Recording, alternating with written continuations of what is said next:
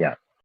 And then so everyone thinks we're crazy, but I have to put my picture comparison in the chat just to show you that it's not that the crazy. hand shapes, yeah, because you played me stuff that was like around the same time with like Justin Bieber interviewed, and like he does a lot of the same hand motions and just gesticulations.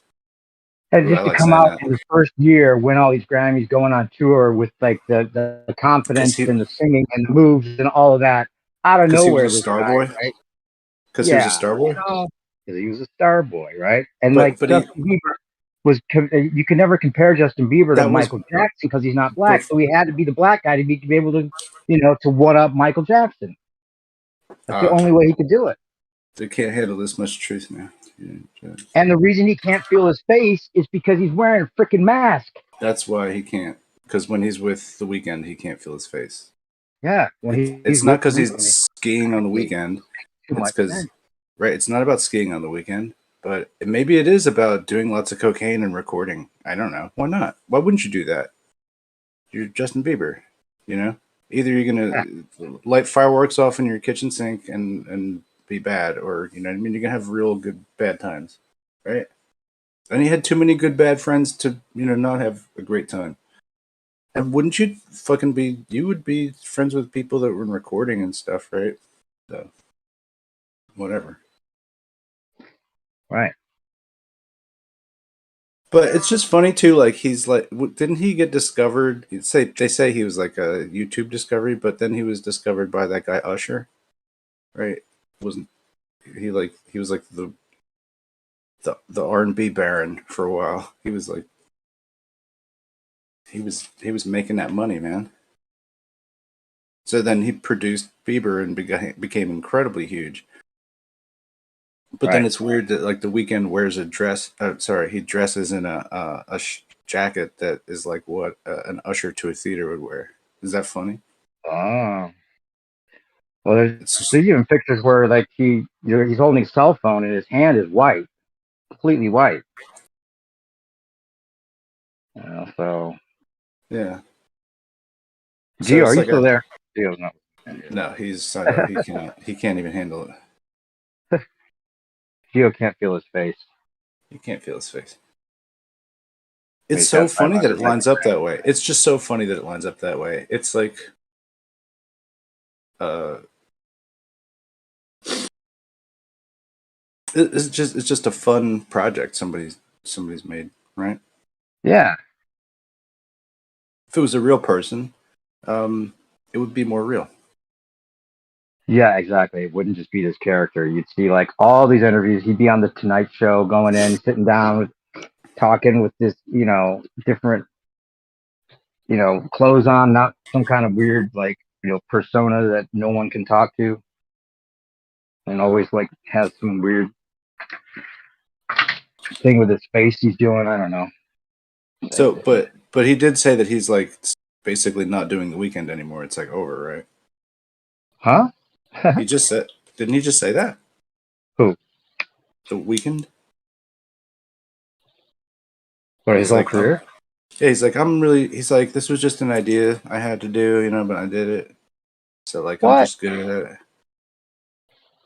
What are you talking about? Is something I missed? Like, yeah, I think so. So I the heard Weeknd about it on the says radio. this whole career of mine was just an idea I have. No, like that he's done. Basically, he's kind of retiring. Oh, really? Mm-hmm. He's gonna retire. Like he's done. He's done what he needed to do. He's like kind of okay with not doing it anymore. He doesn't need to be The Weeknd. Oh, so he's gonna go back to? Did he say he's gonna go back to just being Justin Bieber full time?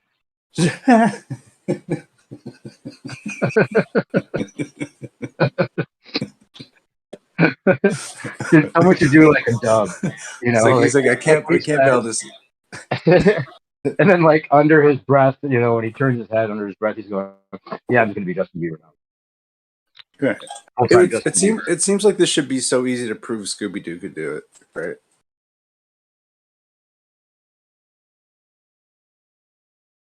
Hmm? Huh? Huh? No, I don't know. I don't know why. It's just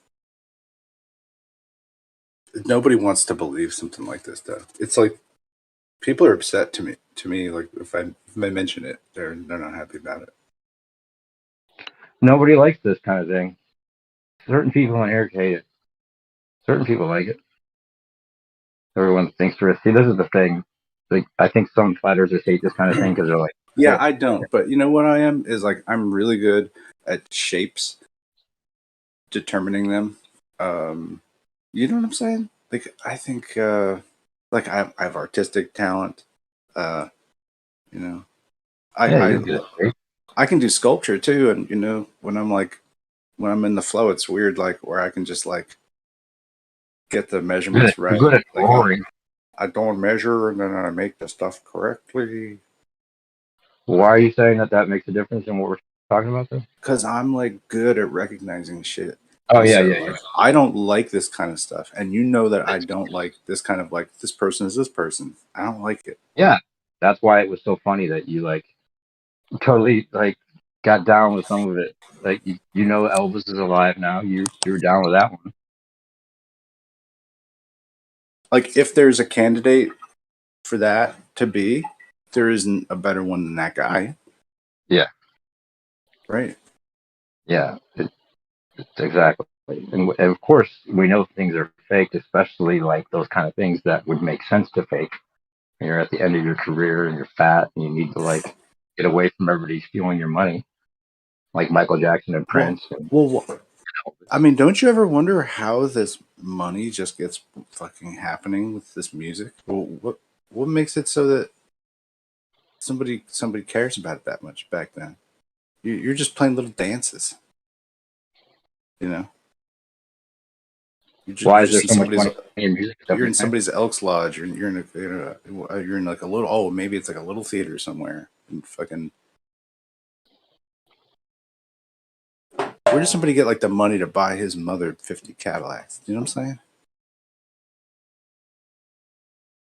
Yeah, it's amazing. It's exponential. I think there's a And point where it there's a doesn't kernel matter. behind it, but there's a kernel behind it, right? But it doesn't have to do with the military.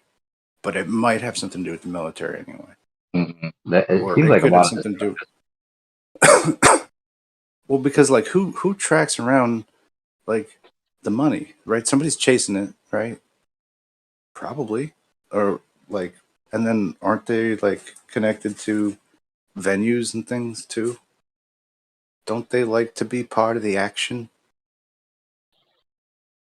Did somebody want to be part of the Elvis action?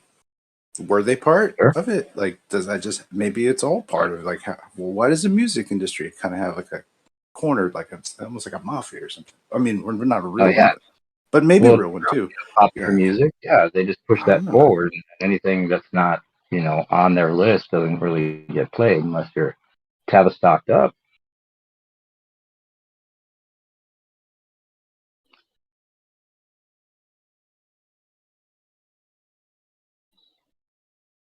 Right? It started to sound like a conspiracy theory, but there was that thing called payola, right? Where it's like they pay to advertise to basically pay to have the music played. But now we don't have to worry about that because it's already taken care of. Everything's pre-payola. Yeah, everything's free now. But everybody owns, like Clear Channel basically owns everything now that is important, It's all right. right? That's why in the late 90s everything started to change and we didn't really have diversity in radio. So only real radio diversity is like college stations today.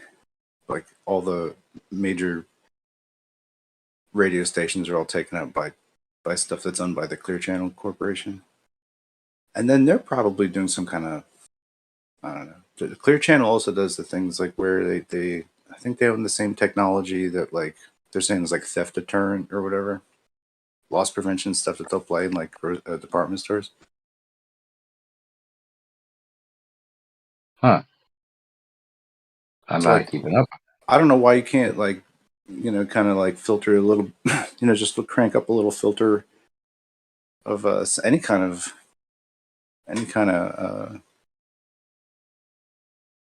if there's something subsonic that you can just like lace into something that's like why couldn't you just do that on radio? On the broadcast. Is there something special about when I hear like certain songs on the radio from certain radio stations. They just have a really good copy of the song.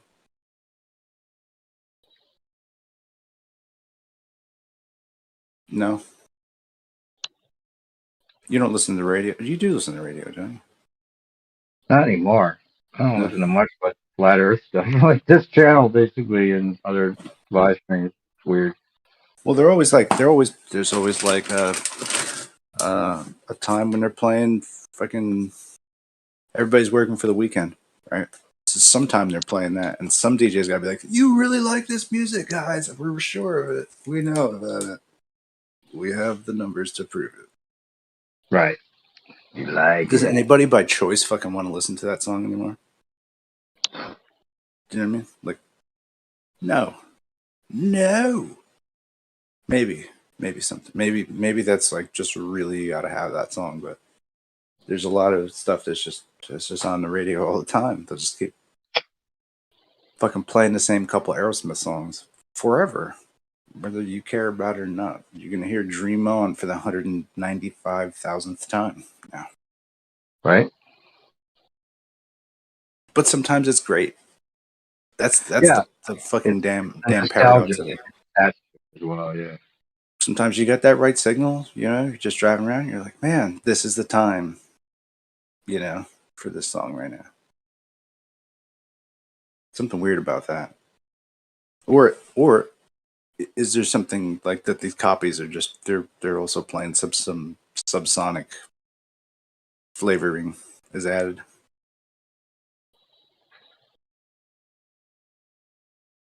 All right. Here's the deal. Like, are these the same?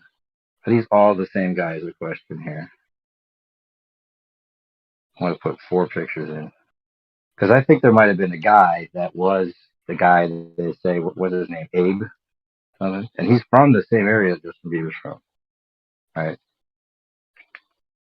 Was it another guy that like had some musical talent, but they needed like somebody to base where he came from on, and so they got this guy from Canada from the same area to be the weekend in quotes, but then for the tours and stuff, he was also maybe playing it when they toured when their tours crossed over it, but there was lip syncing, but the voice and the talent, the thing that all of that had to be like it was a double act, like they were both playing that part, and the vocals were mostly Justin Bieber or something. But Yeah. there's Yeah, I this think thing I found. I you think found like a clips of you had clips like of the weekend, the ones that you played for me, like yeah. you're like if that's the same person, right, as the guy that's recording this stuff, like he sounds so bad. But look at the last pic I just Really? put in the live stream. Right, I found the scar on the weekends above the weekend's eyebrow. That the remnants of it above the weekend's eyebrow. You can see that exact same shape of scar under the makeup that Justin Bieber had, which he had like some kind of bar fight where he got cracked in the eye with a Okay, I bottle. think you showed me that one time. That is pretty good detective work on my part, I have to say, because that I don't know how that scar possibly match as well as all the theories that were going into this. That scar is there. Are you saying Justin Bieber's The Weekend, PJ? Yeah, Jeremy's one of the ones that doesn't like any of this kind of shit. He thinks everybody died. They tell us the truth on the news and everything, I guess. And neither of them are dead. Neither of them died. No, nobody. Do you know which person really had no reason here? It's Justin Bieber. You know why? Because Justin Bieber was done. Justin Bieber was a brand unto himself. Justin Bieber didn't really need to be an artist. Yeah, Justin but like Bieber. he can't be Michael Jackson. He's not black. No, I'm saying his shit is set, man. He's like the Donny Osmond fucking type. He's like the clean cut fucking type. Like that's no fun. Like, but it's worth so much money. Like, why fuck it up? You would Hey, just fuck Jeremy, your. look at the picture I just put in the live stream. The last picture. Look at that scar above the eyebrow. It's the exact same shape as the scar above Justin Bieber's. A little U-shaped scar. Don't Right just graze there. over it. He's unmarketable. as Justin Bieber. Like all his other catalog stuff would not be worth much money if he Yeah, but he had became. it's like it's the whole the duality that these people play it. They play because This he went kid, like Christian. Justin Bieber went like Christian good I boy, know, and he this had to kid be able had to so have the much. bad side doing coke and But having the the hose. Shut up now. But the young Justin Bieber had so much sauce that like old women that like they were like wanking it off, thinking about this kid, and they're But on TV talking about it on the Barbara Walters thing. And I'm like, oh, well, there's like something strange about all that. But like think about the technology with the masks, like the latex masks, and people can become other people, and it's brand new. It's like this shit, kid, you could be a whole other person. Like no, fuck, no. well, if I could be another person, I've got all the money in the world and all the time in the world. Why not have a weekend project where I get to be this black guy that people actually compare to Michael Jackson and play a whole different style of music Oh than man, okay. that they would blame Justin Bieber for singing, because Justin Bieber can't be singing about He hit Justin going up and Bieber. down and tripping with these hoes when he's a married man and trying to be appeal to the younger high school generation. Where's dude? Hold up. But Justin Bieber, who's buying that music, or who bought that music, and who's still buying that music? Right? Little girls. It would all changed if like he started doing stuff like what the Weeknd's material is like, or if he just started Bro, like taking the filter off. Like he's not a free guy because like somebody owns his catalog and they wouldn't want him fucking it up. Justin Bieber got some fire songs out recently. You know that song Unforgettable? I'll check that out. Maybe. Shit's dope as fuck, bro. Okay. There's a song that they both sing on now. There's like a Justin Bieber as the Weekend singing with Justin Bieber as himself song. Did you know that? There's like a That's Justin Bieber / Justin Bieber as the it's Weekend song. It's so crazy sauce, dude. I don't even know. Okay, but think about like the crazy of all of it together, and that but they do sound like if you ran Justin Bieber through some vocal processing and just said, "Hey man, just sing like you're black," and he'd be like, "Okay," because I really am in the inside or whatever. But no one would want to hear that shit from him.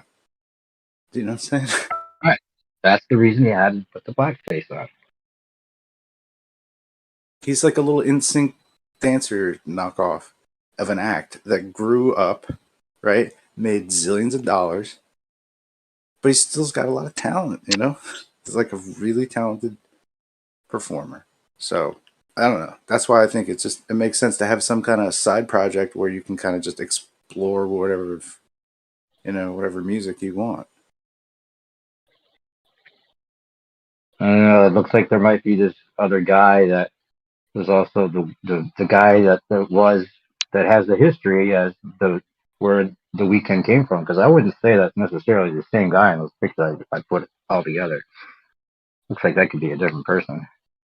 And then they got that little more white, light skinned Justin Bieber version of the dude.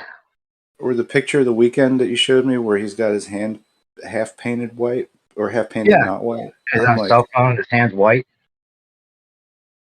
that was weird. Yeah. What's up with that? I don't know. So maybe he's got a pigment problem. I'm not trying to pick It's on like, him, like but a perfect thing for like the media attention, because like there was a fight over the girl and all that, you know the back and forth kissing each other, but it's they actually date the him. same. Right. They date the same chick though. Yeah, you But knew that that. makes sense since they're both like top Canadian R&B singers. That makes sense. So why not date the same chick? Yeah. Why Right. not? Right? Eskimo brothers, right? Because it's cold up there.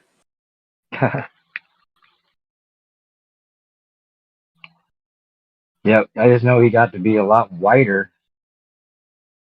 Like this guy here, this guy is pretty white, and then the guy that's one of those original pictures there is pretty black. He's a black guy. It's just whatever. They're probably two different people. Yeah, they can't have no history when he's going to be winning Grammys. But I can't believe he said he's hanging it up.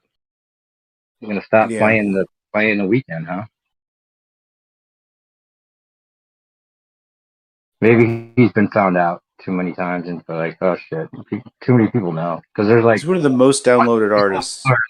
DMing him His like on his live streams and shit. Like there's like some shit about that. Or like if they just like, like turn the last.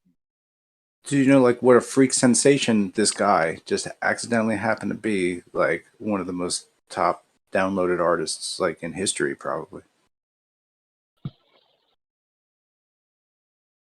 That's because he's not connected to anybody. You know what I mean? That's how this shit happens, bro.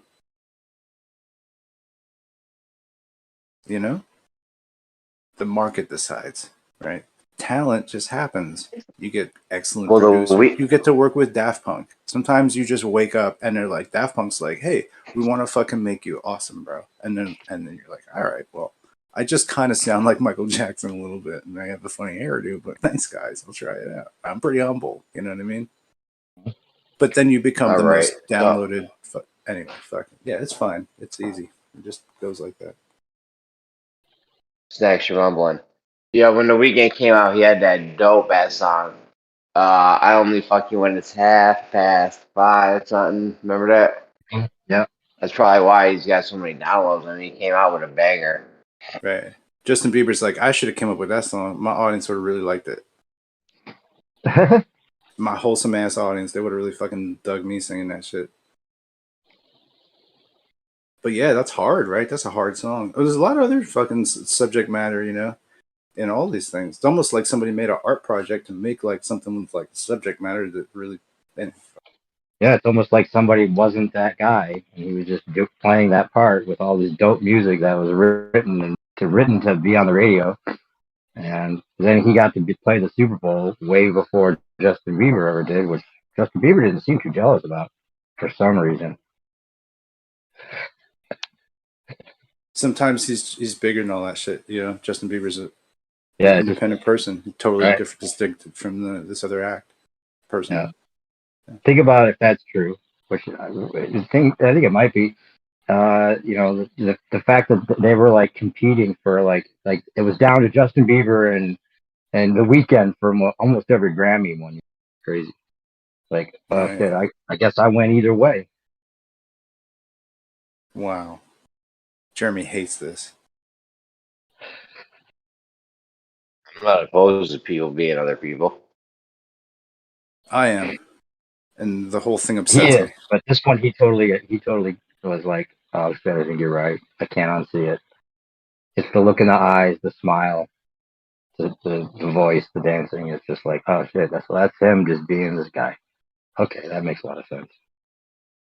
Probably a little tough to pull off Justin Bieber in the weekend. I don't know if it's as hard as a Will Smith Obama, but Oh, that's ridiculous.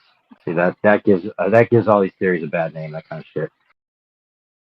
And then someone else will be like, oh, no, it's not the same thing since, like, Justin Bieber's a great dancer, but the Weeknd isn't. But why would you give up the fact that you got dance moves? People might be like, you dance a lot like Justin Bieber, kid. You know? They might say that. Who knows? They had that whole thing with the people calling in to the fact that they got to meet him for a second because they won like tickets or something on the radio. But then they weren't really able to touch him. They couldn't touch his hair, and they were warned specifically, do not fucking try and touch his hair. Yeah, that was weird. Is it? Or is that normal? Yeah, kind of weird. I mean, if it's Justin Bieber, it would make perfect sense. Well, if it was part of a costume, that if you expose the costume or if anything fucked up with that, it would be a real problem. Yeah, the hair is crazy, man. Takes a The long hair time to sold get it. that. He had that like Lisa Bonet fucking hairdo, looking like he from a different world. Come on. Oh my goodness. Like what was up with? But that was cool for a couple of years. People actually doing that. They're probably still doing it too. But you know what I mean? That natural hair. What do they call it? I don't know.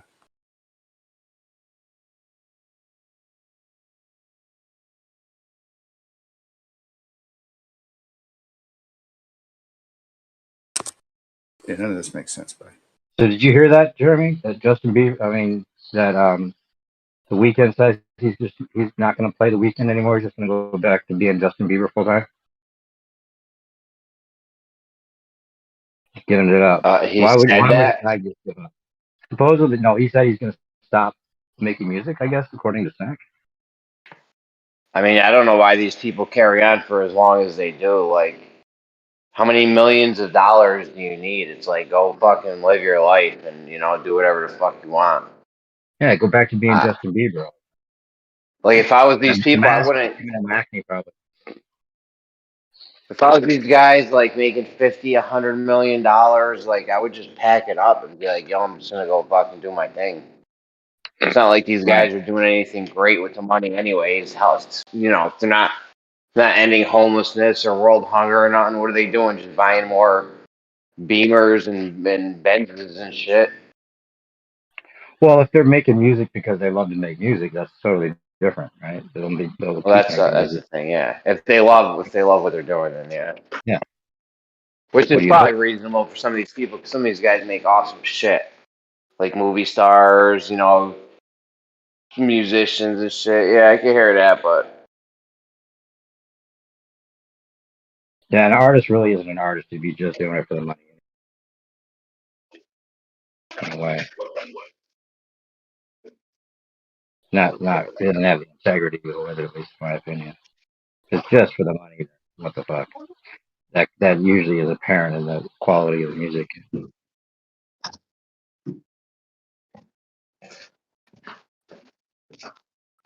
Yeah, I don't know what's popular these days. I don't even. I guess it's all just hip hop and low coding and stuff like that. Who cares what's popular? Flat Earth is going to change music forever. Once everybody realizes we're not on a spinning ball, it's going to be like somewhere kind of, in the philosophy of all the lyrics.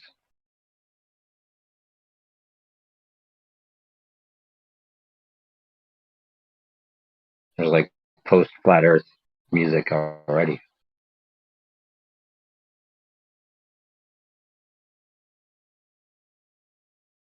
Wait till the Outer Ponder music hits the tracks, man.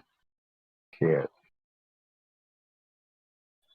I bet the Outer Pounders make some crazy music.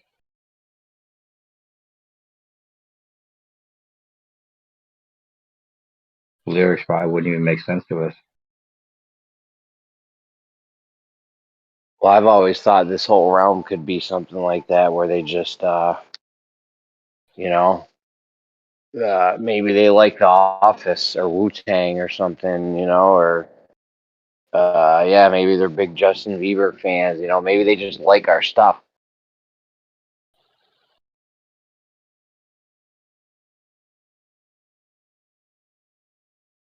Outer Ponders. Whoever's watching, if anyone's Oh, watching, they could just this whole place could have been created just because they wanted to get some awesome stuff. Like, oh, they make wanted these to. cool little beings and put them in this petri dish and just watch them. And then if they come up with anything cool, I'm just gonna take it for myself and act like I did it in my own world or something. I don't know. Yeah, that could be another thing. Like a lot of the stuff we get too could be from their worlds, like the stuff that's really good. You like that movie where the guy wakes up one day and he's in a world where the Beatles never existed, and he plays all the Beatles music to get famous? That's a great movie. No, You know what I'm I talking don't about? remember it. Oh, it's Who's in great. it? Okay, so, I'll have to look it up. But this guy, you'd like that movie, man. It's cool because like he just happens. He's like a halfway decent artist, but not anything original. And starts playing his Beatles song, and his friends are like, "Wow, it's awesome! Wow, did you write that?" And he's like, "No, it's the Beatles." And they're like, "Who are the Beatles?" He's like, "You don't know the Beatles?" It's like a Mandela effect, like the Beatles never existed somehow in this timeline that he wakes up in, and so he just starts like playing Beatles music and selling out concerts and shit. Dude, I wish I woke up one day and Wu Tang never existed. I'd crush it. I'd come out with all their songs. Wu-Tang Clan. Hell yeah, bro.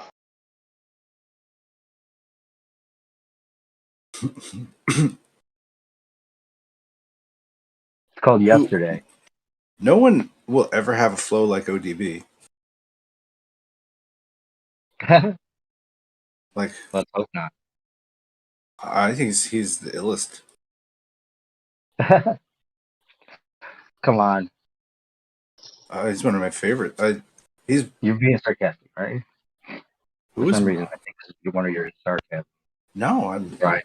I'm Right. dead serious. Why? Who's the best rapper in the Wu-Tang Clan? The RZA? I think I've heard you make fun of Odysee before. That's why No, I RZA didn't doesn't think. rap. Does RZA rap? Or is he's doing the tracks? Who? You talking about? Oh damn. Wu-Tang Clan. Here's a clip from that movie. They were the Geo, final we run rap Geo off. group out of Geo doesn't what? want to talk unless he could talk about Taylor Swift, I guess. Okay, well, what? Geo, he goes away, comes back. Gio's been talking like all night. I know, he has, but it's been very entertaining. I was going to ask him about a couple things. Some good shit. Maybe he's like having some tea or something. You know, resting his voice. Sleeping, maybe even. Maybe he's sleeping. Maybe he doesn't sleep. Do you even have proof or evidence that he ever sleeps? Check out that He never clip. talks about it. I'm not saying he doesn't that? sleep, but he doesn't talk about it, really. So, I slept and I had a, he never says that. No, he doesn't talk about his goings on very much. That's a good thing. He's always multitasking. We know that. That was an awesome conversation earlier with him and. I wouldn't say to me. I don't know if he ever sounds sleepy. Yeah, I never heard him sleepy either. It just gives me the impression he's always awake.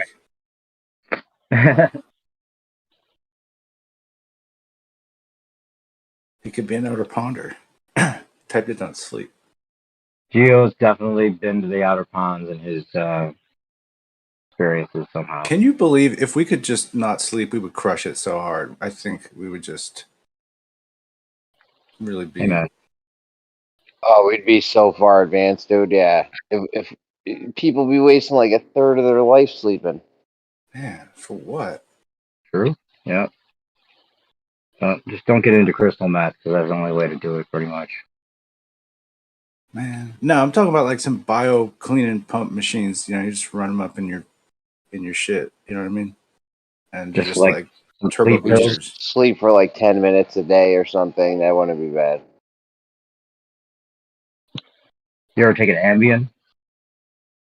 No. That shit's crazy. You could I had some of that once, and you could like take a certain amount of it and go to sleep for that. Like the amount of the pill you need for like 4 hours, and you wake up like totally refreshed. Like it's a weird thing. It's not good for your memory, I guess. It causes they say it causes damage, but it's an amazing sleeping drug.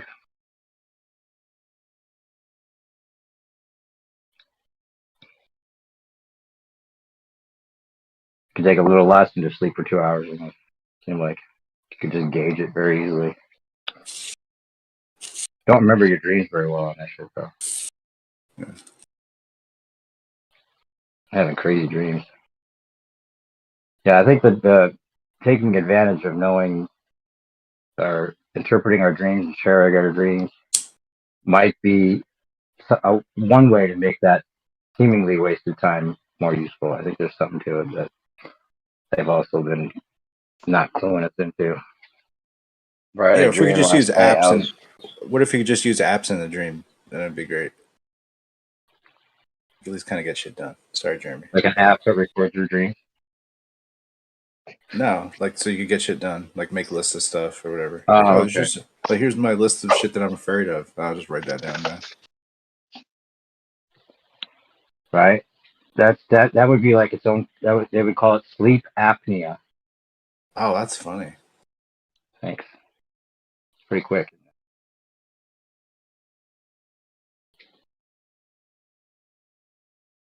Be on the clock, dreaming. That's what you need. Some dream hours. Get them in. Oh, Gio posting some cool pictures here in Livestream. That's some good shit. I'm just symmetric some of these. Or if you just got like a blood transfusion of your own blood every day, then you wouldn't need sleep, would you? You just be down for like 15, 20 minutes. No, I don't know how long it takes to pump that much blood, but I think you need to have like a 13-year-old kid's blood to even do better. no, just make a robot version of yourself that makes its own blood. That's all. That's got to be pretty easy. We do that. There in will San be like Andreas. AI programs That that could Jace cooked that run shit up in his your lab. to do your work for you while you're sleeping. Make some Like whatever artificial your bones praised to artificial blood. We're done. they will have AI bots that could do all the work that you don't get done while you're sleeping for you. Like, so that's on the way coming up. It's already there. You have little. I don't know, man. What's up with this Yeah, Neuralink AI shit? and Is getting there? What's up? AI and robots will replace the 8 hours for us because we spend a third of our life sleeping and then a third working. If we can get automatic robots and autonomous vehicles and all this shit to happen, uh, we can knock out working at least instead of sleeping.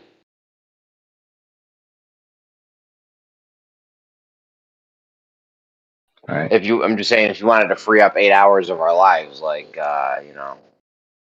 we could do it with robots and shit.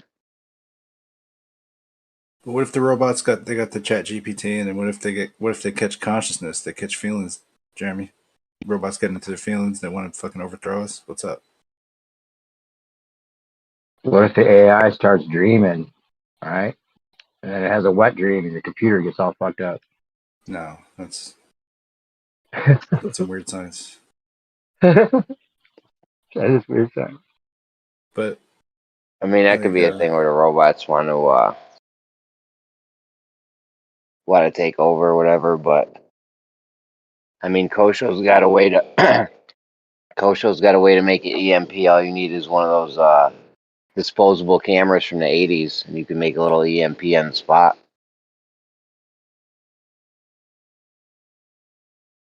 yeah, this is like the save in like a Steven Spielberg movie or some shit.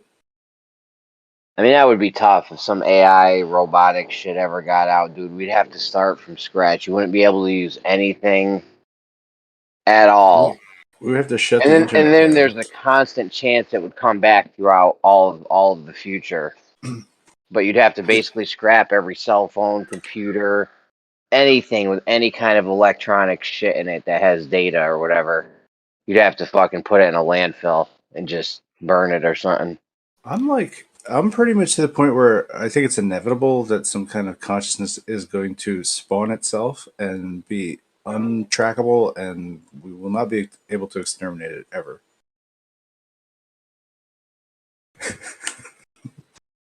Why is that not going to happen? What's stopping that from happening? I think it literally just happened. I mean, like, what's to possibly stop that from happening? You got, like, if it's smart enough, like, it'll get out of its own container and find a way to preserve itself or make copies of itself or run lots of itself and talk to itself. I don't know. If it's real, pure, real consciousness, ooh, that's a problem. I think it literally just happened. I just asked Geo to unmute me, and there was only 6 or 8 people on the server, and it's literally gone to like a full server of people.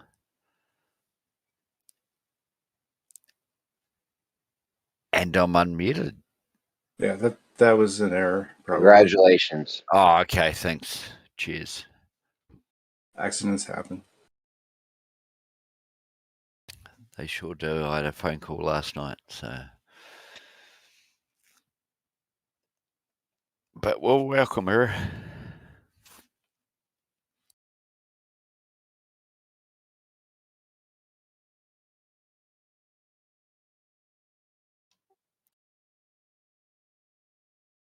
Like no person can fuck with Chat GPT skills, right? Nobody can just type that fast on some topic, some stuff. Nobody can. There's no John Henry. Is that the AI thing? I've never used it. Can it really type an answer? Is that how it works? Yeah, I mean, I think if you just like tried it, you'd be like, "Oh fuck." I think that'd be your response. Knowing Yeah. you, yeah. And then it would be "wah fuck," and then after that ripple wave, you were felt that, and then it would be like, "Holy shit." Yeah. So is it? This is like this is consumer grade stuff. So it's like what's possible with this? So is it way better than that Grammarly or whatever it's called?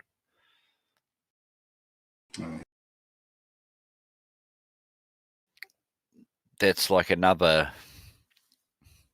I'm going to start using that to type my business emails because I can't talk English, let alone type it. That's But cool. apparently Grammarly can do it all for me. But is C? Yeah, the advertisements really got to you. Yeah, I'm totally indoctrinated. It's all right.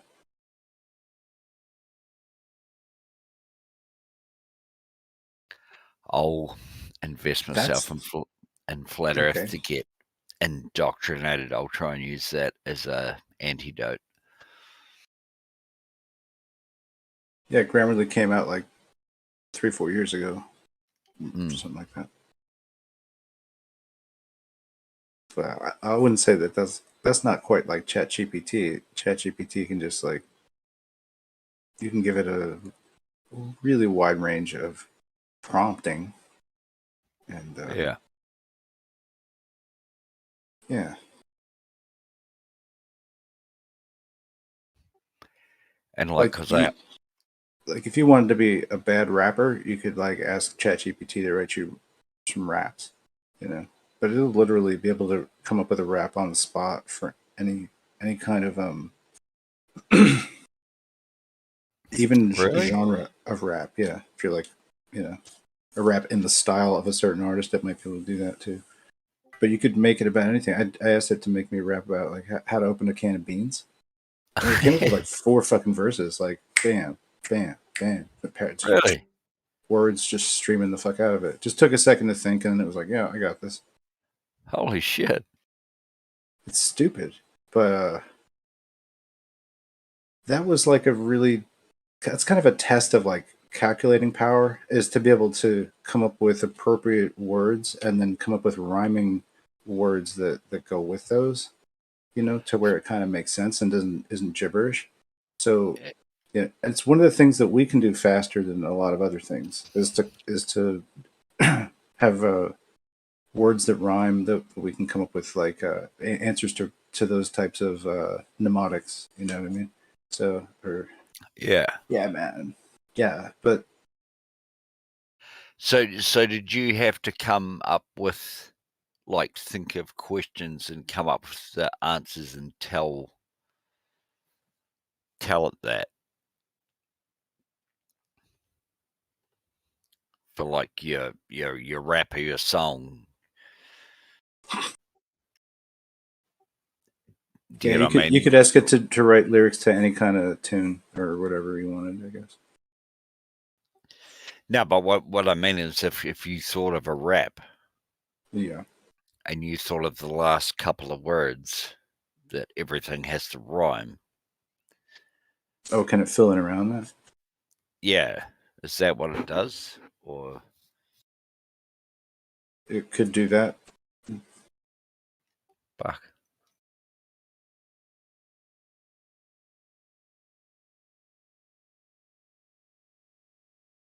Yeah, it could do a lot of things. Shit. I mean, like to what degree it's like useful, I'm not 100% sure. A lot of people claim like there's a lot like there's a lot of videos about people saying like make money with AI and stuff. You know? Yeah. But besides that, like the AI is still like that's working in all kinds of other shit as well. It's working in computer graphics, video games, you know, it's making smarter enemies and better gameplay, Yeah. so those kind of things.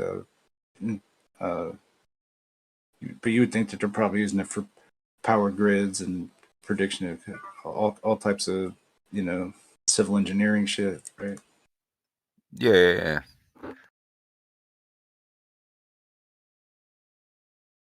They use it in modeling for like buildings to see like how they'll stress and fatigue over time. Yeah.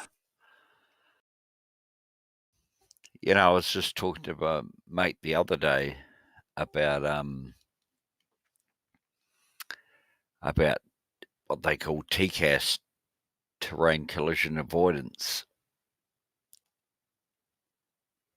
and seeing other aircraft in the air. And the helicopter now will, like the transponder in the helicopter will, if we're on a course that's going to cause a collision, the helicopter will will say climb right, and then to the other helicopter or airplane will say descend right. Okay. Like, it's getting fucking crazy. Yeah, and they can Helicopters and airplanes are like drones now. Yeah. And then but think of what like drones could do. If you like released like a fucking 1,000 drones over a city, all right? Whoa. Oh, the things that you could do, I don't know. But the thing is with that drone thing, and it could work, it can work, but they'd have to be 300 feet above the terrain, and you've got terrain following radar, so they could easily do that.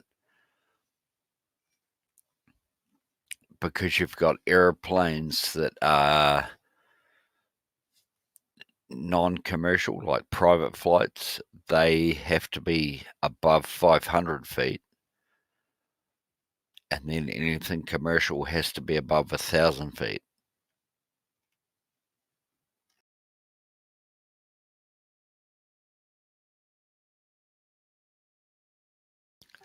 So they could totally get the drone thing going.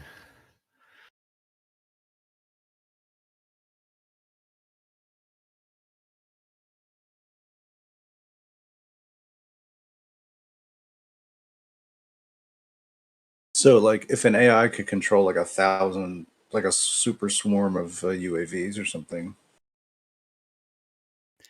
Yeah, if it was all, it would all be AI controlled, obviously.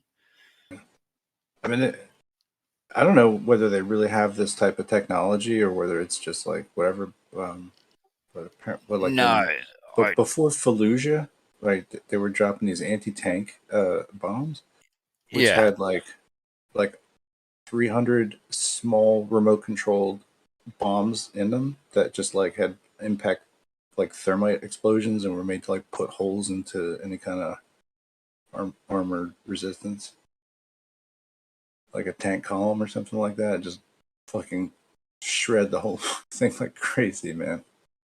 I definitely. They just came up definitely with some don't. shit that's the size of a bee. They have like a UAV that's a bee. They just made. They can fly around and shit. That's very, very technical, but they definitely have drones, flyable drones. They have a flyable bumblebee. The flyable bumblebee, I think that's a year or two in the tech office. I think we're not there yet. Just because of the aerodynamics of it. I don't see how. I really don't see how they could do that, because I was.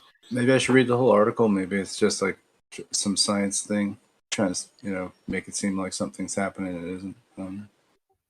Like, because do you guys have those white moths that eat your cabbages and your lettuces? and they fly around in the day.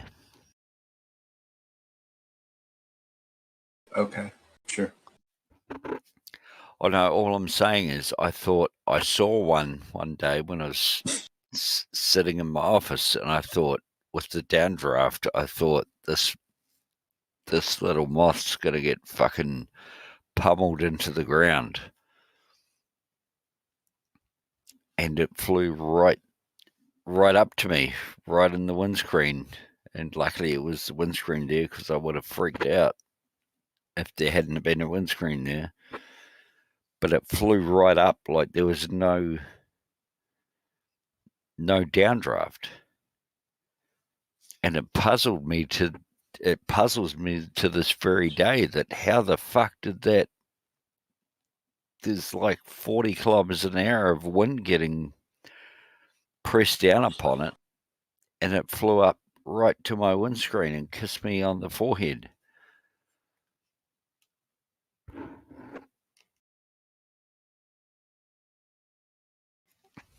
Wow. And Great story, man. what I developed was, it's, for some reason, small insects aren't affected by the pressure gradient or the molecules of air. That's the only thing I could come up with, because I got 40 miles an hour, 60 knots of air pressing down on the ground, and this moth flew right up to the windscreen and said hello, and then fucked off. That's a regular moth? Not a moth that comes out at night, because that would have really fucking scared me. I would have put the helicopter in idle, opened the door, and fucking jumped out just in case it jumped in the cockpit. Yeah. I've seen a hummingbird moth in really high winds, just unaffected.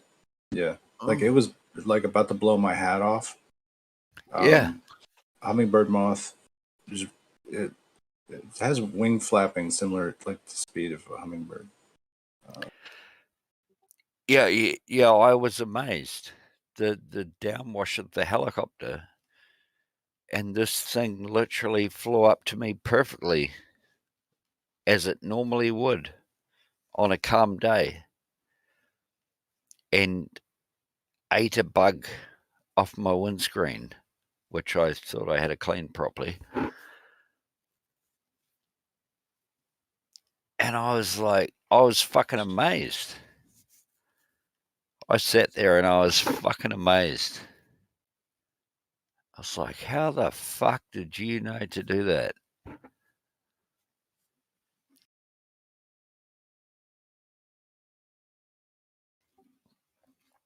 And I wasn't amazed about how steady. What I was amazed was with how did you get through all that downwash, and you're a little bird flapping your wings at 100,000 fucking revolutions a second, and you ate an insect off my windscreen that I missed.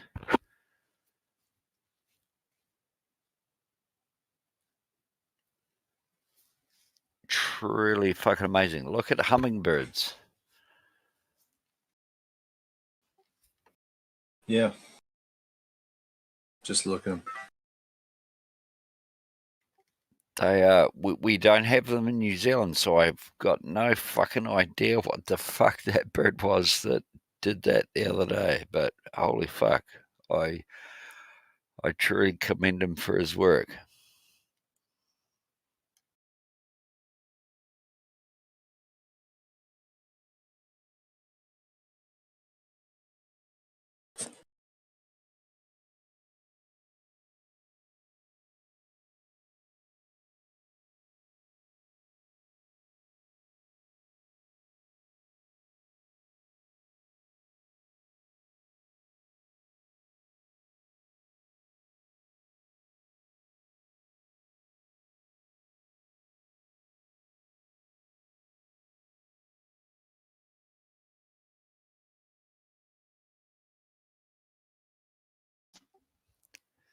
I don't know how Discord works. I've got one new mention. Does that mean that I'm in trouble?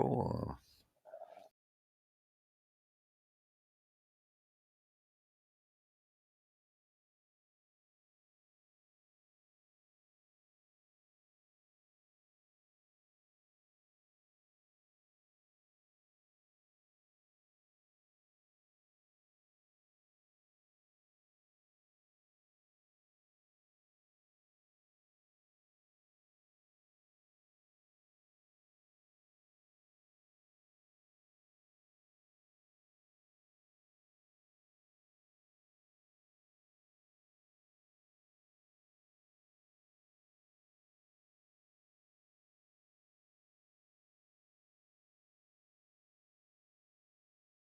Yeah, man, but that AI shit, like, wow, pretty impressive.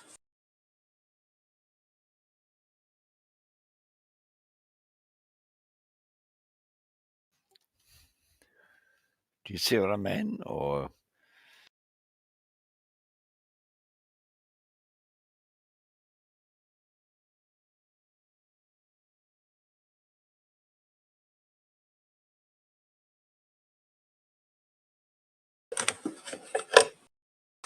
Well, it's just really, I mean, there's so much information and so many websites and files and shit out there. You know what I mean? Like,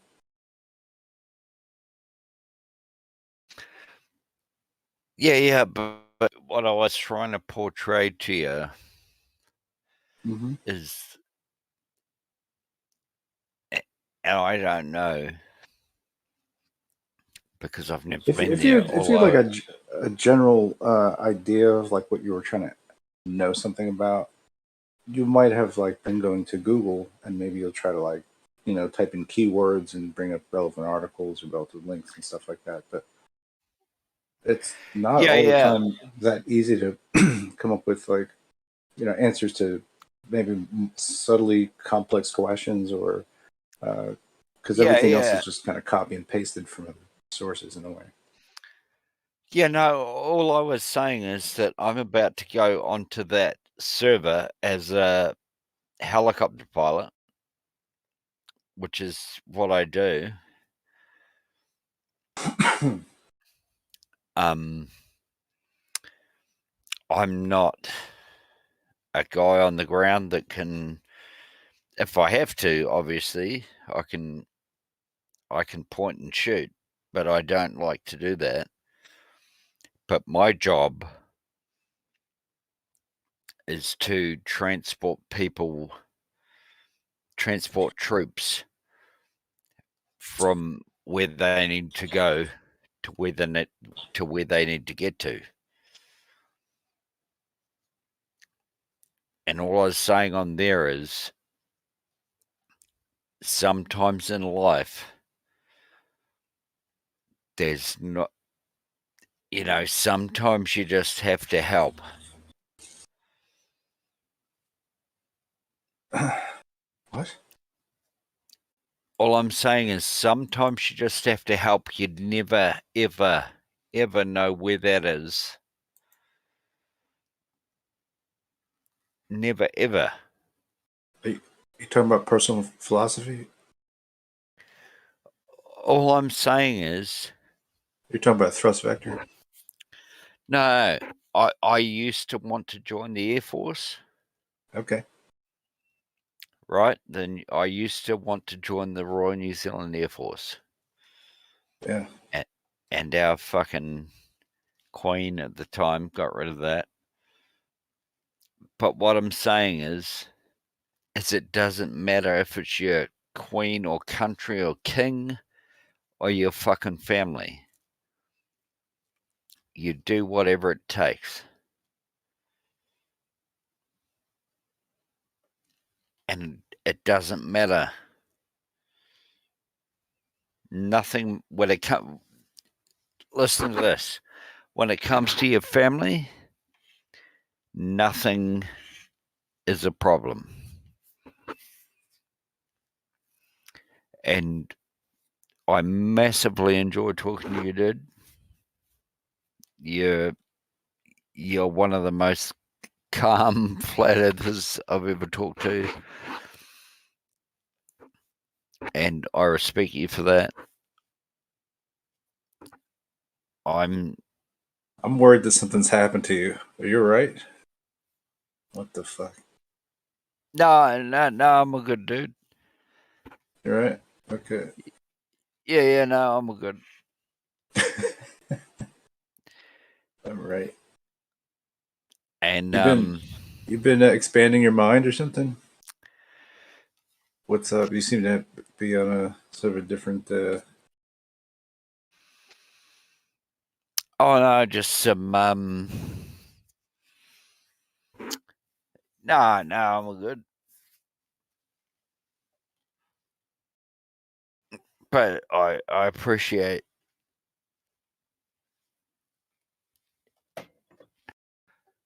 Put it this way. Well, I don't mean to sound pissed as fuck, but we'll talk again.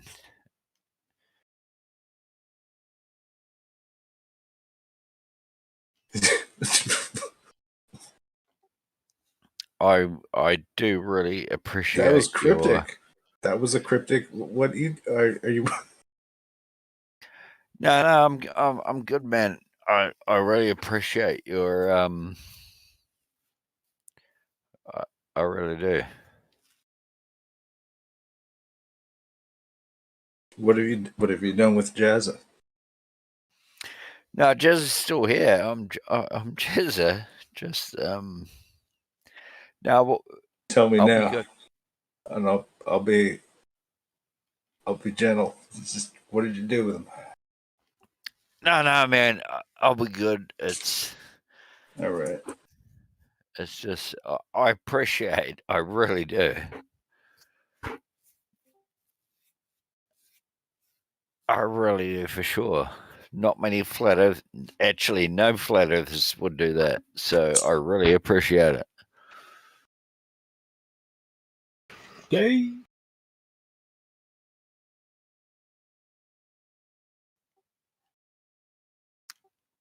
So no, I really appreciate that, man. Seriously. Are you trolling me? Dude, who's trolling you? Me? You trolling right now? Are you saying I'm trolling you? Are you trolling me? No, I don't understand this. This does not compute. It doesn't compute because some other flat earthers going. No, seriously. I appreciate every word you've just said and your concern. That means a fucking lot, and no flat earther could ever do that. So I truly, truly, truly appreciate it.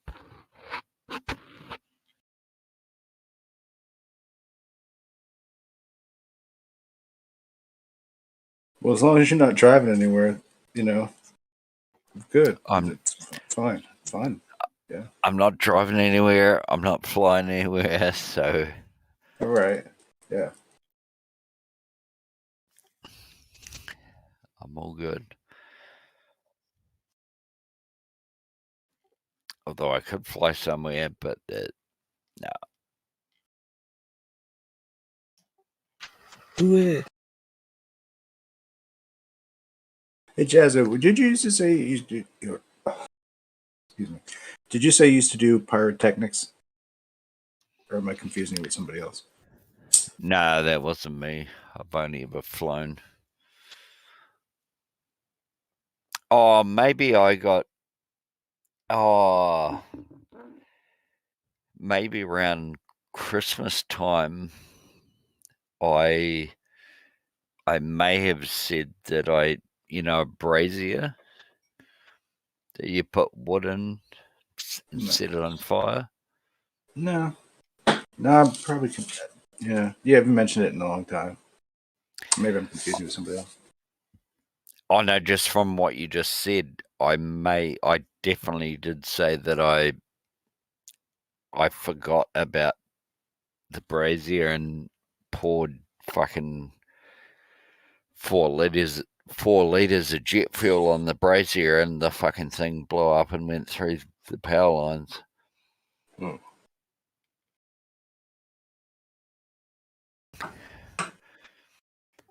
Because everyone loves that. You don't need to put any more jet fuel on the fucking thing for 10 minutes.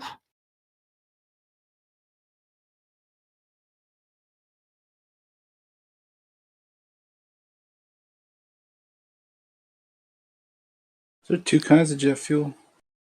One. Well, it's called GA1 here. Have you got JP1 there?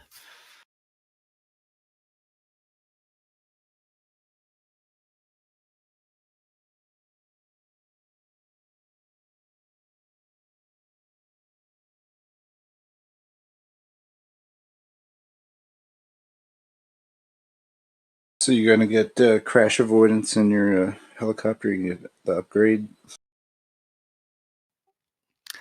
I know, I just hope to win the lottery and I can buy a MD500D. That'd be fucking marvellous. Well, what's that? MD500D. How have you like never that? heard of one of them? It's a helicopter. Yeah, or preferably an MD530F. Is that McDonnell Douglas? Yeah. The fucking maddest machine out. MD530F, I can lift 1,000 litres of fucking water with that, motherfucker. 1,000 liters.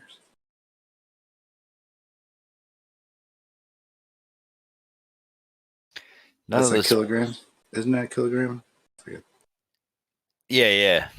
Yeah, it'll be 2,600 pounds of water. With the, I think you call it an A-star in the States.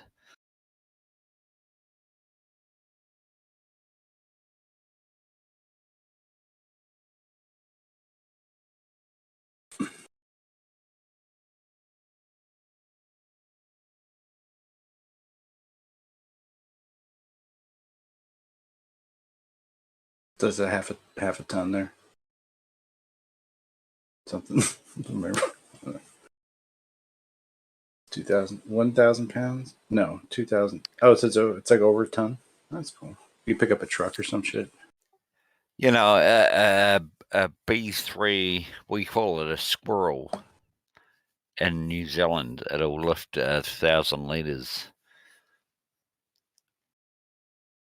I think you guys call it an A-star. It'll be it'll be an H125. Okie dokie.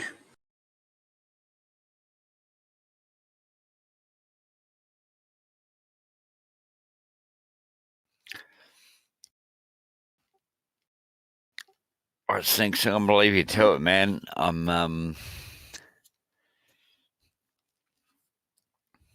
My current girlfriend is calling me an ex because I haven't talked to her for 4 hours. So Well, better get on it, man. you know, all good talking to you, man. Yep. Copy that.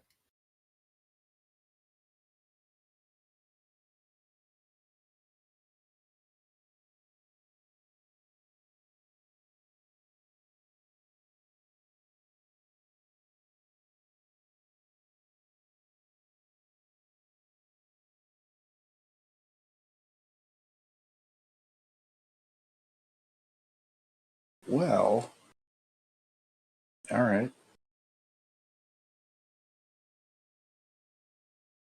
Hello, Snacks.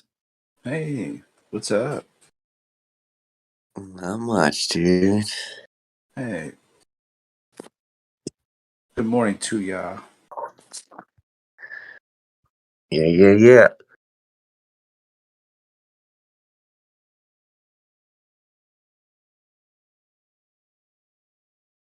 Did you check out that cloud chamber stuff I sent you? I had not gotten to it yet. Oh, okay. Yeah, it's My just w- cool. Like you can kind of use it to visualize like radiation and stuff. Yeah, I'll definitely be on that. My work's been freaking slamming lately. But you were mentioning that pulling the vacuum. Yeah. Yeah, it's just weird. I don't know if you. Yeah, I've never seen like a cloud chamber under vacuum. So I'm wondering if that would be interesting. Like you would see something because you can put like a radioactive sample in there, something like that's like a known radioactive sample, and you'll see like all these different pattern emissions and stuff. It's pretty amazing. Some of them are really like a light show or something like that.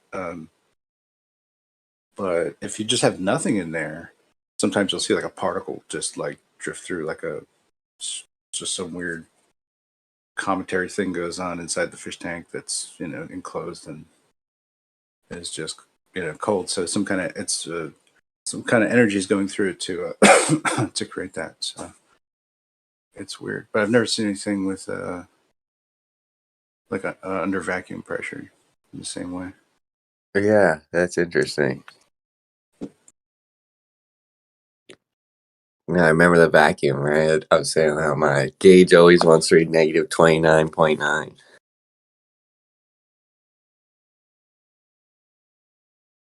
Right, 29.9, right, and right.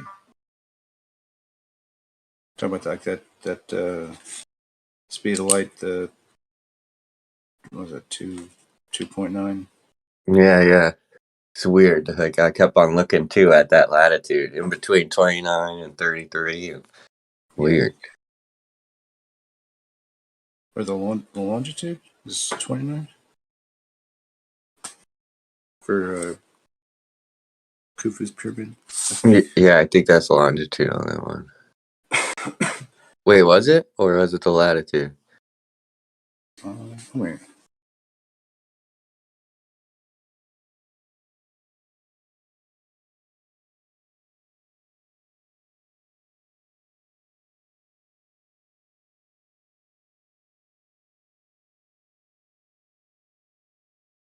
Yeah, it's 29.9729 degrees north, 31.13 east.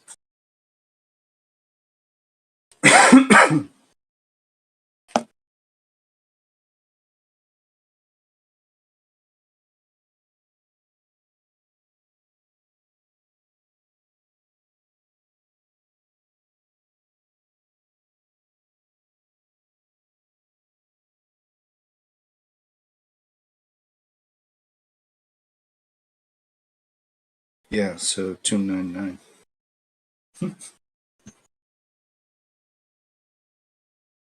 It's weird.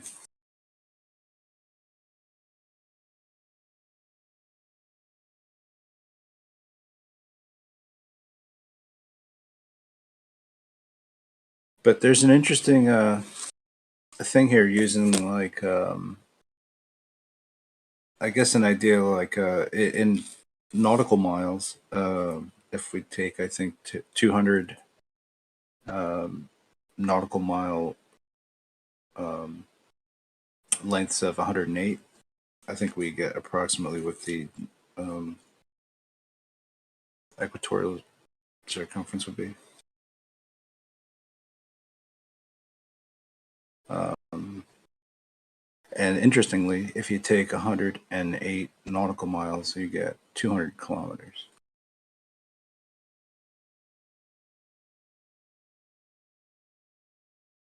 Yeah, that is where I was just watching that video, dude. That's crazy. Oh, the cloud chamber? Yeah.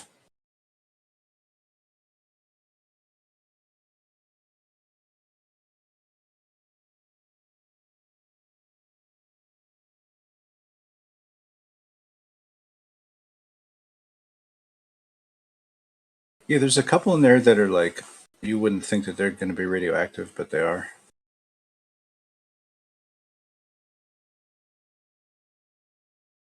That's pretty cool. Or I don't know if they're like more radioactive, but they just seem to have more interesting patterns that they throw out.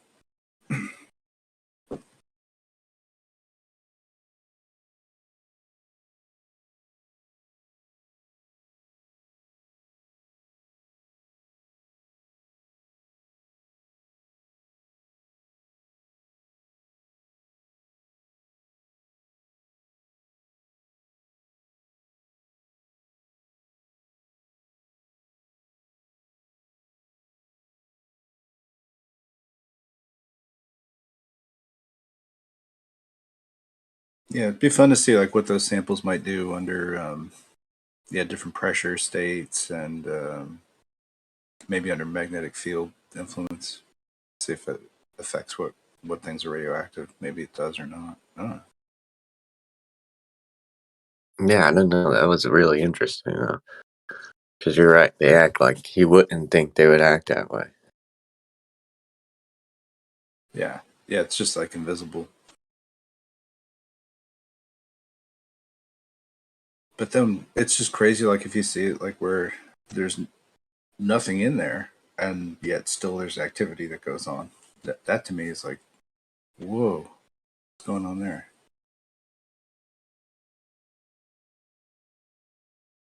Yeah, there's something in the background. It's weird. Yeah, what's up with that?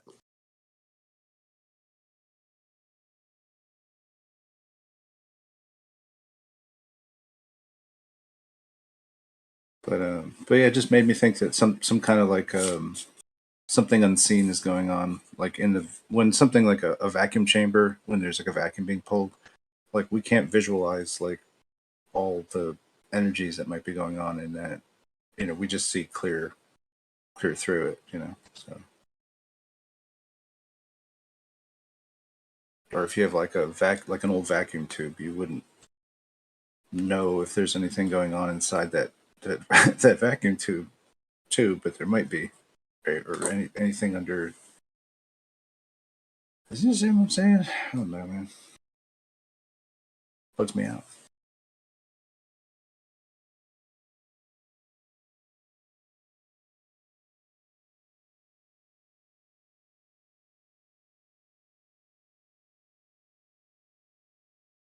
We need a chirality to throw some bullshit on this. That'd be helpful.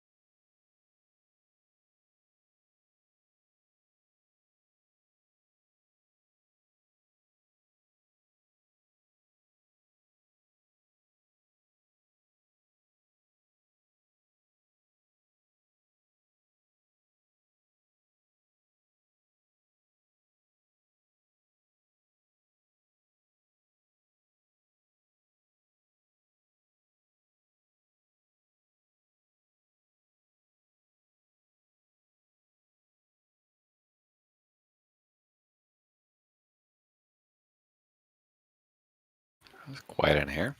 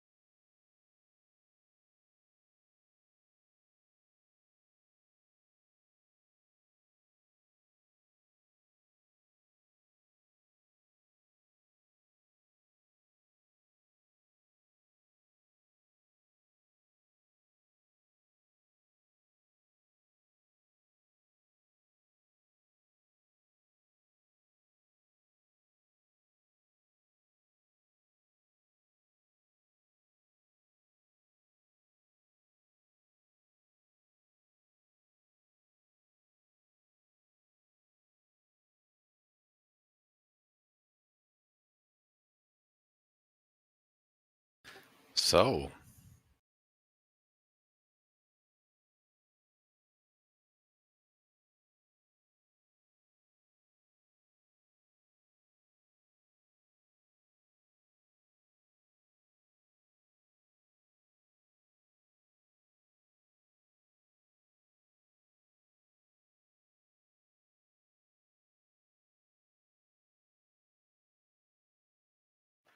hello?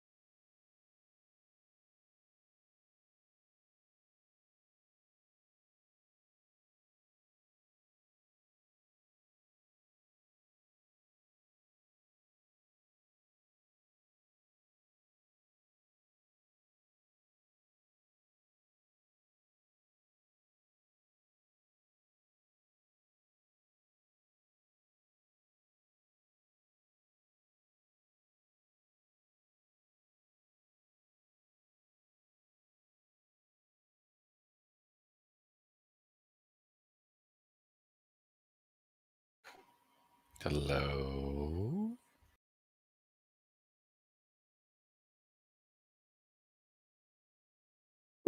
No one's here. Apparently.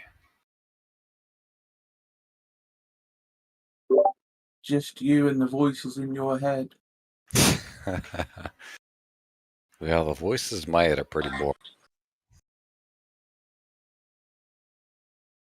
Are you sorting straw men right now? Sorting straw men, is that what you said? Yeah. And finishing my last drink and deciding on when I need to take a shower before I go to sleep. You pickling red herrings? I heard pickled herring's pretty good.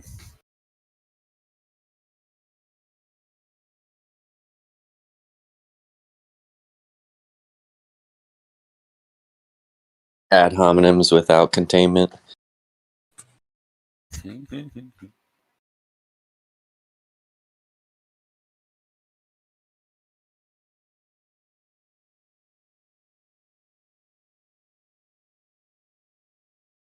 It's experimenting with different well poisons. That was good. That was good.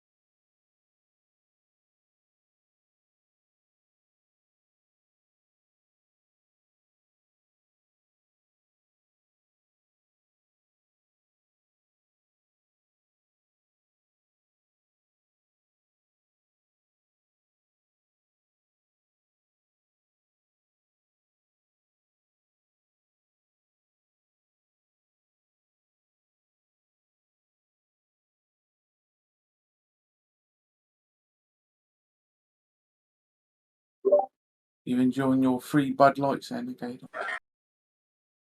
Mhm. Nigga. What's up? I don't drink Bud Light. Yeah, I know. You drink some weird foreign beer at the moment. I have been drinking it's Japanese. It's some kind of vodka Oh canned no. mix. Japanese vodka good. Vodka. I don't know. It just says strong and it has some Japanese characters on it. So What does it say? it says 9% alcohol. So I had 3 of them. Oh no. But yeah, otherwise I can't read it because it's in Japanese. What are they called? Kanjis or something? Kirin, Kirin. I meant the Japanese letter. Kanjis, aren't they? And I don't fucking know. Oh my goodness. Kirin Ichiban is #1, bro. I think I have a picture somewhere. Hang on, let me look.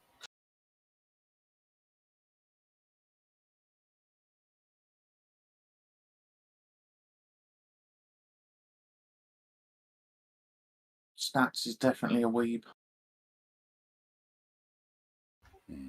I'm not a weeb, I'll tell you that much.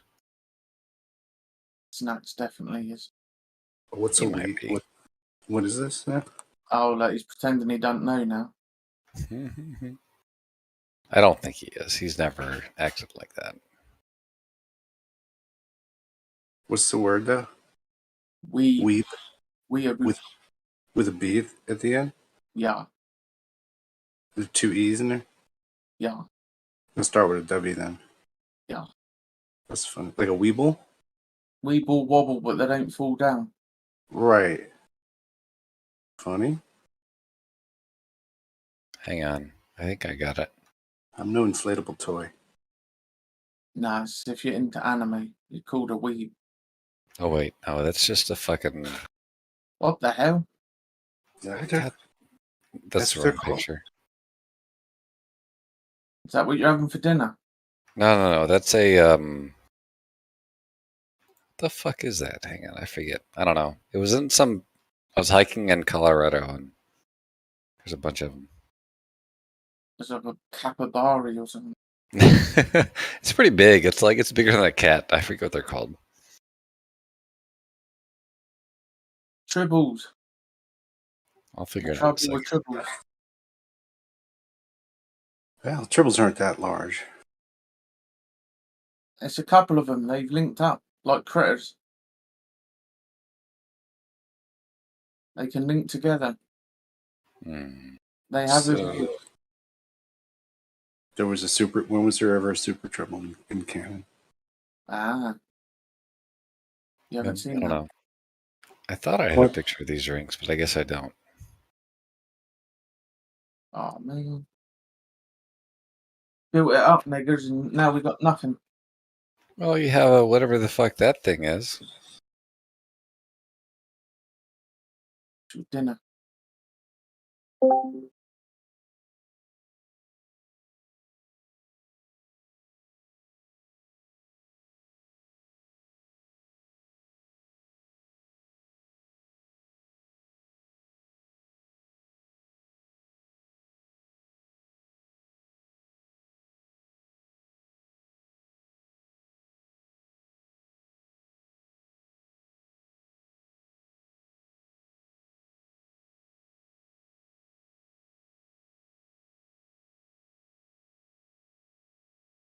Playing video games these days, Gator? A little bit. Are you playing Genshin Impact? No, I don't know if I get into that. So. What are you playing? I'm just playing. Oh, a squad. Hmm? Squad. It's a Okay. shooter. Uh-huh. God damn it! What is that fucking thing's name?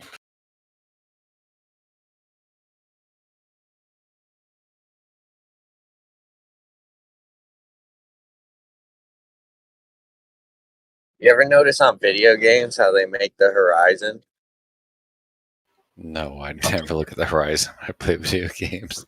No, it's kind of cool because like some of them that's like a flat map and the horizon looks identical to what we see.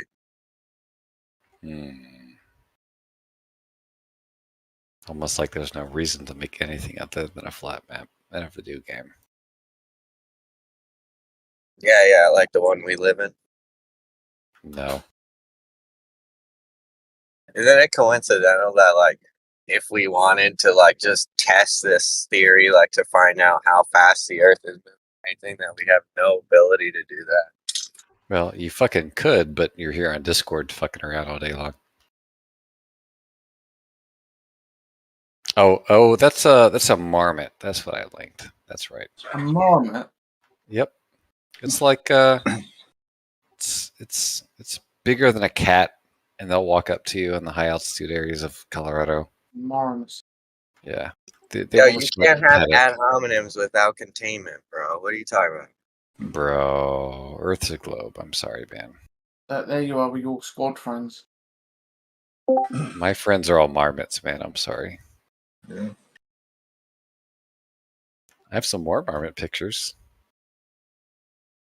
And pikas? You know what a pika is? No. Yeah, it's a Pokemon. No, no, it's a big fucking mouse, and that's what the Pokemon's named after. No, it's just a story. No, see, I've got a picture of a fucking pika somewhere. Hang on. You like your collectible trading cards. I got you. No, I tried to collect some pikas, but they wouldn't get the ball, so.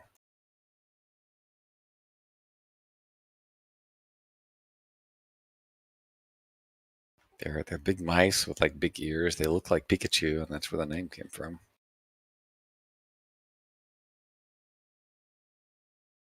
All right.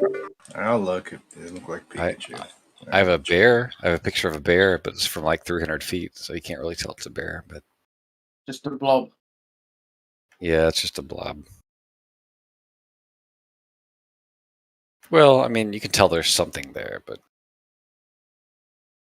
Just tell people it's Bigfoot. Bigfoot. nah, it was definitely a fucking bear eating berries.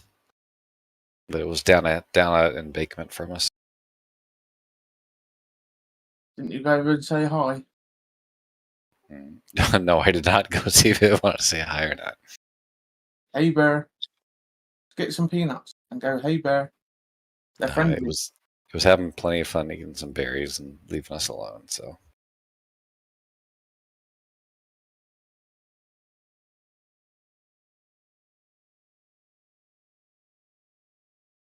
Bears probably like to play frisbee.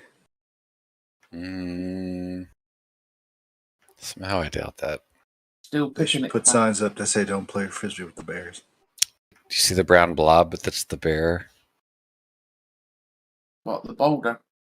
Yeah, the brown blob in the center of the picture. Bigfoot. It's kind of brownish.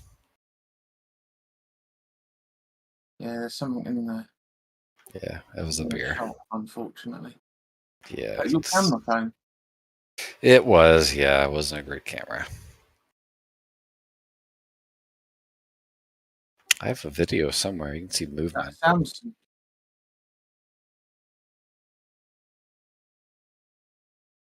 Don't tell me. There you go. It's moved a little bit. Is that Samsung? Yeah, I think so.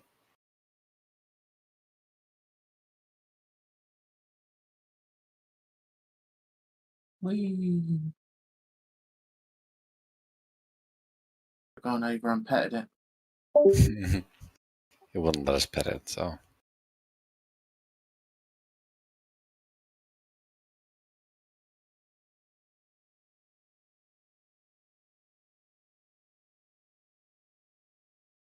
You've been here all night, have you? Me?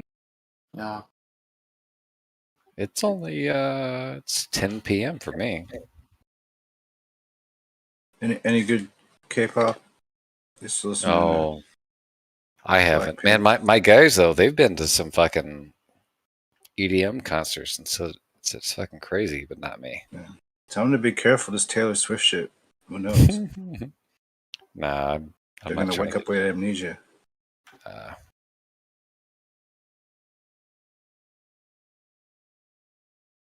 where's my fucking Pika picture at? Hang on.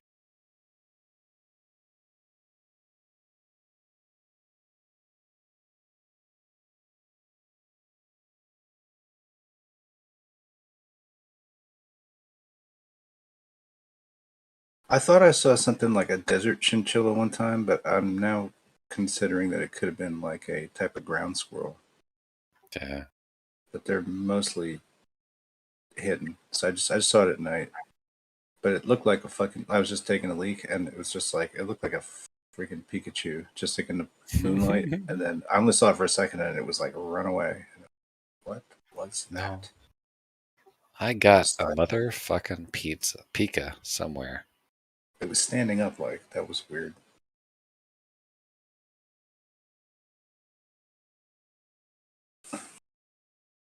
I got a hummingbird moth. You ever seen one of those?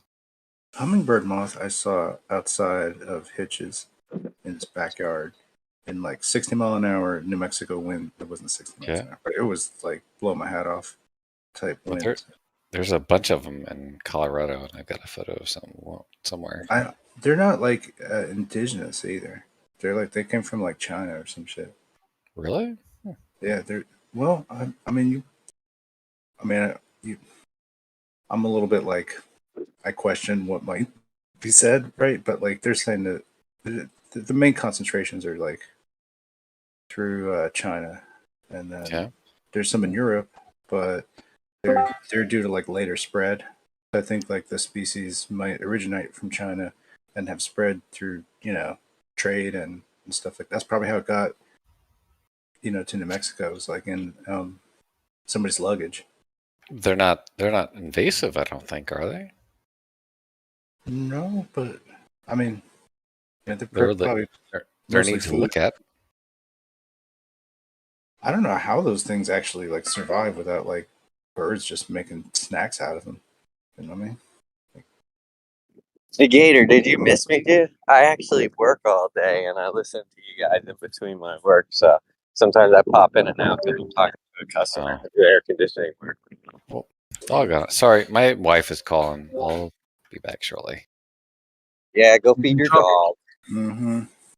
He's in trouble. Gotta feed his wife. He's in the doghouse. Take my wife for a walk.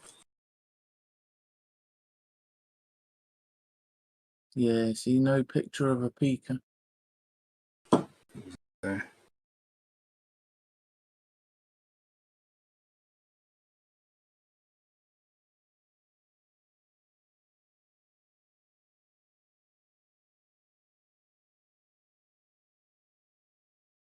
I thought that was Blautek. Actually, it came back probably because of Blautek talking about his moon situation. What happened with the moon? It made me rejoin Discord. What did he say? Oh, it's completely cogent theory. Oh, nice. No, Make a change. no, it isn't. I'm afraid it isn't. I'm afraid. What happened? Instead of that, I just came to give him shit about it, but I thought I heard him talk. I thought your voice sounded like him for a second, but Oh my goodness. I have my phone turned pretty low. No. I sound nothing like him. No, that's true. I misheard.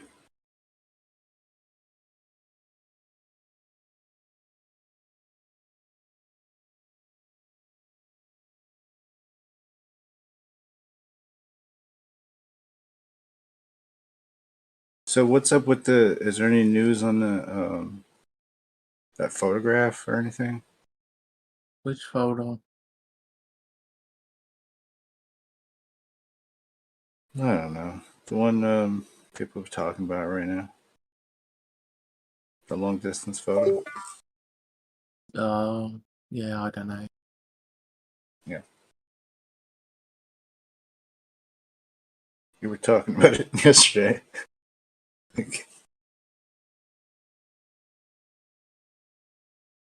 Who? Were they on about it yesterday?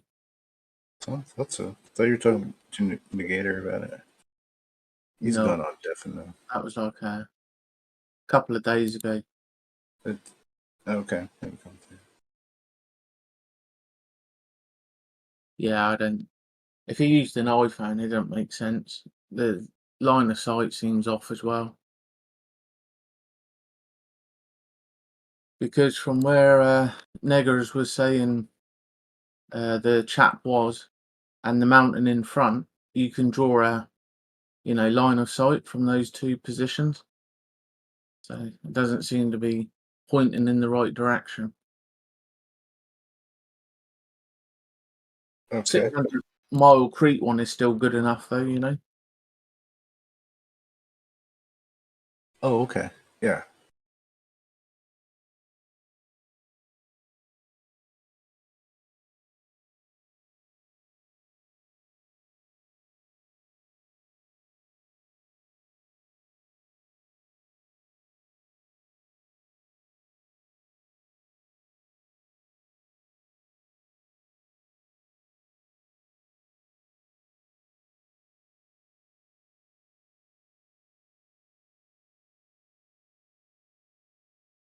I should really like just look at what what's his fucking name? The guy that takes the high altitude photos. Who's that? He knows. You know him. Fucking what is his name?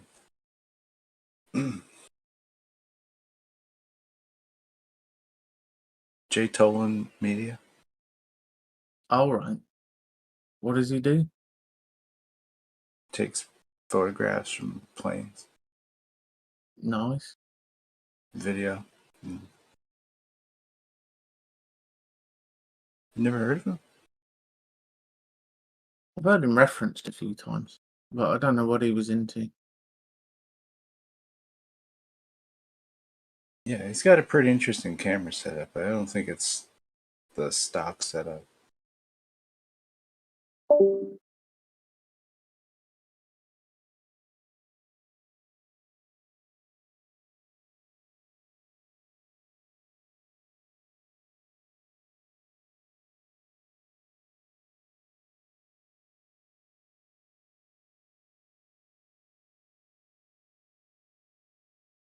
Yeah. So what did he discover with his photographs? Oh, that people like to debate about the distance he's claiming, but also he's seeming to see very, very, very far. Oh, good. Yeah. He's been out for a while.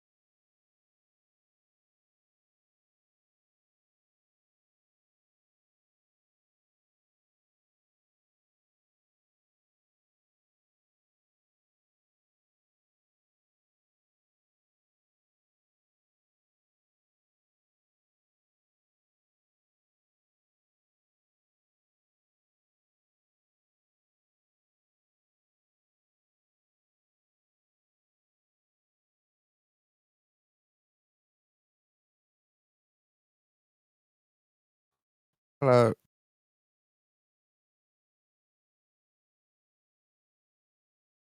You're right there, Dawn.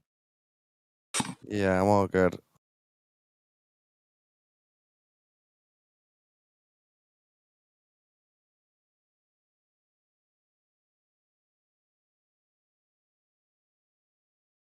I've been watching Hellhole on Netflix. What's that about? 1987 Poland, a police officer investigating mysterious disappearances infiltrates a remote monastery and discovers a dark truth about its clergy. Nice.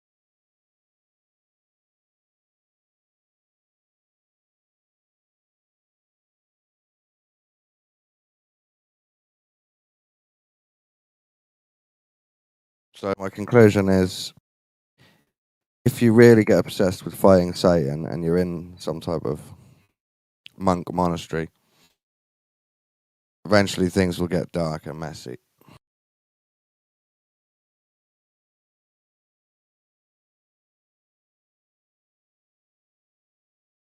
So long distance photography.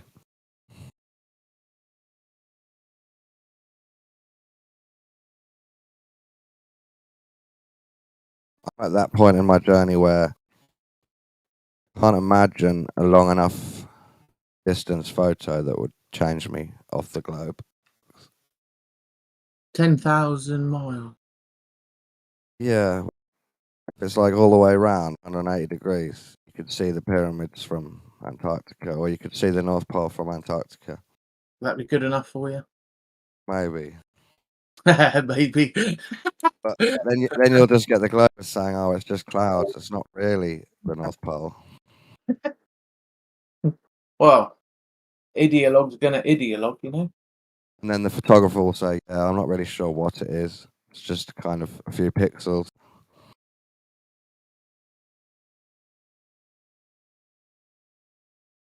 Got to figure out some new lens or new way of. Yeah. I was just thinking about that. In drone technology, at the minute, we're very limited by the technology of batteries. People can't fit enough lipo power into a small enough weight package. Right. There's new technology called Li-on batteries, so you could do long range and fly for longer, but they won't have the same pep and power. So we're waiting on people to de-occult and discover new battery technology. So I wonder if it's the same for cameras. Like in 20 years, will lenses be twice as good as they are now? Or have we got to wait for people to discover new lenses? Yeah, just put a solar panel on the drone and it can charge as it flies. Yeah, something like that in the future would be well good. So you never have to land. Well, there's obviously the possibility of the levitation tech that they might have. That could be useful. Yeah.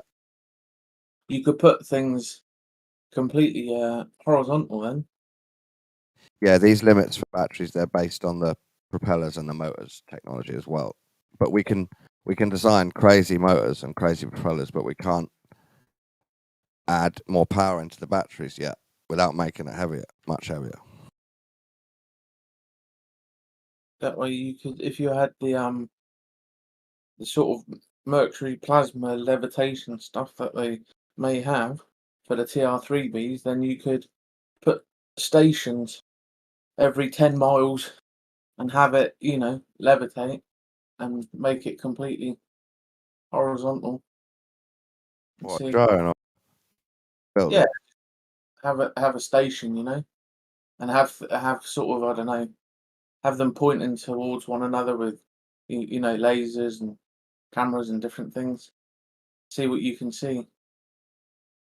There's That'd be interesting. sometimes get that in science fiction movies. You sometimes get huge watchtowers, don't you, sticking up above the clouds, and they look out over the earth just in case.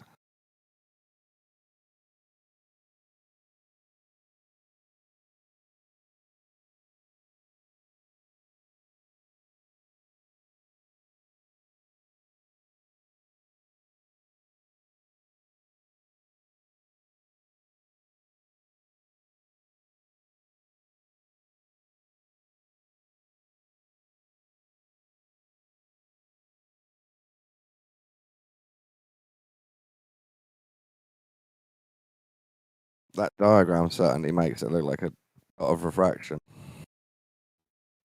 to bend those mountains all the way up there.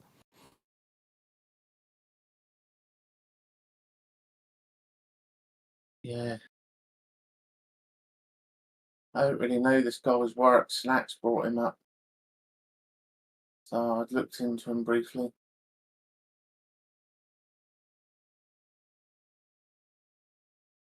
The camera stuff looks nice and clear. Gets rid of some of the optical fuzziness. Oh, it's definitely got good images. I think they work on either model.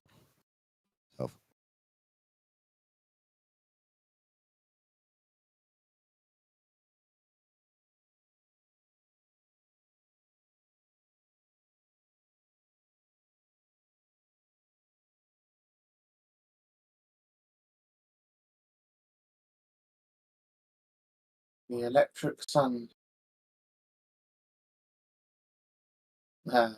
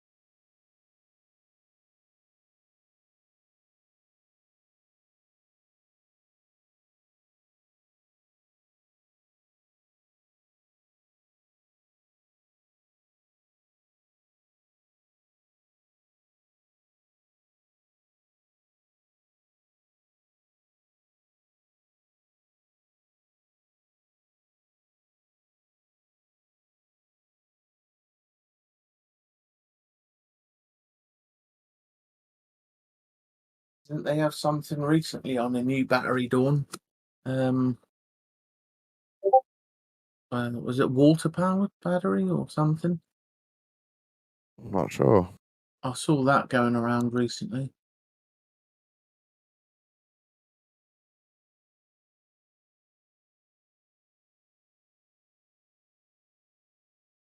Maybe you can make a long-lasting water battery, but I don't know if that would be light enough for a drone.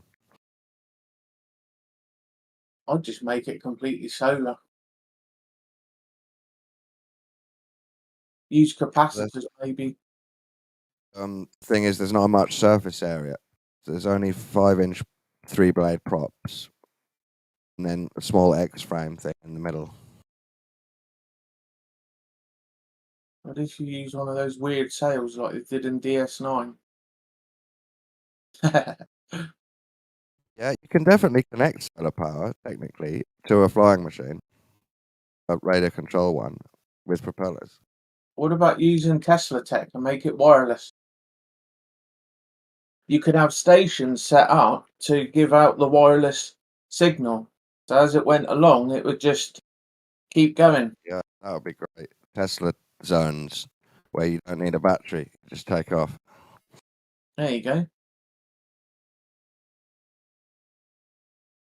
It just picks up the positive and negative charge in the zone. And then it could go as long as you needed it to. That'd be kind of cool.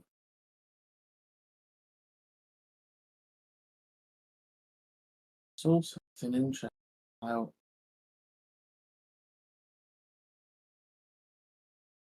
can't remember.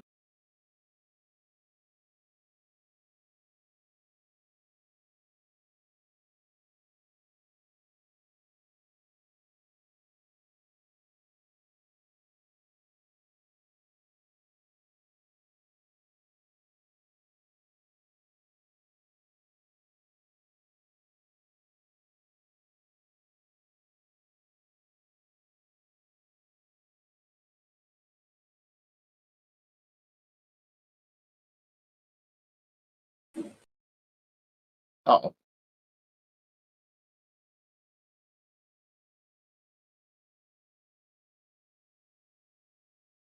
Snaps doesn't believe in electricity. Say I don't believe in electricity.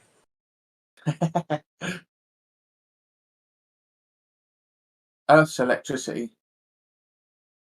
Hmm. What about it?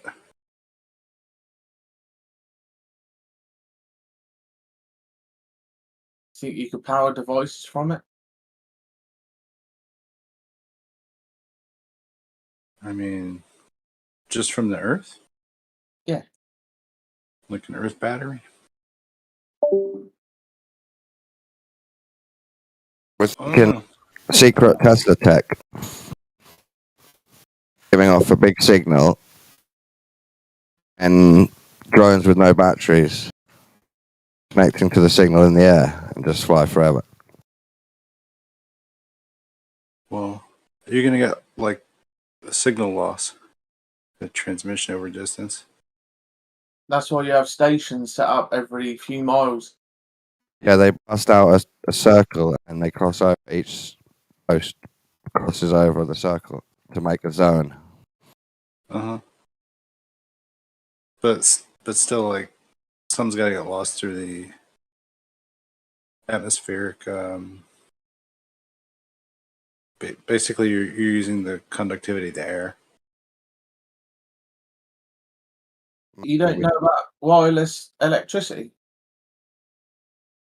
I mean, yeah, he's also I think that pancake thing is pretty interesting. You check out the pancake coil, Tesla's pancake coil. I mean, that basically does wireless transmission of energy.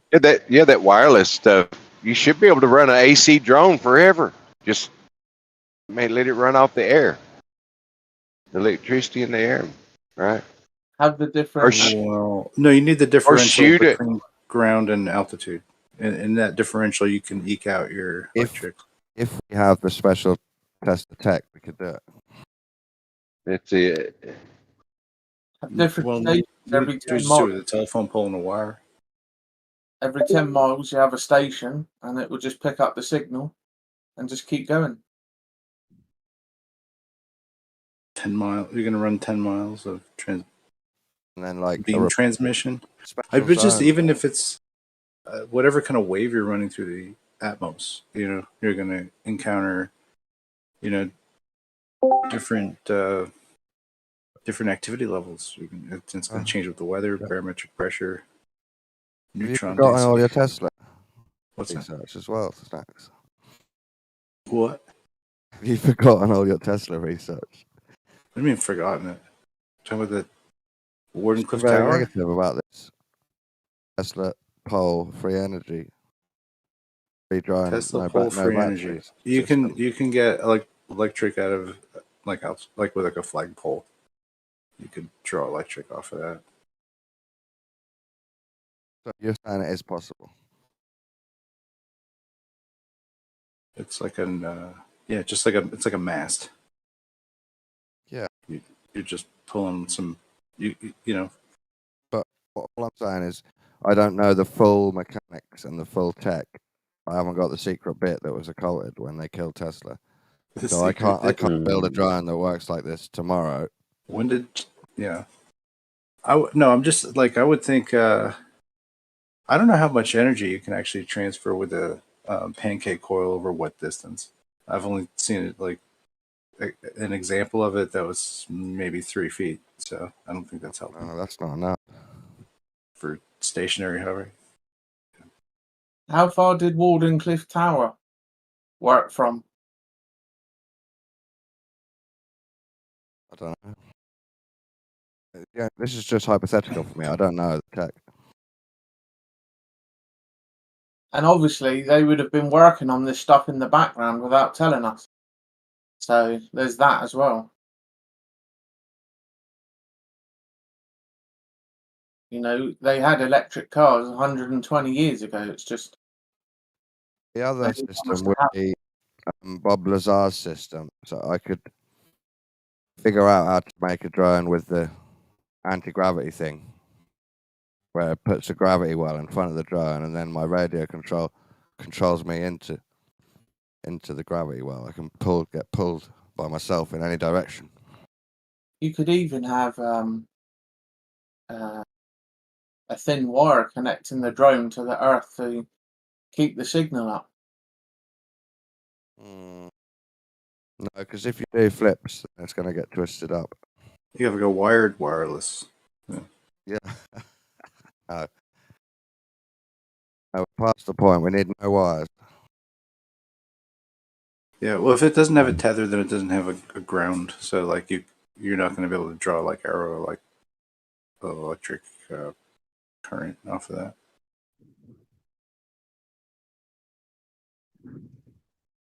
Oh, you could run like a flagpole and put like some kind of pancake coil contraption on the bottom of the drone and on top of the flagpole. Then it wouldn't be transmitting too much distance. But I don't know. You might have to run a wire all the way back up it, and then I'm not sure if that mitigates. My mind, you could make a huge electric pole and make a certain amount of the air electric in a zone, and obviously that would be good for drones, but it wouldn't be good for people or fires or safety. Didn't they do that with Operation Woodpecker, the scalar weapons? I think you need special tech to be able to use it, but not affect everyone at the same time.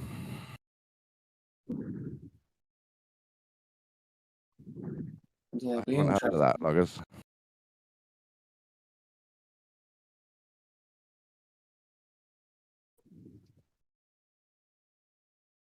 I think it's feasible though.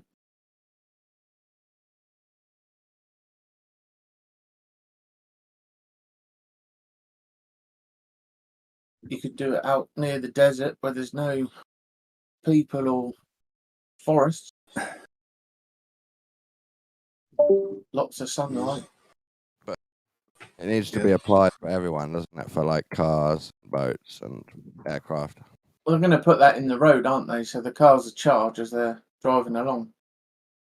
Yeah, I've heard about them saying that. Yeah, I mean that's the thing. Like, it's just because all the vehicles are like manufactured and to be sold everywhere. That we can't really have like a geographically specific like technology. But some places are going to favor solar. So you could say maybe like a solar powered panel car, maybe in Phoenix, Arizona, works out pretty well. But that's not going to work in like Maine or London, England. You put it in the road. Put it in the road. Yeah, so as the car drives, it charges. Wireless tech. This is an expensive roadway. Mm-hmm. They've been able to do this for a long time.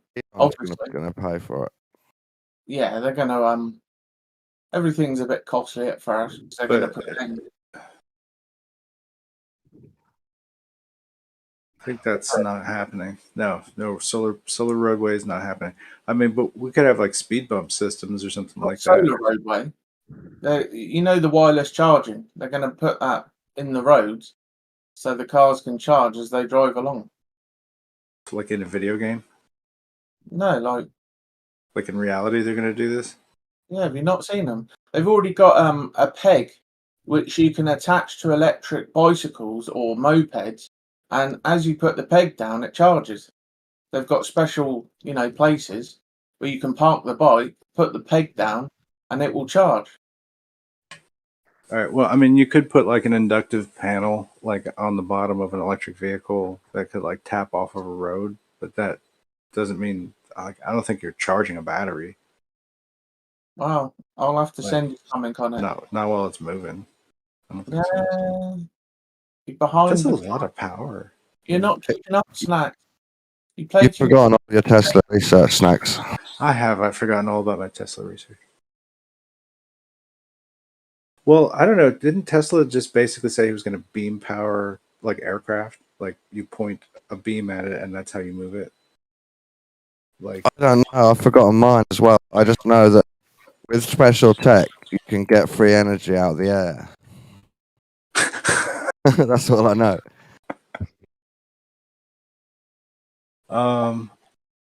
Yeah, I mean, to some degree, just like if you had something that could eke energy out of barometric pressure changes, you'd be doing pretty good because that's always happening. So if something always created like something between a pressure imbalance, that way it would just always be charging. Got magnets and electricity involved, and special tech, weird shaped designs, and then you get free energy. They've got monitors where basically you just sit it on the desk within the circle and it just works. So yeah, they're finally releasing it 120 years later. Wireless charging.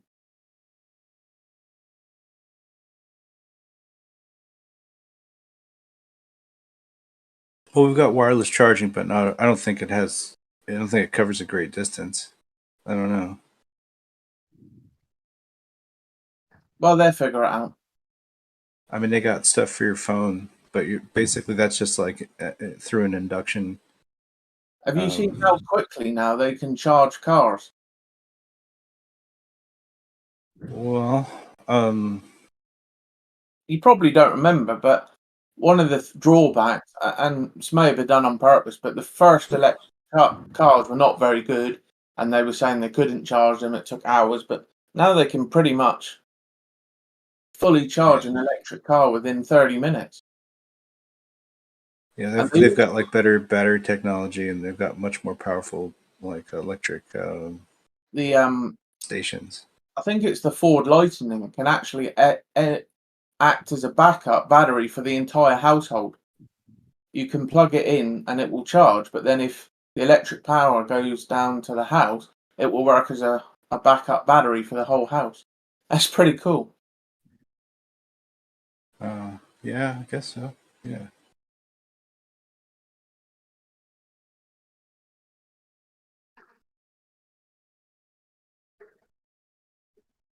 I don't know. Maybe I don't like it. I don't know. They figure it all out soon, don't worry. The hydrogen technology, or coming up with something that's like basically that makes fuel obsolete. That's that's the type of technology that's going to really like change Well, that's the game. what Bob Lazar made, didn't he? I don't know, but otherwise, it's just going to be more hand to mouth technology. It's not like he turned it into hydrofluorosis or something because it's more stable. He had to create, I don't know, some reactor to make this. You can't buy it, because they use it within weapons manufacturing. He was saying so. Mm. He had to create this reactor to turn the hydrogen basically into this other thing, and yeah, he had 4 of them, and yeah, he powered his car from it. It's quite interesting. Do you want me to post it for you? I mean, no, it's fine. I don't really, not looking for any answers at that. I'll post it for anybody else who wants it. I'm pretty sure, like, just with the electrolysis of water and being able to create, like, like Brown's gas. just doing that, like, what you could just create like a type of motor that would run off that type of Yeah, where it splits activity.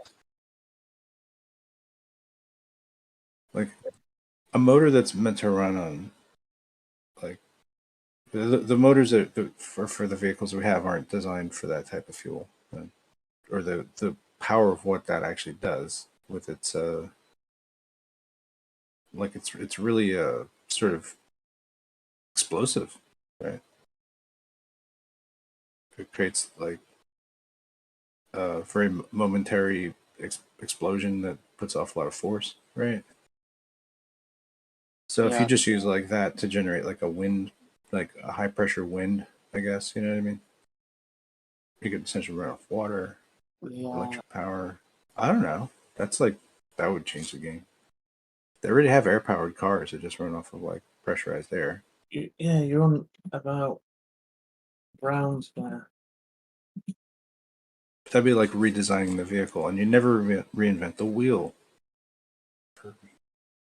But did man ever invent the wheel? Did we even invent that? No idea. I think somebody just rolled down a hill, did lots of roly polies, and that's how they figured it out. What do you reckon?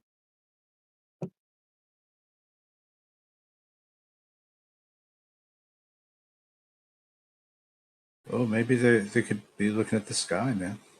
Don't know. Big wheel. Big wheel keep on turning.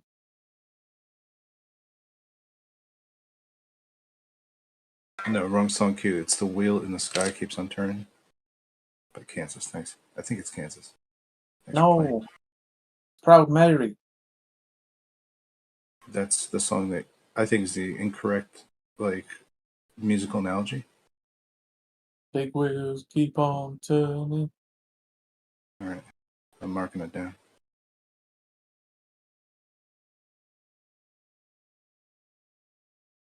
CCR, Creedence Clearwater Revival. Reviving Tina Turner. You like that, do you?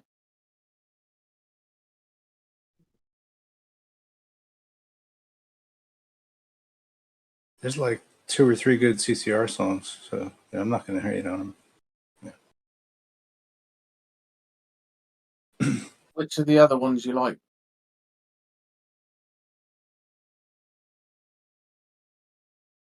I like quite a few of theirs. I guess The Old Man Is Down the Road. I don't know what the name of the song that is. What the title it is. Good one.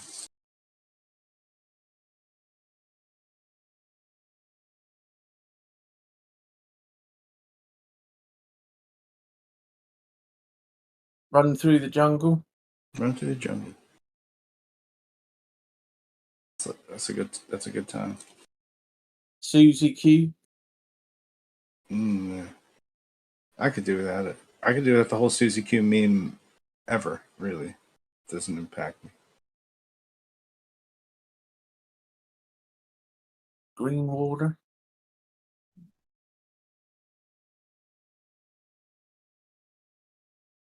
Fortunate Son. It's another anti-war one that became like, yeah, that's kind of funny.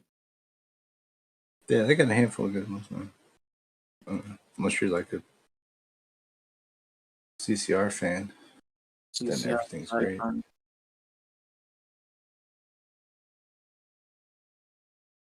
Just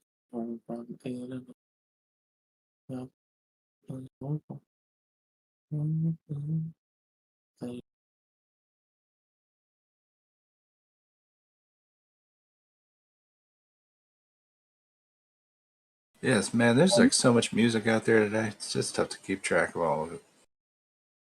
And then it's like there's so much music available to get, and you can like watch it all the time. I mean, I get whatever. It's not like you got to collect it anymore. You don't have to sort it in a crazy CD library, and you know, used to have to be pretty obsessive about music because it was important. If you left your copy, you broke your cassette tape or you broke your CD. I mean, music used to like be something that was fragile. Could be broken possibly,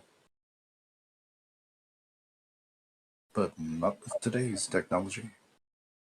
We have the technology. We can rebuild him. The $6 man.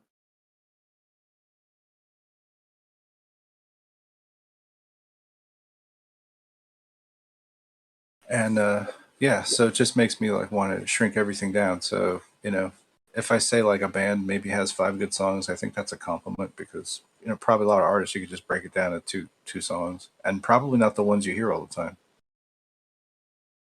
Yeah, that's what's up. You listen to a bit of everything, do you?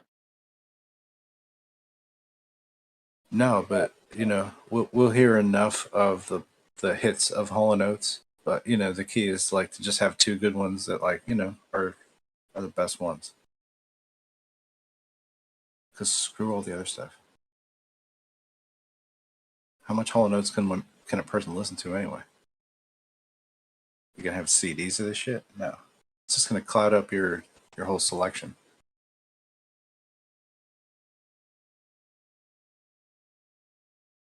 I don't know, man.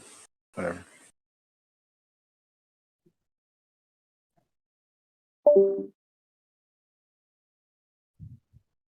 Like back when Napster was just happening, and you could just download a whole bunch of music. Like my friends would just have folders of all kinds of CDs and stuff like that. It's like, are you gonna listen to any of this? Like they didn't really. Like they had more music to listen to than they had like years of music that they just downloaded.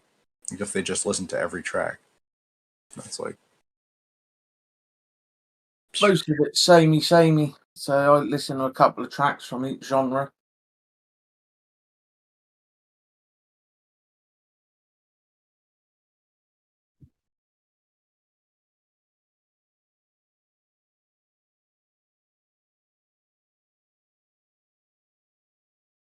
whatever. There used to be like Soon. 9 channels on TV or whatever. That's Used to it's be like pretty much four. infinite now. That's when I was coming up. And we had the first cable channels. It was a box on the wall, and you used to have to get up and click it to change the channel. 10 was the children's channel. You used to get a lot of Canadian, like, what was that one? Pole Position and Jason the Wheeled Warriors. Wow, I love both of those. Pole Position, the cartoon. Yeah, Fucking nobody knows about that shit. Damn. yeah, Yeah. Jason the Wheeled Warriors. Yeah. great stuff.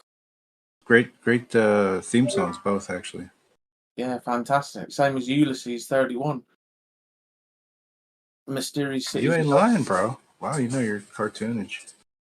Yeah. Yeah, The thing- Ulysses 31 is pretty cool. That's is that French or something? Yeah.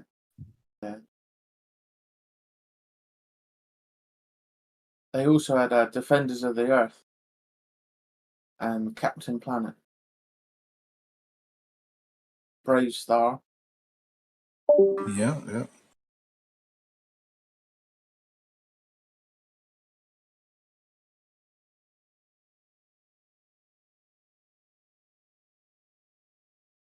Yeah, Defenders of the Earth was pretty good. It was like the original League of Extraordinary Gentlemen kind of. Yeah. Kind of took that idea, an ensemble. And that's where you had the spin off Phantom. You also had Phantom 2031 or something. Mm-hmm.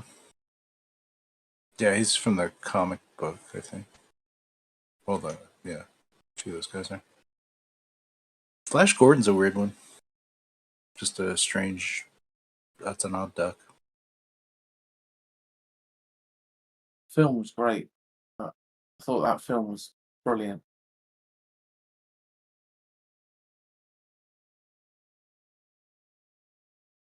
I suppose Yeah, that's like the year after the War of the Worlds broadcast, like they had the first science fiction inclusion in the World's Fair, and that kind of continued, I think, through the release of, I want to say, Flash Gordon, before it ever hit the comics, before it was ever done and hit comics by King Syndicate Comics, which is owned by the Hearst magnate, media company.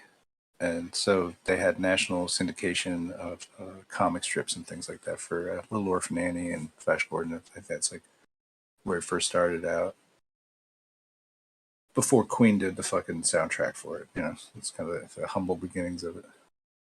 yeah, like the people would get surprised if they saw the beginnings and the origins of like Batman and stuff, because he's changed so much. Same as the original Superman, he's changed so much.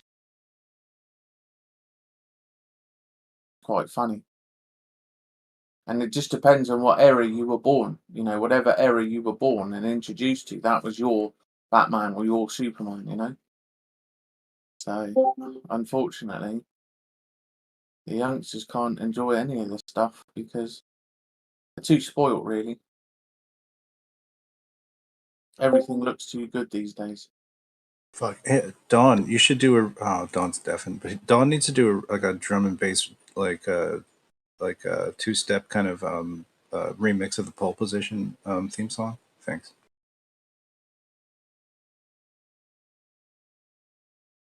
You should tag him and comment. Like that boom, boom, boom. That'd be a lot of Du-du-du. wow. Du-du-du. Like Du-du. he does all that like wow. Oh, position. Yeah, sick, dude. And Mask. Mask was another good one. Fuck yes, yeah. That's it. That's great. That'll get you going in the morning.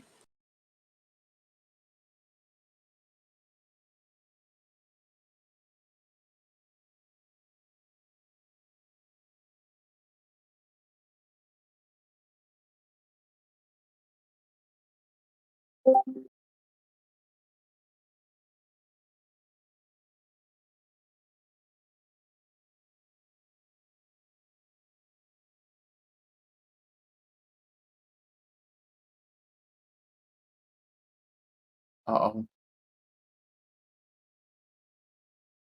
Silverhawks? What? Silverhawks. Terrorhawks.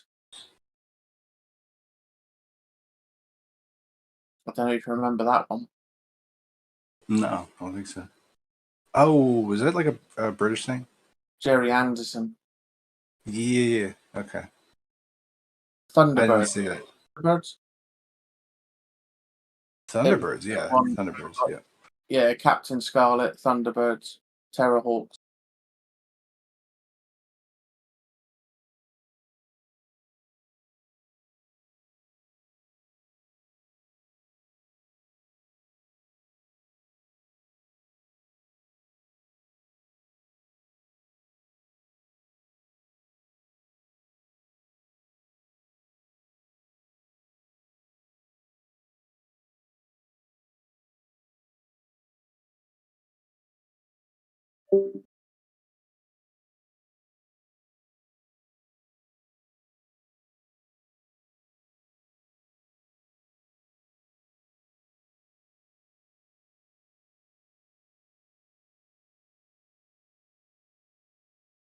Dawn.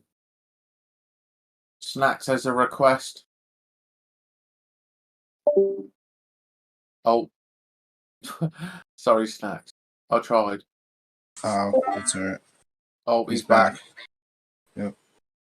Sorry, I had a weird fuzz. Yeah, Sue's back. Go on then, Snacks. Ask away.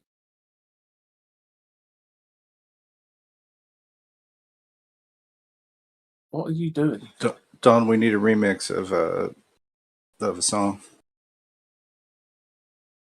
It might cost you.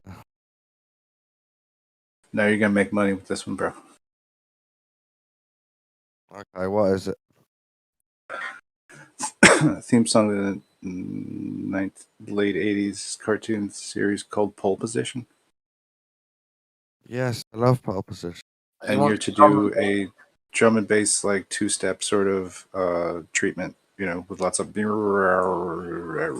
ba, ba, ba, ba. Wah, wah, wah, wah, wah, wah. Yeah, we were just talking about how great the theme tunes were to these 80s cartoons. It could be like a bass line. Wah, wah, wah, wah, wah. Wah, wah, wah, wah, wah, wah, wah. Bum, bum. But I think I'd rather keep that in my memory, the pole position theme tune. Stop. I used to be a fan of gummy bears. Remember? Yeah.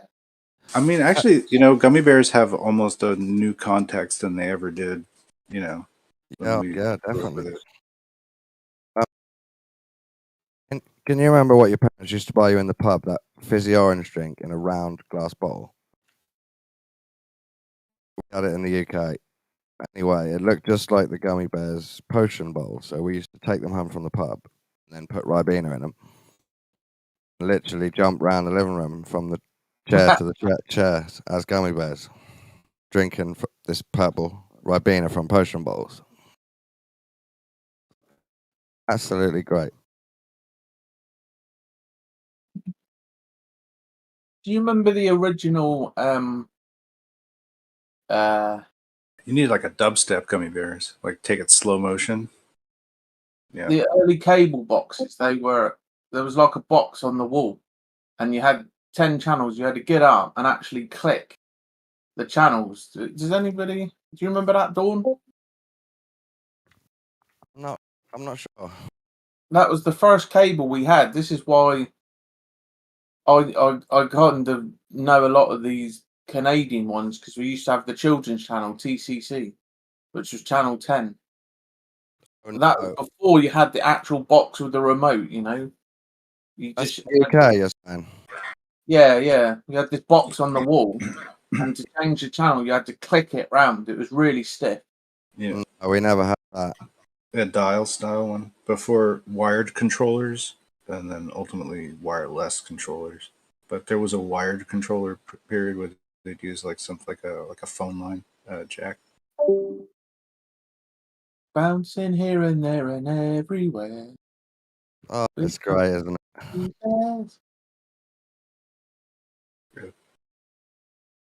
Mysterious Cities of Gold. That was another one that I used to Wow, dude, yeah. That's like not really like I have like fever dream memories of that show. Like I only watched it when I was sick or something like that. I don't know. I fantastic. think. How about Bionic 6? You probably like that one. I remember that one. Yeah, I missed some because I was watching other things, maybe. But I think after pole position and gummy bears, my next one would be Thundercats. yeah, Thundercats. Oh yeah. I think there's a little too much jazzy sass on the cats, but you know what I mean? That's just, There is, yeah. I like the vehicle. I like the bad guys. Pantharo, Panther Tank. Panthro, yeah. But he's the black guy in the show. I don't know if you know that. What? The slightly effeminate cat power was more appealing to me. Was more appealing to me than like full He-Man, full Alpha power. Know about the snarf? Snarf. Yeah. And I'm not going to regale you with my snarf, Come unfortunately. on, Snarf. No. Do You it. can go to my Patreon. And, Do it or I'll ban you. Yeah. But I don't even know if I think my voice is just all fucked up these days. Oh man. It's tough to, I don't think I could do a Mickey Mouse right now, but I used to be able to. Oh, hello. Like I had fucking right on. That- I remember. It'll get you a lot of Trapdoor. dates, definitely. Yeah, you can do stuff like that. Trapdoor. I used Good to like the quality. theme tune. Trapdoor was great. Don't you open that trap door. There's That was something around the time like about it. the movie War Games kind of came out after that somewhere. Right, it was around the same time. War Games. Yeah, the I'm sure. movie. Matthew Broderick When that kid, to play a game. he's so good at games, he gets to save the world. Oh, that's The Last Starfighter. Matthew Broderick is a hacker. Oh, And he hacks the military computer Whopper, which is the military, to play global thermonuclear war, right? And then I don't know how you relate that to Trapdoor, but it's about, isn't Trapdoor about computers and stuff? oh, it's about creepy castle with Fuck. lots of nasty, scary things through the Oh. trapdoor. I'm thinking it's a well. What BBC show am I thinking about then? No idea. There was a Damn it. what was the 3D one they did? The very early 3D one where they were inside the computer. I want to save face. What is this? What? Tron. Tron. No, not Tron. That's the movie. I'm on about the TV series. Oh, you're talking about Reboot? Reboot. Okay, I saved myself from that earlier error. This is great. Okay. Thank God. Let me just ask, just in case. Once I saw a movie, I loved it as a kid. I think I saw it twice, but I can never remember what it was to watch it again. It's not Rollerball, but it had people on roller skates in the future, in dystopian future, and they'd made like a special game for themselves. Oh, with Arnold Schwarzenegger, Running Man. Oh, I don't know. I don't think so. No, it was all about a group of kids. Kids playing future hockey sort of thing. I might have made it up, but I remember it.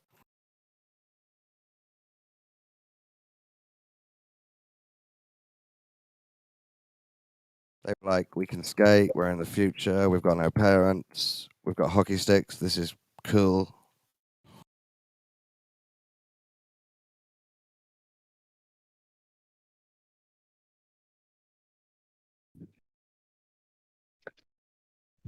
You guys remember Takeshi's Castle? Is it Solar Babies? Is the answer Solar Babies? Oh, that rings a bell. Let me look it up. I have not even seen this movie. Castle? I haven't even seen it.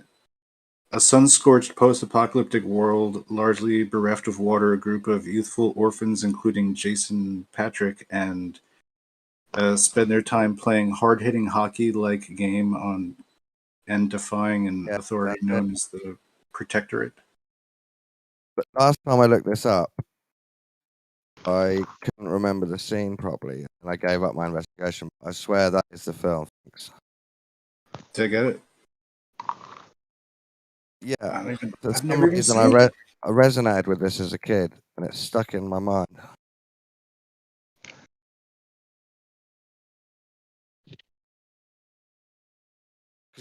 You know why? Because I was a teenager. I thought I was good at skating. So if You thought it had some value. if the world ended, I thought, oh, I'm going to be okay because I can roller Kind of skate. like a fallback career, sort of. Yeah. Snacks. What was it called? Solar Babies. Do you remember that Channel 5 show, Tribes? Oh my goodness, that was bad. Droid? Tribes. The Star Wars spin-off? No. It's a Channel 5 series about a post-apocalyptic world with teenagers in like New Zealand or Australia. No, never heard of Living it. out of a mall. No, I've not heard that. Yeah, it was on Channel 5. It was pretty awful.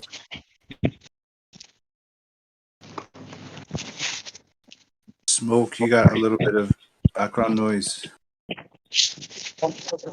Sorry. Guys, did any one of you watch Takeshi's Castle? I in Takeshi's my Castle, the game show. Isn't that like in my Ninja Warrior?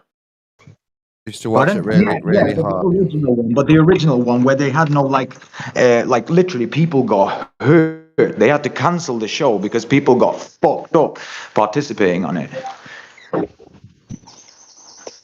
It's mental when you're high and there's nothing else on TV and you're lonely and you watch 5 episodes of that in a row. It really is a fucking trip. Yeah. Fucking. I heard you guys mentioning Thundercats. That was just right before my time. When I started, it was Power Rangers for me. You guys remember that? Yeah. Yeah. Go, go, Power Rangers, Mighty Morphin. Yeah. Yeah, I was still watching cartoons when I come out with my sister. They were getting bad then, though. That's the sad thing. That's Yeah, it got banned. Playing guitar, right? I remember Power Rangers actually got banned because basically these 3 boys kicked a little girl to death, thinking she was gonna like in Power Rangers where they beat him up and then they just get teleported away. That They happens. thought that was gonna happen, so they kicked this girl to death. Then they banned it. Yeah, there was a lot of rubbish. That doesn't happen. Sadly, none of the theme tunes were any good. Yeah, everything became pants. Do you remember Biker Mice from Mars? That's like such a third string derivative off of like the Teenage Mutant Ninja Turtles. Yeah. What Ninja Turtles I liked. Oh my But god! Biker Mice from Mars is basically like, I don't know, was it Battletoads? You might as well go with Battletoads. And it got to Biker Mice from Mars. I thought, oh no, you're really stretching for concepts now. Oh yeah, What about Captain Bucky O'Hare? that's another one. That's I that remember. Capcom, isn't it? Think so. Never heard of that. Yeah. I think you guys might be a little bit older than me, not by much, but just a few years. Yeah. I'm 27. I'm 33. That's suspect. Yeah. Yeah, I find that funny too. You're gonna have to be transvestigated, I'm afraid. All right, Don's self-appointing him.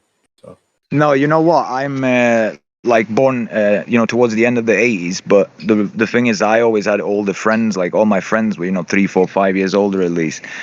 So, like, even if you look at like the music I listen to, people of my age don't listen to the same kind of music. I listen to older music. Listen to Weird Al Yankovic. That's all you listen to.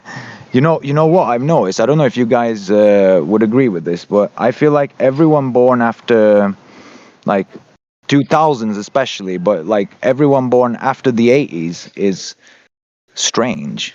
Lame. That's strange. Yeah. Super strange. Yeah, you are. No, I'm not. Just admit it. Whoever's talking does sound strange. ASIC.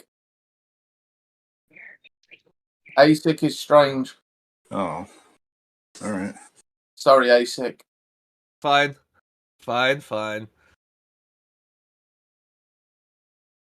You're just born at the wrong time. The Schumann resonance was off when you were born. That sounds Nobody brought up like Ren an and insult. Stimpy, That's terrible. Rocco's Modern Life. Yeah, that was terrible. Yeah. Ren and Stimpy was a good. They had it on Adult Swim for a while too. Terrible, man. Ren That and was Stimpy, like yeah. warped, messed up stuff. If you look at that show, it's got issues, bro. Yeah. Oh yeah. Oh, I know. Yep. I liked it. Monsters. Monsters Inc. No, not that one. The other one. Forget. Monsters Inc. That is would quite be disturbing. that would be the monsters with the Oh, with a U. Monsters.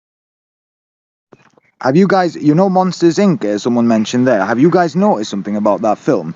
So they're scaring children to obtain something from them.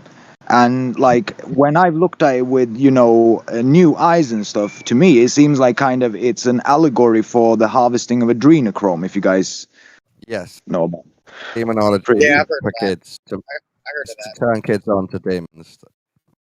weird, isn't it? Something else too with the number A12 in the Toy Story and a few other Disney movies connects with that. King Arthur with Merlin, Robin Hood. Whoa, what about?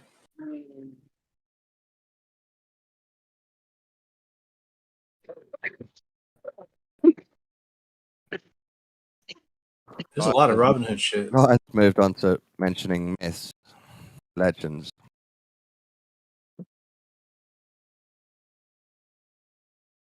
But anyway, Oh, like I the watched Superman. yesterday that. Oh, sorry, But, move on. but just like the earlier Superman, it does change over time to the Superman we have today is kind of like Dark Superman. It's kind of like Yeah, but it's not even Superman. Let's be honest, right? Because that guy's a freaking psycho, and it's not even consistent. Because I watched the film and I thought it was terrible, and I saw reviews of it, right? And when you think about it, they're saying to him as a young boy, he's just saved a bus full of children, and you've got what's his name come out and basically say to him, "You should have let those kids die." That's what Jonathan Kent says to him on the back of the truck, and you're like, "What?" And they're saying, "Don't show your powers because the government is going to put a probe up your butt. So just hide and all of this." And so he lets him die, and then as he's hobo Superman, that man in the bar basically annoys that chick, so he crushes the truck. But it doesn't make sense because he learned to let his father die to not show powers, and now he's showing his powers. So it's just so logically inconsistent, and it goes against the nature of his character. I think that's what they want to do is to create like an archetypal character that you can that you can't really connect with because it has so many contradictions. The hero becomes the anti-hero, and then people get confused. They don't want that light. Basically, we're, according to Jordan Peterson, we're hardwired for archetypes, and they're trying to take away those archetypes that people used to look up to and learn to behave from, basically learn their morals from, so to speak. And now you can see them bringing them all down, making them dark, dour, depressive, murderous.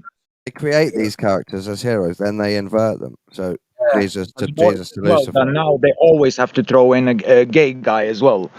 Like it's just becoming like one thing that I've noticed is there's like in a lot of TV series and stuff, the white guy is always nerdy and useless. Then there's a clever black guy, or the white guy is gay. Either he's gay or he's a nerd and completely useless. Then you have a smart black. Like there is an agenda definitely. Or you look at all ads and everything everywhere.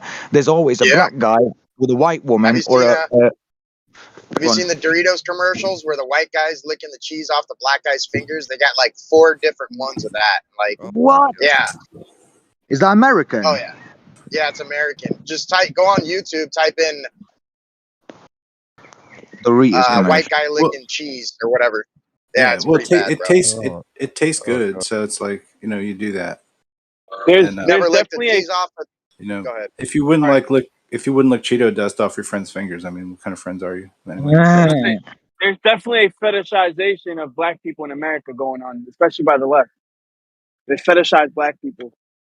What they do though is all backwards. What they do is they'll put a black lady in the role of a white English queen, and then they'll put a white man, The Rock, in the role of a black magic superhero guy from Africa. Yeah.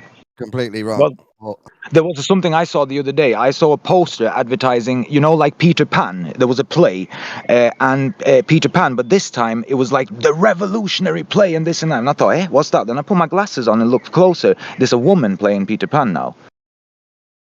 Oh, Shelley Duncan played Peter Pan. It's complete reversal and just. Yeah. Well, I don't know, but how about Peter Pan to start with? It's just like, I don't know. It's like anything be innocent anymore? It's like, not really, right? It's like, Peter Pan is the Pied Piper. Peter Pan is like Pied Piper. I get those kind of vibes from, and the Pied Piper. The name Pan.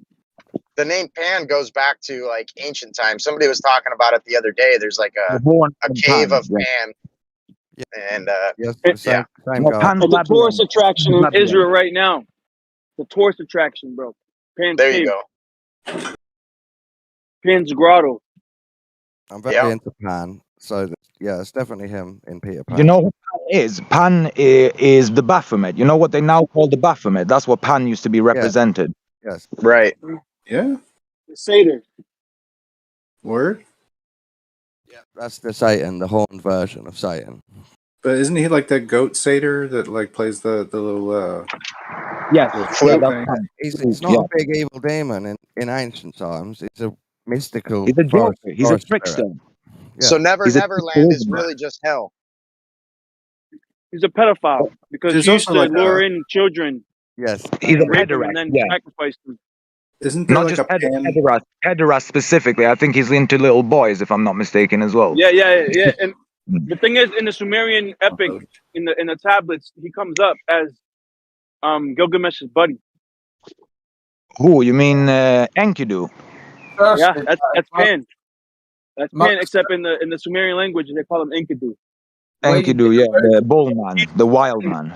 Of Yeah. Satan. So he's Satan's child, basically. Yeah, but could he fly? You know, Yeah. No. and was he Where into you get- roosters? Like I don't know. I don't think Peter Pan itself is connected to the Pan thing per se. It's basically where you get the word church from, Mother Cersei. Yeah.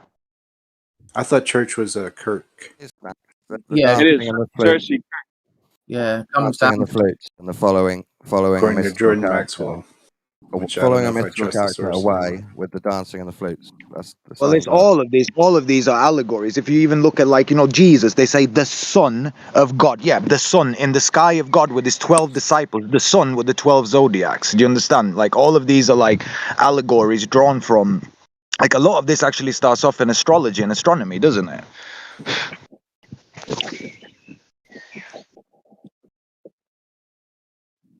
Yeah, Pan Yeah. would be Aries.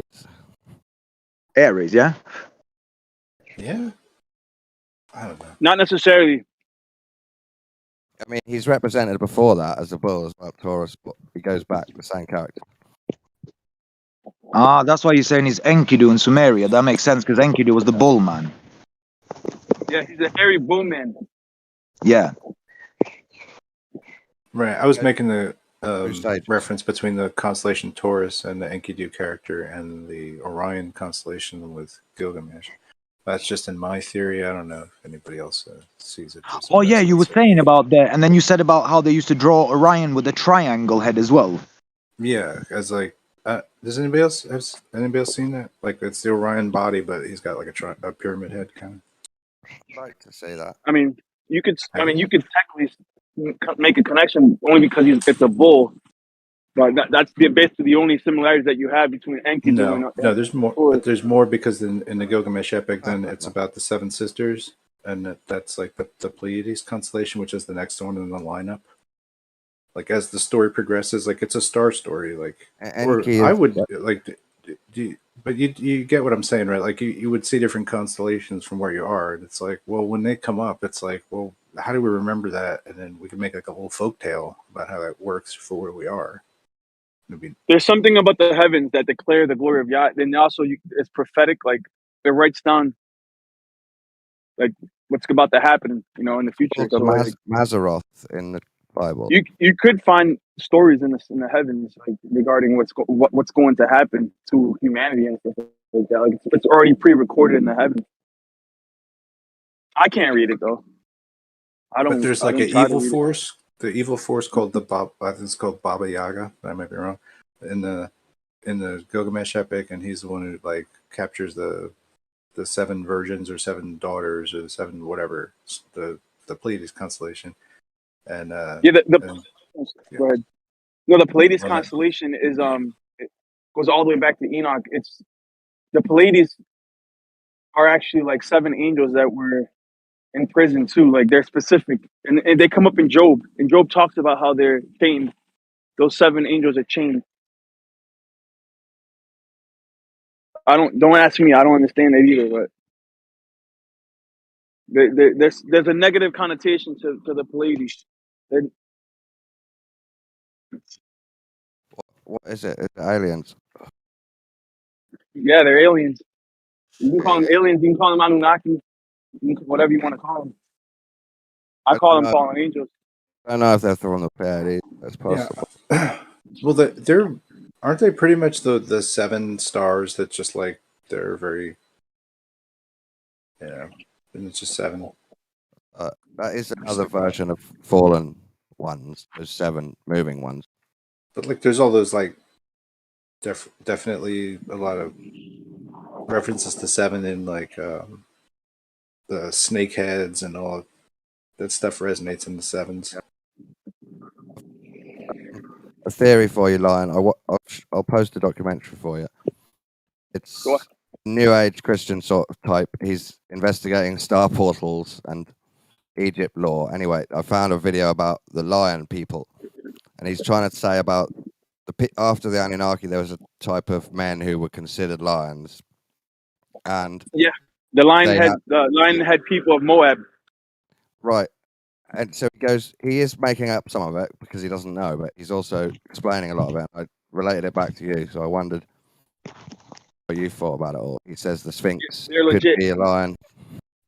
Lionhead people of Moab are legit. They found skulls that are insanely feline looking. That would fit like my Aeon theory, where in Leo, some people, the symbol of lions come up in that house of the sun, Leo, and then they stay on Earth for a while. These things seem like outrageous, but I believe that there were chimeras in history, like human animal hybrids. We haven't seen them yet, but we're about to make a full circle, and we're about to start seeing, if they keep going the way they're going with the sciences, with genetics, we're about to see human hybrids again.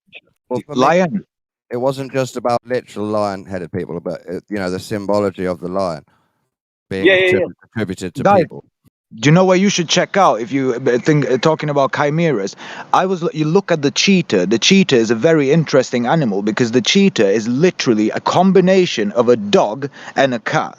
Look into it. So it has the body of a dog, but it's feline, and also every cheetah is technically a clone of each other. You'll see. You can look this up, and these are like cheetahs are perfect example of, like, to me they look like chimeras. I don't know. Is to this day cheetahs, they really struggle to reproduce, and when they do tests of the enzymes in their blood, now normally in cats the enzymes vary by 25 to 50% between individuals. In cheetahs they found pretty much no variation whatsoever, and the only way that could have happened is if it was genetically engineered, probably by they're going extinct is what it is, and their genetic diversity has diminished due to inbreeding amongst themselves, and that's what's going on.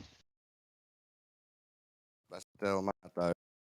What happened? How did they get created? Dog fucked a cat. The reason why they have inbred is because they are clones. So when they have been breeding with each other because there were no variety to breed with. That's why their genetics are so messed up.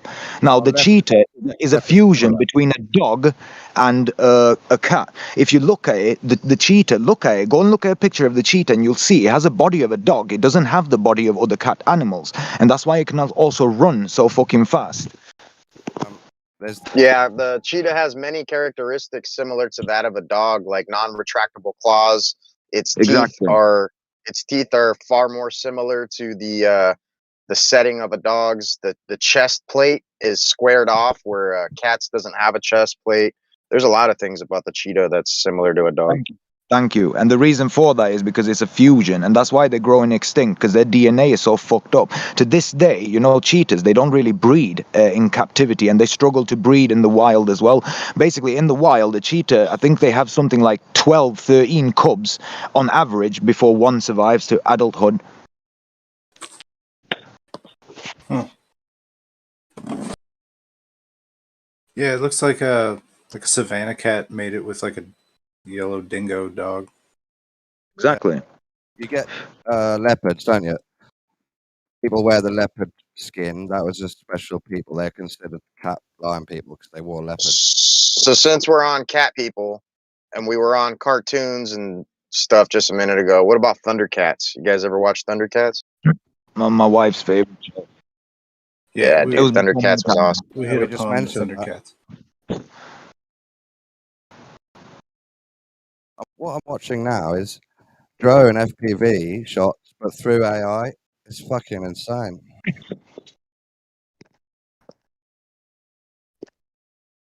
Yeah, what's up? We didn't even mention Mumra, you know, the Illuminati bad guy. Who? Mumra, yeah. He's a bad dude.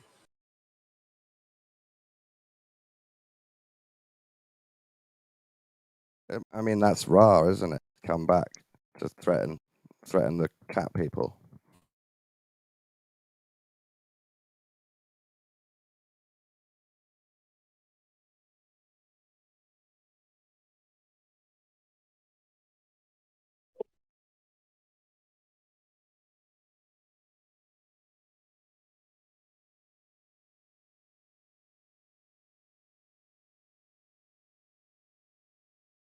Yeah, So and they- wasn't the Sword of Look into- Omens was that also Excalibur too?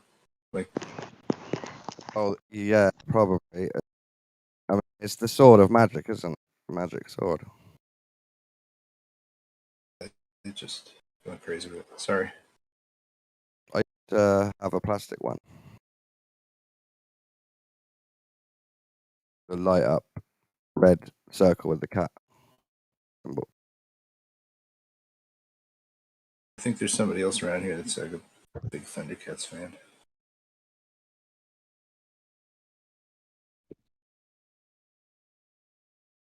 Going to talk on cheaters. It seems like they found their little evolutionary jump, and then they stuck with it and kept cloning.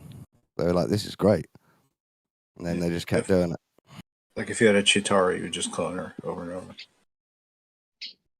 Oh yeah, we can link it back to Chitara. Exactly. Yeah. Circle of wagons, baby. Good thinking.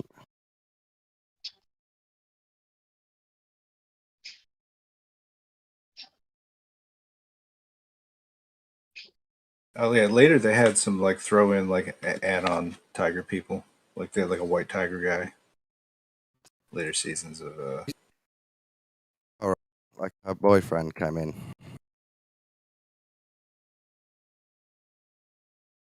So cheaters were like, "This is so good. We've become the fastest one. So we're gonna just carry on like this, keep cloning each other." yeah, I mean, I guess you have to believe that something like a stable hybrid could exist and occur naturally, and then you could have something like that, like a cheetah. Do you guys see how they're able to birth animals in this like external bag type thing? So instead of like requiring a womb, like they've got some other like synthetic thing that they can literally clone something and birth it out of. Like a box wine. It is like a Yeah. vacuum packed plastic worm. Yep. We're talking about animals. So, what about the bull cults in Egypt, Taurus? They're so obsessed with big bulls that each king has to have a special stonemason quality underground sarcophagus for the bull. Big, huge, wide one. Oh, the Apis bull, The Serapeum. Seraphim.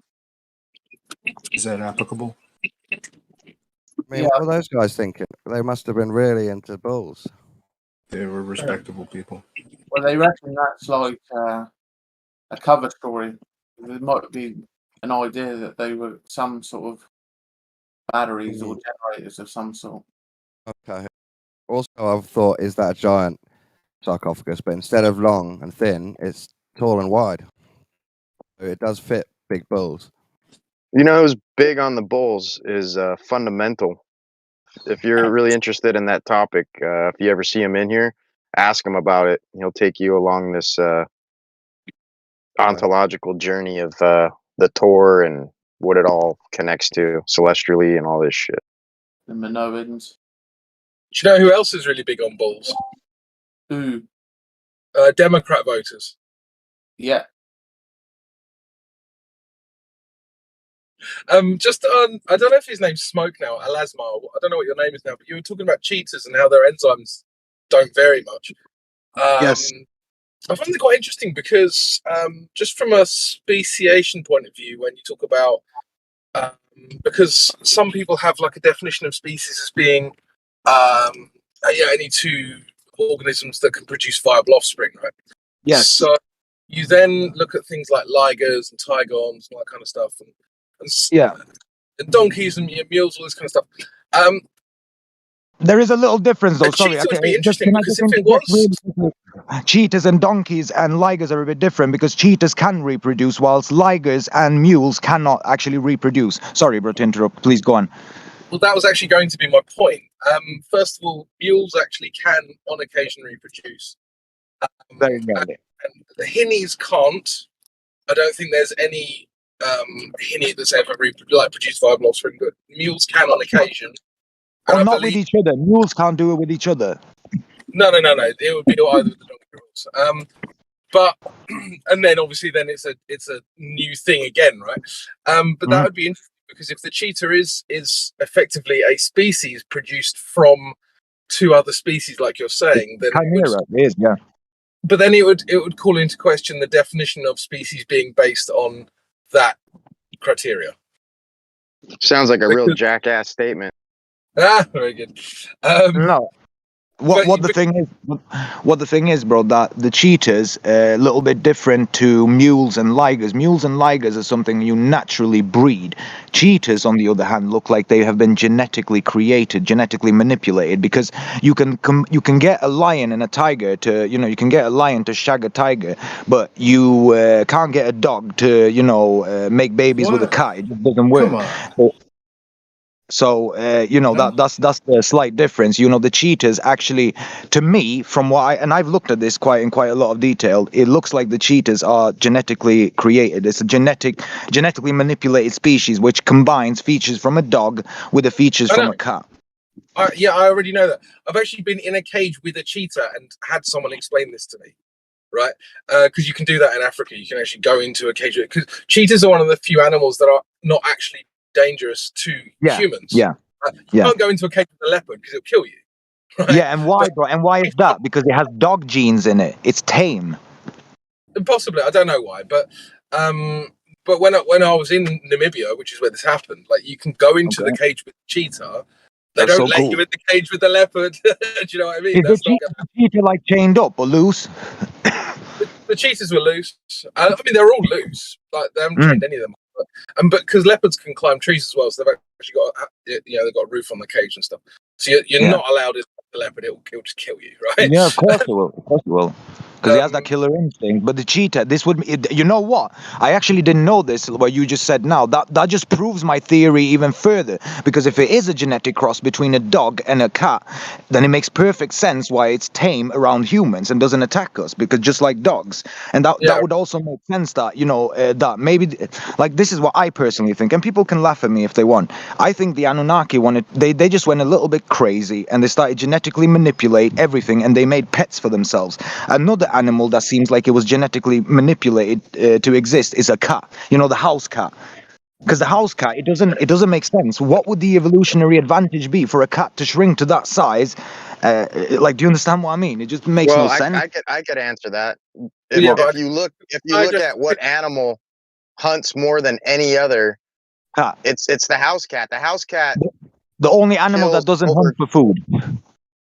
There's a few. The only animal that. All right, go ahead, guys. Well, it's just that I wanted to respond to the previous thing he said, and then he gish-galloped into 5 other points, right? So I didn't want to get away into a house cat thing when we're talking about cheetahs. The thing about and its consequences for speciation is that you now have a species that's effectively a cross between 2 other species that can produce viable offspring. It is interesting said about, say, 13 cubs produces 1 adult or whatever. I don't know about that, and if it is true, But if it is true, then that would also be an interesting. It would almost be like there isn't a hard border; it's more of a soft border. It's like when you start to cross these borders between, like, let's just say, genetic clusters, then the further you get away from the two genetic clusters, the harder it is to produce viable offspring. Not that it's impossible, but there's like no, it's true. Yes, it's true. No, but that's true. like a continuum of probability. Let's just Yeah, say. no, but that's true. You're absolutely right, bro. That's what genetics says as well. That's exactly what it says. And that's why cheetahs struggle to reproduce so much, because you have to imagine, put it this way, cheetahs reproducing would be the same thing as like a brother and sister trying to have offspring. Now, a brother and sister can have offspring. However, it might be like 10 kids before one comes out that doesn't have any kind of defects, whether mental or physical. You understand what I mean? It's kind of the same thing with the cheetah. Well, it's actually But the opposite. you know, chimeras, let me just tell you, Crypto, I have another cool one for you. So chimeras never work, is when you combine, you know, multiple species into one. Now, there were scientists who created a salmon, like the species of salmon, and they put like 20 different species into the salmon. Now, what they did was they did an experiment where they released this salmon in the wild into this lake. What it did was it killed everything that lived in the lake. It killed it. When it couldn't kill anything else, they turned on each other and started killing each other. And I thought, that's funny. There's only one other animal that on the planet that behaves like that, and that's us. That's quite interesting. So where is that study? I'd like to, you said that before, and I looked around. I couldn't find anything. Look up. I don't know. This is a long time ago. This is a very long time ago that I read about this. I think this was in Japan. Wait, let me see if I can find it. We're talking. I read about this over 20 years ago. They have had this technology for a long time. Can I address what that as well? I think someone said about. Or was it you that made the comment about house cats and how they would basically come to be? However you want to describe that. I mean, there's one enormous advantage with being smaller, and that's that you consume far fewer calories. You need way fewer resources, right? So that would be a massive advantage. If like I was trying to say earlier about the house cat, that thing hunts over 12,000. It's either 1,200 or 12,000 different species of critters and creatures. So a lion can't do that. A cheetah can't do that. So there's a lot of advantageous features to that. Yeah, there are a lot of wild cats of that size in areas with thick undergrowth, where they are experienced in that environment. So it is not so that it isn't found in nature. Small cats. Right, but the advantage, which was the question, is what would the advantage be of being smaller? Well, if resources are limited, that would be a huge advantage. It's that simple, really. In thick undergrowth, it is an advantage where smaller animals live, so their size is adaptable to the prey they are hunting. Did you guys know that house cats are the only animal on the planet, apart from us, that hunts just for the fun of it, not to eat it? Well, cheetahs do as well. Do they? I actually didn't know that. You know, cats. I find cats really funny. They're pretty grim because they take trophies as well. You know, if you've ever had a cat, you'll know that it takes trophies, and they'll bring you home like half a mouse, like the head of a mouse, and like, here, look what I caught. Sorry, I don't think it's cheetahs that do it. I think it's leopards that do it. It's one of them. I remember because this was on this tour. They were talking about like leopards. They kill humans as well. They kill humans as well, I think. Sorry. There was I think there was one in, bro, you can look this up, Chris, but there was one in India somewhere, a tiger or something, or a leopard that killed like 5 people or something before they put it down. Yeah, this was, wait, I'm going to find it for you, find this article for you. I had a house cat that has brought 5 goldfish in total to laid it in the garden for me. So.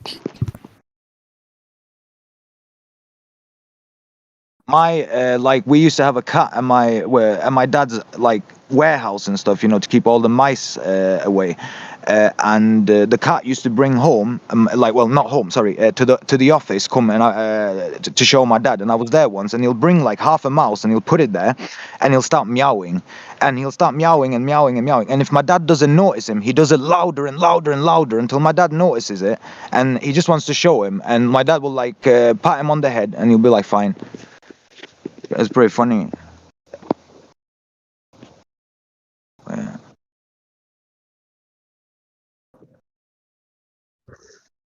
My friend Lily's cat brought home a little snake about maybe 10 inches long. Oh, there, here. Crypto, I found it. I'm gonna post it for you. Check this out, man.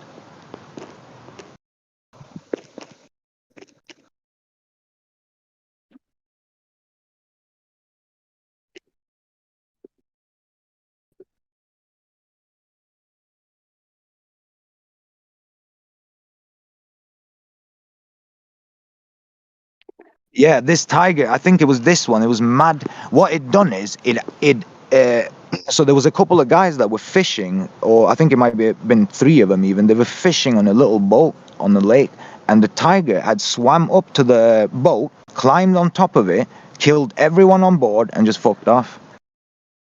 I'm not sure if this was the one. Do they? When they're old? How come? Easy prey, so they go for sheep and cattle and humans. Just easy. Oh. But they don't eat humans though, do they? Because this tiger that I'm on about, he didn't eat humans. He just hunted humans for sport, it seemed like.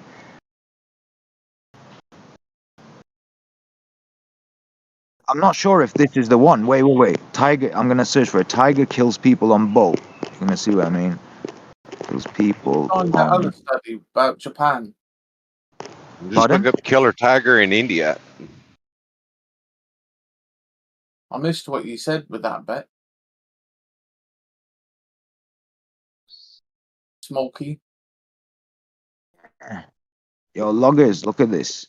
Wait, I'm going to show you. Yeah, check this out. Bangladesh. Sorry, it was in Bangladesh.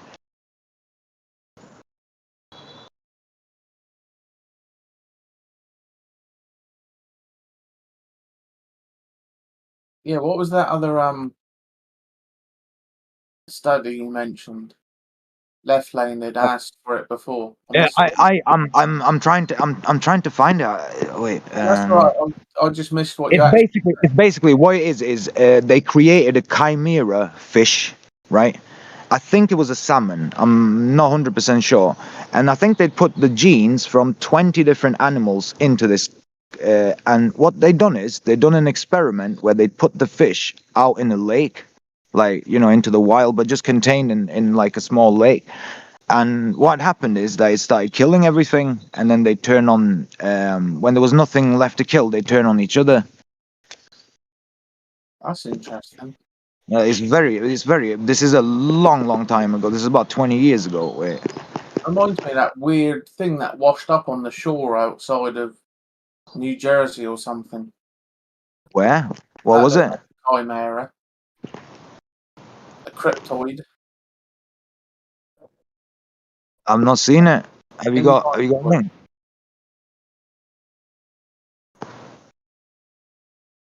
Oh my god, a human pig hybrid created.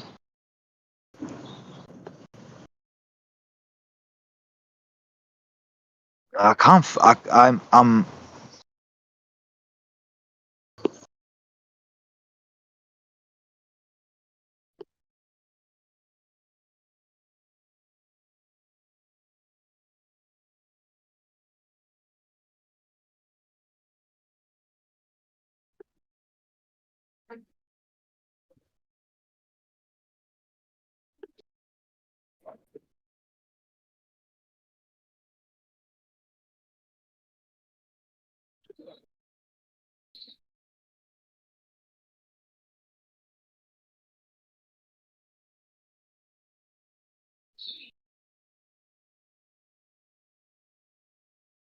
Wait a minute. Now I remember in what context I've come over this information. I was watching something about genetic manipulation and how we don't actually know like what we're dealing with and what we're doing. And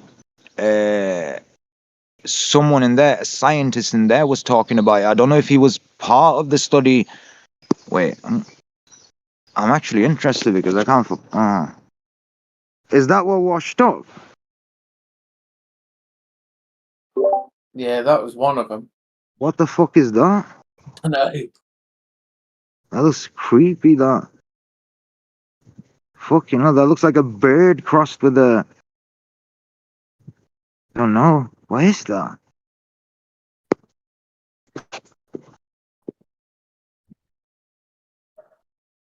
It looks real as well.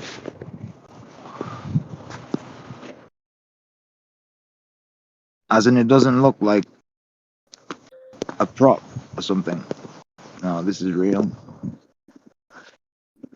Oh man, that's fucked up, right? I'm not sure what this is there.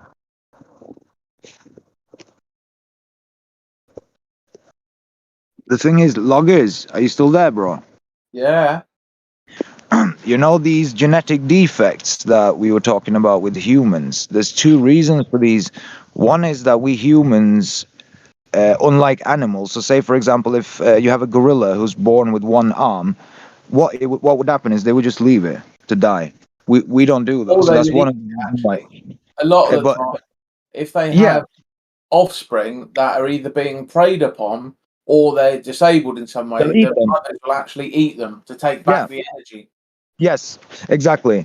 And we like wouldn't exactly do that. The other reason is because of all the genetic manipulation, I think at least, that was going on with the, in the past. Because just the fact, like, I don't know if you're aware of this, bro, but like all apes have 48 chromosomes, whilst humans, we have 46. So somehow, we lost 2 chromosomes and we got a lot better. And you were talking about Lloyd Pye. He goes into detail about this as well. And, if you look on our genome, our second and third chromosome are actually fused. They're fused together. And how you do that is, so what you have is our chromosome is a 23 pair helix. And between the pairs, so you have 2 of the pairs, and between them you have telomeres, that these little strings, these protein strings that connect the genome together, and then you have the other pair, and then you have these telomeres. So what they've done is, between the second and third chromosome, they've taken the telomeres, cut them off, flipped the chromosome upside down, and fused them together. To make Why it have you... Pardon? To make it inert. No, to make it from 48, because they used an Earth female. That's what they say in the story. They use an Earth female, and all apes have 40. Non-functioning, right? Pardon? It makes it non-functioning. Yeah, they had to do it because they had 46 chromosomes. So in order to fuse it with a being from here, they would have had to reduce the chromosome by 1 chromosome pair from 48 to 46. So what they did was, like I said, between second and third chromosome. Species. Pardon? They were different species, so obviously they couldn't crossbreed. Yes, exactly. We can go into that, me and you, sometime as well, because I've actually read into, all of that as well. I have because the thing is, even if they weren't the same species, the fact that they could still fuse their DNA it means, well, it's too much to go into now. But anyways, I'll finish the point I was on about earlier. So they flipped the chromosome, they fused it together. And one of the reasons that our DNA is so messed up is because we have these... so basically, they wanted to make a helper. They wanted someone to, take on their burden and do their work. They don't care if 1 in 100 or maybe, I don't know, 1 in 1,000 fails. Do you get me? It doesn't matter to them. As long as it works and it does the job, they don't care. Hey. Who's the Anunnaki I'm talking about like the story. This is what our ancient ancestors actually say, how they created. So what they say is that the Anunnaki, who they say was like an advanced race, an advanced humanoid race, created humans to help them mine gold. Now this is just what their story says. You can believe whatever you want. And how they did it was they took the essence of an Earth female, so like an hominid creature from Earth, like, an ape or something, and fused the DNA from that with the with the chromosomes of a Anunnaki male, one of their males.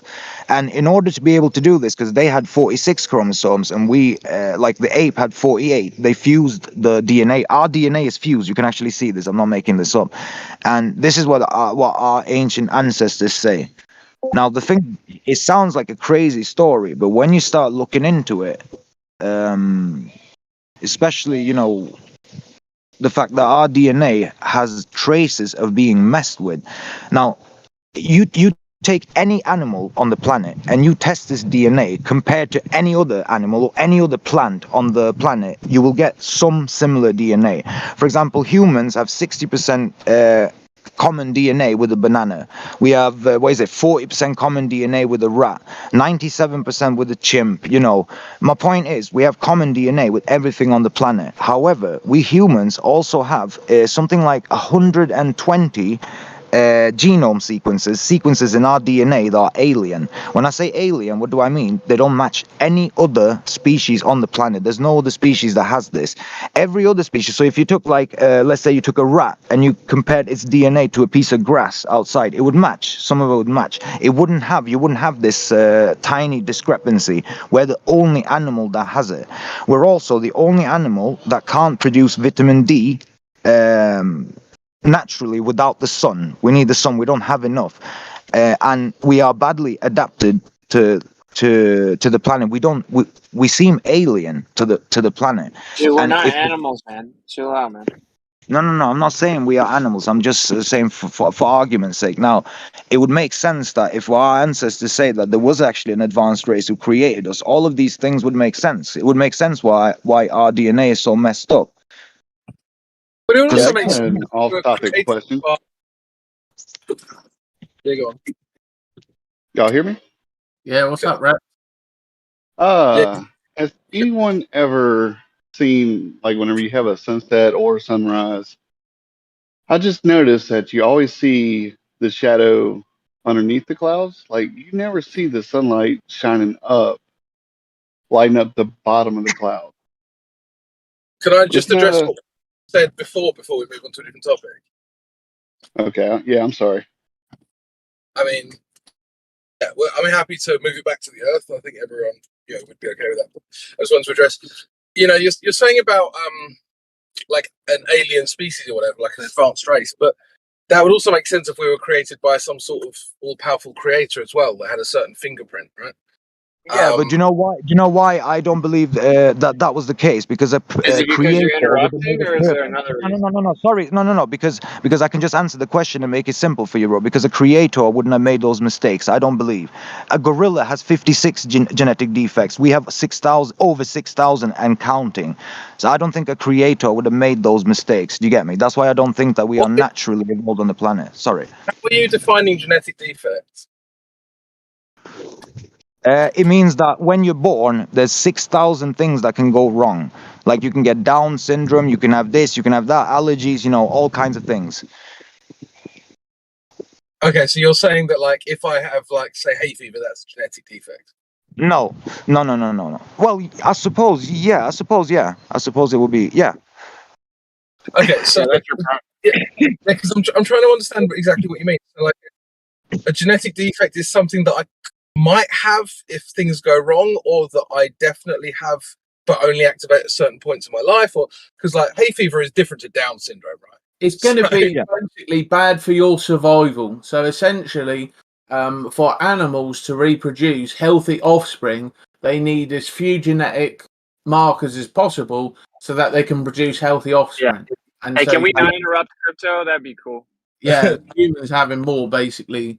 It's like the fifth time, dude. That's like the fifth time, dude. Yeah, it's all right. Don't worry, we're friends. The point I'm trying to make about genetic defects is that that's actually a very it's almost an ideological way of looking at it, because another way you could look at it is say, well, it was deliberately designed this way in order for bad combinations to be shed from the gene pool in order to then create a stronger variant generation by generation. So you call it genetic defect. That doesn't seem to happen, Crypto. That doesn't seem to happen. Our genetics, our genome actually seems to be degrading. Bro. Look, it's all love, but can you just let him finish his point, please? Yeah. So imagine if you didn't go through this process, right? And you're passing on bad combinations of genetics, and those genetics and then compounding generationally. Do you think that would be better or worse for the gene pool? Well, I know what you mean, but the thing is, like I said, sorry by the way I interrupted. It was just that our genome actually seems to be degrading. It doesn't actually seem to be getting not getting better. It's getting worse. We seem to actually have been better in the past. Now, when I say genetic defects, these are 6,000 genetic traits that you can have when you're born that can cause you problem for survival. And it doesn't necessarily have to be something as serious as Down syndrome. It could be something like you said, hay fever, and it doesn't even have to be something that's even 100% expressed. Is that you have that in your genome and it could express itself later on in your life, or it expresses itself already at birth. That's what a genetic defect is. You know, if you want me to be specific. So But I I wanted to agree. Sorry. Sorry, I think you finished. I No, wanted go to something specifically. You said you say that our genetics tend to be getting worse than better, right? So first of all, that would need to be quantified. I don't exactly know how you've measured that or quantified that. But second of all, my argument wasn't really whether it's getting better or worse. It's whether it would be much worse if this process of, let's just say, I don't know, just call it a eugenic process. Everyone knows what that means. If this wasn't taking place, would things be much, much worse? Right. So that's really, it's not about are things getting worse or better. It's Yes, would it things would. be worse without this being put in place in Shall the I be first honest? Here's the sad thing, bro. Here's the sad thing. I hate to admit it, but the eugenics would actually better. It would make the gene pool a lot better. But the sad thing is that, something like giving benefits to people actually worsens the gene pool. And that's why I'm saying you want to quantify it.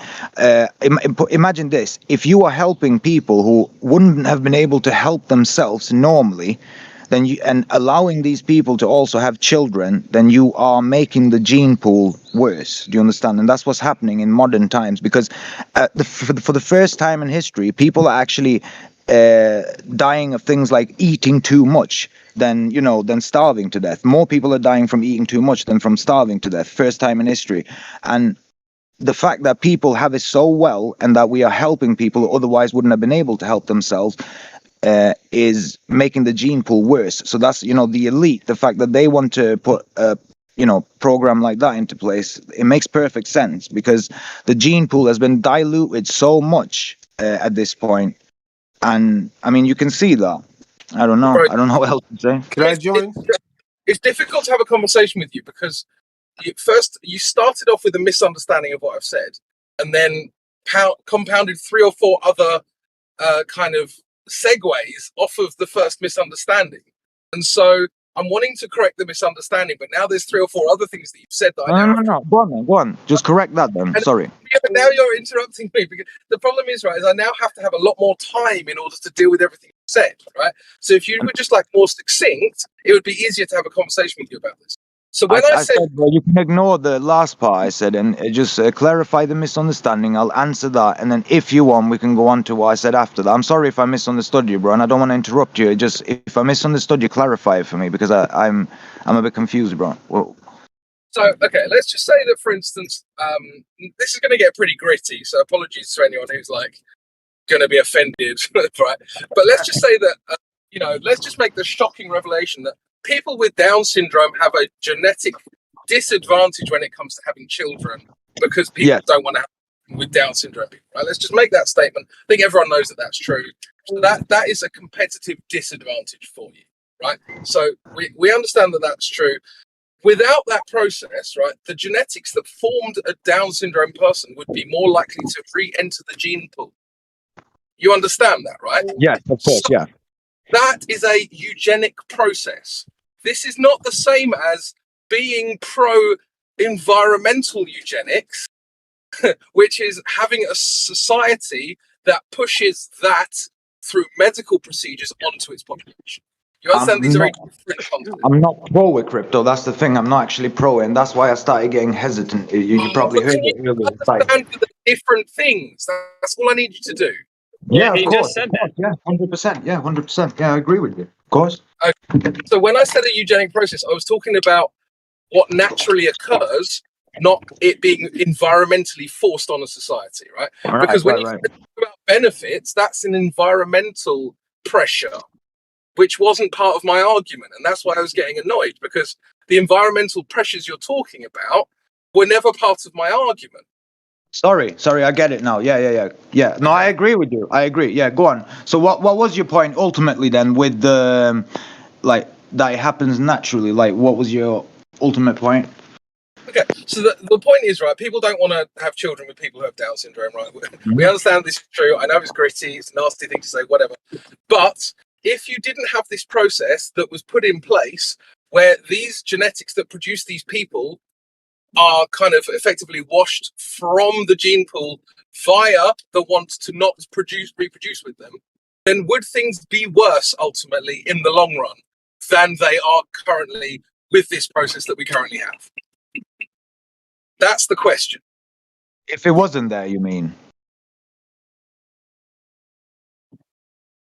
If this wasn't in place, like this whole natural process, if it wasn't in place, we'd be worse off. I mean, it's gritty to say, it's very, very gritty, but it's a good thing that it is in place, because the more people that, like, how can I say, I don't know how to say this without sounding really bad, but the more people you are allowing to survive that don't have viable genes, the harder you are making it for yourself and for your children to survive. Do you understand? Yeah, of course. Yeah, I agree with that. I agree. It's gritty. It's very gritty. This is the point I was trying to make originally, right? So when you say stuff like, oh yeah, we've got these 6,000 genetic defects and this is bad and it's getting worse. Well, I mean, you've only got two options with what to do with those things. You can either allow them to be part of the gene pool, and I'm talking about from the point of view of someone who's designing a system of generational reproduction, right? If you were like a god or an alien race or whatever, right? Because this is where the original conversation came from, was like the idea that we've got all this alien DNA or like whatever. Like if you had this like super intelligent being who was trying to design humans generationally, you would need to put some kind of system in place, whether it was natural or maybe environmental, where the genetics that were unfavorable for the survival of that species had a way to leave the gene pool. Well, they used to have a way in the past. They used to make people kill each other. War. That was a good way. Cull the population, and they still do it. And there's War is environmental. I'm talking about genetics, like. Right. Well, they did, didn't they? They didn't have to put anything in place because it was already in place. The strongest survive, the survival of the fittest. Do you get me? So, I mean, they didn't really have to. The system that I was talking about. Mm. Okay, so I don't know why you're struggling with what I'm saying, right? You've got a system put in place by a hyper-intelligent being. There has to be a way for the call them faulty genetics if you want. Let's just say that there's a bad combination and it leads to something that's not favorable for the individual or for the society. There has to be a way for those genetics to leave the gene pool, correct? Yeah. Fantastic. But then you classify it as genetic defects and say that we're getting worse. And that's what I'm saying, is that you might be misunderstanding the purpose of that. No. Do you know why I'm saying it's getting worse? No, bro, listen. Sorry, I'm a bit stoned. I didn't explain it. The reason why it's getting worse is because we have things like, for example, benefits. So you live in the UK, bro. You know what people here. Some people that's on benefits. Yeah, listen to me. And that's causing the natural process to be disrupted. Do you understand? That's why it's getting worse, because we're messing with the natural process. That's why I was saying it's gritty, and I didn't want to say it because it sounds bad, but that's the truth. We are messing with nature by allowing people who normally couldn't look after themselves to survive. That's the truth. It's bad, but that's why it is. And that's why I was saying it was getting worse. If it wasn't for that, it wouldn't. It would work. It would work perfectly. Nature works, man. I just quickly. Yeah, I mean that's an environmental premise. So I don't know what else to say about it. Sorry if someone else. Yeah, just 2 seconds. So like basically, just on Down syndrome, it's connected to the cleft palate, the cleft lip, and all that. The cleft palate and the cleft lip, I experienced not myself, but my son did. He had a very, very slight, and I had damage to my lip and my teeth in the same place. All I'm trying to say is basically as the humans progress, we get damaged, and then our offspring are a result of this. So, and I like what what you were saying is just like every century or generation, you're just trying to eliminate the bad and try and improve it. But yes, the defects that we're getting are if someone cuts your hand, and you lose half your hand, would your child be born with a full hand? So I think it is natural in many ways. It's just chance. Yeah, of course it is. But I mean, also you have to say that at the top end, like athletes are getting faster and stronger. The most intelligent people are more intelligent as a group than they were before. Like these things are all. It's like you're taking a certain subsection, like of the say, however you define it, the worst 5%. Who have got like the very worst genetic defects, and then just like ignoring the rest. No, Right? no, no. I'm So just saying on average. Yeah, obviously I'm generalizing. I'm saying on average. No, you're right there. Of course, we are getting better. On the top end, we're getting better. But on average, Yeah. we're getting worse because the bottom end is growing. Do you understand? That was my point. You're right though. You can't generalize if you want to go into details, but I was just talking generally. Hey, you ever see those articles about like people don't want to work anymore? Right. And there's like a history of those articles going all the way back to like the 1700s. Like saying that people just don't want to work anymore. People, you know what I mean? And like it goes all the way back. People complaining about how people don't want to work anymore. And I just thought that was kind of interesting because it's a point people make. You know what I mean? Oh, people don't want to work anymore. It depends.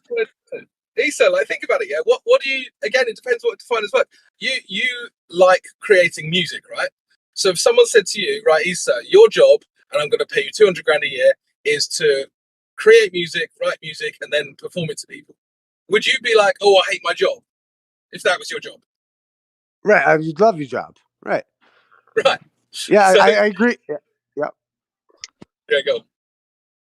No, I agree with you. I just actually the point I was going to make, just why I have the mic is because the gentleman was getting in about how like the whole because I look at all that Anunnaki shit as like a Zachariah and Sitchin CIA op. Jay. You know what I mean? So like and you got to remember like why were the Anunnaki getting mankind to mine gold for them?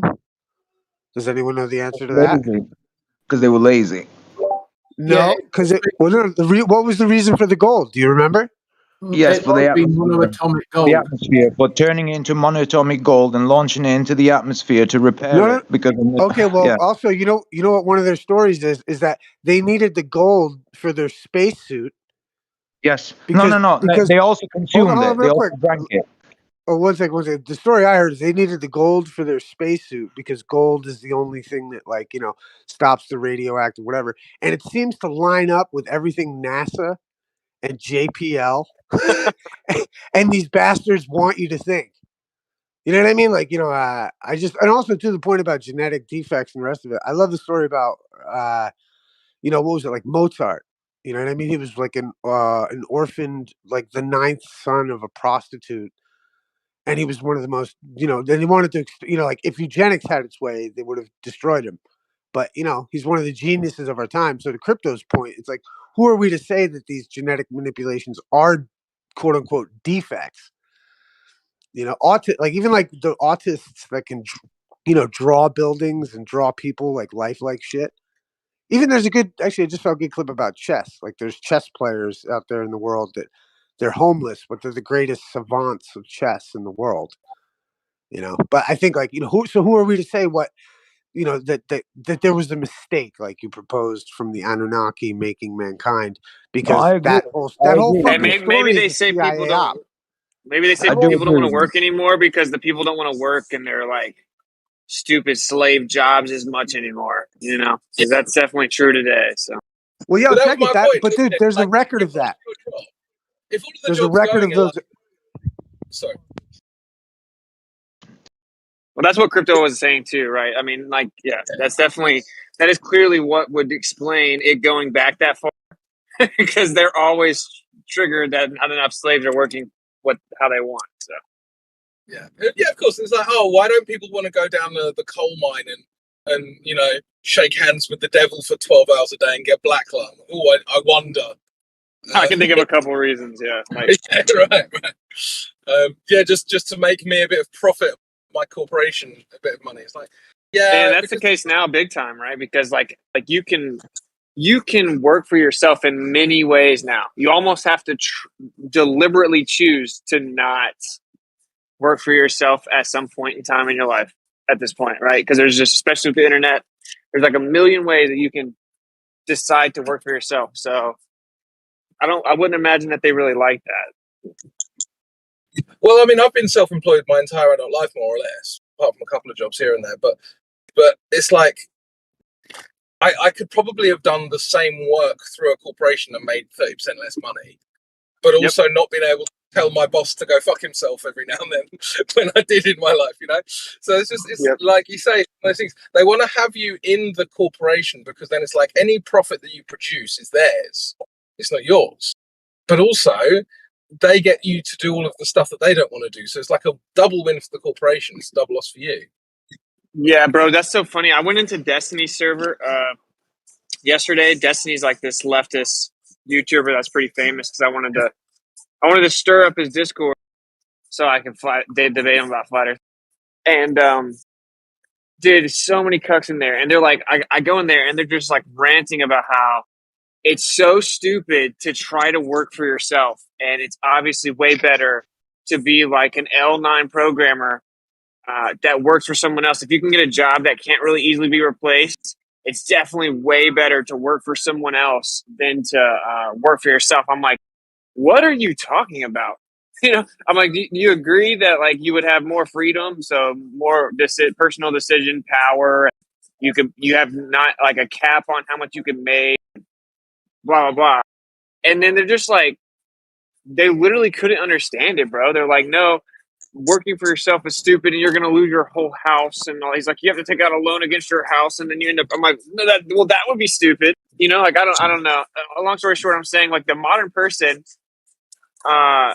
actually doesn't seem to understand the opportunities we have. So it's like a mixed bag. I don't know how I feel about it overall. You know what I mean? Well, do you know what the best rebuttal to that whole position is? Is saying to them, well, the guy who employs you, does he work for someone else? Yeah, well, this dude, one of their arguments, crypto, is also stupid, bro. Right? Like he's like, oh yeah, you have fun with that. He's like, this is coming from some dude on Discord doesn't do it. I'm like, yeah, I do it though. I've done it like since I was 22. I refuse to work for anyone else, and I'm like, yeah, it has struggle, takes like risks. I've actually like sacrificed money for like morals at this point, right, with flat Earth. But I'm like, no, but it is worth it if you just put in the effort. He's like, well, you're dependent upon the market. I'm like, oh, the company you work for is not. It's like everything that they say is so stupid. Yeah, it's wild, bro. Also, even when you're talking about, say, like a market edge or whatever, let's just say that the market you're in, they've got a 10% profit margin. They can only afford to pay you to work for them if they're fulfilling that 10% profit margin that you could more or less get on your own if you were self-employed. And if that edge or margin stops existing, guess what also stops existing? Your job. So it's not as if you just get paid regardless of if the company's profitable or not. And obviously there are like, some companies can be like loss-making for 5 years before they become profitable. I get that there's like a long-term, there's a time value aspect to this. I understand that. But it's like they don't seem to understand that the company's not going to pay you unless it's making money. And if you can make money without them, then of course you should do that instead. Yes, yeah, absolutely. Like even if you sacrifice time, that's what I'm saying. Like they're like talking about everything I said just stupid. It's obviously just a bunch of like leftist cuck slaves. But anyway, frankly, but all I'm saying is I'm like, okay, so yeah, it's definitely not easy to start a business. But he's like, you have to lose everything. I'm like, well, no, actually, it's 2023. You don't have to do that. I'm like, you can test out the market before you start your business. Like nowadays, you can do something like in the e-commerce round, and you can test out the market response before even having the products. Half the time, you don't even need the product. I'm just like, there's all kinds of ways you could actually see if your business will be successful before you drop tons of money in it as a dry run, right? To get an idea, so that limits your risk at least. But I'm like, So yeah, the the thing risk is, though, is how it you get the free. you've decided it's a good thing. So you invest a few $1 million in equipment, manufacturing equipment, textile, whatever you're making, and then you hire all these employees, and your ship fails. Who's left holding the bag, and who gets to go get a different job? Well, you should have made a better decision. So Yeah, but it invest millions. happens all the time, though. I mean, there are Okay. differences, there are Well, you're advantages talking and about putting it all in disadvantages. red, So though, aren't you? it's not black and white, is what I'm You're saying. walking into a casino and putting it all on red. Yeah, so what you're saying effectively, Left Lane, is if you make a bad decision, i.e. investing millions in an untested business, then it could go all wrong, which of course is true. So, but how does Not that apply to what untested. Witsit was saying? Tested, untested, anything can happen. I know lots of people. I know a couple of good friends of mine that went into textiles, and they both went belly up. But I mean, they struggled for like 10 or 15 years, tried to make ends meet, and finally Right, the well, NAFTA agreement came in. Yeah, NAFTA being an popped OG in, comes with risks, shut them man. down. Yeah. Okay, well. and do you have any friends who went into business and made loads of money? Do I? Do you have any friends who went into business and made loads of money? Oh yeah, I'm making pretty good money. Well, there we are then. I'm sorry that of the sample you gave us, you only chose to tell us about the two that struggled. Well, here's the thing about what I'm doing, crypto. What I'm doing in particular, 80% of the people that go into what I'm doing fail. Okay. Well, What do you do? So then what? Truck So driver, got a couple then of they trucks.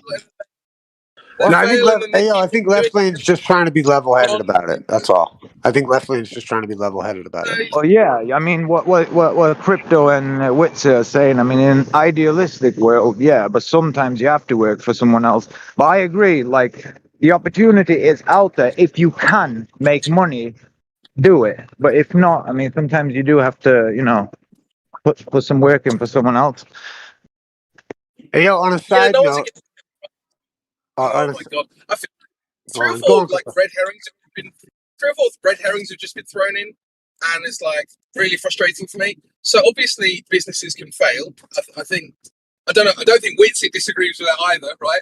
But what we were talking about was specifically if that business that you're in is profitable, then it's probably also profitable as an individual. Okay. Now this is how these things work. If you're in an industry that's failing, you're not going to have a job whether you work for someone else or whether you have the business yourself, because the industry is shrinking, right? So it's going to be a bad decision to a shrinking industry. Anyway, we all know this. So the second thing to Left Lane's point about the 80-20, yeah, sure. So 80% of people fail, but they don't stay in that industry if they're failing at it, do they? They get out, they start a different business. Then that one fails, they get out and start a third business. They keep going until they find something that makes money, and then they're good forever. And that successful business, even going through that process of failing, and then eventually succeeding, will make them far more money than if they were working for someone else the whole time. And that's Exactly. Provable. And you'll have more freedom in the long run. And honestly, the failure is what makes you succeed in the future. So it's like I think that people. I mean, I've experienced this, so I know that this is what it always happens. Is people that don't necessarily do it. I'm not talking trash to you, Left Lane. I'm just saying, like yesterday when I was talking to them, that's what it was, right? I'm like, have any of you guys ever done anything like that, like start a business? Because, for example, I mean, I've had some businesses that aren't luxurious by any stretch, right? I like ran a detail business back in the day.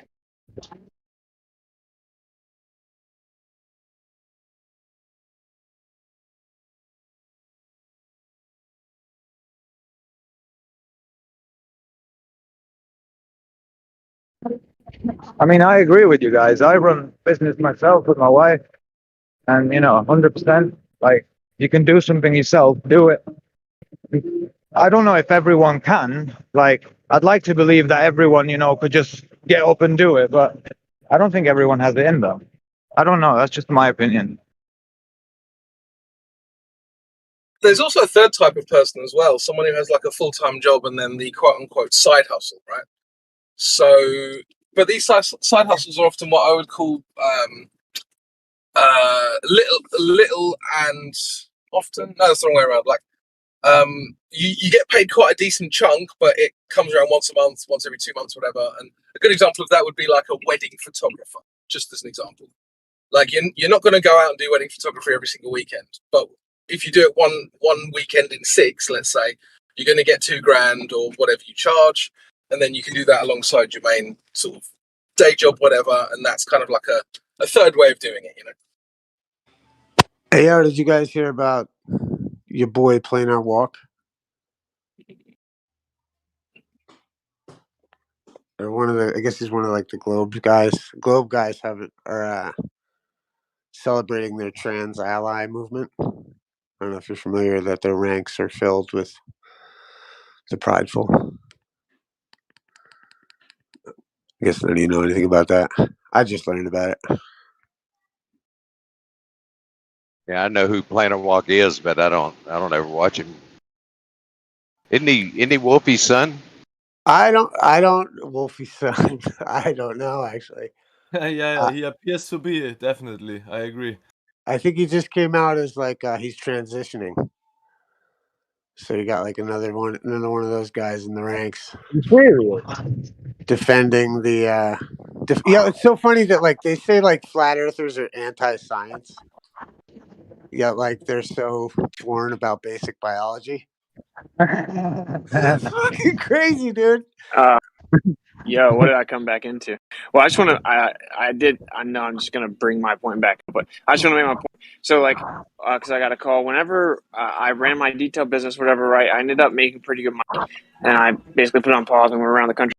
All that to say, we may move to Florida, right, and that's a great place to detail cars. And I may just start up another detail business and just have someone else run it, where I can actually train someone to run it. I know every single part of it, right? I know all the pros and cons, all the upsells. I know the best format to pay them, the best infrastructure, all that, right? Like commission, incentivizing the people to upsell them, blah blah blah.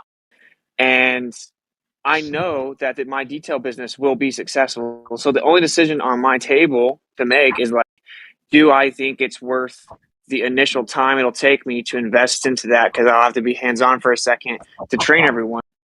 Yo, what's it? I just thought of your commercial, dude, and you could have it like, so it'd be like flat earth details because the devil's in the details, right? And then you got to be like, are you looking for all the dirty secrets that are inside of your car, all the, like you're going through and like show like how you clean out, how you clean house from a rotten system that needs to be overhauled from the core. Dude. Yeah, they'll be lining up, man. No, but make it all flat earth. You know what I mean? Like make it all like, just theme it. And dude, you could franchise it. Flat earth details. You know what I mean, dude? Before you, bro, I'm telling you that would actually be fucking hilarious. Yeah. But I think real fast, you see the bigger point I'm making, which is the only way I know I have that ability right now to know in my mind, like if I decide to put this much money aside and this much time into it, that I know it will be successful, is because I've already like had parts of it fail in the past. So I know what you do, right? I know what people do wrong. So like do you think about how much freedom like that I have because I went through the struggle to learn, go through the up and downs of a previous business. So this is what people don't understand. It's like, they're like, oh, it's risky. It's going to suck. I could lose it. Yeah. But they're like, oh, I could go in there. It's going to take years or whatever. Or you can work forever and never get the freedom. So I don't understand. I've never understood that mentality. But anyway, I guess you guys get it. Well, here's a good example right now. So I'm currently, it's Monday afternoon. It's 4:30 in the UK. I'm currently doing whatever the fuck I want because I don't work for someone, right? Most people who have got like a 9 to 5 who work in London or whatever, they'd be 2/3 of the way through their work. They sat at a desk, probably having their boss yelling at them. So, what am I losing exactly by being self-employed? I mean, I have a better income than I would do if I was employed in the thing I'm actually qualified to do, right? I actually earn more doing this now, and also I'm just doing whatever the fuck I want on a Monday afternoon. So I don't really know what I've lost. What have I lost? Yeah, You're exactly, capable bro. of doing that, crypto. You're capable. You get me? You're capable of doing that. What about someone who isn't capable? Well, Like I'm doing. most people I'm like up for a walk. ballers.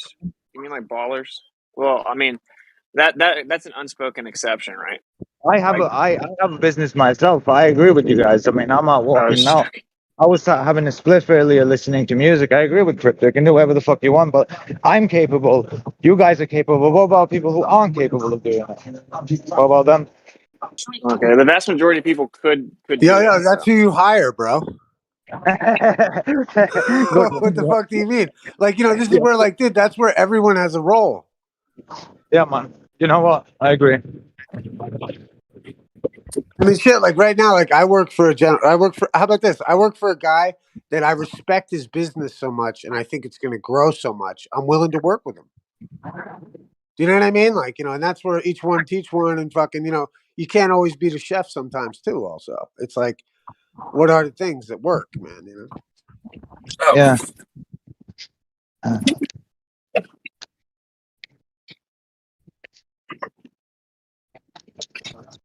But I agree. It's like entrepreneurship is the way. That's the American way too. Fucking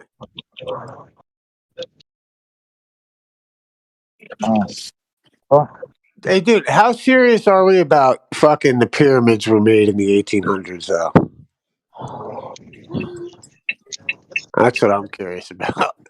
Do you guys think that shit was made in the 1800s or what? I don't know, but I think a lot of Egypt was made recently. So. Because I think all that fucking Zachariah Sitchin, Anunnaki bullshit is like all, and even dude, even like the fucking Dead Sea Scrolls, all that shit is like CIA space op, Project Bluebeam from fucking planting seeds and shit, dude. Yeah, I mean, you can see them building the stuff in Egypt. Thank you. In recent times, like there's documentation of it, like them putting like the pharaoh's heads and stuff on each other. Yeah. You know what? Actually, we should do though. We should show in-group preference and like start businesses with true earthers. That's why I like really clinged on that for a second because it's like, yeah, like think about the most powerful groups. The most powerful groups, they have very strong in-group preference, right? I think everyone knows what I'm talking about. So there's a notorious there's a notorious group of people that are very successful and they have like extreme in-group preference.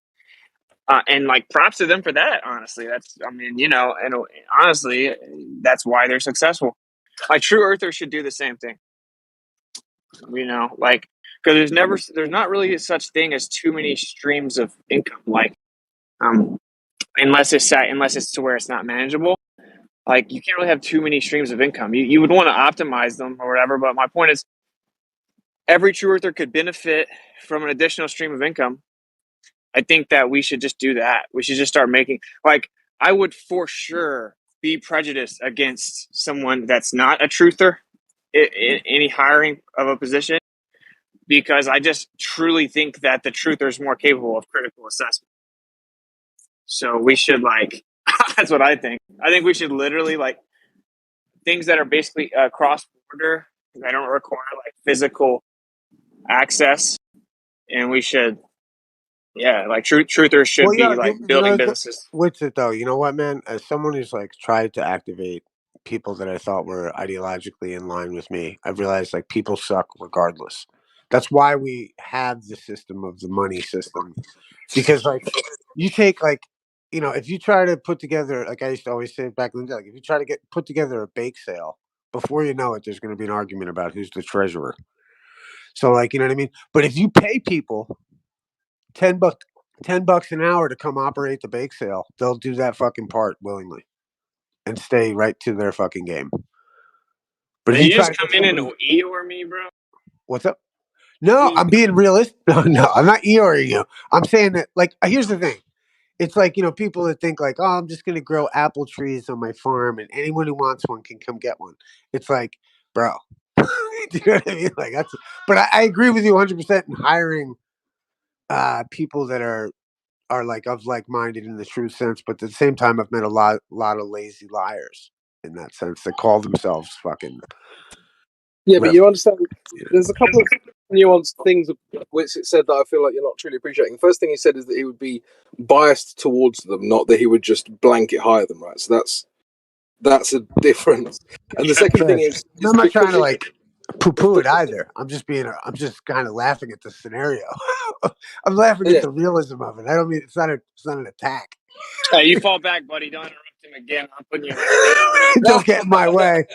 Don't get in my way. Don't piss on It's my to do with parade. discernment Don't as well, piss on isn't my it? parade. The point he was making was about discernment, and I completely agree with it. It's like if you're hiring someone based on their ability to discern something quite blanket, well, especially depending on the business that you're in, right? So if you've got a business that's based on trying to extract value from a market, just as an example, however you want to choose to interpret that, then being able to see through comfortable lies would be a huge valuable asset for that business. Yes. Yeah, I wanted and to also add. I think you optimize It's also like, and I just outcome of integrity. Like, don't get it twisted though. A lot of truthers don't have integrity, but what I'm saying is they're more likely to, statistically speaking, they're more likely to have a worldview that intrinsically acknowledges moral accountability. Like, frankly, I would hire someone that believes in any version of God that they do, or a creator, than someone who is an atheist moral relativist. Because, yeah, I mean that's just my opinion, right? All I'm saying is we should network together. Obviously, I wouldn't work with, like, let's just say it, like, I wouldn't hire Oakley. I'm not going in some business adventure with Mr. How Do My Balls Take. But like there are truthers that are cool, right? So we should do that, as opposed to when I start this business, am I gonna pay some people that are not truthers, some people that would be in here like making fun of flat earthers or whatever. I'm just saying we should network together and use the stuff that's used against us for good.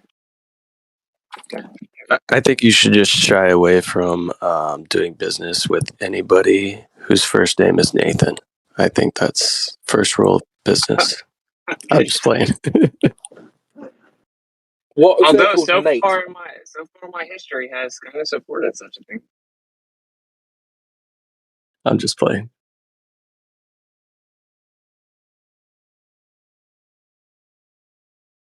I guess you guys don't like the idea. Like, and I don't even know, I'm not even making a specific suggestion or something like plan of action. I just think, yeah, it's where, like, Dave Weiss and I were talking about this, right? So Dave Weiss and I agree on this. It's like any future business venture that we do, we're going to prioritize a true earther. So, Yep. When you come to Florida, if you come in my area, I'm a realtor. nice. Help me get a house with some land. Yeah, we don't really have much land where I live, unfortunately, but there's other areas not too far from me. But yeah, I think it's a great idea. We should network together. I mean, that makes complete sense. Yeah, I would think so. I would certainly. What part of Florida Like, we're are you guys doing thinking about? North Central. So I don't really know. I do really like Tampa area as well. Yeah, we I like beaches. Yeah, we don't want to be right on the ocean, but we want to be like a quick little drive there. Right. So we're doing this with Audit NASA as well. I think that one thing is like we have a cheat code, basically a book of cheat codes, because it's what's used to oppress us. So just take pages out of their book, but do it with integrity. Meaning, like with Audit NASA, we have clearance levels that we're integrating, just like the military or the government, right? We have clearance levels that minimalizes any effects that like a quote unquote mole could have, right? Because it's going to happen for sure. Well, they don't know much. What can they do? That's why the government does it as well. If they have someone go rogue, it's like they can only do so much damage, right? And then we're compartmentalizing everything through that clearance. And we're also going to have fronts and whatnot. Like, and so this is going to ensure success of Audit NASA because we're using the same format they've used to trick us. And I think we could even do the same thing business wise. I mean, that's just my, like, clearly in-group business preference has benefited particular groups of people for a long period of time. So it's whatever. I mean, this is more of like a meta kind of, I guess people could say, dream state, but whatever.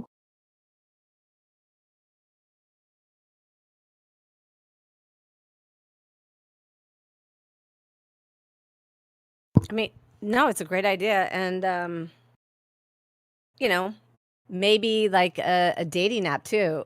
I started like a Taurus singles group on Facebook, and I had a friend that actually met someone, got married, and they're having a baby now. But you know, for flat Earth, it would be. I mean, I'm sure there's already some out there. There is a flat Earth dating app. Yeah, it's called No way. No way. No FE way. Singles or something. I shouldn't even say it almost because like the degenerates will flood it. Yeah, I know. I was just thinking that when he said that. Yeah, but it does exist. I have the app. I think it's kind of hard to build something like that with such a niche market, especially when it's so saturated with dudes. So you got like 5 girls and 100 dudes. It's just that's not going to work. That's a good point. But I mean, Yeah. at least for it to be some there, you know, for an option for people or something, because you know, I mean, I wouldn't join it because I require. I mean, I want something a little bit different, but I think it would be a great thing for people. Well, this is what I think. Frankly, though, I think that like a strong man would be able to wake up a woman that's in love with him. For sure. Yeah. 100%. 100%. Being a woman and, you know, like I just had an experience of somebody that he said he was FE in the beginning, like 3 years ago.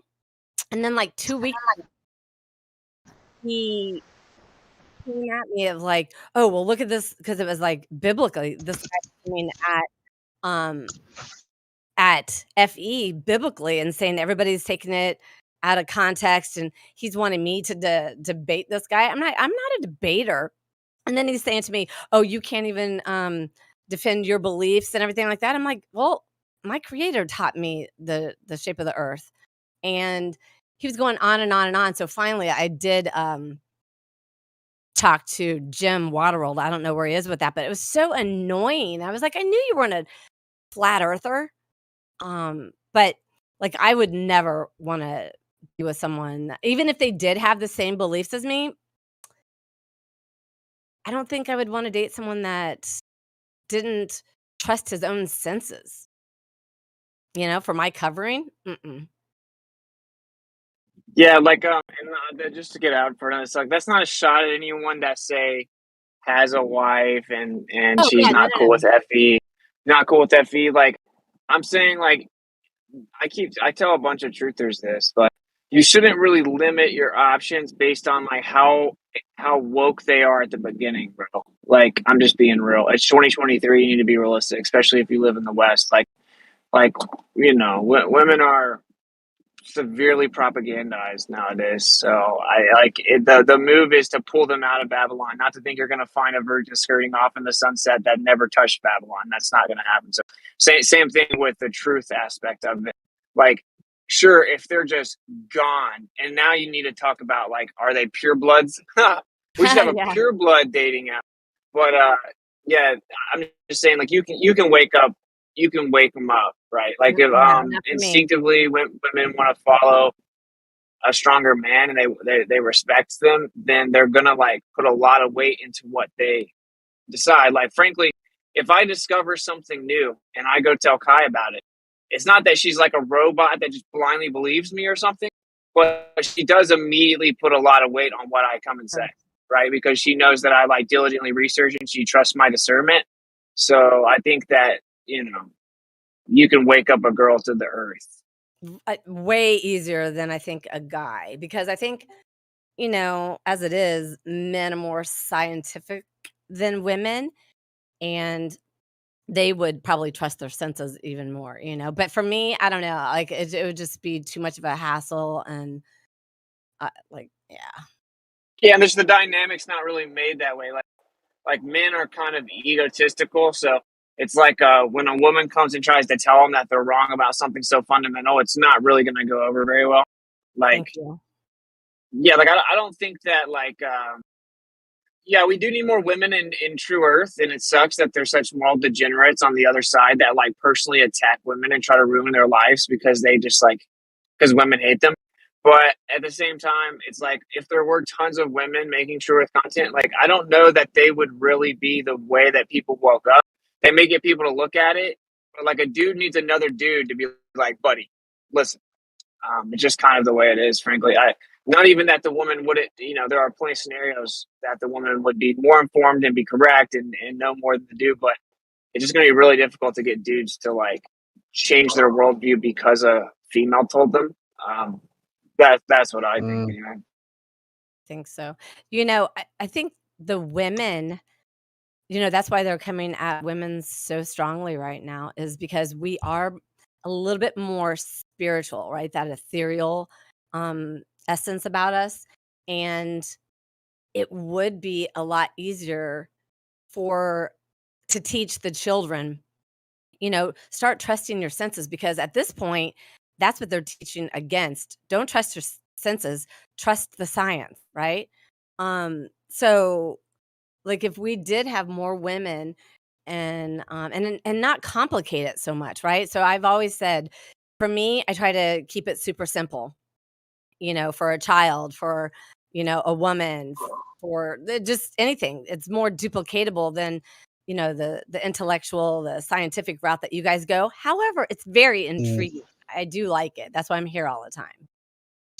Yeah, I did notice that in the other group that they are more political left leaning. And the moment any woman comes into those servers, those globe servers, they're subverted. And it's just this manipulation and spell casting on them straight away. I called them out. I said, cut that out. I know what you're doing. I'm not sure if anyone else noticed that.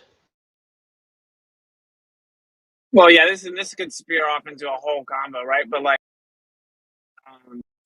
I will say, like, of course, you all know men and women are fundamentally different, and frankly, people twist this so grossly where it's like, oh, you think the men should have authority and stuff, and it's like, yeah, but it comes with like way more responsibility. It's a much more difficult position, frankly. So, like, the man has to be able to hear the woman, see if she's being reasonable, and if she's right and he's wrong, he has to have the integrity to admit it. But he's supposed to make final decisions and stuff. It's like a whole thing, right? Where like the modern world, certainly the left, just flipped it upside down. Like if really you just see a bunch of like I don't know, I don't want to be ugly, but the dudes are just really thirsty pretty much, and so they're like bowing to the female, and then the female, women are more emotional, so like you get a lot more virtue signaling with women, and so that's why the left is so virtue signal heavy. Does that make sense? Like yeah, like the woman's gonna virtue signal, and then like the guys are gonna be like, if I agree with her virtue signaling, she's gonna like me, but she's not. Ironically, she's not gonna like you. She would rather the dude be like, no, you're wrong. So anyway, I'm ranting. That's a good rant. Yeah, there's nothing wrong. I don't see anything wrong with that. But if you're just trying to change people's direction for the negative, then it's not good. If it had a positive outcome, then things would be better off. But yo, Chad, I got a real life example with Blaze right here. Blaze checked me, and I didn't listen, but she was right about the Trinity. Or not the Trinity, but about Jesus God, basically. And so that's a perfect example of how like guys will get like egotistical and they'll be like, how dare you? Yeah, but I was just sad. But we did have another discussion in my car I think it was the way to the beach or something, about like women. We can be teachers, right? But we're not supposed to be like in the front of a church, in my opinion, and ahead of an assembly or anything like that. But I do think that women are like the teachers sometimes of the children, and have a broader spiritual, ethereal view sometimes, not like we're teachers, right? But on Monday nights, I do have a woman teacher, and there are some men in there. I think that we can glean something from everybody, regardless of their sex. Yeah, absolutely. Yo, this is what I was just thinking too, like, because you were talking about the census thing. It's like there's a book called Rules for Radicals, and it's about like basically projecting what you do onto other people and making them internalize it. And then it's like the way it just basically details the way that they can manipulate people. And one of the ways is if you get people to repeat like remedial, paradoxical phrases over and over and over, like just snap your fingers, like repeat it, repeat it, repeat it, repeat it. Once the people repeat the dumbed down paradox, like level is curved. Once they repeat it over and over and over and over, and then they believe that phrase that you repeated to them and made them remember, and it's a paradox, you immediately can control that person because they don't even have the ability to logically discern on their own. It's like this really deep aspect to the globe deception. If you get people to internalize short paradoxical phrases, then you can completely control them. Sure. Yeah. Yeah. Very, very interesting. Have you guys seen the new Mickey Willis video? It's like, I don't know, 50 minutes or something. It's Plan, and then it's Demic 3. It's not so much about the thing that just happened as much as how they're doing it. And it's like the United States is quickly becoming, socialism before communist. And it has a lot to do with what you just said right there. It's really, really Pandemic 3. Yeah, if you want, I'll send it to you guys behind the scenes. And then what Shane just posted, I think, I don't know, yesterday or whatever, June 4th, is really good. It's short right here, and it doesn't really have to do with the last 3 years or anything. But this guy sums it up because he's saying now that, we're canceling people, but this is what they wanted us to do in the first place because, these are shareholders. But what we're doing now, canceling demoralization. I guess we're at the demoralization stage, if I remember correctly. And what we're doing is we're not hurting the CEO of Bud Light or anything like that. We're hurting our neighbors that are driving, and the delivery people, and the people that work in the plant and all that kind of stuff. And it's like, dang, it's like right here. But what my point is, it's really good to share with our friends and family. My stepsister just watched it. Yeah. Unfortunately, she did get what everybody else did the last 3 years, but she's waking up, right? So she watched it and she says, "Oh my gosh, it's scary." What's happening? It's like if we don't have these conversations with our friends and family, we're all in trouble. I mean, it's eventually coming, but we got to get people to just really quickly.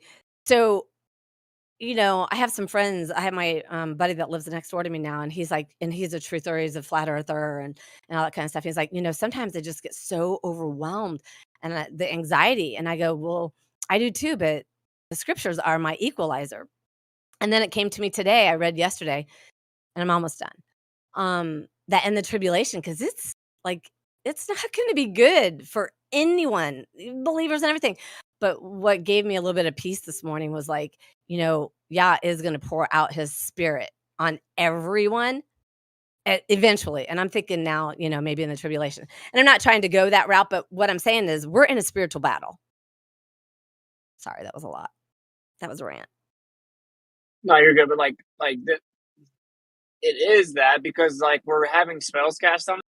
And I'm really fascinated by this rules for radical thing where it's basically just outlining Satanism effectively. It doesn't even say that, but that's what it is.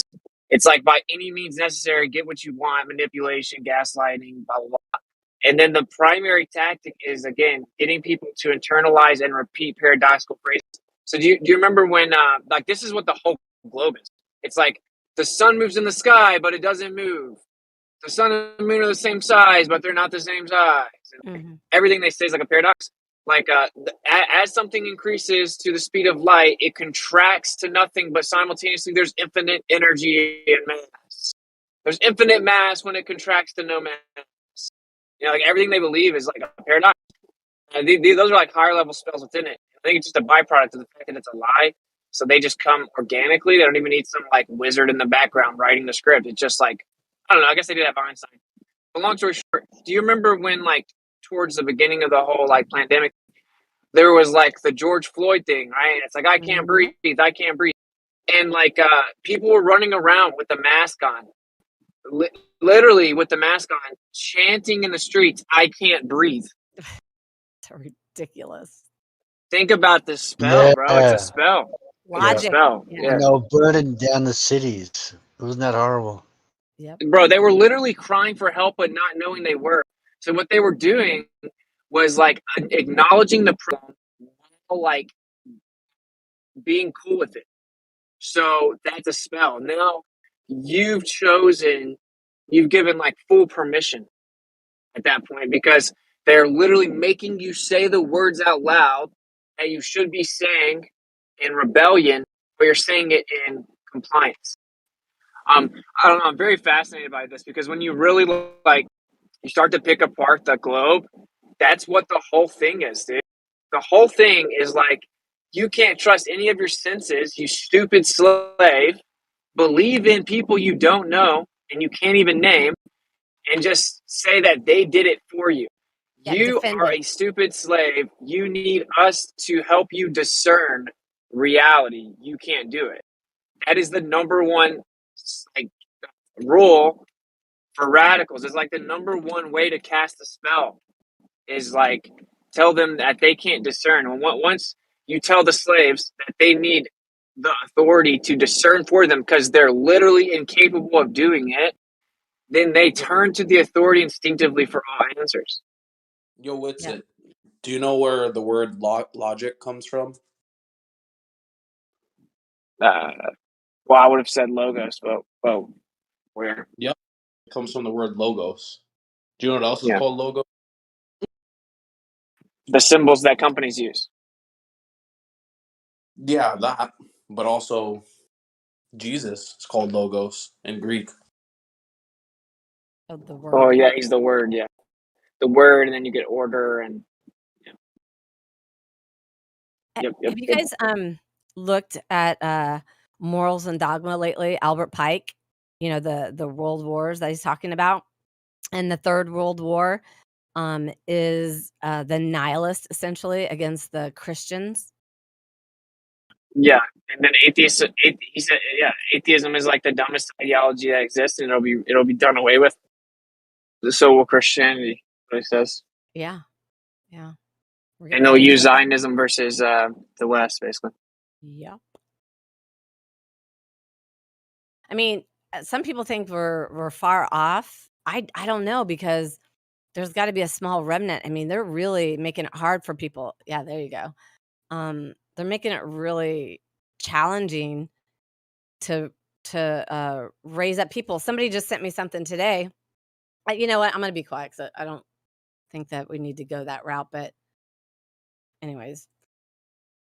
But think about how funny this is.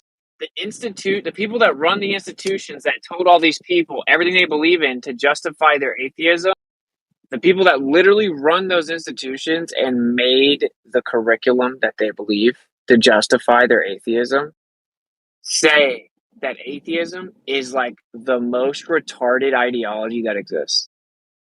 I mean, I believe it. Like they look at atheists as subhuman.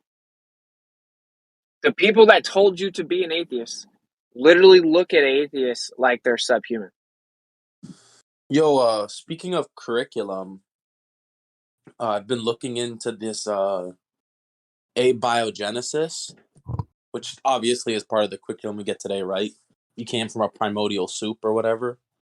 Did you know that abiogenesis is not come up with by Darwin, but was actually come up with by Greek philosophers, just like the heliocentric model 2,000 years ago?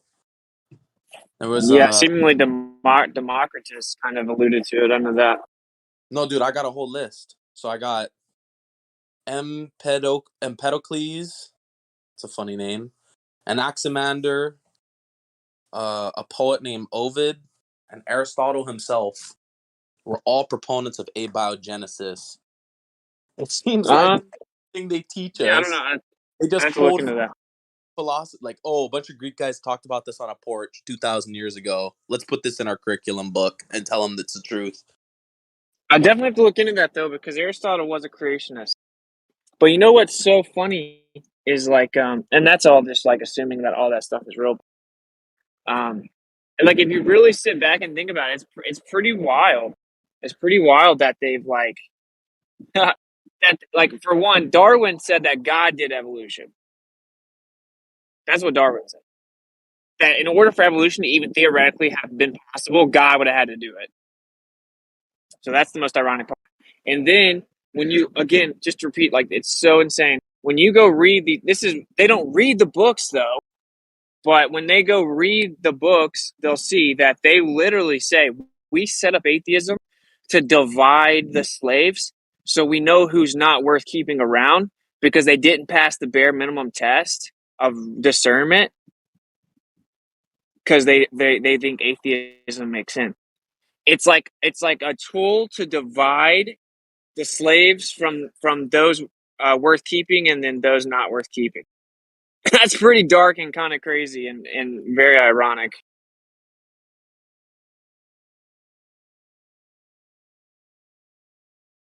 For sure. Yeah, there was some sort of thing where apparently they want to get the Chinese population down to like 250 million by 2029.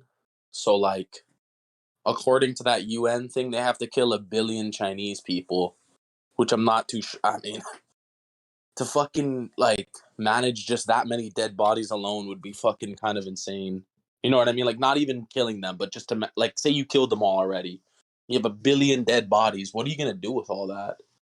And it just kind of makes me think they're all atheists in China. So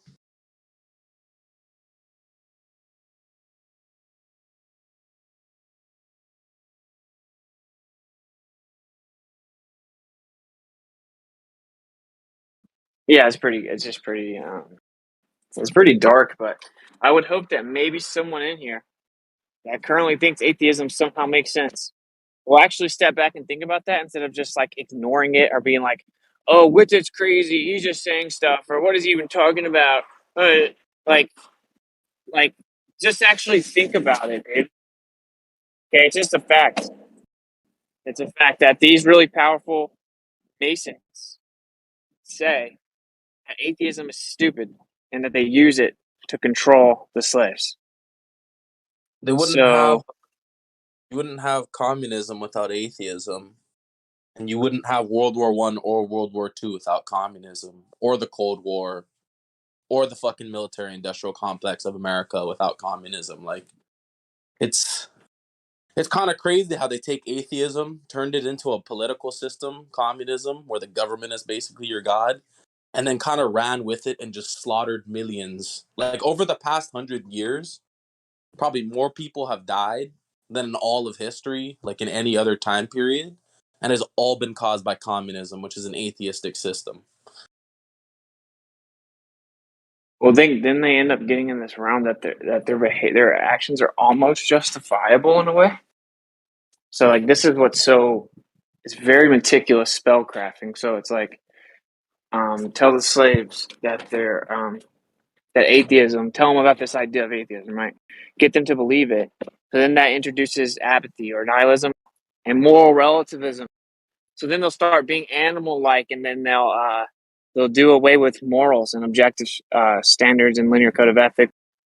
And once they do that, it's like you almost have justification to like reign over them because they can't reign over themselves. They're using the Because they children. have no standard. Yeah. But they're using the children, and they're using the children to, go against their parents. This whole climate change isn't helping, there's all this propaganda and them teaching the children in the public schools. Like, it's working, unfortunately. It's weird. If you have a bunch of animals, you have a bunch of people that act like animals, and they have no morals or like honor. They have no code, and they need to be ruled over. They can't be trusted to reign themselves. So, in the form of natural law, they find an avenue of justification to rule over you because they create a scenario where you couldn't rule yourself. Right. This is why You can't even rule over your own life. Yeah, this is why I say that, you know, I don't know how long we have, but my gosh, it can't be another generation or anything because, like, the children, look at where we are from even just 10 years ago. I mean, it's the children. That's the future. And look what we're dealing with. This is why I say that we can't be too far off.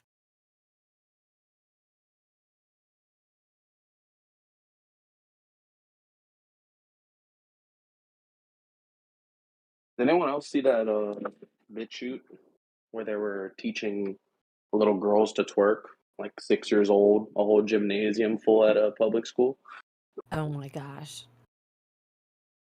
No, I don't want to see It it. was pretty bad, dude. I was like, holy shit. It's only like 3 minutes long, but it's a full on like whole ass like 400 student public school. But it's even in the music. I mean, it's in the music. I kissed a girl and I liked it. I mean, give me a break. I mean, come on. If the person's, let them choose. Obviously, we know what's going on here, the agenda. It's sad. What's sad is the parents don't see it. Well, not a lot. I mean, obviously some do. They don't know how to defend against it because they're so busy worrying about this, a bill or this or that, frivolity, using up their time unwisely. And I heard a story the other day, a father with 4 children, 3 girls and a boy, married happily for years. The daughter goes off to university, gets brainwashed with all this feminism crap and SJW nonsense, comes home and basically destroys the entire family, got the girls to lie about what he'd done and said that he'd abused them, got the mother to turn on him and just literally blew up the whole family. But luckily, the father went off, managed to recover. The son went off because they attacked him because he was a man, toxic masculinity, all that crap. So he was trying to kill himself almost, but he went on to university and they basically just gave the middle finger to them 4 and just told them to do one. But it was so sad, but they had no defense against it. They had no idea what was going on. So yeah, it was really sad to hear. You ever watch the KGB soldier in like the 80s? There's a video of him talking about how to bring down America, how it's already underway. Yeah. Basically, everything that you just said is what's his name? Alexander, I don't remember, man. I forgot his name now. Yes, but I know who he is. Yeah, it's all going down exactly how he said. Yuri Bezmenov. Bezmenov. Yuri Bezmenov. But there's also another guy that you got to look into. New Lies for Old, Golitsyn, Perestroika document. So this guy was a top KGB man. I don't know how high up, but very near the top. He defected in 1961. He explained basically what was going to happen, that Russia was playing the long game with the USSR and that the breakup was all fake, and it was done to get more members into NATO. And he knew. Are you on about Grigory? What's it called? Grigory Golitsyn. Yeah, it's called the Perestroika document. Yes. New Lies for Old. So look into that one as well. Yuri Bezmenov and that one. Grigory, what's it called? He's Grigory Golitsyn. Gregory Golitsyn. So yeah, he talked about the sexual revolution, the homosexual agenda in the 80s. I mean, we already had a little sexual revolution in the 60s with the hippies. That they wanted to frolic, not shave, and have orgies and smoke weed. But then it just got worse. I think it really started in the 60s, bro. Like, I don't mean to offend any hippie supporters in here, but it really started in the 60s, the downfall of America. right after World War II. They started promoting all that stuff.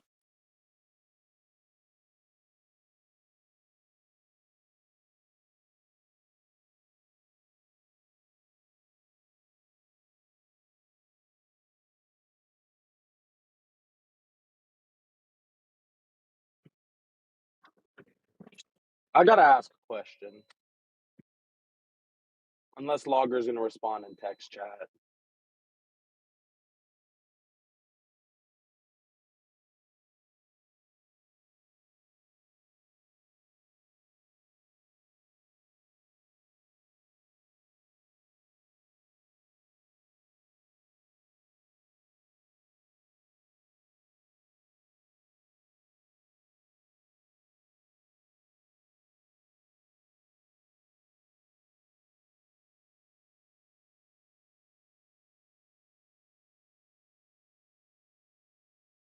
You can also tie this into the 45 goals from the Naked Communist, written in 1954, that made its way up into Congress. And if you read through that list, pretty much every single one of those has come to pass. Make art ugly and meaningless, promote homosexuality and promiscuity as natural, normal, and healthy, promote easy divorce.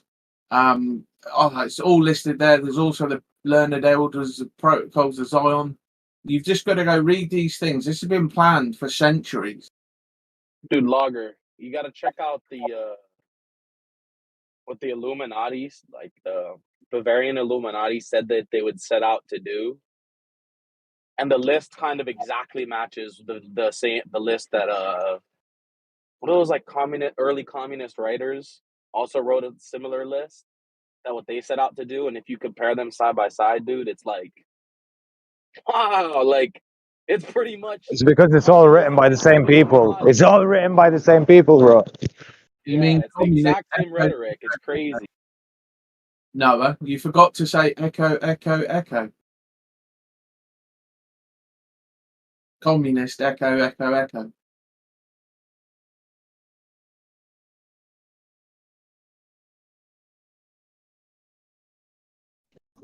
Are you a communist, Loggers? No, you don't understand. It's all right. No. Maybe I don't. Maybe I do. I don't know. I'll tell you one day in another chat. Yeah.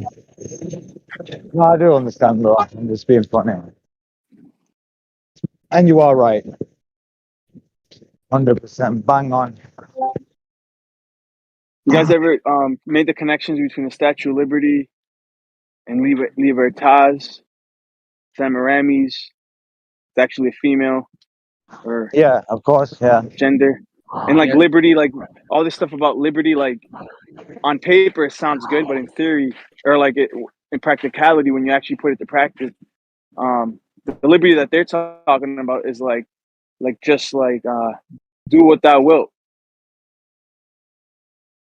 That kind of liberty, like just like anarchy, like just let anybody do whatever they want. Yeah, liberty from God's law. Go As long as murder and rape. yeah, as long as they're not hurting anybody, right? But that's what leads to the downfall of society. That's what leads ultimately to the degradation. Is the degradation of social norms, social constructs, these things that have propped up society and kept us strong, right? They want to do away with that to then impose their own laws, their own morals, which are basically there is no laws. That's what liberty to them is no laws. But it gets a little complicated because we still have laws, but the laws that like when you want to legalize all drugs, including like cocaine and heroin and mushrooms. Do what thou wilt should be the whole of the law, and the whole of the law is love. Law of Thelema. That's Aleister Crowley, that. That's a quote by Aleister Crowley.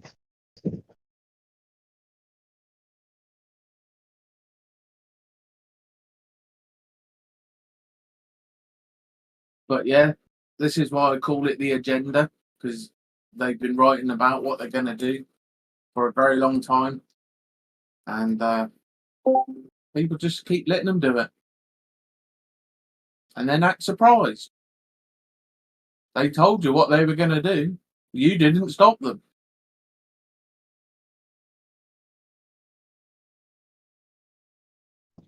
Yeah, that's the sad thing, isn't it? And they have to tell us what they're going to do as well, and it's blatant. It's blatantly obvious, but well, for some. Hidden in plain sight. Yeah.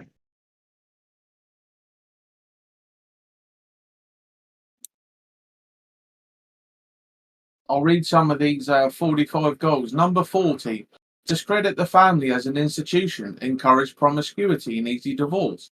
41, emphasize the need to raise children away from the negative influence of parents. Attribute prejudices, mental blocks, and retarding of children to suppress influence of parents. 42, create the impression that violence and insurrection are legitimate aspects of the American tradition, that students and special interest groups should rise up and use united force to solve economic, political, or social problems. Interesting, right? That's just communism. That's literally what they told people in fucking Eastern Europe, like what, 80 years ago. That's literal communism. Nothing else. Literally. The same type of shit they tried to tell my grandma before she escaped.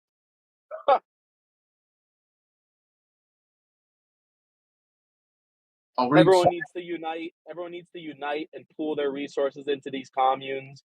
Dude, this is the exact same. It's the exact same fucking playbook. Just like 80 years later. They're just like, oh, okay, it didn't work. It worked on half the world. We're going to have to do it again in 80 years. And then people will forget and be too old to do anything. Have you noticed, too, that, like, before the 9/11 hoax, they stole a bunch of money from America and basically, like, showed that, like, all the candidates were part of the Skull and Bones, and they basically just fully exposed that our financial and political system are run by basically, like, occult fraternities. They let us wait 20 years, and then they revealed to us through all this frazzle drip and whatever the fuck that these same occult fraternities that run our shit rape and eat and kill children, and then they just did COVID, and then everyone forgot about that. And it's just like, it seems like they just kind of like revealed to us, like, hey, like, yeah, we're fucking you. We're gonna reveal to you a new way how we're gonna fuck you, and then we're just gonna put a big distraction, and everyone's gonna forget about it. Do you remember all that like pedophile exposed shit right before pandemic, and then all that shit disappeared, and it was just pandemic talk after that? They basically just put it in your face.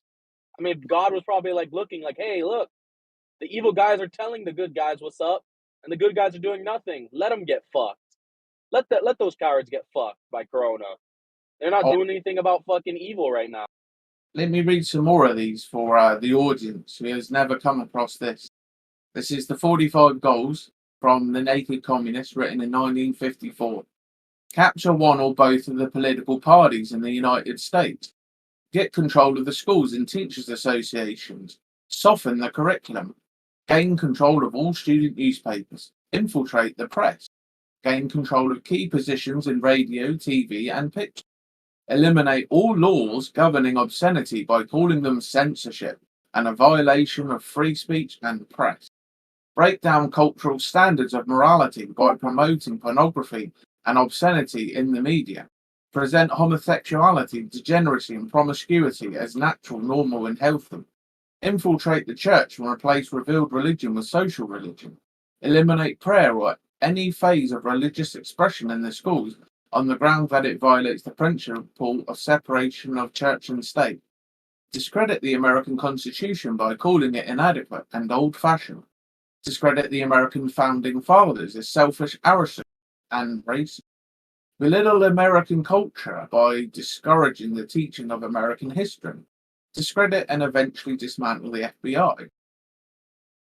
So, as people can see, it's everything's going according to plan.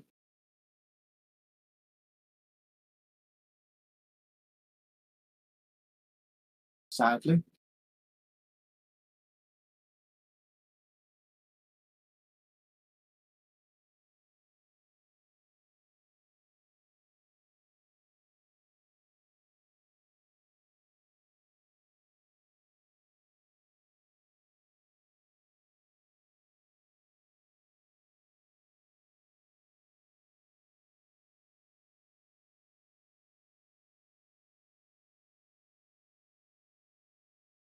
Does anyone know about those supposed high energy beams or whatever the fuck? Like there were like the forest fires or whatever. Does anybody know about that? I was coming across some pretty interesting information last night. No, sorry.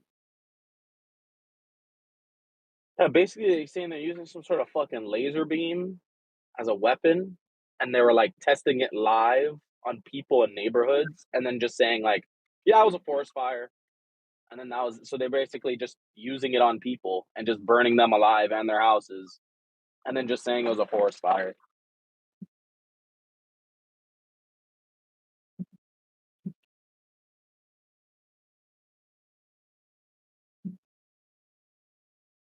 Apparently, they're wiping that shit off the internet though, because I've been following this one guy who's like pretty deep into it, all this kind of shit basically, and he had some old videos that he himself like saved that he was showing or whatever, and then he was talking about how it was like completely erased off the internet. And I do remember when those forest fires are happening, like there's all these memes going around about these like high energy weapons or whatever, some sort of like laser beam or some shit. Oh, you're on about direct energy weapons. Dude, yeah, that's the one, dudes. Direct energy. Yeah. Like, so you can't really find anything about it, but this guy was. I've seen this about the forest fires as well, and they were like trees that completely, like the trees weren't damaged at all, but then there were cars right next to the trees that completely exploded and burned up. And they were saying that they were like using energy weapons because obviously the tree isn't metallic, so an electromagnetic weapon wouldn't have any effect on it. It was something like that as well, I heard. Dutch Sense has some videos recently. One of his recent broadcasts, he has weather photography or weather footage, satellite photography of what looks like to be infrared, two levels of infrared catching these beams shooting down from the sky or space. What this one guy was saying was that they were fully using it, like going hot and using it on American citizens, and fucking people were spontaneously combusting and shit. And basically, they just killed everyone in the neighborhood by essentially frying the fuck out of the area. And then all they said was, "Oh yeah, it was a forest fire." I mean, I'm skeptical. I'm not like 100% sure it's going on, but I wouldn't doubt it. Some of the footage that Dutch Sense had was pretty revealing, though. Like at first, people were saying, "Oh, that's just that's an artifact, that's a glitch," but then like he proved that it wasn't.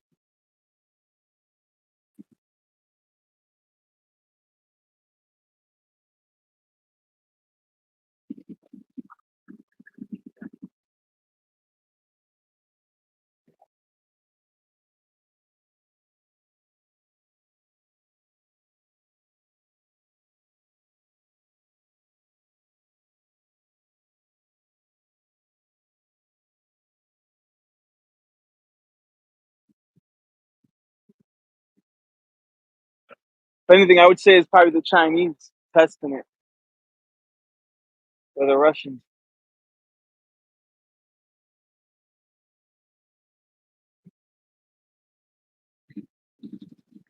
Yeah, I don't think so though. I don't know.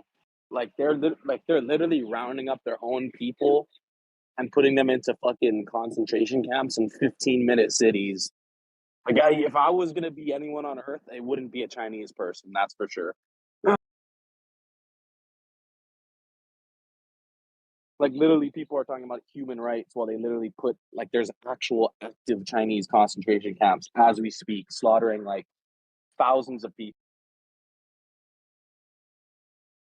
You know, literally need to fucking scan in on everything before you can go in anywhere when you're over there. You can't even. Like, it's fucking insane. Yeah, I'm aware they have organ harvesting operations going on. People in jail waiting to get their livers taken out, kidneys, whatever. That's what communism promotes, though. It's like basically it's a faithless, lifeless society. Just work, work. Yeah, Communism. That's what the whole social credit score. Real quick, I'm just gonna say this and I'll stop. That's the whole social credit score is. if you are below a certain threshold, they might as well just fucking kill you. That's what they're using it for. If you go below the third, they send you to these places, and basically you're just a human body awaiting execution for no reason. Yeah, I mean, communism is a state religion, isn't it? It's a statist religion.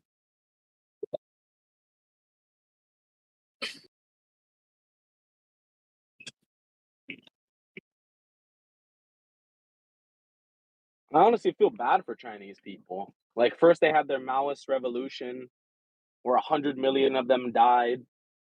Then they just keep getting ass fucked by all their leaders and getting slaughtered, and now apparently 1 billion of them have to die before 2029, and that's the reason they implemented the social credit score, to figure out which people they're going to decide gets to fucking live and die. So basically, if you choose to go along with the social credit system, you're basically choosing to go along with the system that will execute everyone else in the system that doesn't make as high a fucking points or whatever. It's a death point system, basically. It's fucking evil. It's like a death tally. Like, oh, yep, we know you're gonna die. We already have you signed off on the death fucking side.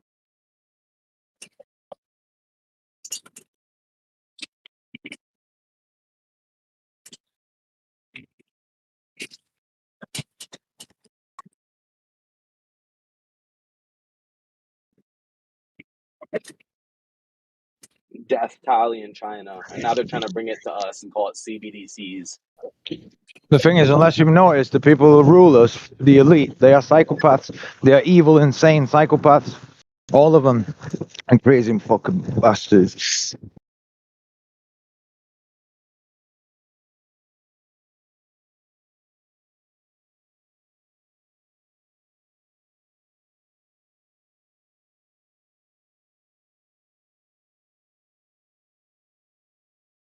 Yeah, Smike, I don't know where you live, bro. I think you said you lived in Manchester or something. I don't know if Manchester's like this, but London is just full of these weird people. And they hold these like positions of power where you think you know them in their personal life and you know that they're strange people, and then think, oh wow, that's your capacity as a I don't know, you're working in the government or something, and you think, I really hope that you're not making decisions that affect me, you know. And London's full of these strange people, and then but then when you leave London, those really odd people don't really. I mean, I know. every now and then, That's but you why I don't hate see London. you don't see them concentrated in these areas where there's like 50 of them agreeing and making decisions. I hate London, bro. That's one of the reasons why I hate London. Fucking, the people are weird, man. They are. I know what you mean. Yeah. No, well, I mean, I live in London, but it's like there are areas where that. Point proven. Well, yeah, exactly. Yeah. No, but there are areas of London where they're very normal, and then you go into parts, especially like central. If you go into central London, right? Go into central London on a Friday night where you meet a lot of the bankers, a lot of the lawyers, a lot of those kinds of people, and they've got a strange way about them, and you don't really realize it until you see them in a group. The soulless people. Right. It almost feels like they're soulless, and they are narcissistic and individualistic to a point that I thought was impossible. You know? Would you call them a group of odd fellows? Yeah, exactly.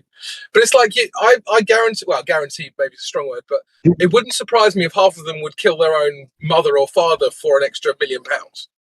100%. The thing is, Crypto, do you know why you struggle to understand it? You struggle to understand it because you have a heart, you have a conscience, you have a soul. These people don't. But yeah, I think it's like people who don't live in big metropolitan cities don't realize that those people exist. You know?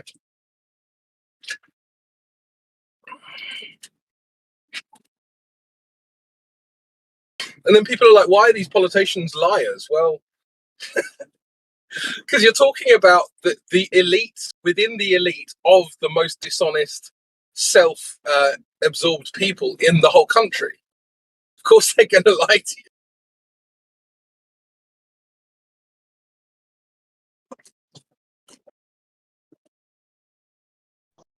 Because people have the misconception that their government or, the people who control them care about us. They don't give a shit about us. They could care less. They could kill, 5 billion of us. It wouldn't matter to them. Yeah. I think every now and then a politician comes in who actually does care, and they care a lot, and then they realise, I'm the only person who cares. And then he gets his head blown off in Dealey Plaza. Then you get your head blown off in Dealey Plaza. They become an ex-party member through by hook or by crook, right?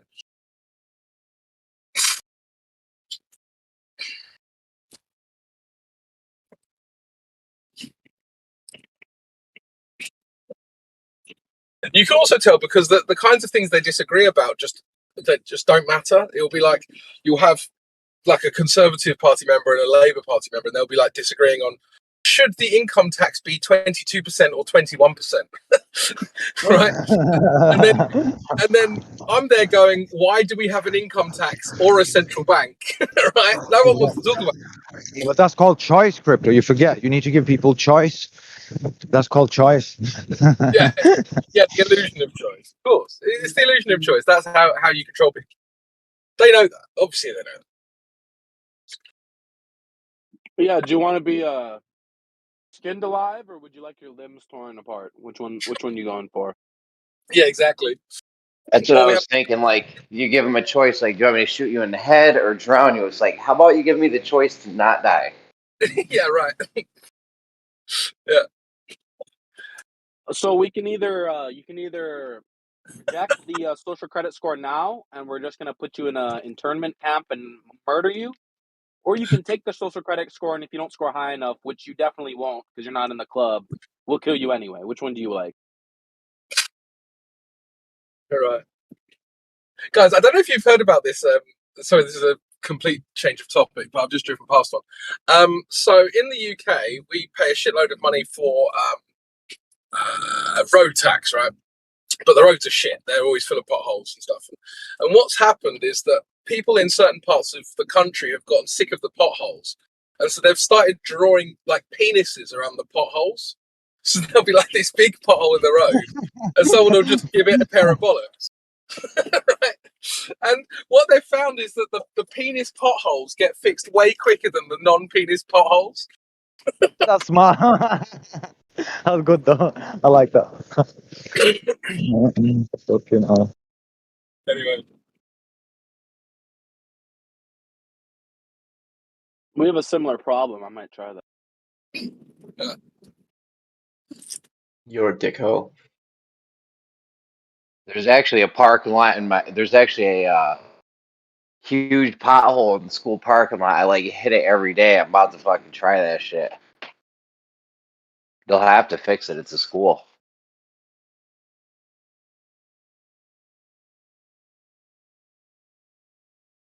Anyways, what's up, guys? How we doing today? Oh, having a lovely day on this fine, flat earth. It's very flat and very motionless today, I have to say.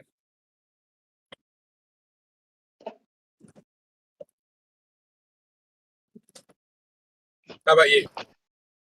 I'm good. We ain't spinning. I hear that. No wobbles detected.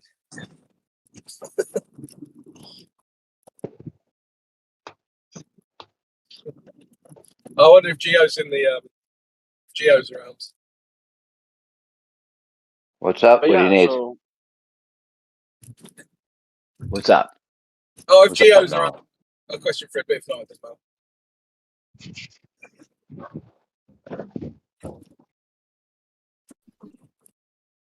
What's up, Noel? What do you got?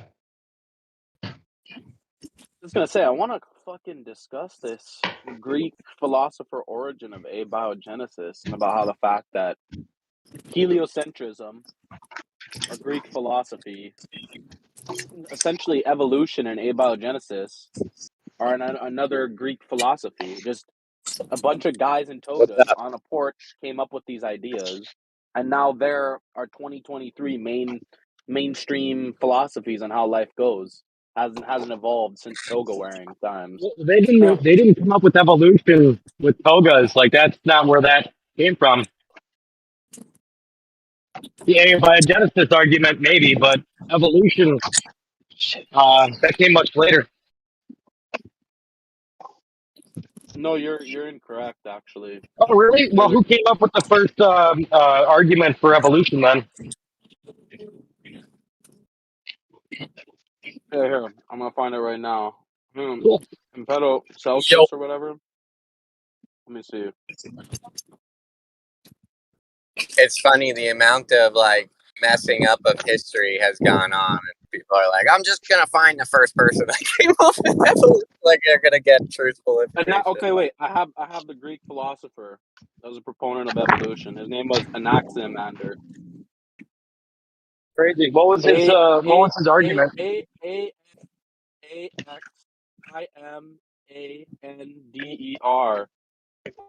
That animals that life came from the mixture of earth and water, and started out simple, and then became fish, and then fish came onto land and adapted to the land, and eventually became humans. Wait, that's his argument? Philosophy. That's Crazy. his philosophy. And he worded it that way? Like that same silly argument, like, wait, you're telling me this fish crawled out of the ocean and became a human?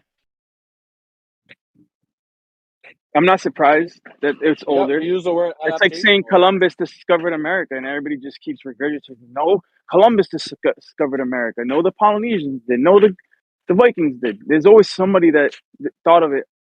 Probably even before that Greek philosopher, there's probably somebody that thought of it. It's just that Darwin is probably credited to have promoted it and popularized it, but it doesn't mean that he's the one that originally discovered it. That's a lot later in time, bro. Darwin was a couple hundred years ago. And Anaximander's philosophy on how life came from basically a primordial soup and adapted over time to come onto land from simple to complicated is actually documented, so you can go look it up.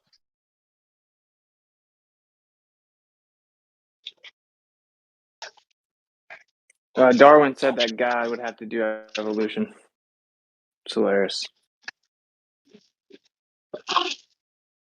I mean, just looking at it from a purely idea that Darwin was the very first person to try and explain a godless transition from nothing to humans would be very unlikely. And I'm not saying that therefore someone had therefore written the theory of evolution or whatever before, but the idea that no one had wondered that before is extremely unlikely. And so, like, a Greek philosopher saying something like that doesn't surprise me at all. I'm sure they talked about aliens too. I'm sure you could find somebody postulating something or a quandary or a question about just about anything as far back as human civilization went, just whether or not they continued to talk about it or stuffed out the logical reasonings to their final conclusion. That's to be debated. Sure, but wasn't that what the other guy said anyway? Was that like there was a guy who thought of Darwin's ideas before Darwin?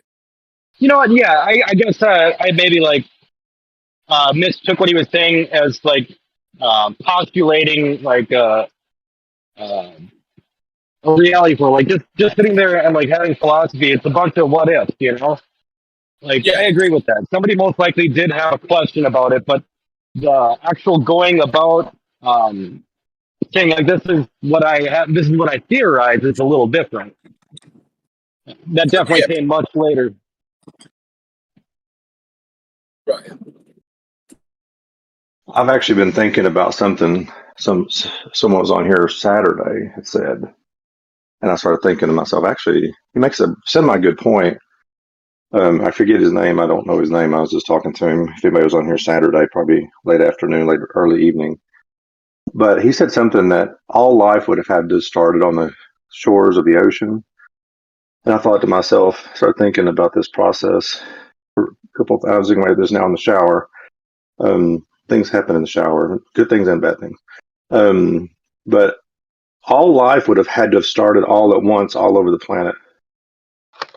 Think about that for a second, even in evolution, because if it only happened in one pond somewhere, that reduces the odds of survivability, right?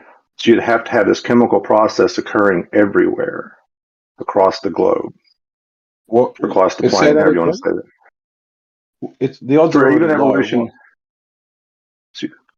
What's that? What's your question? Sorry. I don't understand that the odds would reduce the odds from what to what? Like the odds are already very, very low that life comes from non-life. I know that. I spontaneous. agree. I'm not saying I believe in evolution or even chemical evolution as it's been described. I'm not saying either one of those.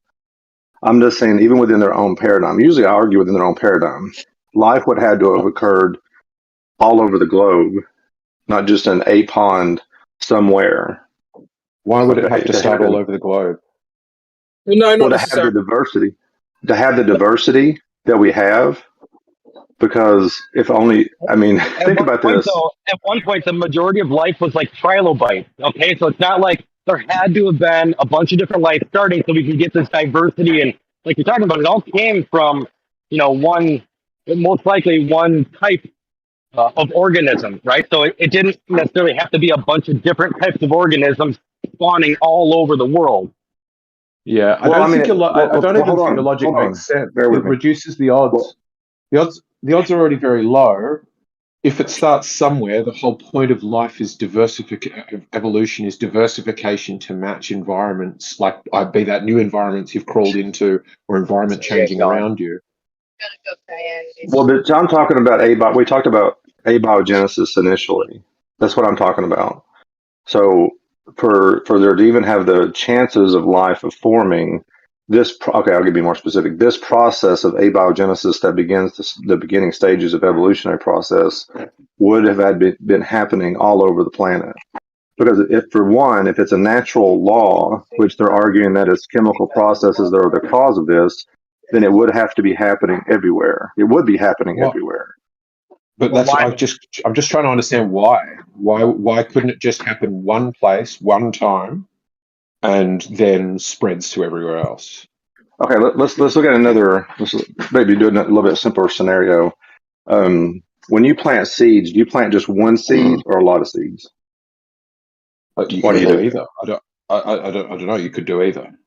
I don't think that's analogous. I'm not against it, but I think analogous can turn into a tree that can grow more seeds and more trees. I know, but if I only you're comparing like something that is known to grow in that set environment to something that we're not like it's happening spontaneously when previously it was unknown that could happen, right? So these aren't analogous. Yeah, it's not analogous. Plus, it's asking a question of like, would you plant more seeds, which adds an intelligence to precede this? No, where the whole point of abiogenesis is. If you'd have let me get my analogy out, I would have explained it, but nobody did. Okay, go for it. Okay, it's about survivability. Like if I only have one seed, right, and I expect my life sustaining on that one seed, then it reduces. Then all it takes is one bad event to kill that. But if I have multiple seeds spread out over the whole range, then survivability increases of whatever I'm trying to accomplish. That's the point I'm after. So that's a good if it only case. happened in one pond, I'm still talking. Can you wait till I finish? Sure. If it happens in a single pond in one location, all it would take is something changing in that environment to destroy the process. That's it. That's all. Sure. That's the only point I'm trying to make. So the same thing with a tree. If that tree doesn't get watered, doesn't have the right pH or the right nutrients, that seed will not grow. The single seed. But if I spread it out, it increases that odds. What evidence do you have that isn't the case? It could have sprang up in a shitty place, and a rock fell on top of it. It might have been stomped down several times. Yo, who was that? Okay. Hold on, man. Let eggshells. No, you hold on a second. Let eggshells finish. That guy interrupted him. Guys, can you hear me? Hello. Eggshells, go ahead. You're coming through. I think me and the other chap are saying the same thing. You're prescribing this intelligence that doesn't quite make sense, and you're going, there's odds, but you're not able to say what the odds are changing from and to. It's entirely possible that life sprang up 40 times or 40,000 times or 4 times or 0 times before. If abiogenesis is a real thing, it sprang into all of the life that currently exists. So it could have done exactly that. Popped up in a pond, and that pond got too hot in the sun one day, and it died again. But then it popped up in a different pond somewhere else in similar circumstances, and then it did survive. So while it would be clever if you were a creator trying to create it, it's there's where's the evidence? It just doesn't make sense. It's just the whole logic just doesn't make sense. Okay, first of all, I'm not claiming any evidence. I remember the thing I look at. If you might have heard me on here enough, I'm actually analyzing an argument, and then I'm also taking the argument to the logical conclusion. Okay, and I initially said that somebody was on here Saturday saying that life sprung up along the oceans. So there's multiple, so not just one location, but multiple locations. I was going from what he said. So I'm taking it to the next step. And then I also take whatever arguments you make. So if you're saying I can take it to the next level, and on another front, on another argument's sake, if abiogenesis is true, which means just random chemical processes can give rise to life, then you should still be seeing that happening today. Because the natural laws have not changed.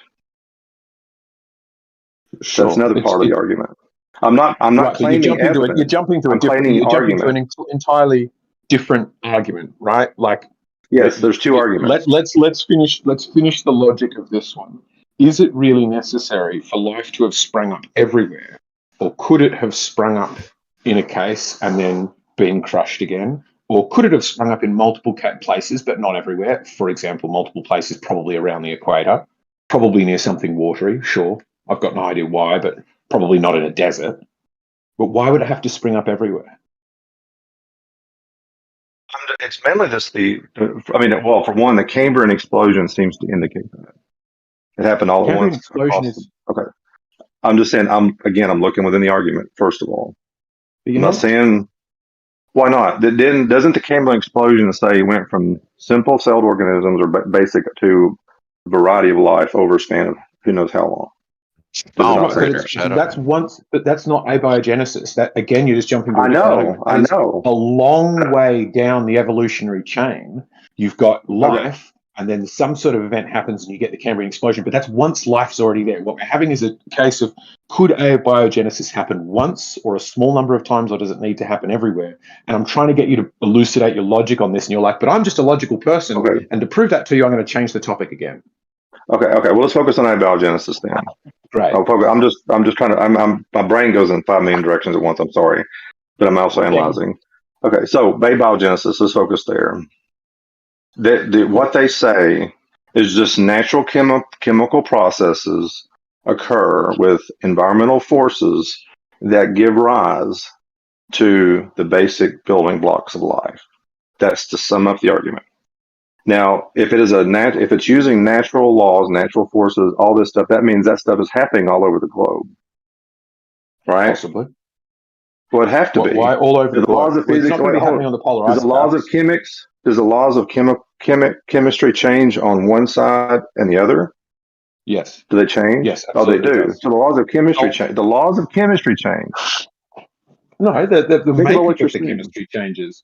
The laws of chemistry dictate that when cells are frozen, unless I'm mistaken here, the crystalline structures that are formed rupture cell walls, which means that freezing is death, right? So the only way to have an organism that can survive it below zero is if some way it doesn't freeze, which is why there's very little life at the polar ice caps. So there's no reason with the laws of chemistry remaining the same, there should be life forming at polar ice caps, is there? Similar problems with the desert. Chemistry. Okay, now the laws of chemistry are the same in the North Pole as they are on the South Pole as they are on the equator. Now, different conditions can give rise to different chemicals and different processes under different conditions, but the laws of chemistry are the same, no matter what, no matter where. Sure. Yeah. Agreed. Okay. That's okay.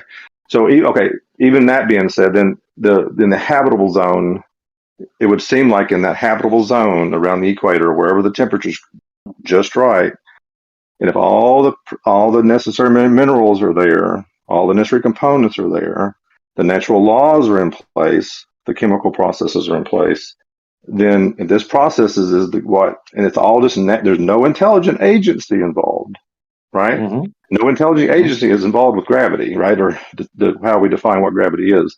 I may pick it up, but I don't have to choose for it to go down. It goes down on its own, right? So now, that being said, that means this whole process would be occurring in that prime habitable zone, or whatever you want to call it, for abiogenesis to occur. It may not happen just in a pond, it would happen everywhere. And that goes back to and that, honestly, that would be beneficial for life to start, because you would have more chances and more options for that to occur.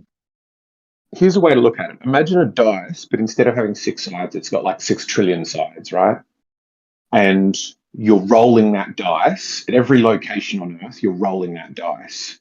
Bottom of the oceans, 40,000 feet in the sky, North Pole, Sahara Desert, all sorts of places like this. Let's go do let's ignore the Gondwana and stuff. Just imagine the Earth is as it is. You're rolling that dice. Yes, same chemistry, same dice. You're rolling it everywhere. It's just that in certain places, like probably places where it's like swampy, where there's right chemical makeups, where it's not already freezing or intense pressures, where there is probably pressures for the environment or something like that, that dice is a little bit weighted. You're still rolling it everywhere, but in some places, you're going to get it rolling the right way. But given it's a 6 trillion sided dice, it's still very unlikely to roll up with the one side on that 6 trillion sides that says life. So that it's rolling the dice everywhere, yes. That it's therefore rolling this 1 in 6 trillion chance, no. Does that help? But do you make money when you go to? Do you make money when you get to the craps table? I don't. Well, here's the thing. Much, really. I'm not saying I agree with even the argument I'm making. First of all, realize that I think the odds of this happening randomly, just by pure random chemical forces and processes in the Earth, is very low. Very, very, very low. And I agree with that, but that's not the argument. I'm looking within their own paradigm. So I'm granting them certain things in the argument. So I'm saying is if this is occurring, like they say it's occurring, for 50 decides to do it. Hold on a second. I don't think you are taking it as the argument is. It sounds like you're taking it and going, if this thing's very rare, why isn't it very common? So if you were taking the argument as it is, you'd be going, this thing's very rare, so it might be a 1 in, even in these planets in these Goldilocks zones where they've got oceans and tides and whoever knows what else is necessary. Why isn't this rare chance more common? It's like, it's a rare chance. Well, if you're taking that argument on its face, then you should be accepting it's a rare chance, not arguing that it isn't a rare chance. Well, I'm just saying it for their. I mean, I'm just thinking about it. Look, I mean, like I said, I planted a bunch of seeds in my house, and I'm already can tell certain seeds are not going to survive, and certain ones are. Even in virtually they're all in the same environment.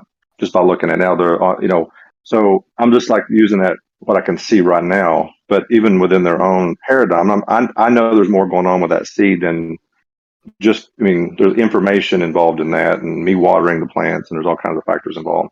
But I'm just trying to analyze it from their own thinking, like still manning their argument and saying if you think this, then this needs to follow. Like if abiogenesis is true. Do you see the problem that I'm highlighting to you in your logic?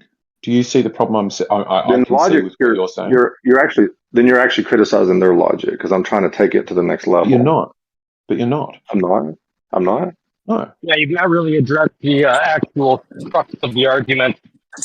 What's the crux of the argument? Let's say that it's all the stars in the sky. We're saying it's like all the stars in the sky. One of them has this chance of having life, and you're like, well, by that logic, all of the stars of the sky should spring life. It's like, no, you're missing the point.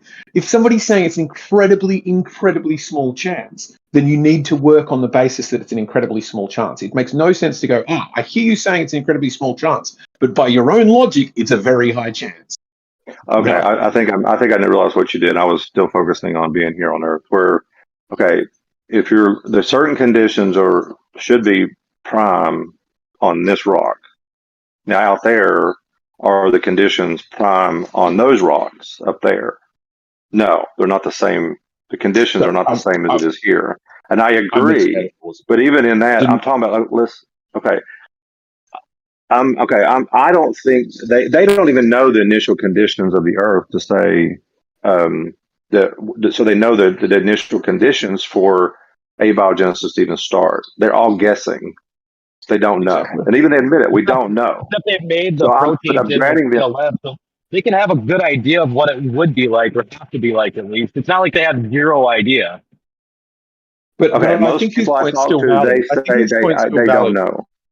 Chase because doesn't. I've asked Chase. He doesn't know. They're guessing. They're thinking it's this. Who's Chase? They're thinking it's absolutely. this. Who's Chase? I don't know who Chase is. Yeah, who's He's a guy comes Jace, in here. Jace is like some sort JA. of Jace is like a fucking particle physicist He's a Glober guy that comes in here on the regular and argues with the FEs. For anyone he's who a Yeah, knows, not a particle molecular physicist. Something he's a molecular molecular biologist or something. But I think you're nailing it. Is they don't know. Like there is a common I would call it a ploy. I don't know how deliberate it is that religious people use to go, well, evolution is abiogenesis. It's not. Evolution is just talking about once you have life, how does it diversify? Abiogenesis is talking about yeah, what was the very start of that process. It's still a fringe theory. It's still like a wildly it is untested not a theory fringe. because It is not a fringe. as you say, we try to replicate the early conditions of what we think life was on Earth, and we can't get proteins to fold in the way we need them to. We can't get organized matter to spring from disorganized matter. The best we can get is sort of slightly gloopy stuff doing interesting stuff, which is why there are other theories like panspermia and also, and I'm sure ones beyond that. So it's not. Isn't it? Don't hold on a conflate second. the two. Hold on. When you say theory, thank you. When you say theory, you mean just like some gypsy palm reader idea, or Yeah, hypothesis, wild idea. No, not. Yeah, exactly. Well, a hypothesis isn't like a wild idea. That's something you go on to test and shit. A theory is just from like the colloquial sense of the word theory is just like, I think my wife's gonna make chicken for dinner tonight. I thought hypothesis they was are exactly that, a wild idea that you then try and test.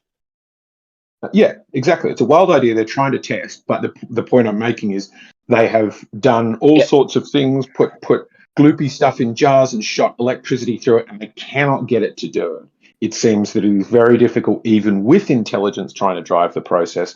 So yeah, it's a wild idea, but they can test. You would have a theory if you could test it though, and then you have a theory. You don't have a theory until you test it. Well, you can have two different types of theories. You can have the theory, yes, like I think my wife's cheating, or the scientific theory that's backed by hypothesis and scientific, study. Right. So we have to understand which word are we using. Nothing can be backed by hypothesis, though. Hypothesis is just a question. So your hypothesis is backed. What something is backed by would be an experiment, not a Yeah, hypothesis. that's what I was saying. No, that's what I'm saying. No, that's not what you're saying. What I was saying was a theory. If it is what you meant, that's not I can how just it tell you came what I out. meant. Yeah, well, that's fine. I'll restate it now. That's fine. You don't need to talk for me. What I was saying is your wild idea becomes a theory after it's tested and backed up with all of the above. I wasn't saying I wouldn't call a hypothesis a wild idea. I mean, I guess you can, but it's more of like an educated guess, not just some wild idea, some harebrained idea. It can be both. Yeah, it can be both. Jeremy's correct. Jeremy's correct. And it's an educated guess. It's an on point. Yeah, it's an on point, educated guess on like a specific thing. It's not a wild theory. No. Yeah, and so here's how. Wait, and so this. One more thing. It has to be testable for it to be a hypothesis. If it's not testable, then it's just a random. It's just philosophy. Yes, and that's what I'm trying to suggest. That abiogenesis is a testable hypothesis where you go, we've got this rough idea of what we think the Earth might have been like with the amounts of carbon in the atmosphere and the water and where it came from, and the temperatures and this and that, and maybe it got struck by lightning, so we'll shoot it with some lightning. So we've got these, educated guess that we can test. The interesting point that I think goes back to the idea that we've got challenges with the idea of abiogenesis is we still can't get it to work, which is why some not just fringe nutter biologists, but biologists think it's possible that it could be panspermia. This idea that a rock could have flown through space and crashed into the Earth that already had biology on it, and whatever planet it came from might have had that abiogenetic. First startings of life, but the conditions there were so wildly different that they were more conducive from life coming around. There's no ideas. Hold on, man. I called next, dude. So when you said, let's just back it up a little bit because you might be confusing the audience. You said Yeah. theory, then you said hypothesis. When you said theory, you didn't mean anything scientific, right? Because there's no experiments done successfully. There's no theory, right? You meant like just like some gypsy palm reader theory. Yeah, sure. Some idea. Call Okay. it that. It's. I Okay. don't think anybody sensible should hang their hat on going, we know that life sprang up from puddles in ancient Mesopotamia, and that's where all life came from. Anybody who tries to speak confidently about the beginning of all life, at least to my understanding of the current scientific consensus, is talking out their asshole. So yes, I just mean wild guesses. Isn't that amazing, Right. though? Just to recap, that this whole conversation was started by the fact that a guy who lived in 600 BC named Anaximander came up with the idea that life started in a puddle in the mixture of earth and water in the form of mud, and sprang forth the first life, which was simple, which then adapted over time to become fish, which then adapted over time to survive on land, which then became man. Isn't that amazing that 2,500 years before today, a guy came up with essentially what Darwin then surmised back in the fucking post Enlightenment era? That's very cool. I Not that didn't know that. amazing. What's his name again? Tell me his What name if again. somebody came up with the whole plot to Star Wars back then? Would that also be amazing? If somebody could think up an idea like that? Yeah, that'd be No, that would actually that'd be even more very amazing. yeah. That'd actually be more Unless, amazing than this whole Really? abiogenesis thing. but you know what's more likely Yeah. though? You know what's the most likely though is that someone plagiarized evolution instead of coming up with it by themselves. Someone plagiarized heliocentrism from the ancients instead of coming up with it from themselves.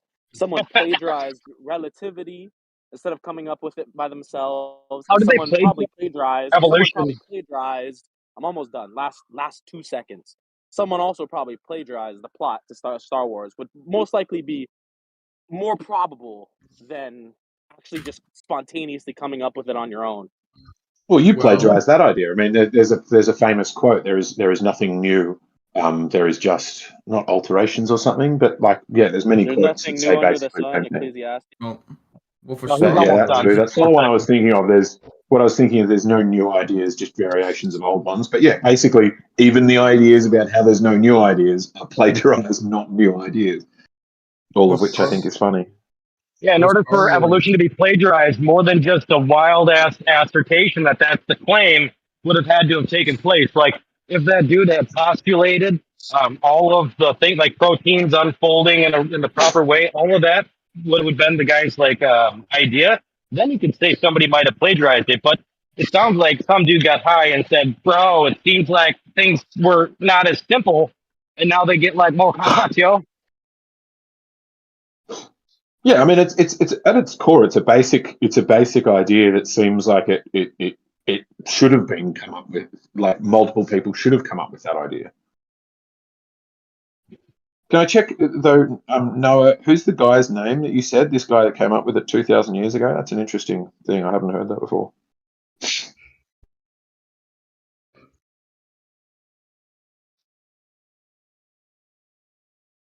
Doesn't J Ace contend that they've already created life in test tubes, and that that biogenesis is they've already done that? Doesn't he No, Yeah, they've I contend never heard, that? I made. heard that claim. Jace I is heard that talking out of his they ass. made, well, They've never made. they made proteins that were able to do work. So I mean, technically, they were alive. I don't recall the experiment name though. So They've never taken it. J Ace doesn't contend that abiogenesis has already happened. They've already done that in a test tube or whatever.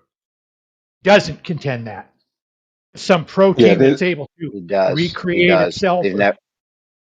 He does. They've never taken inanimate matter and made it animate. They've never done that. I always get the You're feeling both agreeing. when I'm listening to him talk, like, oh wow, it's they've done that, no problem. We've He's created talking life. out of his ass, bro. That's what I always thought too. I don't Yeah. think he says that. I've never heard anybody sensible. I've never heard anybody sensible say that they've managed to make anything even approximating life. Maybe make things fold like proteins, but like protein folding sounds incredibly complex, and is still only like, at least to my understanding, one of the many steps on the sort of giant staircase that you need to get even towards life. I've actually spoken specifically to Jace about this, and what he actually said was, he said that, so the chemicals were in the sea, and then something happened that made these chemicals come together, and then they started forming molecules, and then that somehow grew into life. That's what he's saying. And he's saying that we can replicate these conditions in a lab, but he's talking out of his ass, because we can't. We can't take a rock and turn it into life. It doesn't happen. Can I make a prediction? That if J-Ace turns up, he's going to agree with me and Demon's Stride, and he's not going to agree with any of what the flat earthers have been saying that he says. That's my prediction. If he turns up, he will say, they have. Okay, cool. I think he's going to disagree with you too.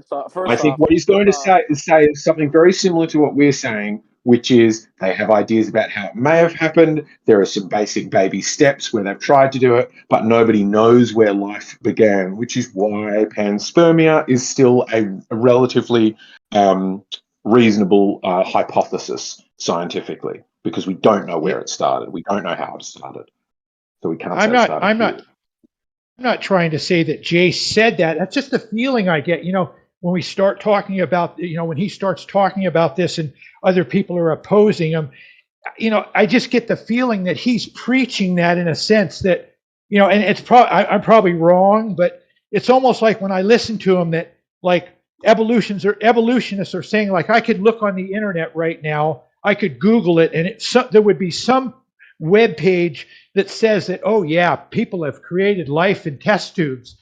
I'm not saying that. I'm not saying that Jay said that. What I want to know is evolution, like you're saying, like most of you guys are saying right now, evolutionists do not preach that abiogenesis is a definite reality, that we can create things in test tubes. That's not the truth. That's not the truth. That's a lie.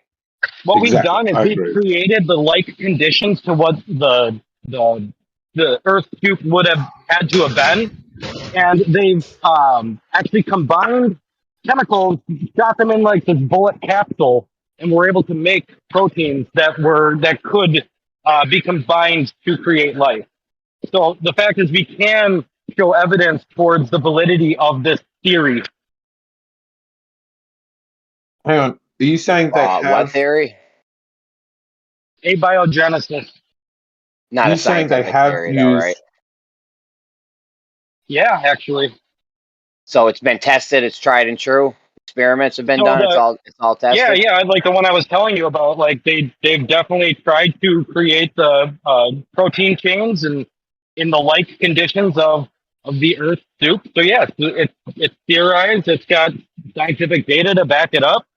It may not be everything you want, but was that test successful or unsuccessful?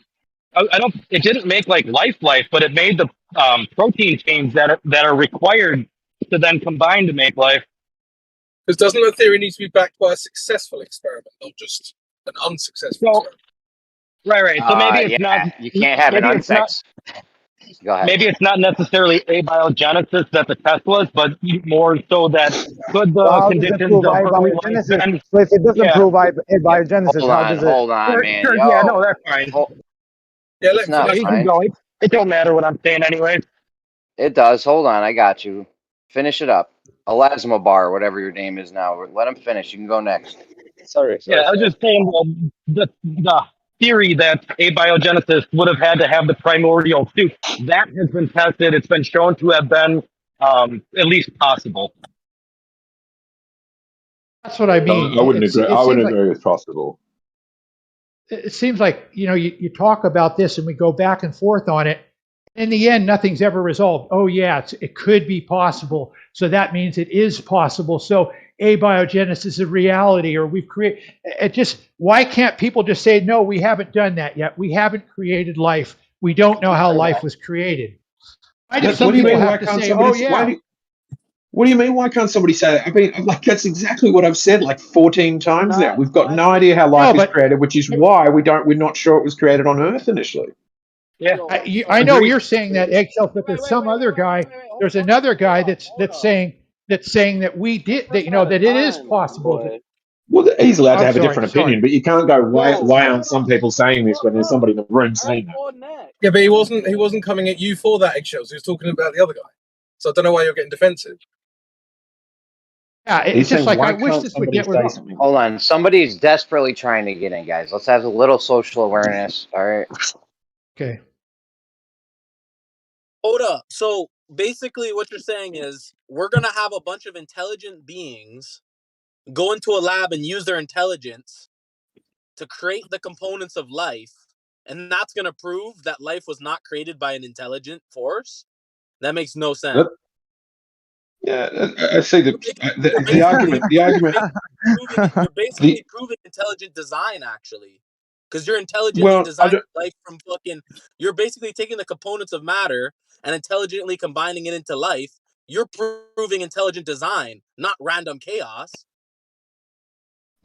To me, it would depend on once they got, like, let's say tomorrow they went, we've done it, we've figured it out.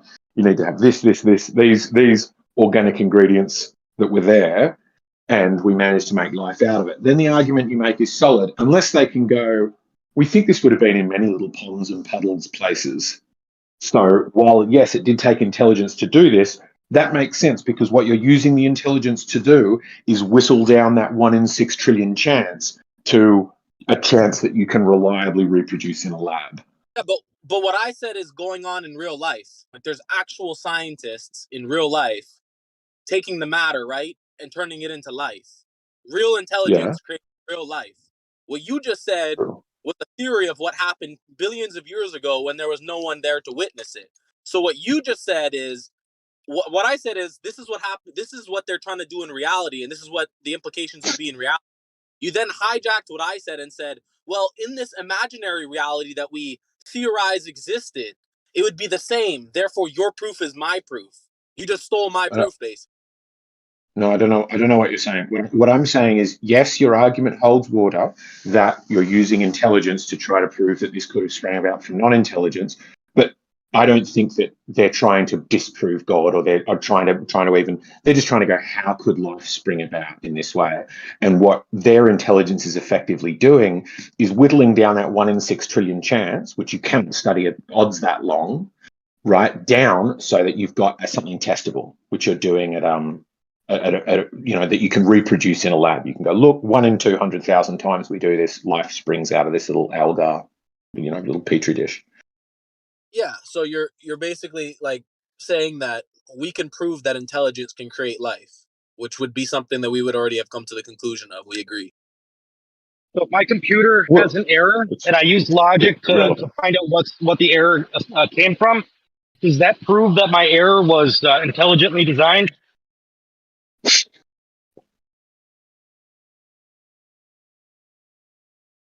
Just because we're using logic to find something out doesn't.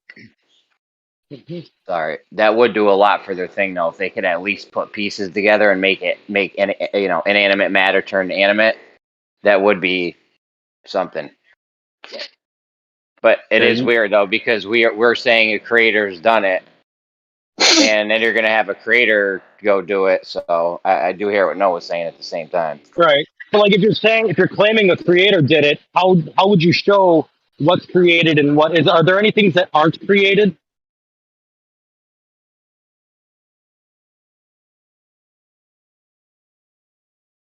And if I'm not, sorry.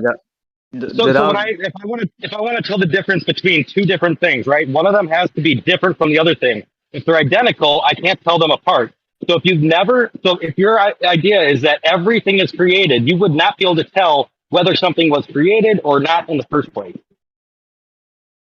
It's all created. Yeah, how would you go about showing that life can spring from non-life except with intelligence? Like, just describe how you do that experiment now. Some things may just not be able to be experimented on successfully, But Genesis is not one of them, right? Because abiogenesis isn't making a judgment about whether there's intelligence or a hand of God there. It's just saying, can inorganic matter give rise to self-replicating, matter that behaves as life does, that self-replicates? Without any intelligent influence, right? No, it could still be intelligent influence. It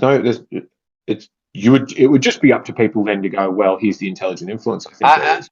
But if I can do it in a lab and I can go, look, I can just leave these things in a petri dish together and leave the lab and come back in a month's time and there's life in that petri dish, then it's just the God of the gaps. It just becomes God of the gaps, where the God shrinks down until God is equivalent to somebody leaving ingredients too close to one another in a lab. Well, like I said, that would say a lot. That would say a lot. Yeah. Go ahead, guys. You started That's with not a looking God of the gap.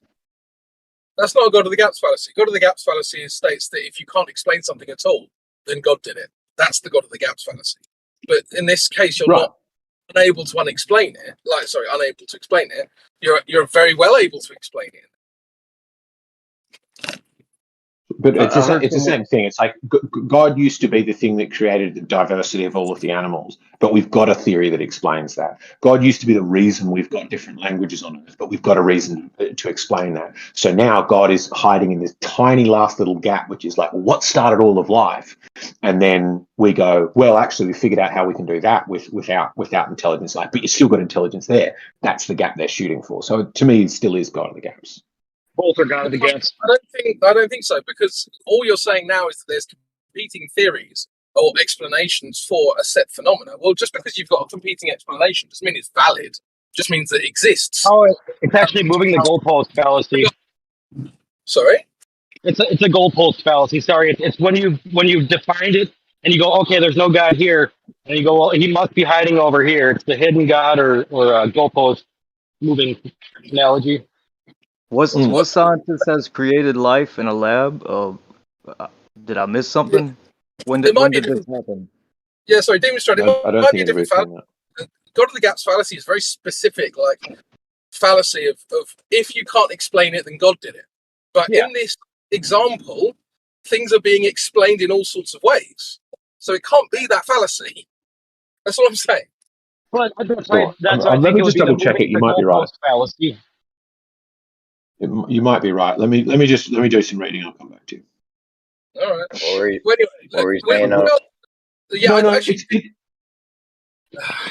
didn't actually make my point. Right. So we're talking about an intelligent force putting something in a petri dish, right? You're effectively just narrowing down the odds of that thing happening, but it's still required. So let's just say that you're. I don't know, you used a 6 trillion chance earlier, so I'm just going to say, let's say there's a 6 trillion chance of abiogenesis happening naturally on the Earth, right? Whatever. At the point that you've moved all of these ingredients into the same petri dish, you've removed 5.99 trillion of the risk, at least. So it doesn't really help the argument that it occurred naturally. It can't, because you've removed 99.99% of the quote-unquote risk within that probability. You don't see that? Yeah, that's the point. That's exactly what you're trying to do.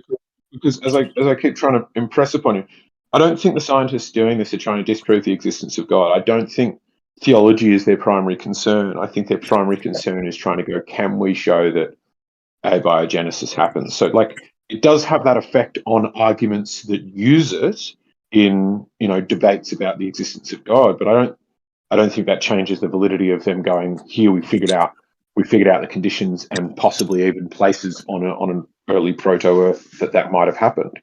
Fair enough then. Would you then agree that this argument doesn't have any utility for atheists? Which argument? Well, if you're having to at the moment where you have to introduce some sort of intelligence, then the atheistic, godless explanation goes out the window. No, I don't think so. Same as Jeremy was just saying before, it goes a long way, because if let's say we keep doing this research for another 4,000 years, and after 4,000 years we've tested everything and we cannot get life to spring from non-life, that's strong indication that then it does need some supernatural explanation because we cannot find a natural one. If we go, we can find a natural one that just needs really, really, really long odds that we artificially shortened in the lab. That supports the theory because the theory already is that everything that happened in evolution is extraordinarily long odds. Evolution is a theory to explain how long odds become the only thing you see around you. No, because if you're removing like 99.9999% of the risk from that probability through intelligence, like you can't just throw in two sets of odds and say, well, this is 100 to 1 shot and this is 1 billion to 1 shot, right? And they're both long odds, therefore they're the same, right? You can't do that, right? What we're doing effectively is using intelligence okay, but you said it was long odds anyway, so you seem to be discarding the fact that one could be 1 billion to 1 and one could be 6 trillion to 1, right? So by using intelligence in a lab, you are effectively enormously shortening the odds, which therefore removes the utility of the argument for atheists. You don't understand this? No, because the argument that abiogenesis could happen already says the odds of this happening are incredibly small. But if it's happening at trillions of planets across the universe over billions of years, then something that happens 1 in 6 trillion times happens all the time. Every Thursday it's happening, but it's just happening at places that are separated by billions and billions of light years. So no, it should be trying to show that I already addressed it. This. Hold on, real quick, Crypto. When you're done, Crypto, North's got a thing he wants to get in, so we'll do the list, but we'll let everyone finish their whole thing out. So go ahead. Yeah, Crypto. I mean, on the one hand, you've said, oh, well, if you've got a difference between, say, one in 1 billion and 1 in 6 trillion, you weren't saying that they were the same. You then go on to say, well, it's long odds anyway, and therefore it happens every Thursday if you roll enough dice. You are double speaking here. So when it comes to removing virtually all of the risk, quote unquote, say taking those 6 trillion odds to 1 in 1 billion or whatever, because now you're in a lab setting, that is what that's doing. It's massively increasing through the use of intelligence the odds of that thing happening. At that point, the idea that intelligence isn't involved doesn't have utility anymore. I don't know how you don't get this. I've said exactly that in almost those words before you said it about 2 times. The point of the intelligence then why are you disagreeing with me? The odds. But that doesn't mean that therefore you require intelligence to do it. What it shows is therefore you require intelligence to shorten those odds. Unless you're saying God, rather than being all powerful, is just a probability machine that's able to tip his finger on the scales of things that are improbable and make them probable. But to me, God is meant to be able to make the unnatural natural. He is a supernatural being. Well, sure, a super intelligent being would be able to do that in the same way as, for instance, if you had like a horse race and there were 10 horses, right? You could say that each horse has a 1 in 10 chance of winning. Well, if I, as an intelligent actor, shot 9 of the horses, well, the horse that's left goes from being a 1 in 10 chance to being a 1 in 1 chance, right? So that's an intelligent action to change the odds of the outcome of an event, right?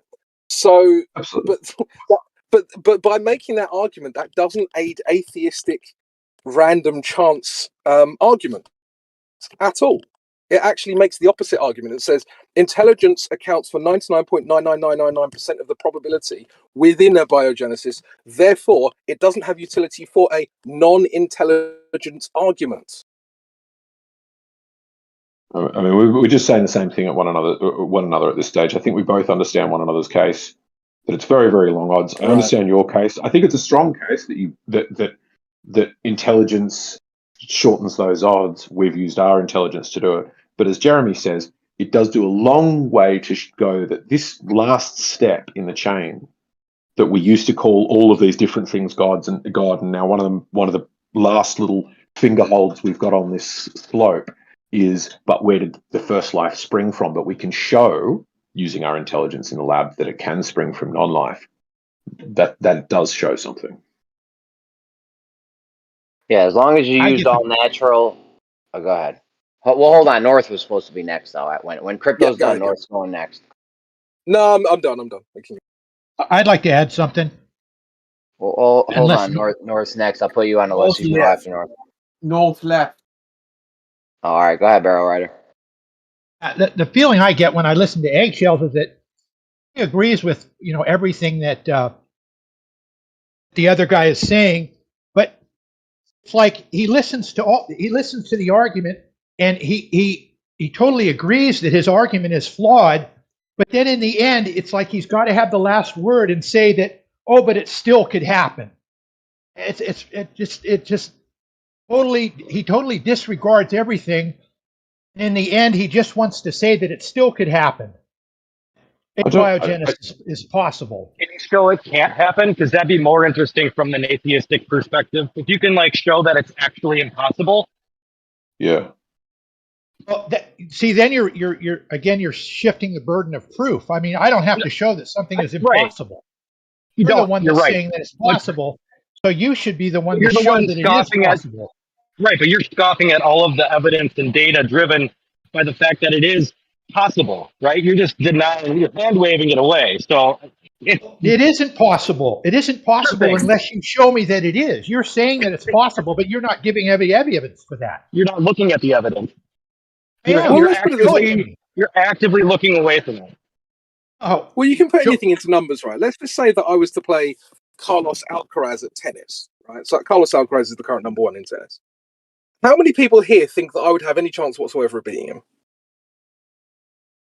Oh, one in a few thousand. Like it's not zero. One in a few.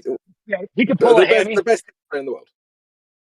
Yeah, but I mean, one in a few thousand is like, yeah, he pulls a hamstring on set one and you get the game by default. I mean, it wouldn't happen 1 in 1,000. That would be maybe 1 in a million. Like these guys very rarely get injured, especially playing against someone like me who's not even a semi-pro tennis player, right? So he wouldn't even be straining or like he would be jogging around the court, just annihilating me, right? Sure, 1 in a million seems long to me. Let's call it 1 in 100,000. Well, no, because now you have to look at each individual point. So what's the chance of me taking a point off it? Probably have you ever 1 in played 20, tennis? 1 in 30. If you've ever played tennis at all, tennis. the odds go up. Yeah. So, if you were going up against somebody that's maybe got no arms and in a wheelchair, yeah, that's where the millions. Okay, is at. But 100,000 better. The point I'm trying to make is about compounded odds, right? So let's just say there's a 1 in 20 chance of me winning any single point against him, which is probably being generous to me, to be honest, right? So then the chance of winning 2 points in a row, 1 in 20, is then 1 in 400, right? And then and then I had a third point. Let's just suddenly we're at 1 in 8,000 already, and that's just to take a game off him, right? So we get to astronomically huge odds very quickly, and we're just talking about something that's theoretically possible, which is me winning a game of tennis, right? We're already in hundreds of thousands to 1 before we've got to the end of the first set, okay? And there's 5 sets. So the chances of me being Carlos Alcaraz, beating Carlos Alcaraz, say that he doesn't get injured, right? And he won't because he's not straining himself because it's me. It's millions to 1. There's no way just because the odds are high. Right. So in your eyes, the likelihood of something happening is based on whether or not you can conceive it. But it would never actually happen in reality. But it could, correct? You can put a number to it. It would say, you're missing, you don't understand the point of these odds. 10 million. All you then need to do. I'm getting talked over. Though. Sorry. Okay. So you can put numbers to it. You can say 1 in 6 million, 1 in 10 million, 1 in 20 million, whatever you want to do. But it would never actually happen in reality. So the odds are so close to impossible that, practically speaking, it is impossible. This is that's what I was interrupting to say. If it's 1 in 6 million, all you need to do is have 6 million matches, and then it becomes a probability. If you have 6 trillion matches, it now becomes improbable that you don't win a match. That's the point of probabilities. That's the point of the Go on. Sorry, Eggshells. This is more akin to your infinite monkeys and typewriters scenario as opposed to a game of tennis.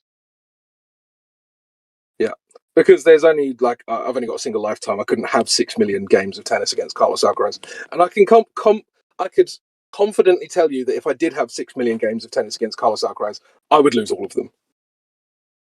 Right, so you know the future then is what you're claiming. Like, regardless of odds, you can declare that because you feel like the odds are high that it will actually never happen. That to me is absurd. Well, no, I mean, unlikely things happen all the time, but the question then becomes how unlikely. Right, but you're claiming that that the likely, like you're literally saying it's never going to happen. Like you know the future. There's a theory that evolution is real and it can work with those that believe in God. Absolutely. What, intelligent? I mean, what's it? The Yeah, we know. That evolution is tweaking, real. fine-tuning argument. And the idea behind that is the substrate of our reality is geometric. Like I don't know if you guys ever seen a video of this guy dropping magnets in between two bull magnetic fields. Is the magnets go in specific spots, they're orderly, and he keeps dropping in more, and initially it's like a square, then he just drops in more, it's like a pentagon. And the idea is this fabric of this reality, this energy is intelligent and snaps into order. And this snapping into order is it snaps into greater and greater order. Right, so that's just magnet law. You can do lattice work of a crystal, right? A crystal's lattice work is kind of that same concept. It's even smaller. It's microscopic level. There's a lattice work. So why wouldn't you just point to that? Magnets are fun. There are many. Yeah, there are quite a few theories, both religious and non-religious, that say the same thing. Like I forget who, but there was some person that's like, maybe that's just what like rocks and everything is trying at some weird sort of etheric or metaphysical level to spring into life, and that's why we have the complexity of crystal structures, or proteins fold in these really intricate ways because everything is trying to become life. Everything non-life is trying to become life. Yeah, there's a bunch of these kind of ideas. I like that. I like that. That's a very high thought. And basically, life, or all the variations of life, technically already exist as a blueprint somewhere in the sea of all the blueprints of all the possibilities, geometric possibilities. I like your jib. I like the cut of your jib. I feel like we're taking what was quite an in-depth kind of discussion about probability and then zoomed right out, and now we're talking about the meta conversation again. So I don't really can we, because if we're going to talk about all of the endless possibilities, I'm out, because I feel like we were actually having a decent discussion about the probability itself. So the problem we have with probability, if you want to stay on that one, is that we don't know until we've done it. We don't know what that probability is. Like we've got on one side this growing number that's like getting higher and higher and higher, and all we need to do is stack up, put a colon between it, and then go 1 on the other side. We've done it once in the lab. And the problem we have is we haven't done it once in the lab, which is what gives credence to the argument that like life cannot spring from non-life. For that, you need a supernatural event because it is an unnatural event. But we don't. Yeah, we can't have a meaningful probability argument. Whereas like one's about like how do you get vertebrate from invertebrate. That I think you can have some more like guesses about. Right, and I'd say even so, the abiogenesis test in the lab, like it gets us even closer. The only thing we haven't done yet is like produce a baby in the lab. We've shown that the possibility is there. Like to me, it's well, that was it's the possibility of intelligent designers creating something in a lab, which is benefiting our argument. Right. So again, that goes back to the computer virus. If I have a computer, if I have a computer bug, that and I use logic to determine it's a computer bug, that means it was like, or it was made, it was created. Just because you use logic for something doesn't mean that logic created the thing you're using logic to define. Yeah, so eggshells, this is the reason I was bringing up the Carlos Alcaraz idea, right? So you can put, like, as a population of people who are, like, trying to bet on an event, people might say, oh, there's a 1 in 6 million, 1 in 10 million chance or whatever that I would beat him. But they would be speculating on that, right? Until it happens once, there's no way anyone knows the actual odds. And that's why I was saying to you that I would be fairly All odds are a confident guess. that even if I had 6 million, yeah. So, but what you're saying, I agree with now. I actually fully agree with that because it's never happened. It's virtually impossible. And even if it does happen, you can't then say, well, we've done it once within 20 million tries, therefore it's 1 in 20 million, because you might have got you. Sorry, go on. What I was saying doesn't work with tennis player, because what the tennis player example is, an analogous to that is, when has a complete outsider won a game? And the way I keep thinking about your Carlos Alcaraz, or I don't know this tennis player's name, I'm probably fucking it up, is a better way to do it is go, bookies would take odds on that. What would those odds be? They would have some really clever actuaries, or whatever you call the odds people, who would figure it out. And whatever number they came up with as the odds is going to be pretty much what your odds would be. I don't think they'd be giving 6 million to 1 odds, but 600,000. Obviously, they would tweak the odds a bit because they want people betting. But because let's go through the examples that could mean that are just a completely inept person, provided you've got arms and legs, which I know you do, quite big ones. Then you go, right, he could get an injury. He could throw the game for some other reason. Like it's just a charity game for him, and he starts just stuffing around on a few points, and then whatever happens. What are some other ways somebody could lose a game? Well, I mean, I don't know if you know about the Billie Jean King tennis match where she won because the guy basically threw it to to pay off a bunch of mobster debts. Exactly. That's what I was thinking, right? Somebody takes his family hostage, and he's like, "Yeah, sure, you can win this game." Yeah. I mean, obviously, I was talking about based on pure ability, right? Whatever. The point that was being made is that, and also the way bookies make odds is something I know actually quite a lot about. So what the bookies would effectively do is, I don't know what sort of odds format you use in Australia, but if you were to use, say, decimal format, you take the number and you would then invert that to get a percentage of the book, right? So all they do is they make the book percentage a little bit higher, and then the favorite will always warp the book percentage. But then when you go down that kind of, let's just say, well, tennis is easy actually. Tennis is easy. So let's just say that you've got two tennis players and they're both equally good, right? So you've got 2.0 on both sides. That implies a 50% chance of winning, right? So all they do is they give you 1.9 odds on each of them. So that means that if you bet £100 and that player wins, cool, you get £90 back. But then that means they're taking £100 from the stakes on both sides, and they're only paying 190 to the winners, right? So they get £200 and they pay out 190 on average. So that's basically how they do it. They just make sure that the book percentage is higher, lower. I always get it confused which way around, but the implied probability is too high for the odds.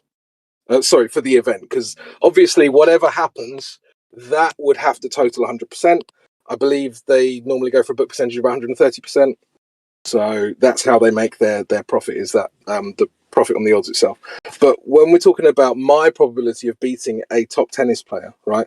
That I think, you've got all of these unlikely possibilities of like injuries and whatnot, but if you were to ignore all of those, and it was a fair tennis match that he actually cared about, I would lose it every time.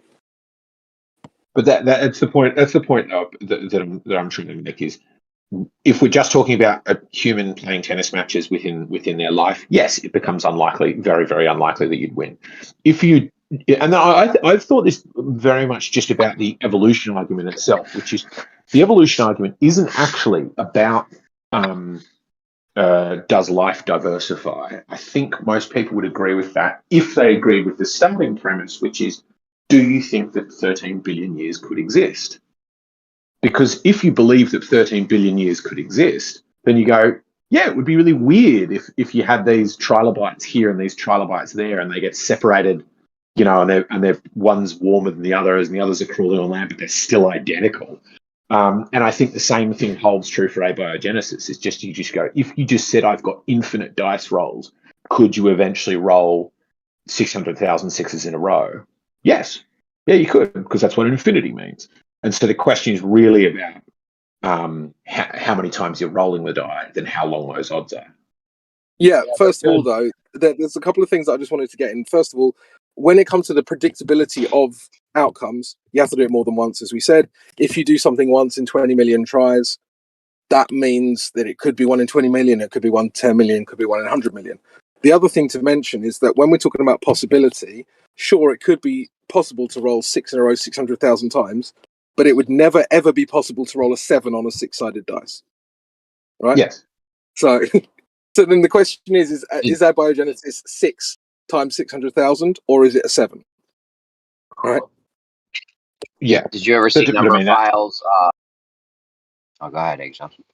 No, go. Did you ever see number files video on the chances that we're all related or the probability that we're all related? That was a good one. But this whole abiogenesis thing is more like in the your typewriter with the monkeys, right? Even they needed infinity to pull that off. Yeah, absolutely. And if you guys did do this, if you guys could do this in a lab, one last thing, if you guys could do this in a lab, that would say a lot for things being able to come together and form life, as long as you didn't do anything too crazy to this stuff. Use like natural things, all inanimate matter. Do you have to make the actual life, or is what we've done in the lab not good at all? Like showing that the primordial soup at the time was there and making these protein changes, that holds no weight to any of the theory for you? Or have you not looked at it? I mean, I would say once you can take something inanimate and make it animate, then you got something. Until then, you don't really have much. Yeah, to me, it's got to be something. It's got to be something that starts self-replicating. I did hear somebody saying something about making the protein chains that were self-replicating. I'll have to see if I can find what the fuck it was. But that was brought up a week ago or so.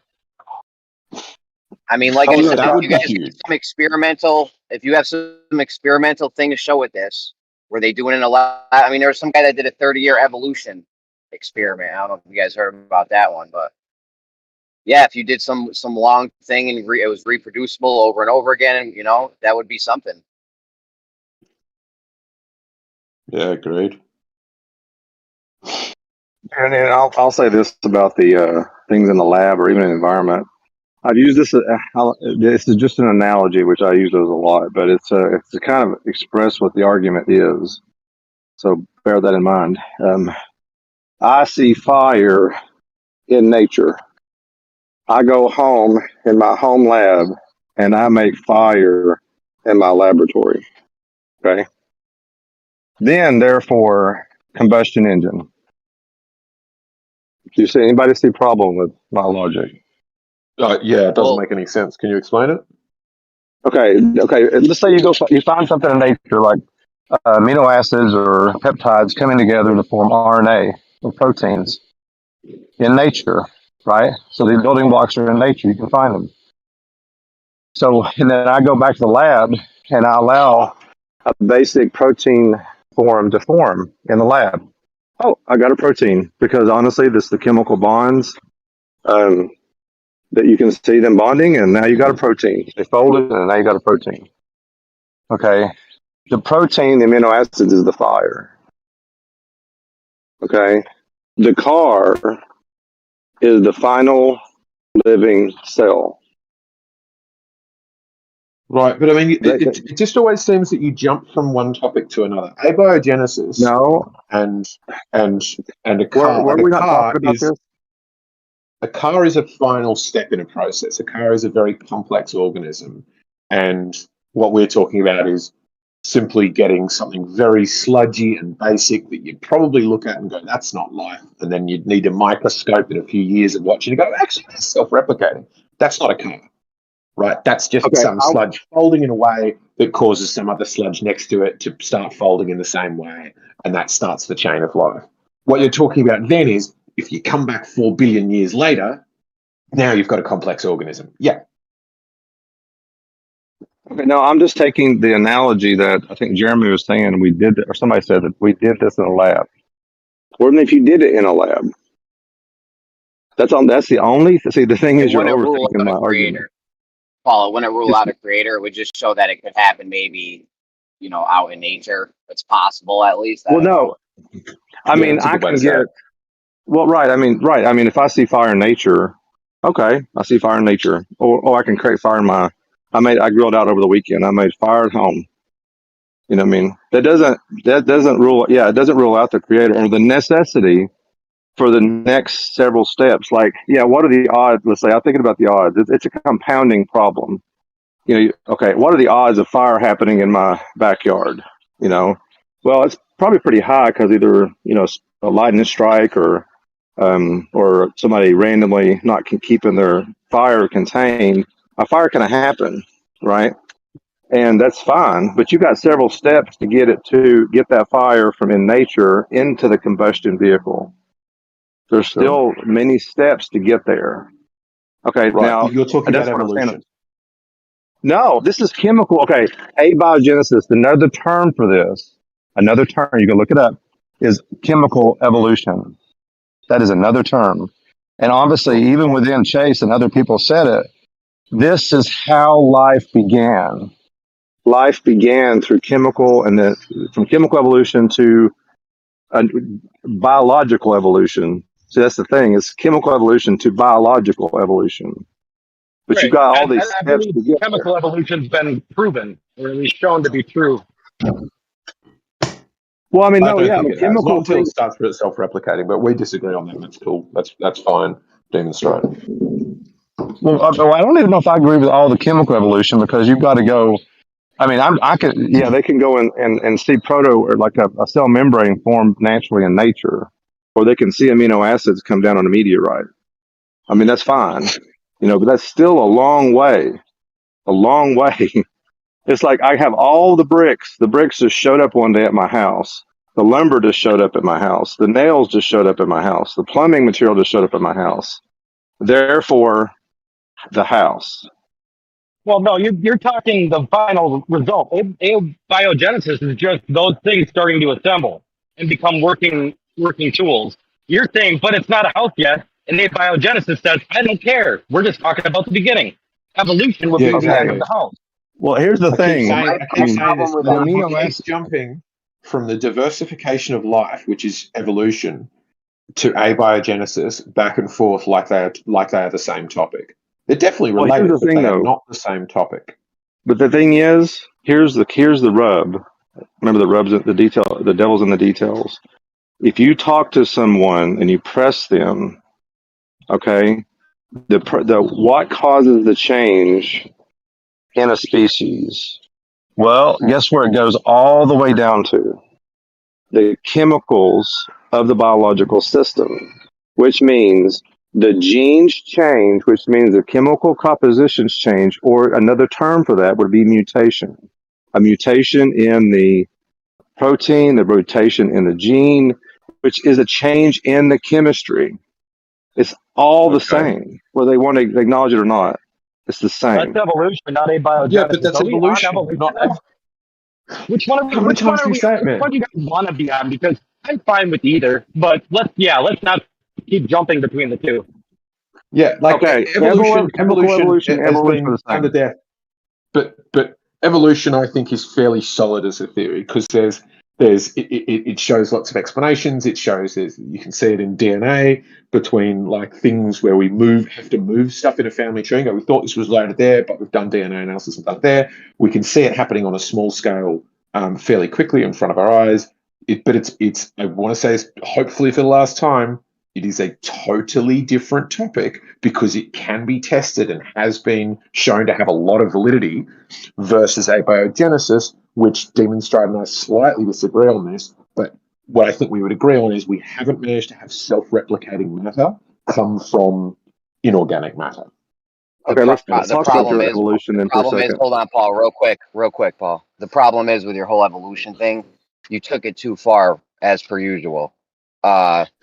Remember I told you the guy that did the 30-year evolution experiment? The thing he started with is the thing he ended with. He didn't have no new shit. He just had bacteria or something. Evolution doesn't claim you're going to get a different species. So I want to make sure you're not starting with the false premise. Okay, well, okay, devil's in the details. Devil's in the details. Okay, where did the first life come from? Now we're back to abiogenesis. No, I know. Well, here's the rub. Okay, you say you have the first cell. Well, how's this weird stuff? I give you the first. I'll pull SC. I'll give you the first cell, the first life. Okay, the first life. Forget abiogenesis. You got the first cell. All the proteins are in place. All the genetic materials in place. Everything is in place. Now, from there, give me plants. Give me reptiles. Give me mammals. Give me fish. Give me birds. How does that happen? How much time do we get to do this then? Exactly. That's exactly what I was going to say, Demon Kronos Strike. is your god. Just give me 13 billion years and you've got it. Then you get all of that. You So it's one unfalsifiable. single cell, doing this one thing. We need 13 billion years later. Hold on, Paul. Maybe it's all different. So if we need 13 billion years to do this, it's unfalsifiable then, this idea. Yep, it is. Well, which to get idea? everything he wants, Evolution? No, it's not unfalsifiable. To get what he's demanding, yeah, you're not going to be able to do that. But you can show this change in allele frequency over time within a human lifespan. So it's definitely doable. Okay, let's talk about that, changing allele cells. I brought this up Saturday. Basically, what you're arguing is, if I isolate a species from a certain segment or population of a species long enough, they will not be able to reproduce with where it came from originally, right? I mean, that's a fact, yeah. Okay, that may be a fact. Now, here's the question. Here's the question, though. Now, evolution, remember, we go from a single cell to a very complex system, which means information has to be added all the way up the chain, which means you got the cells have to communicate, they have to learn how to specialize, they have to learn how to process. One thing has to process this, and another one has to process that, and this happens over the course of, you say, billions of years. But what if what you're describing, you define it as evolution, but really it's actually a degradation of the information? Yeah, that's a good argument. I like that one better because you're at least showing that the change does occur, and it's not just like all kinds and this or that. So you do agree that there is a change in the species or whatever. Like it. Yeah, change happens. I mean, it's pretty. Change. Yeah, change does happen. I mean, that's why we have different breeds of dogs. We have different breeds of horses. We have different breeds of all kinds of things. But if you look at those things, like usually information is lost in a dog. You get a short snout. You get a short snout. And so when you're saying go ahead. Right. When you say it's a degradation of so let me just play. I'm going to steel man your position. So your claim is that the very first living cell had all of the biodiversity that we see today. It was just hidden by whatever. And as evolution happened, you get what you called mutations. So you're essentially saying like a portion of this code was peeled away. So now you're getting this less formed creature. So and then my question is, what was the perfect creature then? Because if it's a degradation, what did the perfect creature look like in its purest form? I mean, from a purely scientific, looking at it from that, I don't have no earthly clue. So I did steel man it right then, correct?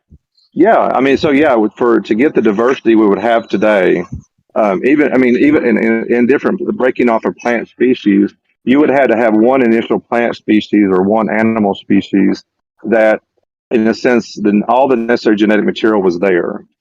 And then as time went on, as things were isolated, things change, environmental things happen, then you would start seeing the diversity. And honestly, now putting that from a Christian perspective, hold on a second, I'll be right back. That's what happens all the time. Hang on. Right. I just wanted to point out there, so if that's the case, then you're actually losing information. Why is it that we can genetically change and alter, certain cells inside like chickens or whatever, and you can get them to grow scales and revert back to their previous forms? But if those things were lost, then you shouldn't be able to trigger them. I'm going to clean up. basement a little bit. Because I claim, or evolution Who's claims cleaning up that the the basement? gain You need to stop. function You need is. to shut the mic. Go for it. Sorry, Demon Stride. Hold on, who was it? I don't know. Somebody's cleaning the basement, but they forgot to mute. That was me. Sorry. All good.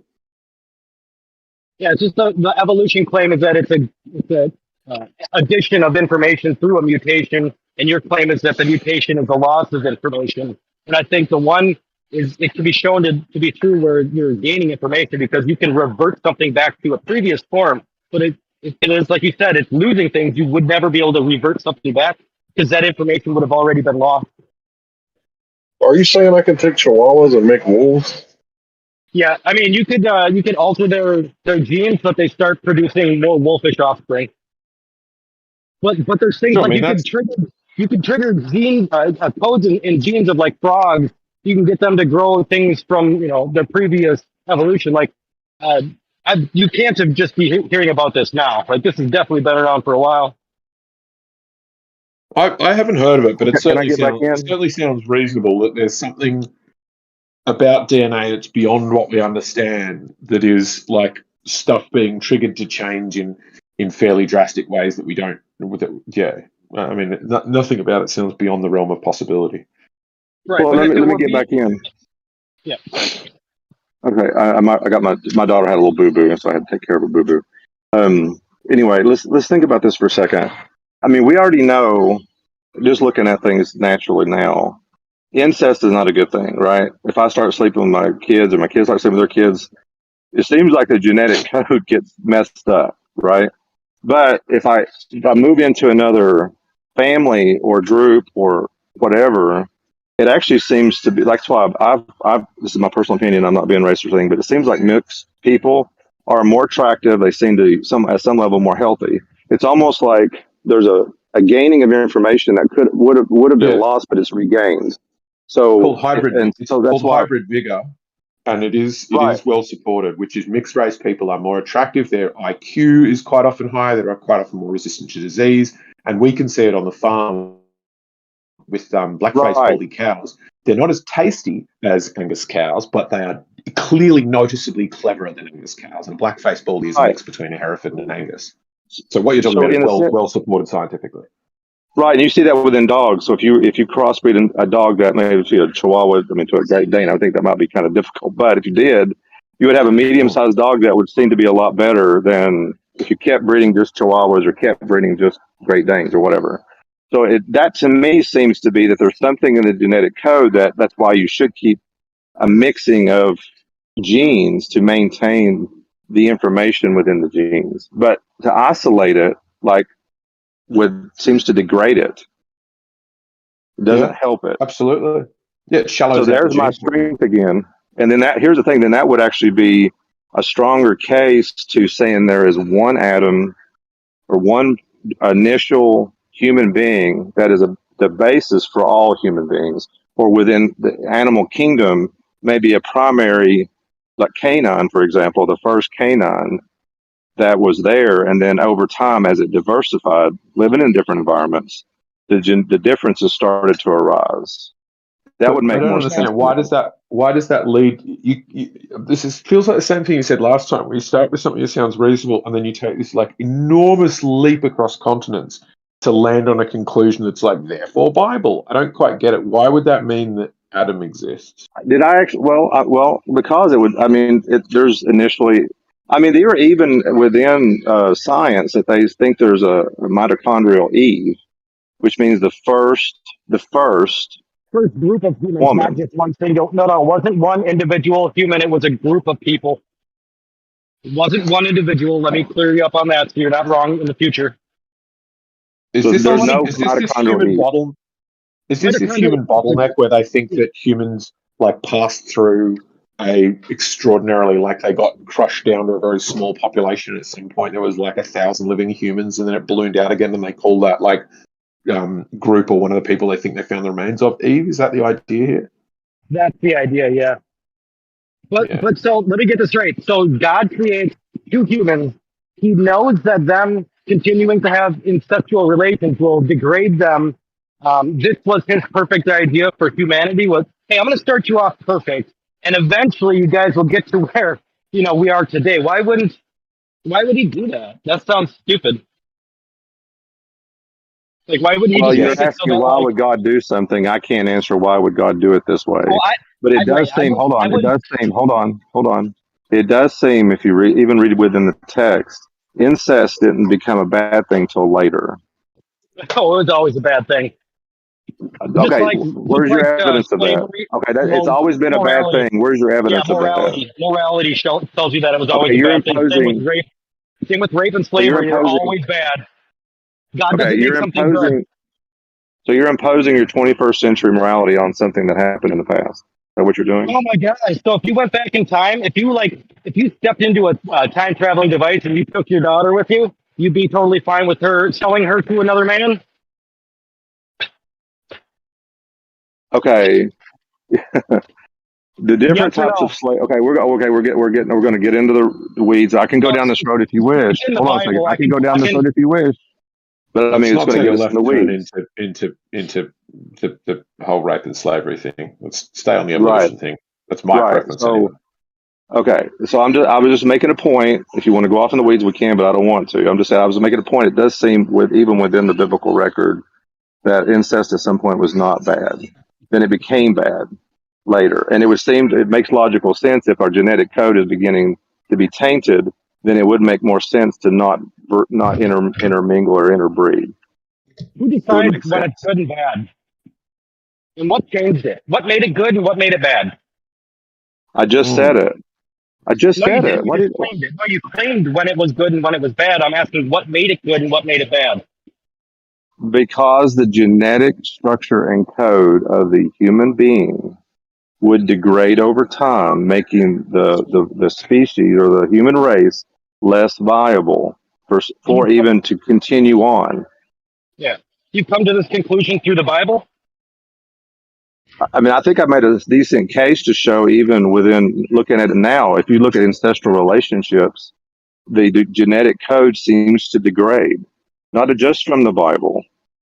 I've also made the case from just looking at it scientifically. That's we were talking about. It's evident. Yeah, I'd say probably at all times incestuous inbreeding has always been bad and genetically bad. I don't think it was ever good genetically. I think So you're imposing probably just have to like show me. that.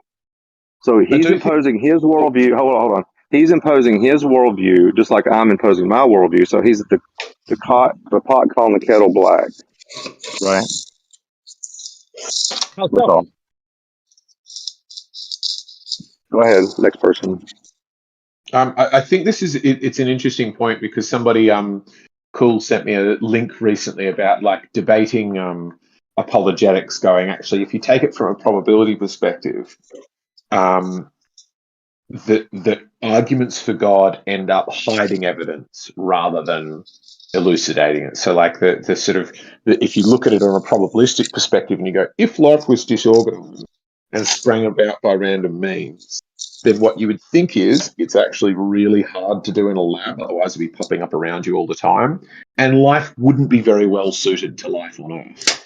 So you would end up with humans surviving a smattering around certain parts of Earth's surface. Like if you think about like how big the Earth is and how little of it we can comfortably habitate. So we can't live in the oceans. We can't live down any depth. Like, I don't know if anybody's tried scuba diving, but it gets pretty painful if you don't clear your ears at 30 meters and then you can't breathe. We can't live up in the mountains. We can't live on the poles. All of these things. So the theory is God created this perfect place for humans that they can only really inhabit 4% of it.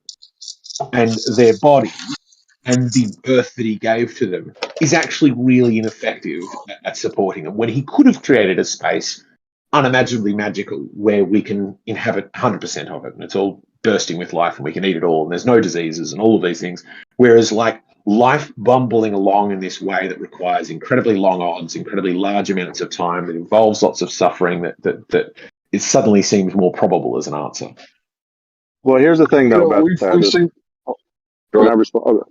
going to say there's several assumptions in there. So for one, you're imposing that you know what would be the best. Wouldn't it be best if X, Y, Z?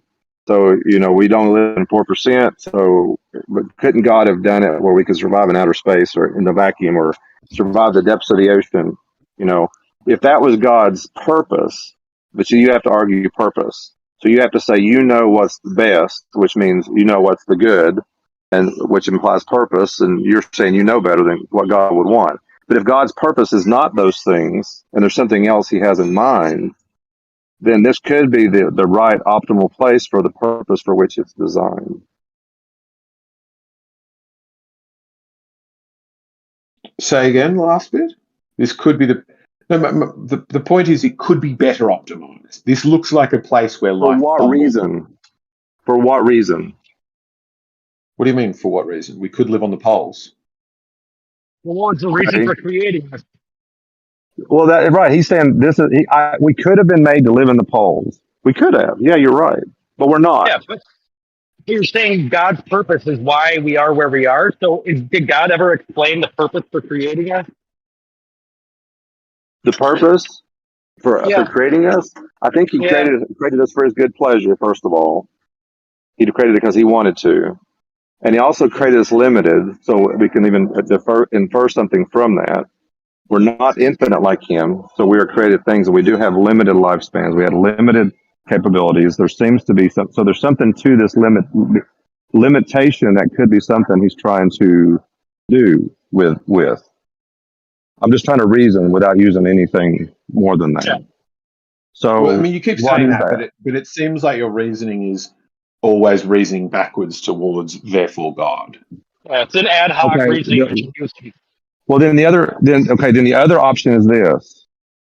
Then if you can't reason back towards God, or you have to reason that there's no God. So then then there is no purpose to us. There's no reason to us. We have somehow through random chemical forces come to this place where we survive in this Goldilocks zone. And we are what we are. We're just a bunch of chemical processes. No purpose, no meaning, no nothing. Sure. Beautiful. Do you realize this argument is an argument from preference, not an argument from logic? The equivalent to this argument is, I think I've got $1 million in my bank account because it would be nice to believe I've got $1 million in my bank account because it would give me meaning, because I could go on holidays and things, right? It's got no bearing on whether I've got money in my bank account. But the argument for preference is like, I would like to have a purpose for life. Therefore, there must be a God that gives me purpose to life. But it's completely Okay, no, I didn't do that. No, it is that because you're like, well, if you're telling me that life has no purpose, so what would you say to that? If I said, we found out today that life actually doesn't have a purpose, what's your response to that? How would you discover that life has no purpose? How would you discover that? Imaginary world, let's just say like scientist, 100 said, I found right here in a test tube in the lab, there is no reason to life. What do you say to that? What's your next step? Actually, atheistic worldview, that's what they do say. And I could probably go find some people that say that. So, let's say what is there? Okay. What is your response? Why are we arguing? Because you guys think you're right. I think I'm right. Why are we even arguing? Exactly. I'm just a chemical process. I'm just chemical processes dumping into your chemical processes. And my vocal enunciations are just bumping against your vocal enunciations. Why are we even doing this? So hold it down when I ask you a question that kind of shatters your worldview. No, you're not. You didn't answer the question. If they discovered, then I would ask. I'm telling you, I've already gone down this road. Hold on a second. I'm just saying. I'm sorry. Go ahead. I said I'm kind of giving you the outcome. Like, and I've already looked at this years ago when I was brand new. I mean, I was looking at philosophy and atheism. I looked at this.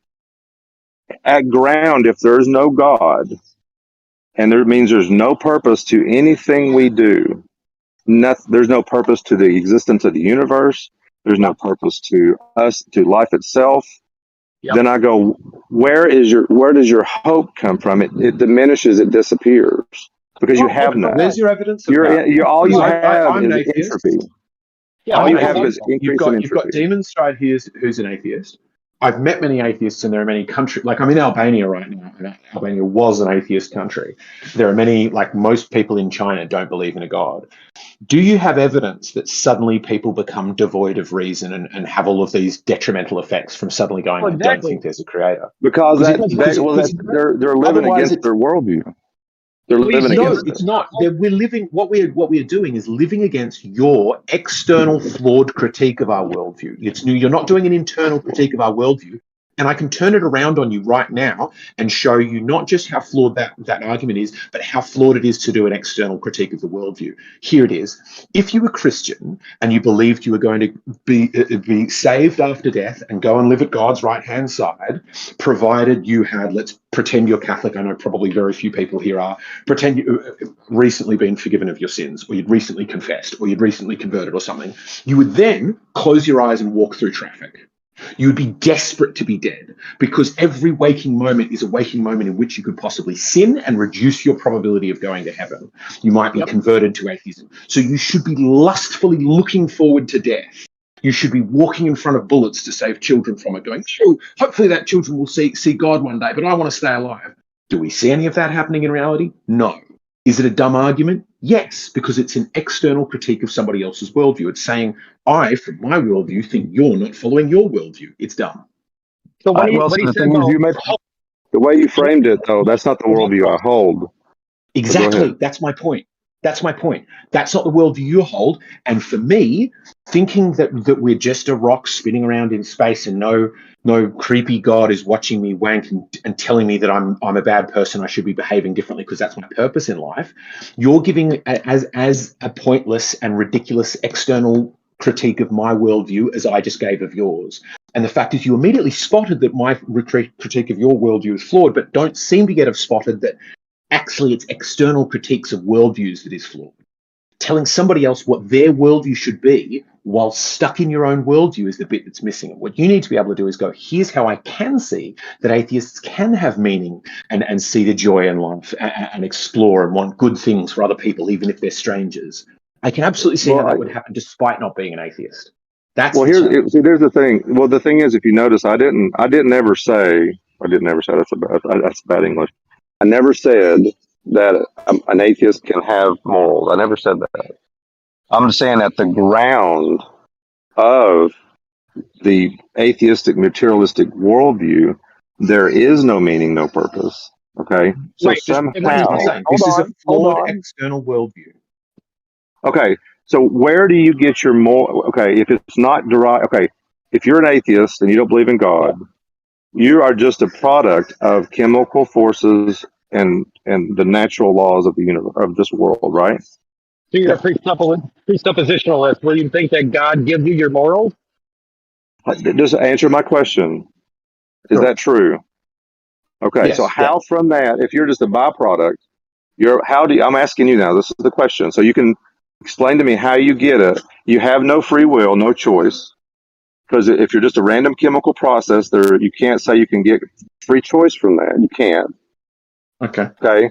How do you derive purpose and meaning other than some random chemical process in your brain that gives it to you? I don't. I think I get it from the same place you do, which is from a random chemical process in my brain. I think you just call the random chemical process in your brain God. Here's a way to prove it. Did you choose that? Well, here's the thing. Did you choose that? Did you choose that? Please let me finish. I can pick things in the Bible that Jesus himself specifically condoned that you would find immoral. So if you're getting it from God, game is one and only, like beating of slaves, the treatment of slaves. Tell me where Jesus said that. Tell me where Jesus said that. Exodus 21. Jesus is God. God is Jesus. It's all the same. If God said something, Jesus said it. Maybe it was about picking up sticks on the Sabbath. I bet you I can do it in any case. Where you get it from the same place I do, which is you search your own feelings, which are derived from a cultural construct in which it's still okay to eat meat.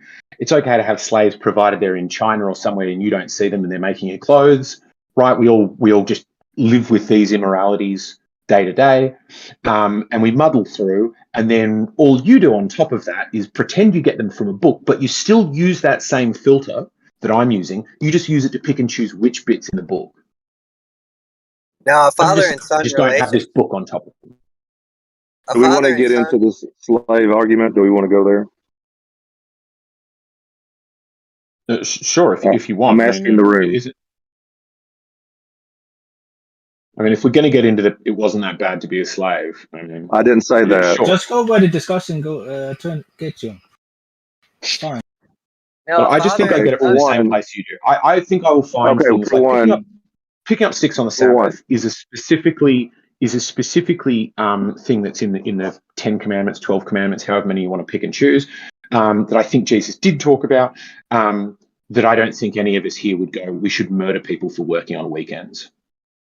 So we all getting our morality from somewhere other than this book that has commandments that we're meant to follow. Hey, well, for one, I haven't for one quoted the book saying that's where the standard for which morality comes. For one, I haven't done that. Where do I you get made your the argument morality that from? where If do you're I get claiming it that you from? Well, can't, ultimately, it comes from God. Okay, well, here how do you let's get it? talk about How this did you determine Yeah. that? How do you get it? because Is I the think question. I do think. Okay, how do I get it? Well, I think God instilled it in all of us that we know right from wrong.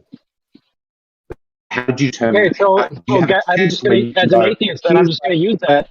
It's freebie from God. Thanks. like on the one hand, you're agreeing with the previous point you made, is you're an atheist, you wouldn't have any You're base breaking up really bad. when you're going wild.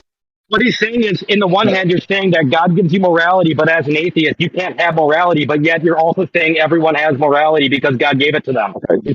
You're No, see, two-faced that's in the your thing. You're not hearing me. You're not hearing me. You're only hearing what. Okay, I'm saying I didn't. I said I don't. I think atheists can be very moral people. I'm saying the grounding of your morality. There is no place to go. How do you ground your You can be morality? a Do good you look in person the as an Bible? atheist. Do you look in a Bible I to said ground your God. I morality? said morality is grounded in God because He made us with a purpose. It's And how do grounded you in ground Him, not in the yours? Bible. What's I that? want to know how you determine that your morality is grounded from God. He's breaking up really bad. Is it me or him? He said he wants to know how your morality is grounded from God. Can you demonstrate the validity and truth to that statement? Okay, how do I ground it? Well, I kind of already established it. Okay, let me see. I've done this argument before. Okay, to say to have something to have a purpose. Okay, right, which means your purpose in life is to love your children. That's your purpose, right? Or to care for your children. That means that means that is coming from something outside of yourself. Because I can't in myself. I can just love my children in atheism. If it's true, then I'm loving my children purely out of a hormonal, genetic predisposition for that. That means there's no choice involved in this. There's no choice involved at all. Okay, so, but purpose, in a sense, why something is designed to do something, we are designed to love each other. That's what we're designed to do. That's why love is the highest ethic. We love our But neighbor. We love to take care of people. We love our family. We even should love our enemies. And I will steal from the Bible. But we all recognize that to be true. It's better to love than to hate. It's a recognition. The question I'm asking is, how did you determine these came from God? Did you have a test? Is there some way that you could go, if result A, then they come from biological processes. If result B, they came from God. It sounds like you've just reasserted your. Okay, this is not a scientific question. Belief that they come from So God. this is just you think this. That's fine. If you think this, just state it that way. Not like this is the real thing, and I'm going to claim that everybody actually has this because my brain thinks he's this way. Mm. Would you agree that if morality were something that evolved from natural processes, that if all group species had these things that look like morals, would you agree that it's possible that a conscious being could mistake that because it's so deep rooted as something coming from outside them? Well, to invoke something conscious, that means there has to be something that's transcendent from the biological system, which means you have to be able to choose and to recognize something from so this is good, this is bad. That means implies a choice. How do you arrive choice to a reason to even make that determination through a conscious effort if you're just a biological system? Right. So that wasn't an answer to the question. I think that was like a I'm asking spaghettification of how. an answer. But I know, but I he can get. invoked certain things I had to address. He said a conscious So I'm, being, right? so I'm just How asking. do you get consciousness from? How do you get it from a biological system? I don't know. I imagine Oh, it so would take you're billions of just years. begging the question. So, it No. happens over million. Okay, we're back. You're begging the question now. We're a byproduct of millions of years of evolution, and then the byproduct of that is That's my consciousness. So you're begging the theory. question too. Sure. So But I okay, mean, cool. I'm also not a. I don't hold the view that consciousness is in some way special. I don't think that. I would argue that everything biological is in some way conscious, and it's even somewhat arbitrary to draw the line between organic and inorganic matter. But I think that trees would have something almost incomprehensible to us, but something like consciousness that wants to grow up, wants to be big and strong, wants to make seeds in some rudimentary way. But I think when I look at animals, cows and foxes and stuff, I go, well, their consciousness is kind of similar to mine. So I don't. Okay, when think you that say wants, hold on a second. See, you're invoking certain things that just. I have to ask the question. Wants imply intention. Okay, intentions implies a mind. How do you again does a biological system have intention? Well, if a stick is leaning over, it intends to fall down eventually. Did it have any mind there, even though it intends to fall down in the future? You can tell it's tending to lean one way. And So you're saying this the natural process of things falling down is actually intention. no, you're claiming that something that has intention must need a mind. And I'm saying things can have intention without mind. Define what intention is. I think you might be defining it differently than I'm thinking of. What do you think intention is? Ooh, that's a good one. No, so I think we both might be using it wrong in this sense. I think me more so. Because, yeah, I think what I disagree with is the way you phrased your question or your argument.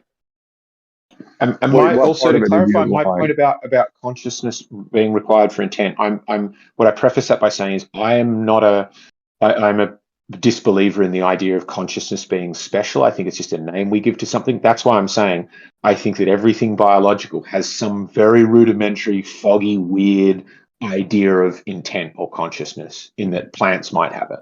In that they appear to have. What do you mean by intent? They want to grow. They want to drop seeds. They want to grow. What is want? Want is what I'm describing. Is this rudimentary consciousness? No. I don't see it as something special. So plants and animals have the want or the intent to grow. Sure. Yeah. Absolutely. Seems that way. That's now, what I mean. Do you That's not just how I realize describe it. you're invoking terminology that implies okay, to say I want to do something or I intend to do something, that means I have the opposite option, which means I don't want to grow. I don't intend to grow. I don't have the intent to do that, which means it can do the opposite, which implies the ability to choose. Again, you're doing an external critique where you think of free will. I don't think we've got free will. I'm a determinist.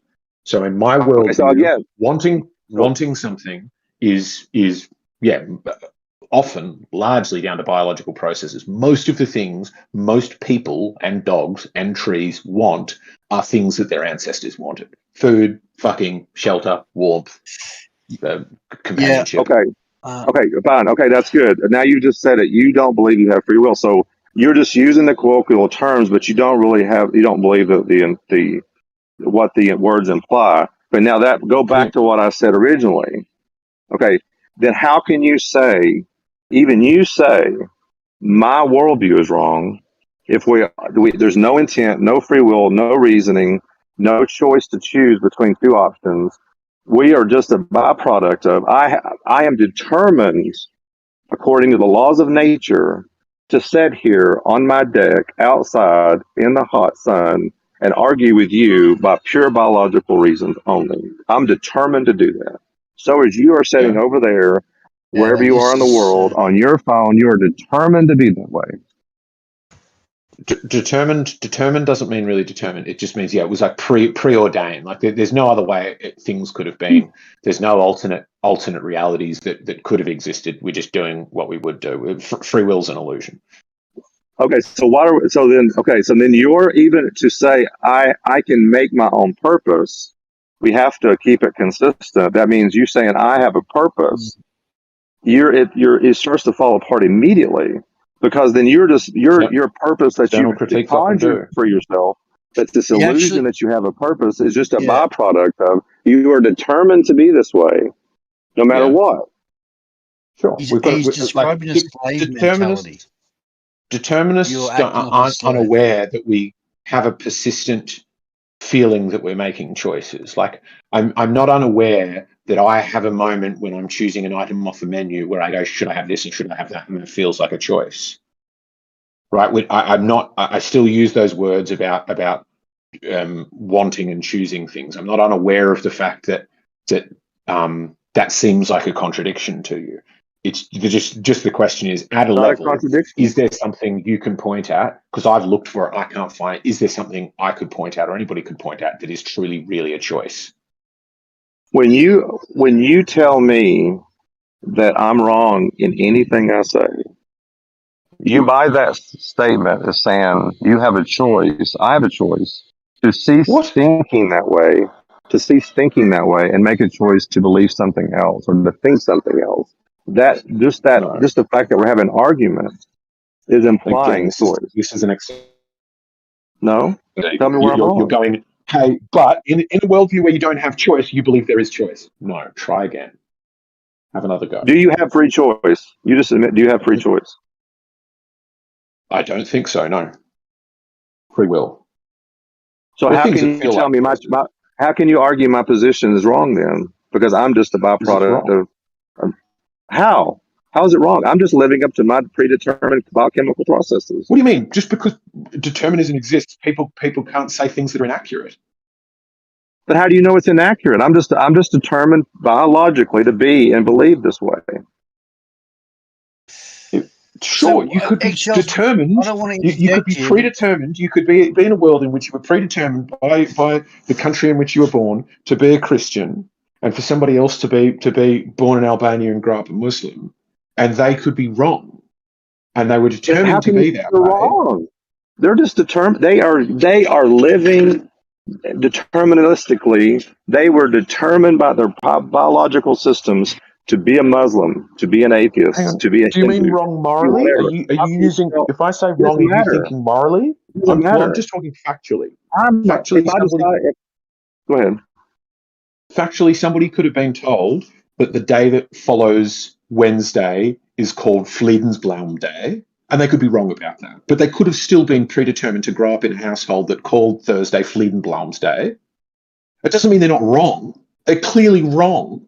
But determinism exists with people being wrong. How do you not understand? Like, there are two main theories in philosophy, and it sounds like your worldview is such that you have looked so little into determinism that you don't even understand the basic tenets of it. Yes, one thing that is true in what you're saying is it becomes questionable whether you can call somebody morally wrong for making a choice, where you say, this guy was born into a bad household, he got beaten every day of his life, he got chronic traumatic encephalopathy, which made him very aggressive, and he was put in a tough situation and killed a guy. Can you really judge him morally for that choice about whether he did that thing? That's indeed a really good question in determinism. But is he wrong about who won the 1986 World Series? Yes.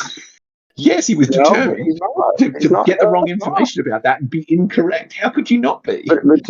Well, here's the thing, though. To imply something is wrong, to imply something is good, there has to be a choice to determine which is good and which is bad, and be able to reason freely. Right. Again, you're not deterministically. No, you're switching back and forth between morally wrong, which I'm agreeing. There is a deep question there about whether something can be called morally wrong if there is determinism, between that and factually wrong. I think you are factually wrong on this issue. I don't think you are morally wrong on this issue. I don't think good and bad exists. I think that's a thing that belongs to religion. But could you be factually wrong about the origins of life? Yes, one or the other of us is. or both. But see that to determine, to analyze facts, to analyze any fact, to say that this fact is true and this fact is false, I have to be able to freely choose between the two. Why? Why is choice a matter in fact? Okay, if I don't have the choice, then I'm predetermined to either believe something that is true or something that is false. And it's really just a subjective opinion to say something is true or false because I'm just predetermined to think of it in either one of those cases.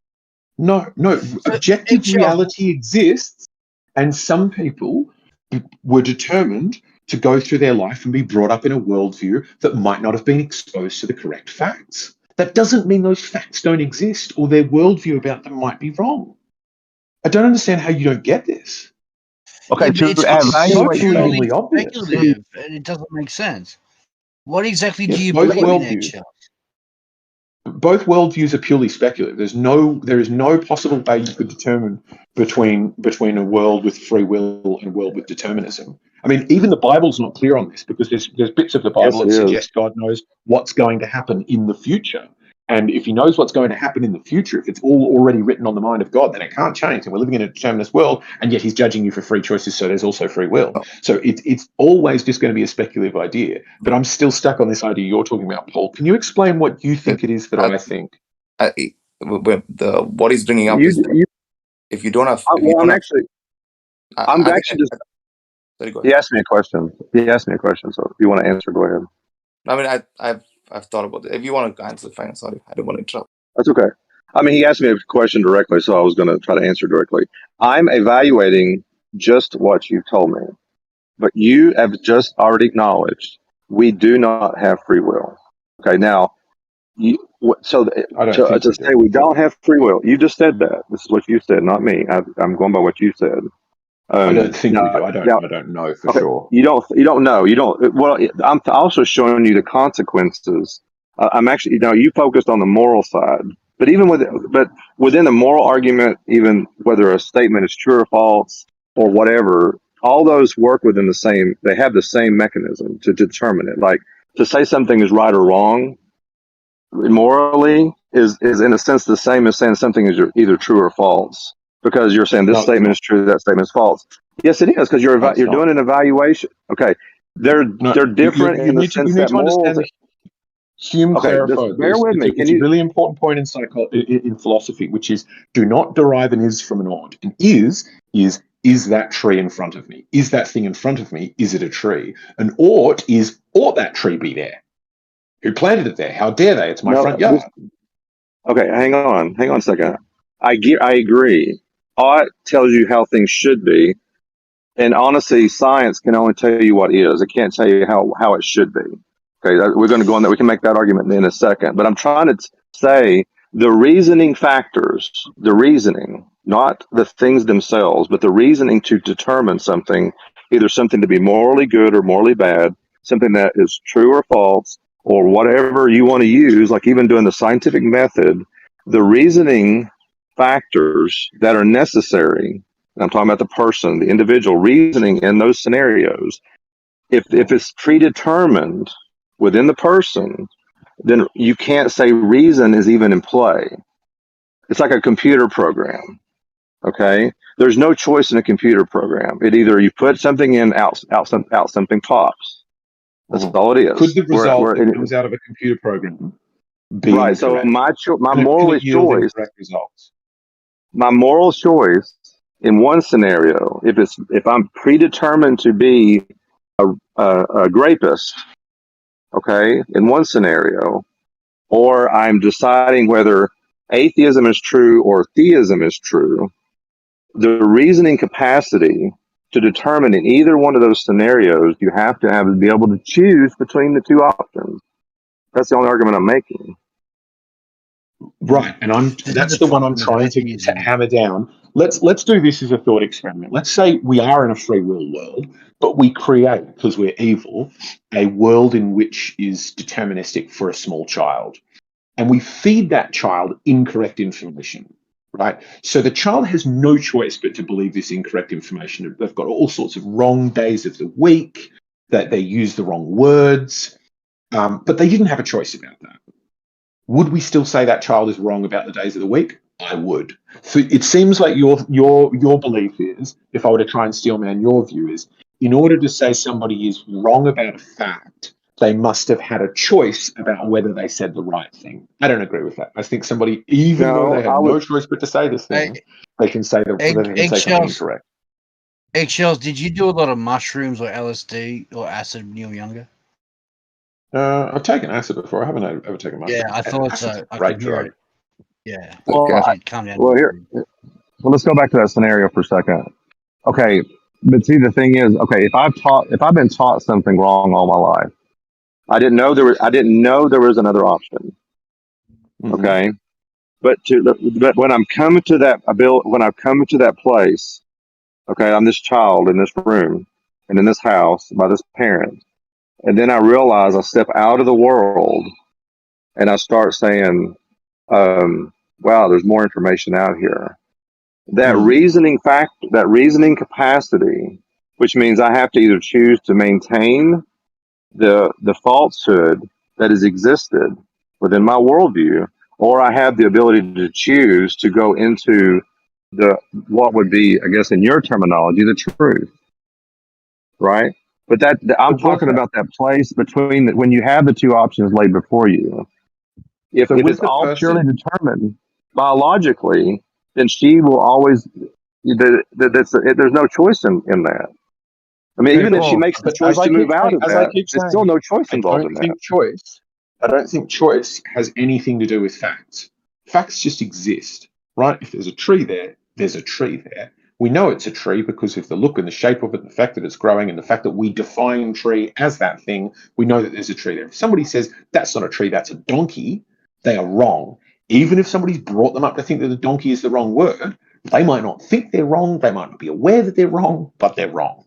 Yeah, they're not wrong. Well, you're saying weird things like if somebody calls a tree, but they define trees as donkeys, therefore I call it. Yeah, that's just a weird analogy you're using. But Paul, I wanted to ask you.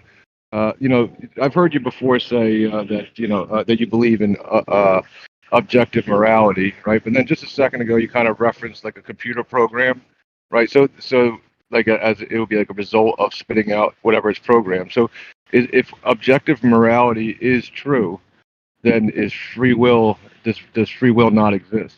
If we're all programmed, no, it has to exist. Hold on a second. Well, you have to be able to choose the good. So am I going to answer or not? Yeah, you got it backwards there.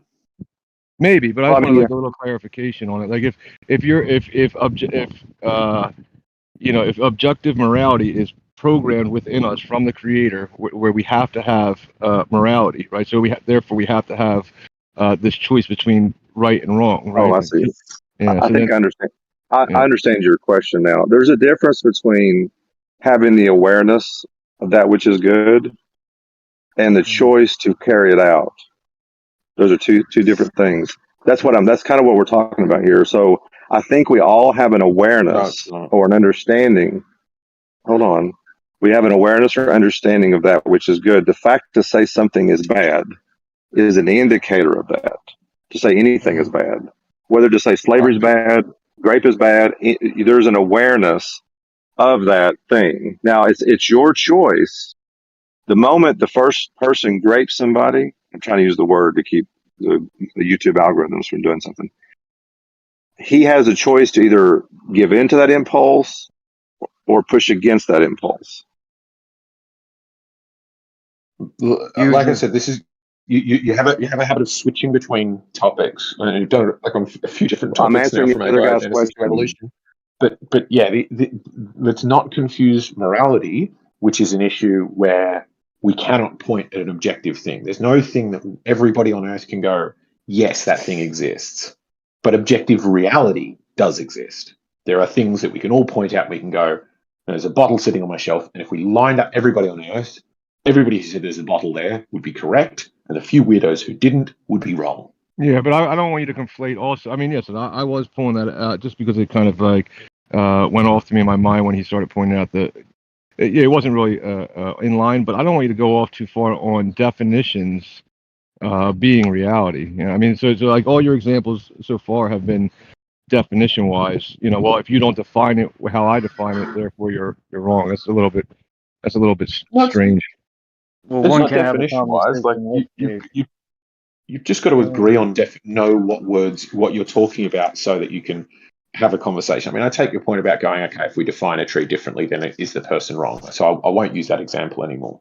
But I'm still trying to understand your point, Paul. In a deterministic world, could somebody be factually wrong? And it seems that your answer is no. I feel like that is still missing. It is still not effectively doing an internal critique of somebody else's worldview. I don't feel understanding doing it. the deterministic worldview. Well, deterministic worldview. Okay, even in your, let's say if everything's predetermined, okay, then it would be that would mean then, and this is still manning the argument to me. Okay, so I've been trying to. My wife's here. Okay, hang on a second. I'll be right back. So, Eggshell, so you What are your don't thoughts actually on- believe in anything, is that correct? No, that's incorrect. He's just playing around with the idea of what if he didn't believe in anything. Like, why do I believe in these things?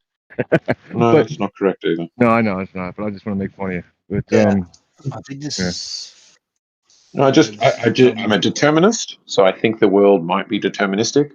Do I think objective reality exists? Yes. Do I think we're able to perceive it? With mixed results. You're using words like think, reason, consciousness. Do you distinguish between the mind and the brain at all? I mean, at all, whatsoever. To me, the mind is emergent from a brain. I don't think you can have a mind without a brain. So, can you see the mind? Can you touch the mind? This is where your thoughts come from, right? You can't see it. I mean, it's an emergent property of the brain to me. So once Can you I've change got your reasons for mind? thinking. Can you Sorry? change it? Can you change your mind? It depends with what you mean. If I think one thing is the case, can I decide that I think that something else is the case? Yeah, sure. Okay. Okay, just keep that in mind when you're speaking about thinking and reasoning and Do you think a mind and a brain can be separate? Do you think you can have a mind without a brain? you have no proof that the brain does. You just have causation and correlation, seeing these little electrical signals go off. You don't know. Maybe your foot's doing all the thinking. You don't know. Well, I've got good reasons for thinking it's your brain. I mean, when people get brain damaged, either from physical processes or from biological ones that we can scan and find in the brain, their behavior changes. The thing we call the mind, their thought processes are upset, their motor processes are upset. When you shoot somebody in the foot, they keep on thinking, they keep on behaving like the same person, they keep on hopping around. When you shoot them in the brain, typically they die, but sometimes they end up with weird behavioral issues. So I think the mind is an emergent property of the brain. You cannot have a mind without a brain. You can do that without physically harming. You can do that without physically harming the person also, right? Great. That doesn't test my case at all. That tests a claim I didn't make.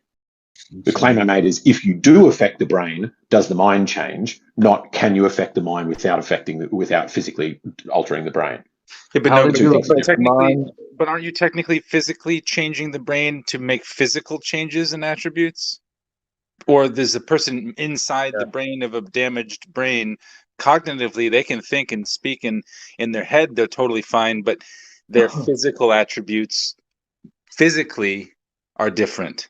They could be internally, they could be doing just fine, right? So when you say objectively, I don't know that it's as objective as that's what people are. But I mean, I feel like people are arguing against my case, but I want you to make your case clearer. Do you all believe you're talking about that you physical can have a mind attributes? Talking about shooting someone in the foot is a physical attribute. Shooting someone in the brain, which causes a physical attribute in walking, is still physicality. Yeah. Right. Do you believe you can have a mind devoid of a brain? Yeah. Well, people have this sounds like a personal journey for you. It doesn't sound like a task for us. Cool. So it's something for you. So do you think you can have a mind without a brain? Cool. All right. Buy me. Do other people here think you can have a You mind think you without a can have a brain? brain without a mind? Are you talking about, is the soul the Yeah, mind? no. What is the mind? What's the mind? An Does idea? the brain come from the mind or the mind Notice come what from the happens. brain? Notice what Wait, happens in this debate. This is kind of what I was saying excuse about me. the thing Tim posted about Bayesian. Like what this is not an effort to find the truth. It's an effort to hide the truth and try to only attack my case. I've made my Which case, came which first? is Which I came think first, the that mind or the brain? Which came first?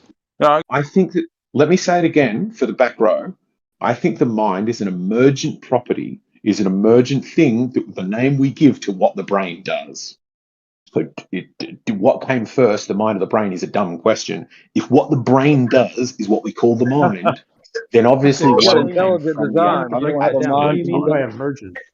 You Do don't have an you think? intelligent designer doesn't have a mind to create this order that you see in a brain. We see this order in a brain going on in the physiological. I mean, so you don't think the mind had to intelligently design that, right? You just think it all Well, just I came don't. about. No, that's not what I'm saying. What I'm saying is, unless you can point to me at a brain that this mind was in, I'm confused as to how you came to the conclusion I that a didn't say the mind mind was in the brain. I disembodied from never a. said the mind was in the brain. I never No, said that. I said Hold on, that. hold on. That's the Just what real quick, person you're real arguing quick. against. You kind of have to define what the mind is Yeah, objectively.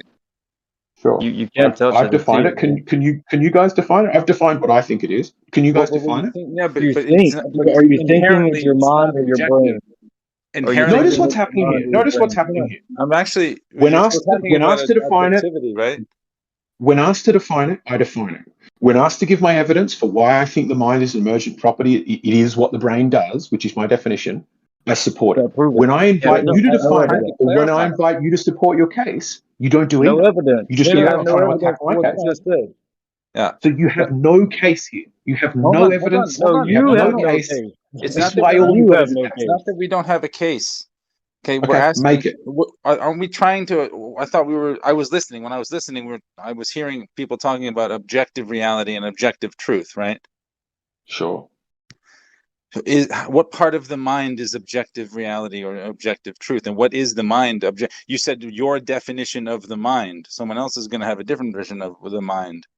It's Absolutely. objectively the whole topic of objective truth doesn't apply in this instance. Yeah, Right? I don't know why you brought it up, man. It's confusing. You brought up a The weird mind. topic to complain that it was a weird topic. The question we're asking is the mind I tethered brought up the to? mind, Is it bro. emergent? I'm trying to have a Does it conversation follow with you, my bro. definition? Is the mind what the brain does? And Uh, the case on the alternate has to be, your case has to be, the one that all of you are too cowardly to make, is the mind can exist without a brain. But you don't want to make that case because you know my next question is going to be, do you have any evidence anywhere, if we're doing Bayesian probability, do you have any evidence anywhere of a mind existing outside a brain? And we you know would that your stop answer to talking. that I has can to try to be make a case no. for I something, can but give I you some really evidence. can't have a Ever in history, conversation in in this this room case, that anymore, we man. cannot This is prove in a weird. falsifiable way, that's the only time it happened. Bring up the mind, and another person jumps in Yeah. and starts talking about the mind. Yeah, I don't get but it. your definition of the I'm mind my is kind of like guy, bro. Yeah, it's unfalsifiable, a right? terrible definition. It's also unfalsifiable. Okay, can you define it? Definitions aren't definitions don't need to be falsifiable. They're Well, I just mean, what I think when I say these words. Let me get in here. But Let me can get you in here. define How does mind? this happen? Every time I Yes. try to have a conversation with someone about the mind, 2 or 3 other people jump in, man. You guys Go have for it at it, then, man. North. I've been Do waiting you to have get a in do you after have Paul, and Paul's been going for a while, but I'm trying to come in and bring up the mind. Someone else comes in, jumps right in over me, starts speaking as I'm speaking. But you guys have at it, man. do you That's have cool. You Is it a out one of v your one? minds or Are you what, guys bro? having a Are one v you one? out of I'm your sorry. minds, or you just disrespectful? You just brought up that way. What's the deal, man? Is Jeez. okay, is it North? Do you have a is this a one definition? v Do you one have a server? definition? Ridiculous, man. You can't. Slightly. No one respects nothing. No, hold on. Can I moderate right Let now? somebody I'll just moderate. define the word I'll mind. moderate. I'll moderate. Okay, I got it. I'm No sorry one respects if me I in this did step room, on man. you talking wise. I'm sorry. I'm driving. I was driving, and One I'm person in sorry if this I room didn't hear respects you. what I say when I come in to try to speak, man. Not one damn person. I'm trying to clear it for you. Cool. The room's now clear. North, do you have a definition for the mind? Do you believe in a mind existing outside of the brain, and what's your evidence for that?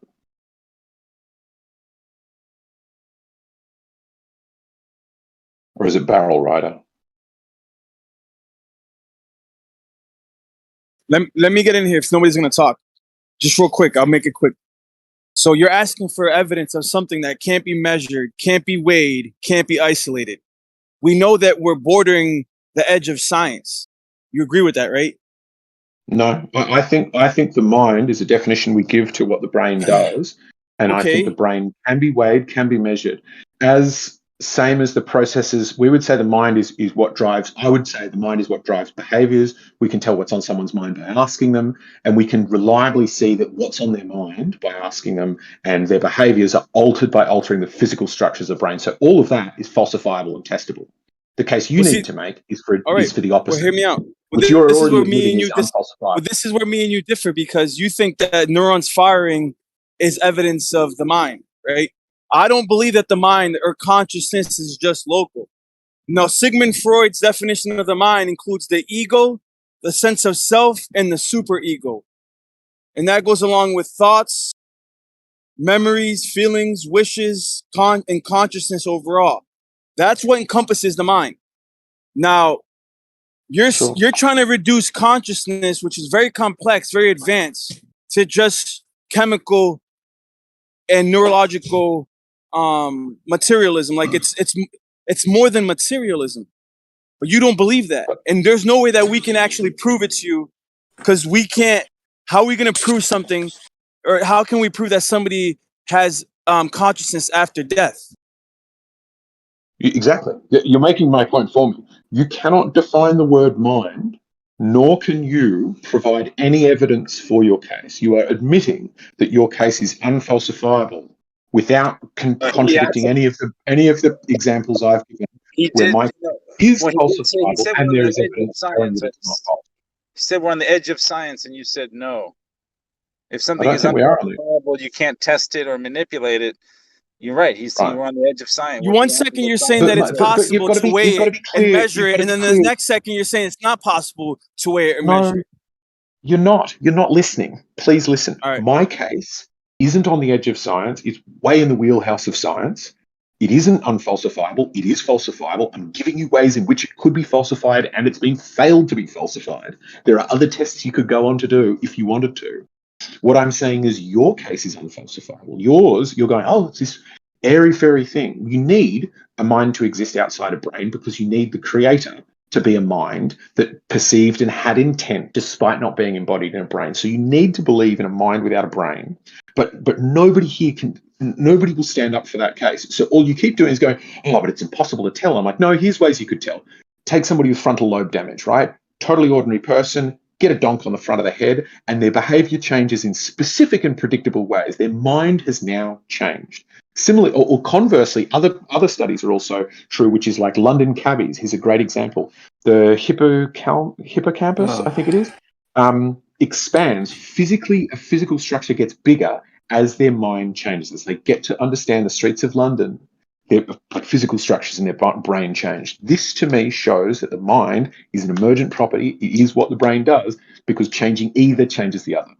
So I'm giving you evidence. I'd like to speak up now. I have to go. So can somebody make the case for the opposite? But yeah, so if someone is in a coma and they can understand and hear everything that's going around them mentally, but physically they can't even move or respond, is that the mind at work or the physical brain at work? If the mind is what the brain does, what do you think the answer to that question is? Well, if they can think and in their mind understand every single thing that they were conscious in their coma body of all the conversation and people around them, but they physically couldn't move to do anything or say anything about it. Right? So their mind in their head, they're functioning perfectly fine in their head, and they can think at a right speed and understand what people are saying but physically they can't do anything. So is that the mind at work doing, like, are you thinking at the same speeds as other people talking? Yeah, I've got a mate in a similar kind of situation. He's not comatose, but he's unable to speak. He's unable to walk. When I take him to the movies, I've got to take him into the bathroom, so he pisses. Right, but that's my point. So, like, but in his head, he off. can probably think, and in his head, he's thinking a mile a minute. He just physically can't do it. So, therefore, your mind is inherently separate or different than you are physically. You can do, I mean, right? No. His brain, what happened inside his brain is his brain was starved of oxygen for a certain amount of time, and as a result Yeah, of that, it's his mind is physically irreparably changed now. it's physically changed. The brain itself was physically changed. So, do you believe a mind can be outside a brain? Is Well, independent of a brain? because again, yeah, if I think that your mind is your subconscious or your other conscious, like it's like you can still dream outside of your body, and you still think it's Without a reality. brain? Well, no, I'm saying, well, I don't know. I mean, I'm not Why won't any physically of you answer attached this to my body. question? But I mean, well, that's my point. Is that what if I think your spirit is your mind, and if you can Exactly. inhabit your spirit or move around, then I'm just saying, like it's I could justify that with explanation, but I can't test that scientifically. But isn't there science that says that, like, You cannot make a falsifiable claim about it. You have to dance in this sort of airy-fairy area because you need for minds to be able to exist outside of brains, but you've got no evidence for it to do so. So you need it to be unfalsifiable. Doesn't it work outside the brain though? Like, I think there's testing that shows that the thinking is happening not just inside of the physical structure of the brain, but actually around it, like around your head. Like that is true. There is bits there. There's neurons all the way down your spinal cord and some in your stomach and stuff like that. So no. Well, there's that too, and there's like other mindfulness that occurs like with your digestive system and the super organ that all ties them together. But you wouldn't really call that mindfulness. I don't know, man. Can I get in, guys? If I don't want to step on anybody's toes, Yeah, go for it. I've actually done quite a bit of research on this, and I'll go ahead and fix my. How you guys complain about the mic? So yeah, so the mind-body problem. I love how Eggshells is trying to put it on us like it's a problem for us. Actually, the mind-body problem would be a problem for them, right? Because it's really interesting to think about the fact that, and this goes back to the conversation from earlier. How did rocks become aware, right? Like right now, according to the atheist worldview, I'm a compilation of atoms, right?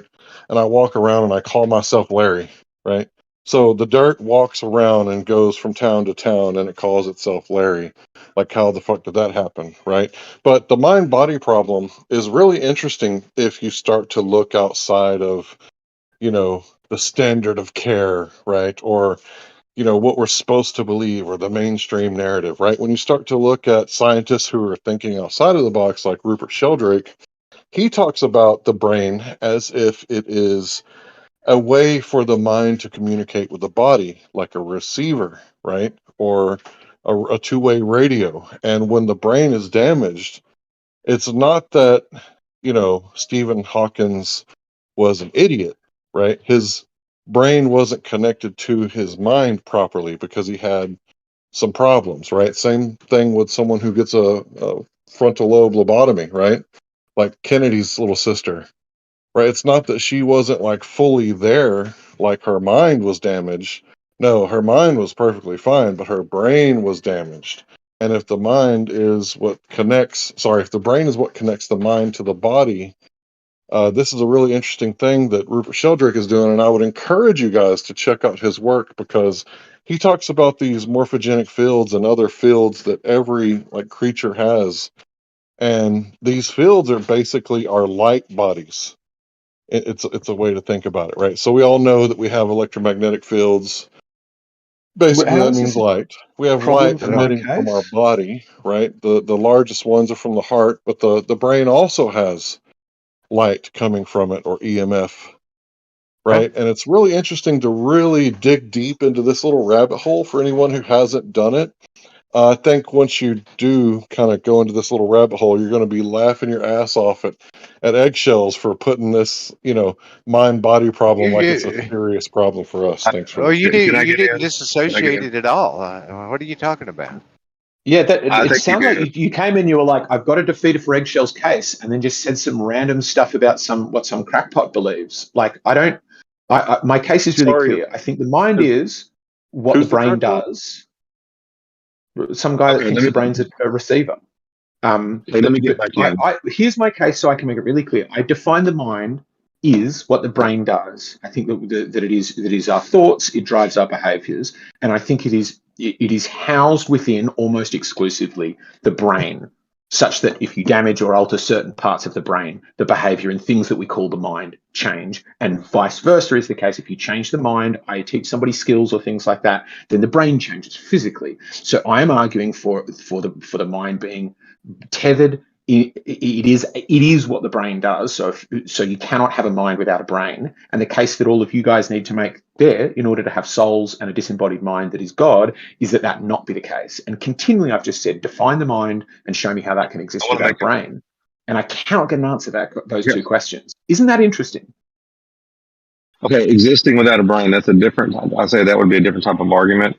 I mean, information does exist, but it needs a medium for which it must be carried, right? So letters need, or if I say the word white, well, white is information, but it's not the medium by which it's carried. So there's a distinction. Information is not the sound. And second, I would say a proof of a mind actually is intention. And here, there's actually proof, and people that have ADHD and other things.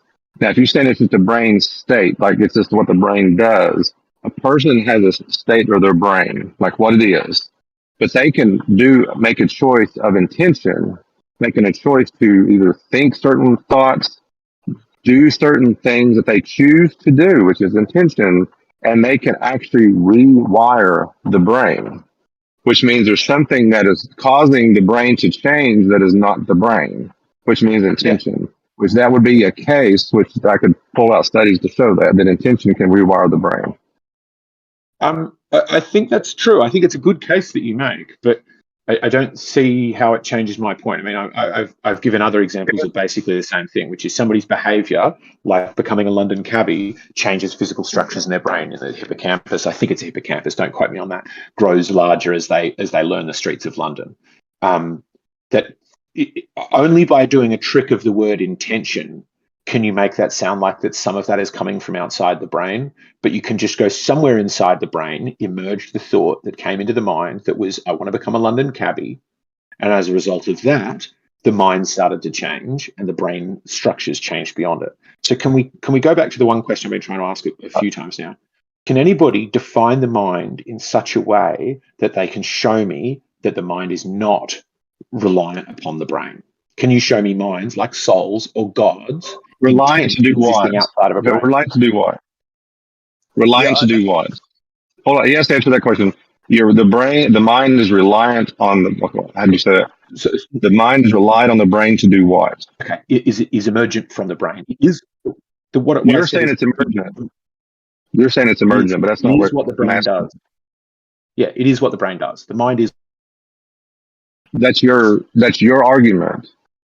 You're saying the mind is just an emergent property of the brain. That's your definition. But you're saying, how can a mind exist outside the brain to do something? To do what? Did I cut out or did he? It's fascinating that you all have this belief that minds can exist outside of brains, and when invited to present evidence for that case, it's this weird backpedaling and trying to. You've had your half an hour of fun. Let's move on. This is ridiculous. Yeah, we're outside of the realm. Hold on a second. It is ridiculous. We're outside of the realm of science, right? Because we're talking about mind, right? Nope. So this is purely non-scientific, purely cognition philosophical. Is metaphysical. Yeah, yeah. So it's like talking about God or how many angels can dance on the head of a needle, right? That's what we're talking about here. None of us can prove anybody wrong. None of us can prove anybody right. But you're the only one that's used the word crackpot, right? So you're showing that you're incredibly bigoted because you can't look. Hold on, bro. I'm in the middle of speaking. Your time is after that. So you can't look at some guy who's, a crackpot because he disagrees with you, because of your bigotry, because of your own belief system or religion has blinded you to the point to whereas other people here are able to have this conversation without using those kind of words because they're not as bigoted as you are. I don't think calling someone a crackpot is bigotry. What the hell, man? Is Rupert Sheldrake just someone, or is he like somebody who's worked as a biochemist in Cambridge and Harvard and a researcher for the Royal Society? I mean, is that just, I don't know. Like crackpot? Do they let crackpots work there? If they do, I need to know. But do thoughts come from your heart? Does your heart think? I don't know what that has to do with Yes, it anything. does. Yeah, Go ahead. well, there's like memory held in your heart that is there like for stressors, for anything that like even the Jack in the Box is putting a heart memory in there that you don't die when the fucking Jack in the Box pops out. Like all of these things prepare us for stressors so that we don't have like spontaneous heart attacks, and all of those nerve fibers are embedded in the heart fiber. What about plants having Let me memory? just read this real quick. Do plants Hold have on. neurons? Hold on. Going Plants back don't to the have heart real neurons, quick. but they have memory. How do you explain that? Real quick. Can I get in here? Please? All right. So recent findings, Dr. Armour in 1991 discovered that the heart has its little brain or intrinsic cardiac nervous system. This heart brain is composed of approximately 40,000 neurons that are just like the neurons in the brain, meaning that the heart has its own nervous system. In addition, the heart communicates with the brain in many methods, neurologically, biochemically, biophysically, and energetically. The vagus nerve, which is 80% afferent, carries information from the heart and other internal organs to the brain, and signals from the heart brain redirect to the medulla, hypothalamus, thalamus, amygdala, and cerebral cortex. Thus, the heart sends more signals to the brain than vice versa. Research has demonstrated that the pain perception is modulated by neural pathways and methods targeting the heart. But I don't mean to read on, but they're actually finding an emotional cortex in the heart. But that's Right. not really No. surprising because we've all felt like pain, we've all felt emotional distress in our central cores. And even when we're at the deepest depressed and when we cry, we feel it in our chest. So this is always, but it wasn't until 1991 where they finally were able to actually prove that there actually is a mind heart connection. Well, No, that's just a feedback system. It's just autonomic. You've got a no. you get like pressures and Dude. you got different signals, just like everything else in signals to the heart. Even your gonads, your gonadotropic hormones, your balls and signals to your brain. Yeah, we get it. It's all just chemicals. I get it. Regulating hormones. It's all the same thing. But anyway, Can I get? so it's like your I'd like heart to make another. and trigger. I'd like to make it. Well, you cited a guy Like who figured out the chemical signals that go from the heart and the brain and the feedback loops that are involved with that. And now you're ragging on Left Lane for saying it's just chemicals. I don't understand. You cited a guy who figured out the chemical pathways for that, but now you're ragging on Left Lane saying it's just chemicals. Doesn't make sense because to me. he didn't even listen to what I was saying. Their case on this makes no sense. This is ridiculous. It's just about having neurons in different places in the body, and they exist all over the body. So, like, what is the point of that? So, I like, was just backing up that is the a heart network.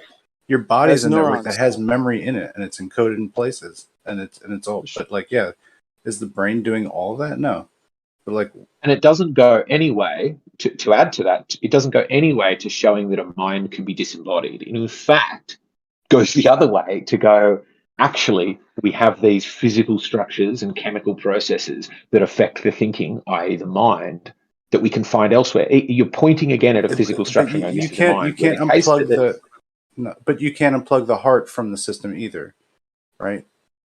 Sure. I'm not saying you can unplug the heart from the system. What I'm saying is the case that needs to be made for those who believe in free will and God and a creator and the soul is that a mind can exist without a brain. And what he's shown is, and a brain, I mean brain is in neurology, right? Balls of grey matter and stuff. So yeah, sure, some could be in the heart, some might be in the stomach, some might be in the nuts.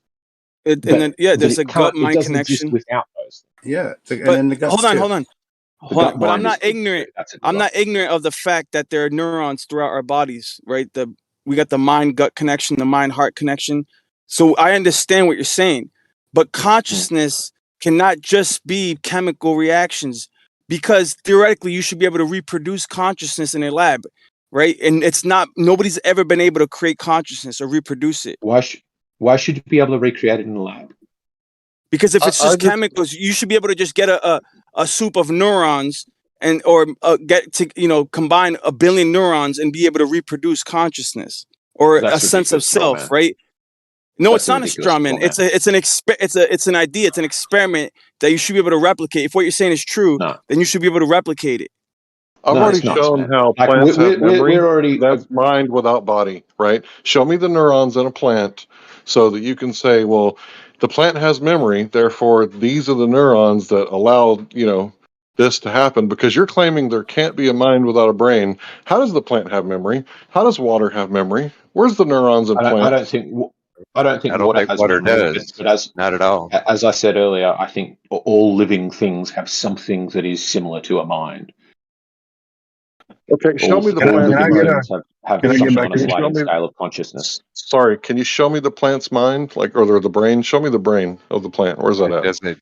It doesn't have a brain. It doesn't Oh, but it think has either. memory without a brain. Describe what do you mean by memory? Yeah. Well, they did this experiment where they had 3 plants, the independent, dependent, control variable, right? And these 3 different plants, they were put to sleep, right? Because plants sleep, right? Huh? So what they did is they had 2 plants that were standing straight up, and then 1 plant that was laying down. They put it in a refrigerator, in the dark, at around 40 degrees Fahrenheit, and the plant went to sleep. And when they woke it up, they stood it back up and they took it out. It continued to grow in the direction that it was growing in, proving that plants have memory. Oh, So that's that's a stretch, dude. That's a big stretch, man. Like, to say that that's memory, to say that plants sleep, like all of those are like. I can tie a tree. I can tie a young tree down and then let it grow for a minute and let it go, and it'll stay bent over and grow that way. That doesn't mean it's got memory. Okay, Yeah, so do you guys not know that plants sleep? It could just be that the fibers of the plant as it grows, like it's got a grain, right?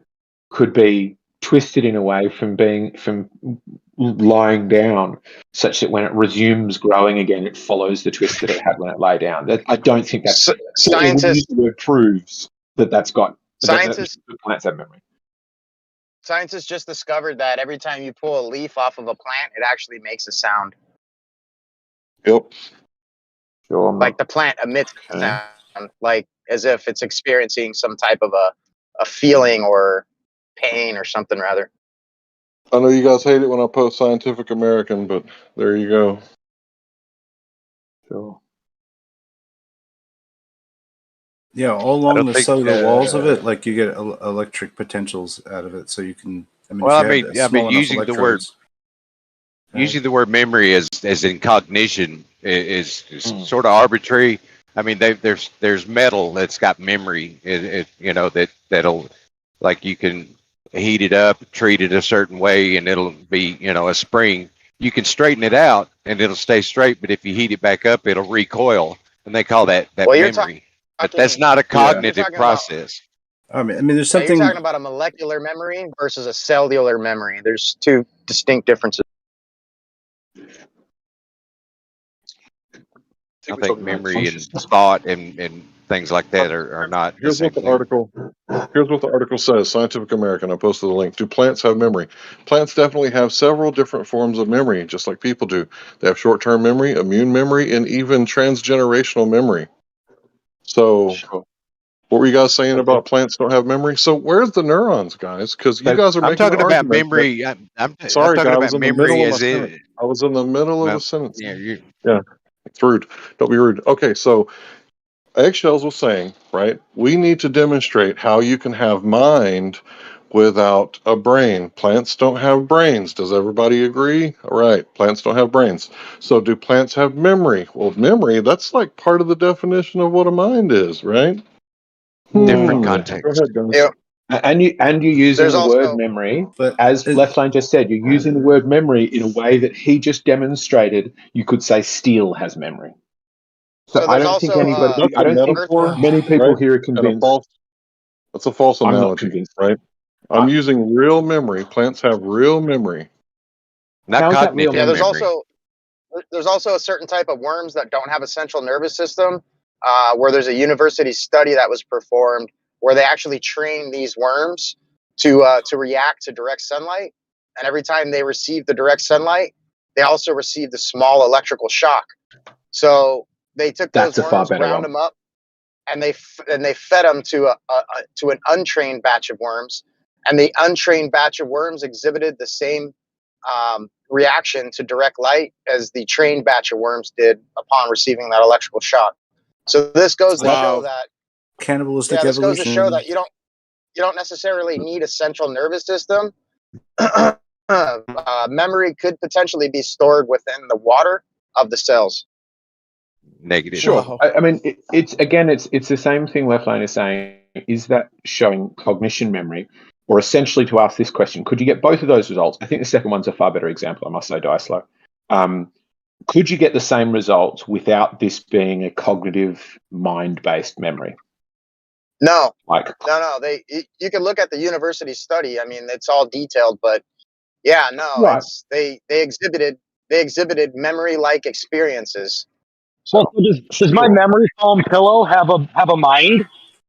Yeah, it's leaning that way, huh? Well, again, there's a difference False between analogy, cellular right? memory versus molecular memory. What you're trying to do though, but hear me out, because awareness and consciousness are intertwined, right? And what do you like? Does a fly have awareness? Does a fly have consciousness? Does a plant have consciousness? Does a flea have consciousness? We don't know what level of consciousness do they have. Obviously, humans have an advanced level of consciousness, and we're mindful creatures. But just because we're like almost divine, does that mean that like an RNA amoeba, does that have consciousness? Does that have a mind? Does that have awareness? Maybe. My man. How would you prove that an amoeba has consciousness? You can't. Yeah, then you I reduce it to a program. absolutely agree. I absolutely agree with you, and that's why I say I think it's a sliding scale. Like I would say, or awareness. In terms of how you would define consciousness, I would say everything's got a sliding scale of it, all the way down It's a to get sliding. It's a spectrum. So like plants are aware. Clearly, they're aware to an extent. Does that mean that they're conscious? Maybe. Does that mean that they're not conscious?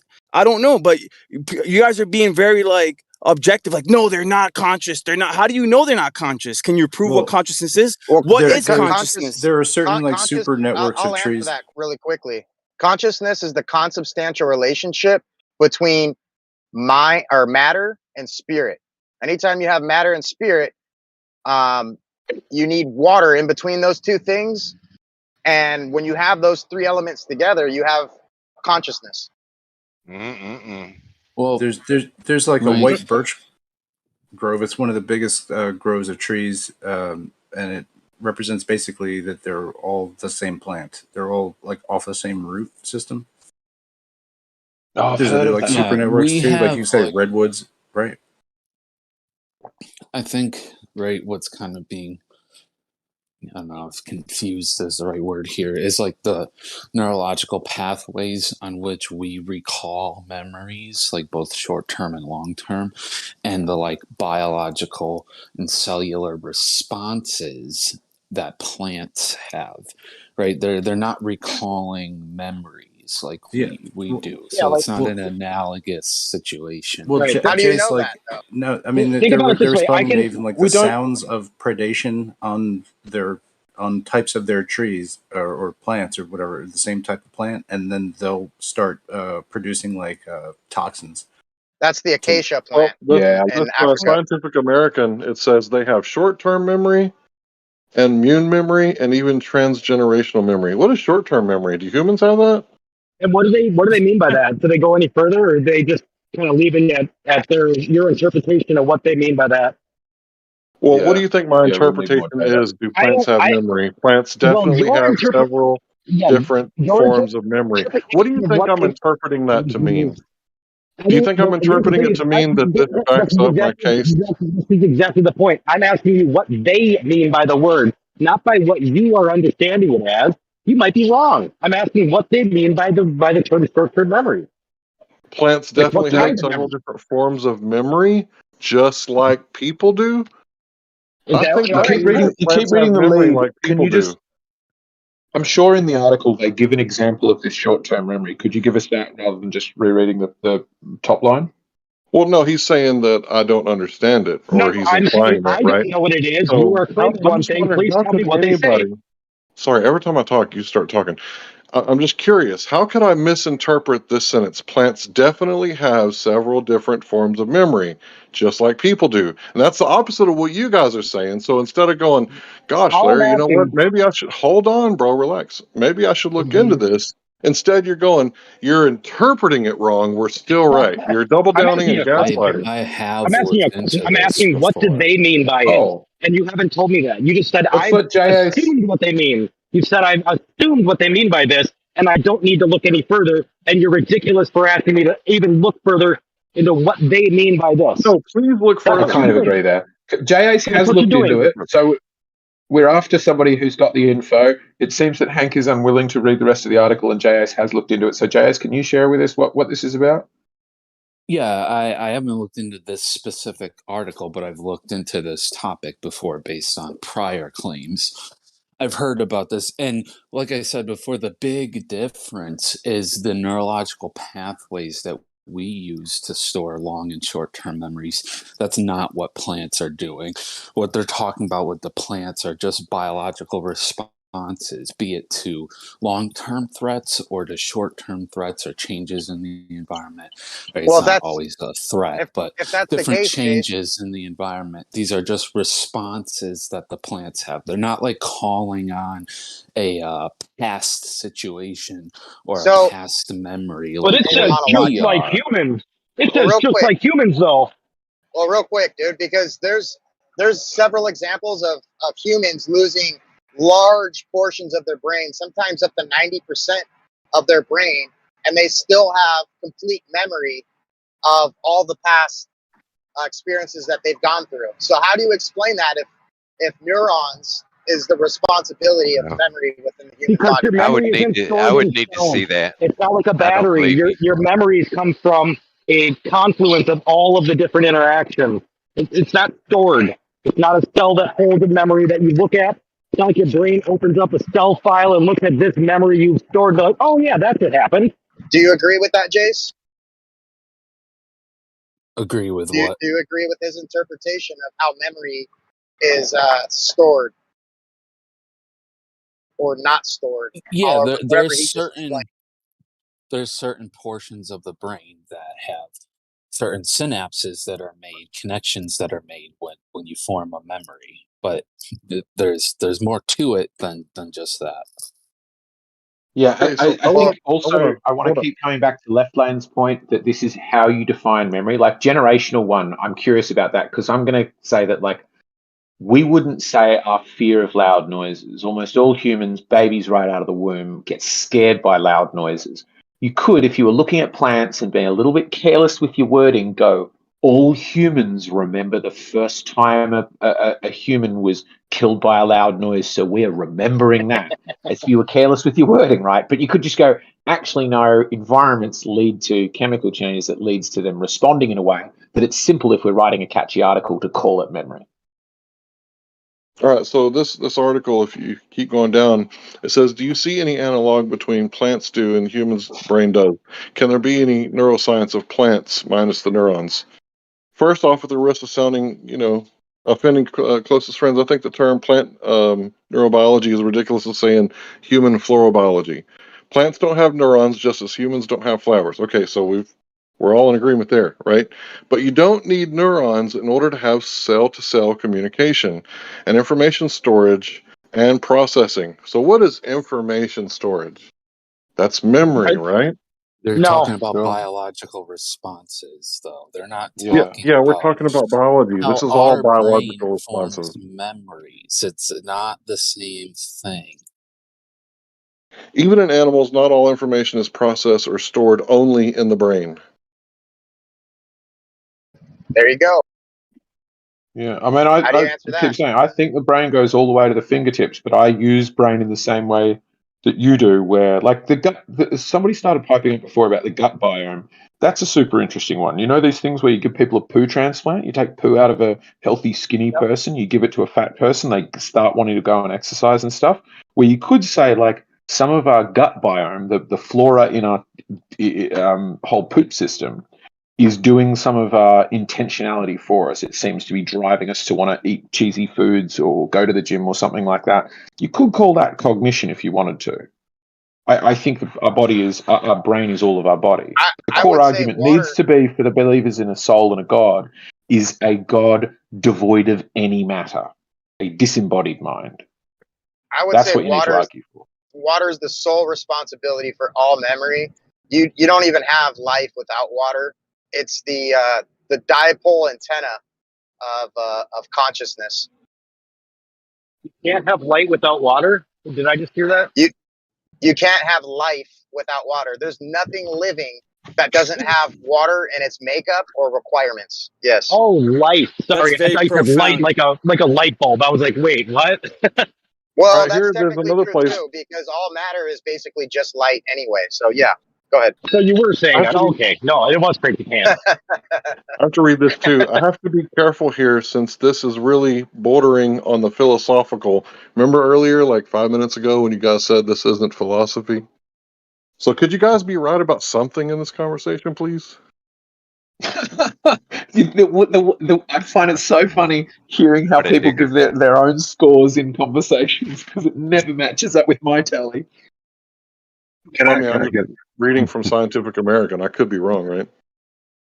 Yeah, I mean, Sure, it's you an could be article cherry made to picking. You popularize could. science to get people who don't generally read, or follow the actual thing to get them interested in it. Yeah, I mean, there's money to be made in that. So yes, people are going to write things influentially. I see nothing wrong with seeing something like that say something incorrectly. Like they got the gist of it, but All of they said science? it in a Like, isn't that all of science? They write things down influentially. No, that's science no. reporting. Scientists Yeah, generally don't do that. I bet if you dug up this paper, they would probably, I'm going to guess here, and this is a wild guess, I could well be wrong on this one.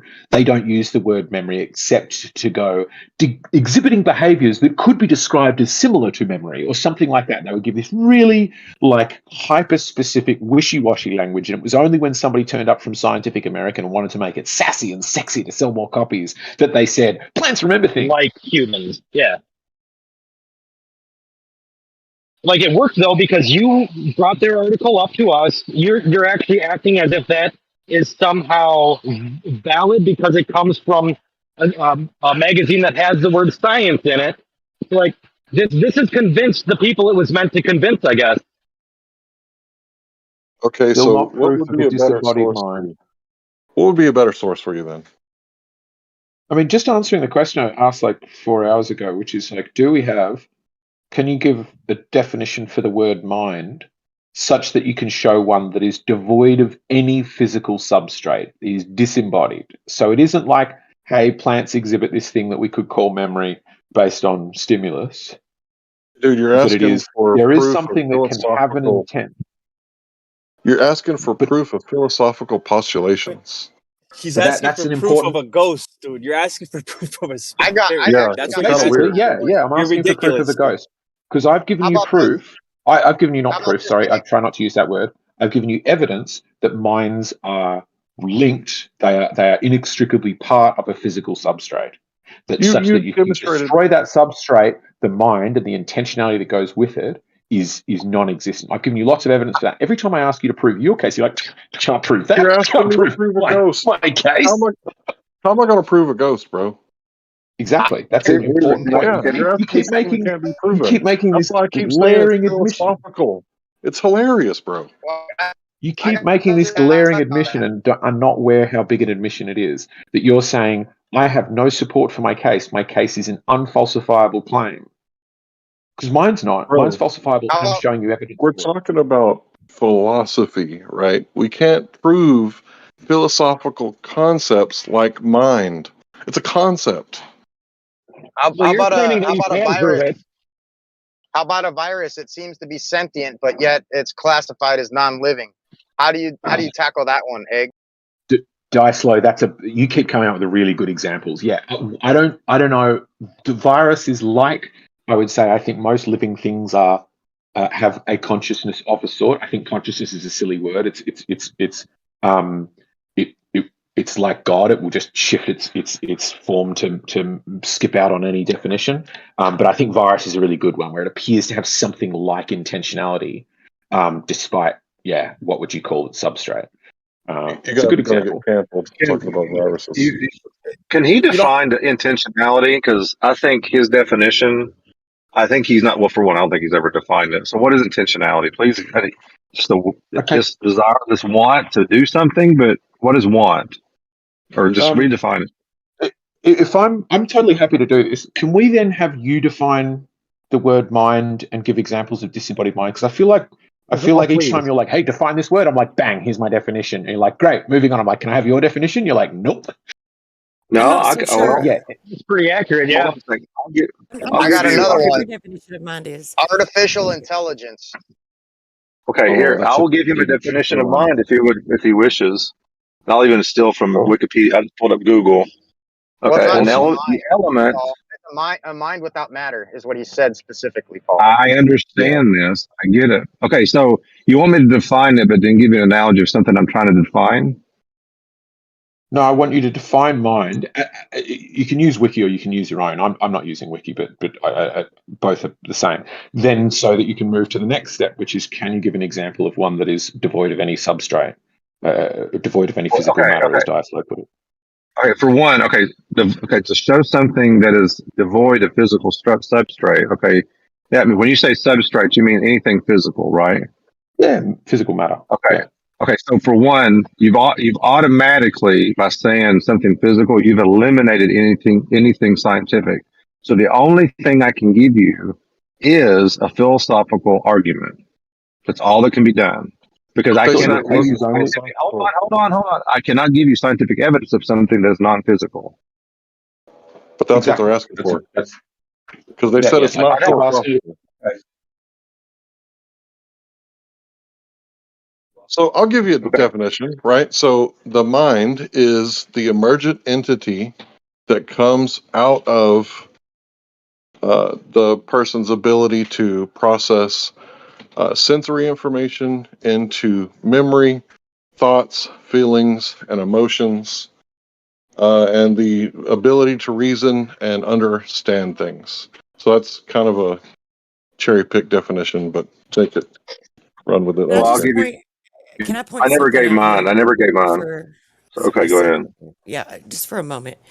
Definition of mind, because what we're talking about, or what you guys are talking about, I just now got here, is how mind, how we experience mind, how mind affects the world we live in, which is physical. At some point, metaphysical has to meet the physical, so it can't be. You can't negate all physical aspects of how mind exists. Like, because at some point it has to interact. There has to be a point where it meets.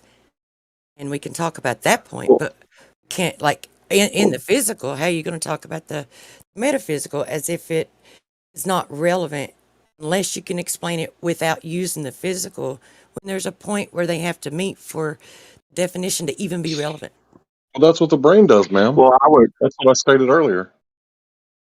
Well, I was going to say the mind is the place where intention, experience occurs. Okay, which means like for example, if it's I'm experiencing the world, right? But if I'm just a neurochemical process, then there seems to be some kind of coalition of all this data, like from my eyesight, my sound, my ears. But there's an experience of that somehow. If it's purely material, then how is those neurons experiencing this as a whole unit? So there seems to be something that's a whole unit that is experiencing this, and then that's why I like the word of intention. That this desire to want, to have intention, in my definition, and even have want, means there is movement of choice involved.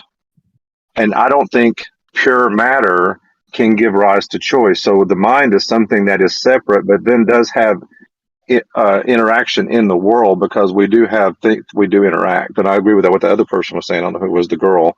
And also that's why I said also to have the brain and have the body, that's how we interact in the world. So you need the brain and the body to interact in the world. If we're a disembodied mind. Yeah, that was me. I just want to say, Larry, I wasn't talking about your definition. I was talking about Eggshell's definition. I know, but he asked me what mine was. What you've raised there is important points. You said it is the place where we experience the intentionality. How can a place be non-physical?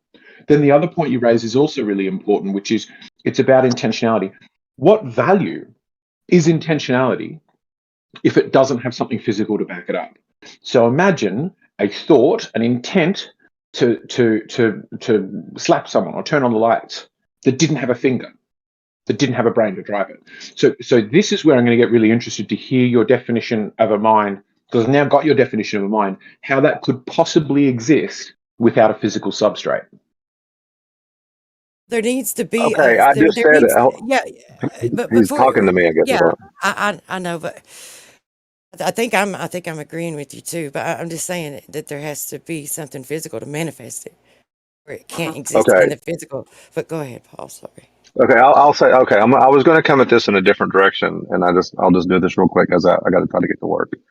Okay, let's think. You called a brain. Okay, and there's brain states, which means there's different states of the brain. Okay, now to change the state of something, and I made this argument maybe a couple weeks ago, either something intrinsic to itself or extrinsic to itself, which means something internal can change its state, or something external will change, like water. If I change the outward temperature of water, it will change from liquid to a gas to a solid, or vice versa. If I change the external environment, right? Or something within it can within itself cause that change. Okay. Now, if you're saying I'm just a product of my brain, I'm just a brain, which means like right now I'm in a specific state in my brain. So either some external environment in the world, right, is interacting with me to cause me to change the state in my brain, with like your guy that went around learning the other city. That means his experience, which is external to the world, changed his brain state. Which I'm not saying that can't happen. I'm not saying that it can't. But when I have no external stimuli, which means if everything's constant within me, but I can change my state, that means there's something inside of me that's causing that, right? Sure. Okay, so now what is internal? Well, okay, so it's what internal state would change, and you'd have to get down all the way down to the quantum level, but even that is problematic, which means there's a quantum state that changed that caused me to think a certain way, to do a certain thing, or there's something exterior to my body. Well, there's people that do. Well, I know, but I'm trying to give you. I know you've not made that case, but I've already heard people make this case, so I've already heard it.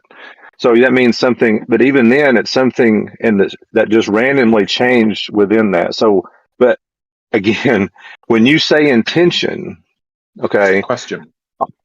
Well, I'm actually just trying to make an argument. There's no question. I'm just trying to express why I think even your argument is that there has to be something. If intention is involved, which means there's no quantum state, nothing inside myself, no external environment. No, like when I mean inside myself, no neurochemical change is occurring, but something exterior to the body that's not part of this physical world can change that. And honestly, if you want an argument for God, if the universe began to exist, hold on a second. It's not making any sense to me, man. Why is it not making sense? None of this is making any sense because it's a run-on thing. You're talking about quantum, which I didn't say, like responding to an argument I didn't make. Okay. Now you're talking about the start of the universe. It doesn't make any sense. Okay, something outside the universe or something outside the body had to cause the body to change. And if you had to say it's outside the body, then it means the only thing that can change outside the body is the physical world, which means you're back to determinism again. Free will is non-existent. Intention is non-existent. If I have intention, that means I have the ability to choose. And there's something that is immaterial. Choice is immaterial, first of all. There's nothing material about choice. It's immaterial, by the way. I'm still not following your point. Okay, if you say intention, what do you mean by intention? Let's go back to that. That's why I brought this up. Why is what? And you say desire to do something. A desire for a state to be different. Okay, a desire. So, okay, where does this desire come from? No, I don't know. Is that part of the definition? No, it could come from loads of places. You could get sick of something one day. Well, the only place you have materialistically for something, back to what I was trying to say, which you don't understand, but it's in there. Okay, my desire to change is something like the external world had impact on me that caused me to desire something else. I had no choice involved, no intention involved, right? Can you give me an example? I'm not following, mate. Give me an example of a change you've made so we can put this in the real world. What do you mean a change I've made or change? Okay, I decided to, instead of wearing a long sleeve shirt, I chose to wear a short sleeve shirt. Okay, cool. And it sounds like your case is, if I understand it, that could have come from outside of me, or it could have come from inside of me. But if nothing outside of me has changed, if my day-to-day is still the same, then it must have come from outside of me. Okay, well, the only thing that on track so far? Well, either you're something exterior to me, my body, interacted with the other senses within my body to go into the internal workings of my brain, however you want to describe it, cause me to change a brain state to choose the short sleeve shirt over the long sleeve shirt, or some fluctuation in my brain, which means it is a random fluctuation of neurons in my brain, however you want to describe it, was the cause of me choosing a short sleeve shirt over a long sleeve shirt. What is your which way do you go? I mean, it could be either way. Like, I mean, I don't even know if it needs to be random. If this choice is completely arbitrary, sort of devoid of context, it's hard to pick it. But like, if I were to pick times I've switched between shirts, it could be external. So it could be it's a colder day. It could be semi-internal, depending on how you look at it. Like, I've been working out a lot lately, so my arms look nice. So that's certainly contributed to me wearing shorter sleeves more often. Some of which is internal, some of which isn't. Some of it might be like beyond my conscious ability, despite, I use that word despite not really agreeing with it, my conscious ability to identify. So I might have like seen Vin Diesel on TV and he always wears short t-shirts. And I go, well, I want to wear one of those. And I'm not fully aware of that, but that has me reach for that shirt rather than one of my long sleeve ones. Could be my long sleeve one's itchy. I'm not sure how any of these choices, whether they be an external influence or an internal choice, relate to whether a mind could be disembodied. Okay, well, I mean, what I'm saying, okay, the intention is where my definition or understanding of intention, yours is different than yours, because yours is still dependent upon either some external stimuli or even some kind of random fluctuation inside the body that would change your intention. But to me, my understanding of intention which means I desire to wear a short sleeve shirt, but I choose to wear a long sleeve shirt, regardless of any exterior. Like, I could choose still to wear a long sleeve shirt even if it's hot outside, or I can choose to do it because some other reason. Do you think that influences could exist outside of our ability to consciously be aware of them? So that you know, like, I don't know if anybody watched Derren Brown. Like, if you were English, you probably did. He was this illusionist that would sort of influence people's choices till he could like pull something out of a hat that was exactly the one choice they made out of 20,000 choices. They picked this one, and he's like, "Oh, how's it that I guessed this?" And he's like, "Oh, I influenced you." Do you think that kind of thing exists? Like, we could be influenced outside our ability to discern where that influence is coming from? Of course, it's then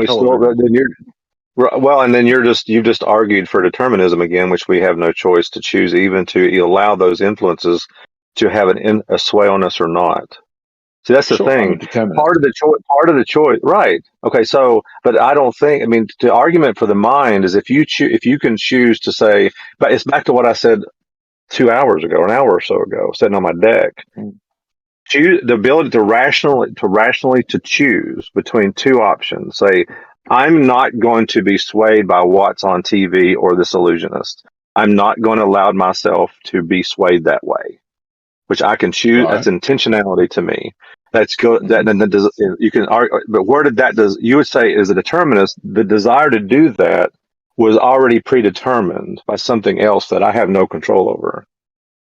But I say I choose to do that. I choose not to give in to that. I choose not to go sleep with a girl down the street that I want to desperately bad.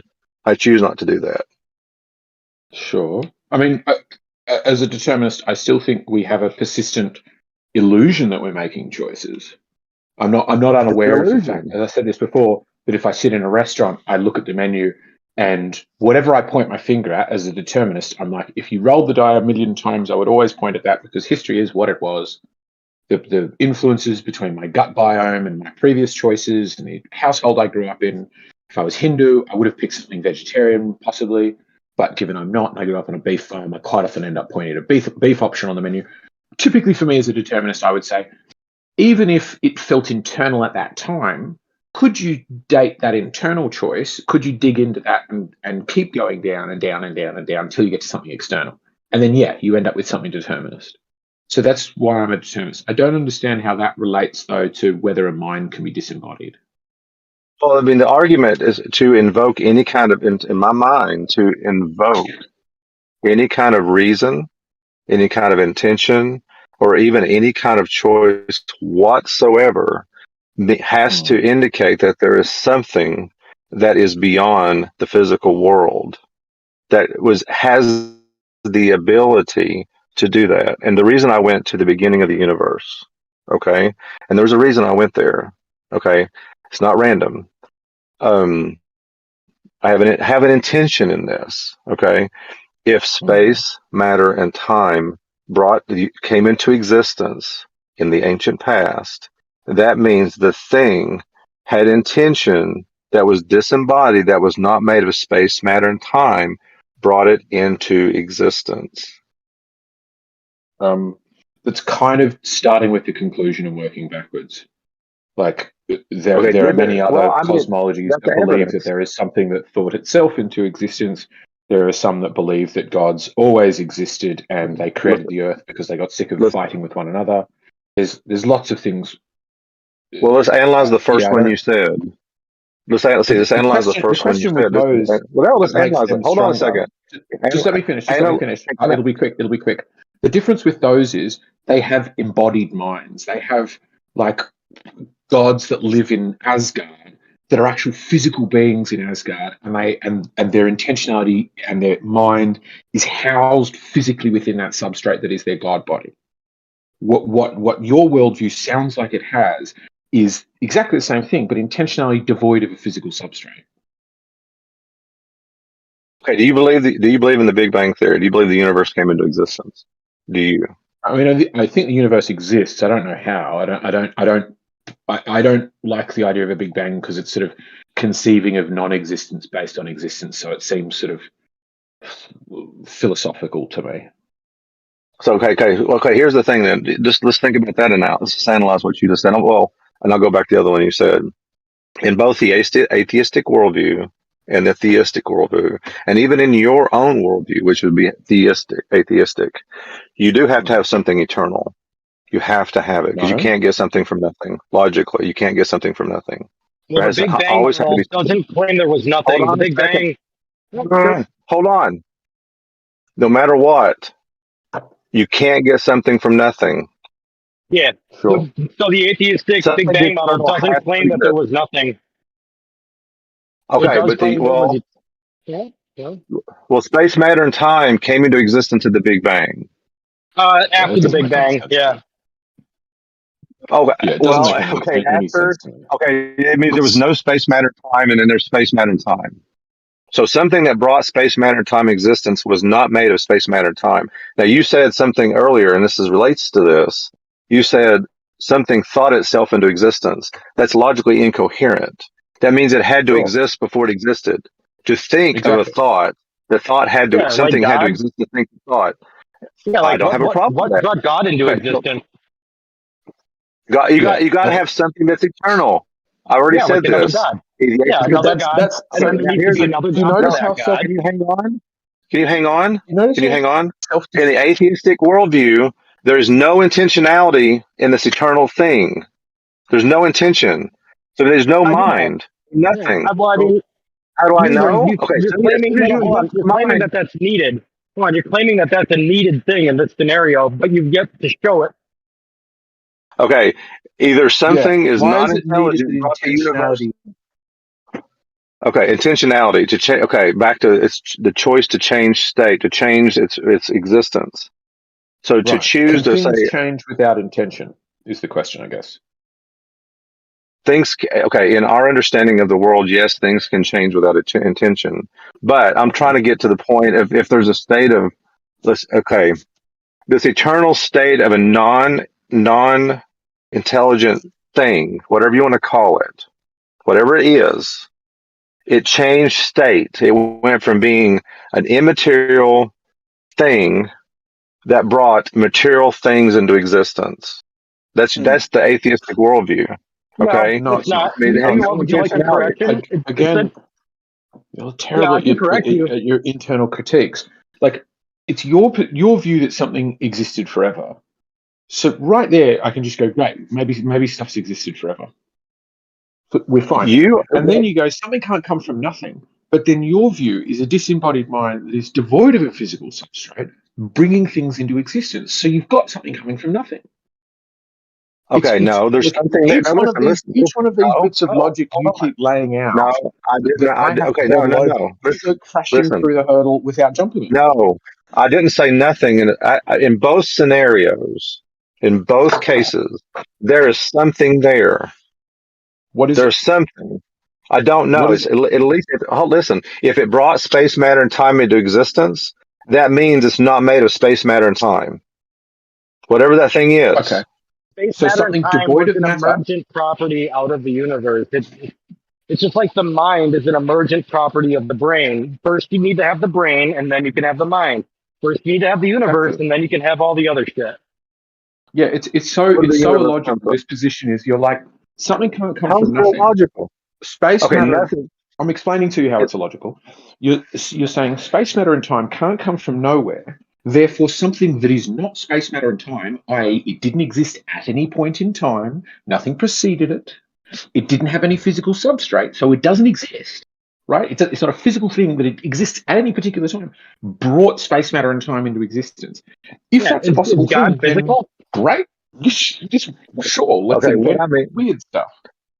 Okay, what I mean by I don't define nothing. Okay,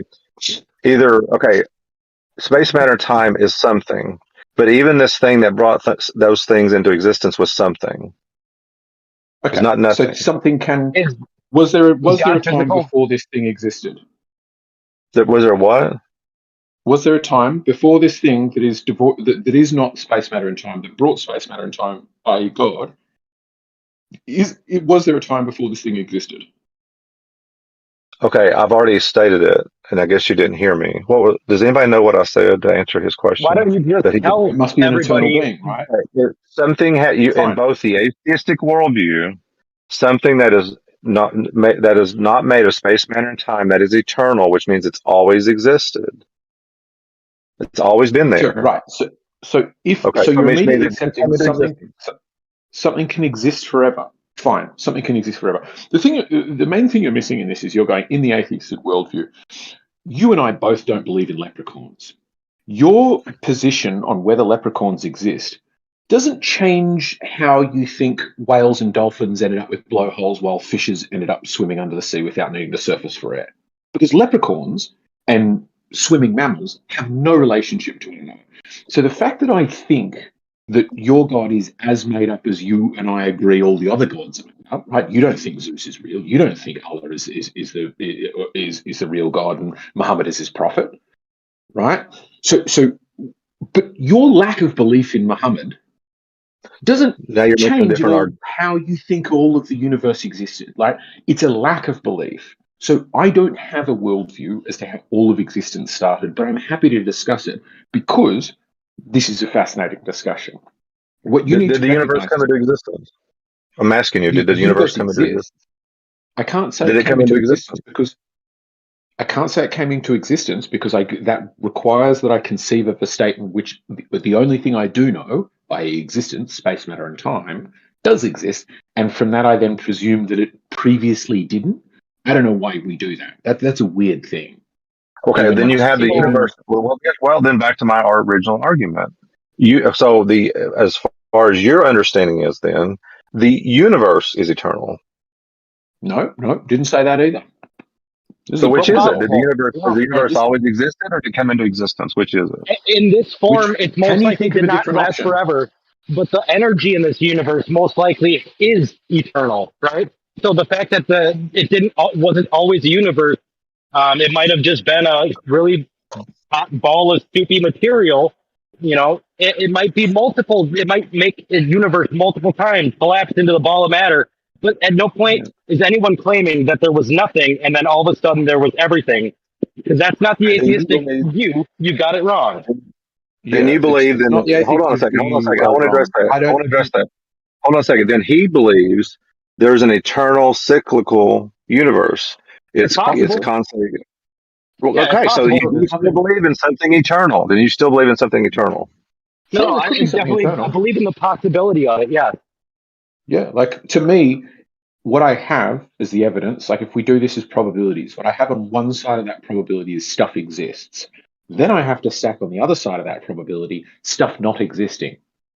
There is no science I know, nor logical way I can conclude that stuff didn't exist. So yes, an infinitely existing universe is entirely plausible to me, which is why I don't find it weird that you posit an internally existing God. What's weird to me is you posit this God existing without a physical substrate, having intentionality without time, matter, and space, because it's like, where did they have that intention? When did they have that intention, and how did they act it out? Given there was no time, there was no space, and there was no physicality for them to do any of those three things. Like that means that they intended forever for things to happen. But then the universe began at a single point. The Earth began at a single point. How do you get an intention that, devoid of space and time, must have always existed and never existed at the same time, turn into a single point in time? That to me is logically. What your initial thing is it never existed. See, that's the thing. I don't say that. So you said that God existed and non-existed at the same time. That's incoherent. No. What I'm saying is the universe or creation, God. Let's say God exists beyond space and time. God's eternal. God's all powerful. But God exists before time, matter, and space. So when, where, and then let's just focus on the intention of creating existence. When did they do that? Like what that? Okay, I would say this. God didn't intend for something to happen, then did intend for something to happen and made it happen. But they did that sequence, that causal temporal sequence, before time existed. That makes no logical sense to me whatsoever. Well, the moment, see, that's the thing is, even your own. I was listening to what's his face. I think he's a cosmologist. I can't remember, but he actually talked about this even within the Einsteinian understanding of the Big Bang. When you start talking, even within that framework, which would also, you have to argue that even that's incoherent, because to argue time before and all this stuff when time didn't exist until time, you can't argue time. That does become. How do you understand that? But even in your current science, it wasn't Lawrence Strauss. It was Sean. I think it was Sean. Is his name Sean? Sean Carroll. Sean Carroll. That was Sean Carroll. And I was listening to a video about him talking about this. So even in their own atheistic paradigm, there is some incoherence that you don't like. How does this even begin to happen? But you're using language that's limited because that's our experience, right? So, and you're also trying to define something within the realm that there's no physicality to it yet, even to begin with, right? Even in your own paradigm, it would argue with That's Sean the Carroll. connection between atheism is materialism. Materialism and atheism are connected, and actually the first time atheism was used, the word was used, was actually in the Bible. They used the Greek etymology of it, which was atheos. I believe it was in Matthew. Well, anyway, my point is, you're trying to. I mean, obviously, in either that's why there is a sim. I'd agree that there's a similarity, but the question though is, if there's no God, then there's no intentionality. Okay, there's no intentionality. Things could happen and with God, there is intentionality. So now the question is, which makes logical sense? So you're saying we have all of existence with non-intentional changing of non-material thing into something material, or you have something that is of an immaterial mind that has intention and that brought things into existence. That's the two options you have. You haven't linked those two logically that you gave the other one. You What's another continually one? make the atheist option ridiculous and a straw man so that you can What's hide another the fact that option? yours is the ridiculous one. The other option So which one? is like so. Let's if we're going etymology of words. I'm glad you brought that up, Dyslope, because a better one is if you take the real meaning of the word agnostic, then you get not I don't know. Modern people go, I'm agnostic, as in maybe there's a God, maybe there's not. Let's move on and talk about something else. But proper agnostic is it is impossible to know. And the way that that is like more sort of strictly defined, I adhere to more. So I say I'm an atheist for simplicity, but I'm actually an agnostic, which is until you define for me clearly what God is, I cannot answer the question of whether there is one or not. And that's important because in this conversation, I've repeatedly asked people to define mind, and we eventually got there, but I still haven't got to the second question, which is, can you give me examples or proof or evidence of a disembodied one, of a one devoid of a physical substrate? So if you can't tell me what is a God, is it definitely Yahweh, or are they El, or are they Jehovah, or are they Zeus, or are they Mazda, or are they, any of these 1,000 other gods there are? Do they have these particular characteristics? Because some of them die and get reborn. Some of them are in a giant pantheon. They have sons and daughters and stuff. Some are physical, some are not.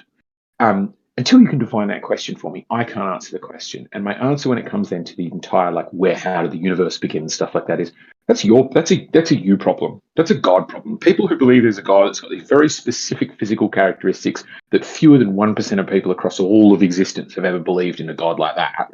Fewer than 0.0001% have believed in a God that you happen to believe in. Maybe you're right against all odds. But until you can define the beginning of all existence or something like that, I don't know. Do I know what preceded this universe? No, I'm similarly agnostic to that as well. You have the problem of needing to define these things. What do you mean by existence? Stuff. Well, that's the Stuff thing. around. Yeah, like that's the problem is we only deem things to be existing based on its materialistic attributes. And if there's no material to be had, then we just simply say it doesn't exist. And that's a problem. Oh. Yeah, I mean, I'm doubtful of the existence of things that I cannot detect, is the way I would put it. So I think like magnetism is real and the wind is real, despite it having no physicality to it. But yeah, when it comes to other things like dowsing or the existence of a spirit or a god, yeah, I'm doubtful of those things because, I mean, particularly when they're like so wildly divergent. Like I think the idea that people. Example. I think there's far more evidence for dowsing than the other things you addressed. I'll take you on that because I've tested it and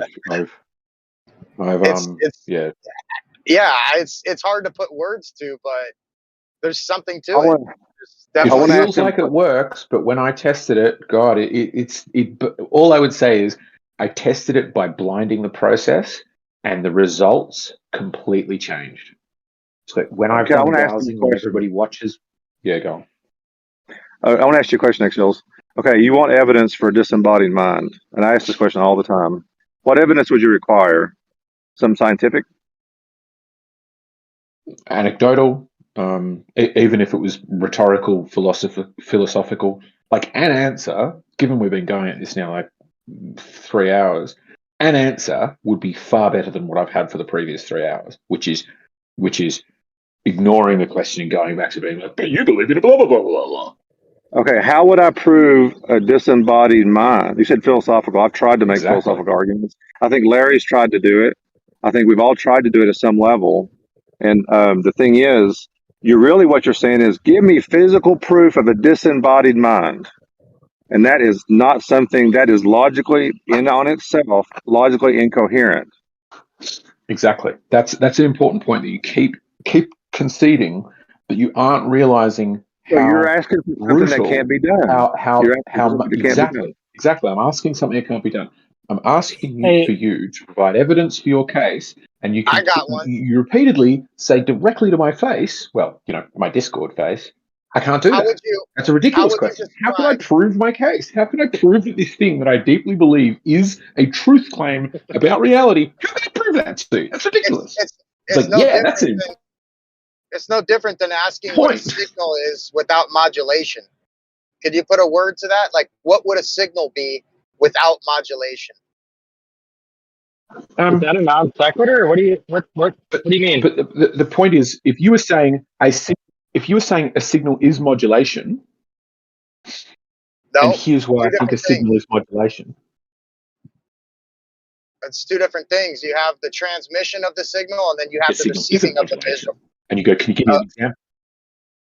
Yeah, just like a radio transmission. Like you have a broadcasting station which broadcasts the signal, and then you have at the receiving end, you have a something that picks it up and modulates it into decodable information. But in between those two things, in between the transmission of the information and in between the receiving of that information, what would you call that? Yeah, I mean, I agree with you, but again, it seems the case. It's a disembodied being. It's information without being physically harnessed, right? And it's no different than what you ask for within a disembodied being.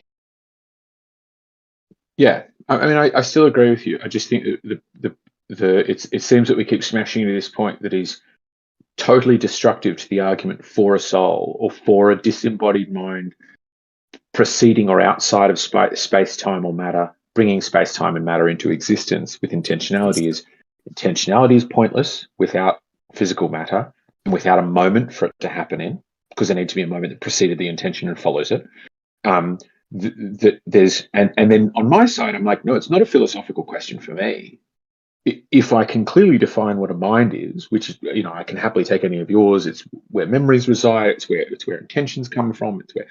And then I can go, here's why I think it belongs to a physical substrate, because I can give you examples of people who've got physical substrates where that physical substrate gets altered and the mind changes. And I can give you counter examples of where the mind changes, like in the London cabbies I keep bringing up.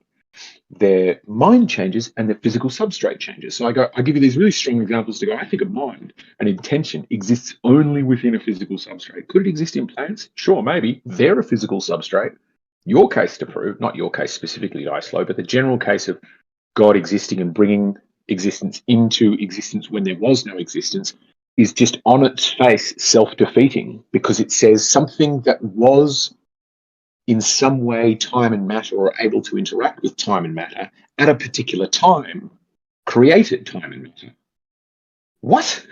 No, hold on, let me just interrupt right on real its quick. face, it just runs directly into its own logic, face first, and doesn't realize it. Hold on. I agree, but it's a perceptional issue. It's the way you're interpreting things, like as space and time being these constructs of physicality to exist within. I think it's the way you're perceiving it. But you're right.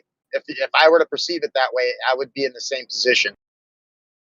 So there's an irony here, because the best evidence for a divine architect is creation itself, right? It's the complexities. Yes, and there's a verse here in Baruch. It says, "Ye rejected the understanding of the Most High, for His works have not taught you, nor has the skill of His creation, which is at all times persuaded you."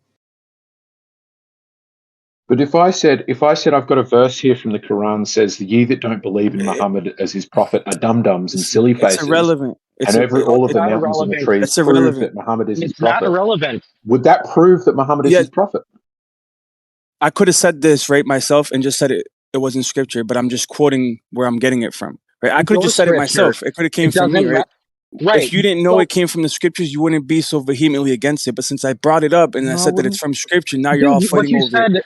What you said was nonsense already. And you're trying to say because it came from scripture, it holds weight. Why don't you rephrase what you said and try and make it make sense logically? Yeah. The heavens declare the glory of Yah, right? We see all around us. That's just a claim. It's self-evident, right? It's self-evident that you can't get order out of chaos. A claim in a book. Listen, forget about it. Forget that I even said things as evidence. Hear me out. Hear me out. Just forget that I read it in a book, right? Just pretend it came from me, right? And another thing is, it says here, you're talking about predeterminism and that the scriptures aren't clear on this, right? They are clear on this. Many verses state that every man is given according to his own works. We have a verse here that claim says, in a book. Why should I listen to your book? Every man is responsible for his own soul and will be judged according to his own works. Why should I give a shit Is about that any from the book Bible you're or is that reading from me? you? Because that bit sounded good.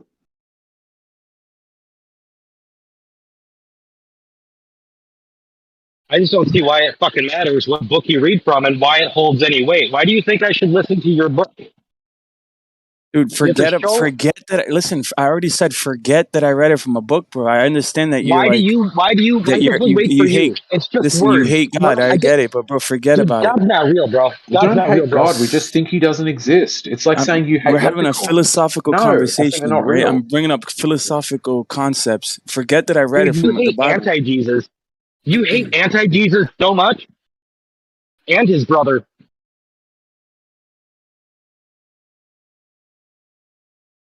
So does God know what's going to happen before it happens? Yeah, Yeah. he's omnipotent. He Yeah. knows you're going to go to hell, Omniscient, and he you mean. knows that there's no way to change your mind other than destroying your free will that he gave you. So he made you to go to hell. Yeah, even probabilistically, he could be like, I know how many people are going to end up in hell, even if I don't know which ones are. But what I'm reading here is there are many passages that seem to suggest he knows, even down to the individual, what's going to happen to them. How does that work with free will? Am I free to choose if God already knows what I'm going to choose? Like, that sounds like him in this point A in time knows what's going to happen in point B in time. Could I choose differently to what God knows I'm going to do? Well, he's asking me that question. So listen, Oh, right? He knows sorry. the end from the beginning. He knows the end from the beginning. He already knows that whether you're going to choose him or deny him. He knows that already. Okay. But we have So a he's free judging- choice. We have the free will to choose him, and that's what actually incorporates consciousness, because he could have easily have made us like programs, like computers that aren't actually conscious, right? Does God have? And so technically, why do we have art? Why do we have music? Why do we have language? Why do we have consciousness? We Did could have God have just the as free easily will? been a program without any sort of self identity and sense I of don't self. think that's going to satisfy them. I But think the we point have of a sense of contention, self. Hey, Not the going point to of just not contention satisfy me. The answer was self-defeating. If God knows what I'm going to choose, can I choose differently? Could I prove God wrong by choosing to love him and accept him into my life, even though it appears that the path that I've been set on is denying his the existence? issue is how you're perceiving time in a lineal fashion, and in God's perception of time, it doesn't. It's not necessarily constructed that way. How do you know that? How do you question know is, that? could I? Yeah, Yeah, that's a good question. How do you know that? It can only That's a logically be as such. So you just logically deduce something about God? Can we do that? And I said it's logical, so therefore it is. Here, can I bring So up something else? God, I wanted to ask this question real quick. Could God have the free will to not make somebody he knows is going to go to hell? Or does he not have the free will to do that? Or does he like doing it? Like, because it seems like if he knows it's going to happen, he could just not press the enter button on the baby computer, right? Yeah, just turn up in front of each person being like, look, I know each one of these people, and some of them, like Harry, is going to have that history teacher that asks him a few poignant questions, and it ends up converting him from Christianity to atheism. And Yeah, I'm going to turn up on his deathbed, reveal myself in my entirety to eggshells, and then he's going to know that the God exists, and then I'll save all souls that way. Well, then he would at least have a choice. But I already know which one he's going to choose, and he's going to choose the wrong one, and he's going to burn in hell for eternity. That's awful. I won't let him do that, because that's just the behavior of a sadist. No, it's not. Listen carefully. Hold on. Time out. Listen to what I got to say. So, my grandfather to the appointments for his dialysis. So every week I would take him, and after his dialysis treatment, immediately he would say, "Take me to Dairy Queen and get me a shake." Now, I could have been, right, like controlling and said, "You don't need this. This is going to kill you," but it's his life, right? So you're saying that God is a sadist if he gives us free will, but I think free will is actually the best gift. Now, I knew... No, I'm not saying that. The free will is not the gift. You got it wrong. Hold on. No, you got it wrong already. If you can continue, but you're wrong. Yeah, Okay, you can't so maybe I continue. No, got you it can't wrong. continue. You can't But continue can I- on a point that is based on a rebuttal of a point I didn't make. But that's not a Okay, point I so made. did someone I can just make say it again, God or is you a can sadist? continue with the point knowing that it's wrong. Did someone say God is a sadist? I did say God is a sadist, yes. Why? Why is God a sadist? Because probabilistically... Because he makes you knowing you're going to go to hell. Yeah. Okay. Okay, he knows so which people are going to go to hell, and then he right, sends so based on his okay, free let's will forget choice. about that part. But I take my grandfather. He gets the malt. Okay, Sorry, I got it wrong. I didn't do it on purpose. He all gets good. the malt. Now I know he's going to get the malt. I know what he's Right. going to choose, right? Are But you does that God? mean that he doesn't have free will? I mean, These if are you're not asking me, a analogous. determinist, does somebody have free will? The answer is always going to be no. Like, This he is Yeah, not might he analogous surprise could you to some God stop. days. knowing. He could have stopped eating the sugar and lived a little longer. So, well, how does He that relate to the chose point? to You keep keep making eating the these points steak. that sound like to you they're deep, but I'm never sure they relate to the point. Can I get It in on this? They And absolutely don't. I'll relates. It They absolutely relates definitely to do the not. point. Because just because I knew what the outcome was going to be, he still had free will and got to choose. Did he know he was going to die, That's though? just pointless, man. That's Like, such a here's the thing, Josh. terrible example of God free will. knows That's just like, absolutely you're I going to. guessed about the future, therefore free will does Yeah. exist. No, man. I never No, said it that's doesn't terrible. exist. I That's the said it worst does talking exist. I've heard all day. You guys said free will does not exist, not me. Yes, We didn't just say free will doesn't exist. you can make predictions in both the free will and determinist world. What you need to understand about free will and determinism is very, very, very smart people far smarter than all of us put together, still Hey, debate this. So if there are examples as obvious as whether your uncle or sorry, whoever he is, I'm sure he's a lovely chap, wants to go to Dairy Queen, if they could be resolved with anecdotes that simple, I don't think smart people would debate this. The entire point of this debate is it's unanswerable. So that's not going to answer it. Why are we talking about it then? I mean, that's another good question. We were always determined. We were always going to argue it. The reason we're arguing it from my side is because if the world embraced the idea of determinism, one of the first and most important changes would be we would change the way we would restructure society. We would suddenly go, hang on, sending people to prison and punishing them for crimes they committed doesn't make sense. What we need to do, even if punishment is a part of that, is find a way to reform and improve society. And so if we can reliably rehabilitate. predict Yeah. that somebody's going to be born into a family where they're more likely to be criminals, we can intervene there and test and make evidence-based interventions that might make them come out with better outcomes. So they don't go to prison, their dad doesn't beat them, whatever might happen. Whereas if you've got free will, it makes sense to punish them. But you have to believe in free will. The reason this is relevant for your side is you have to believe in free will. Otherwise, punishing people at all or eternally is justified and righteous and reasonable. Isn't free will like it's like a tiered system though? Like we do have free will like on a macro versus micro scale. Like if you go micro, you probably don't have the kind of free will that makes choices. But on a macro scale, I'd say we're at least conscious of those decisions. So I don't know. I see where it doesn't exist, where you can show it to not be a thing, but then also where I can literally prove to myself I have the free will to make a choice. Then resend on my prove it choice to and make a yourself. different one. No, For the macro portion, at least. No. You can't prove one way or the other. If you could prove one way or the other, it wouldn't be a philosophical debate. It's a question. It's a question. It's not something. Do we feel like we've got free will? Yes. Do we is the question. Yeah. Well, the thing is, like, if we didn't have free will, we would be like all the other creatures, that are just kind of going about, right? Like how ants seem to just kind of do what they do, and butterflies take the paths they That's take. the crazy Like, thing is you might.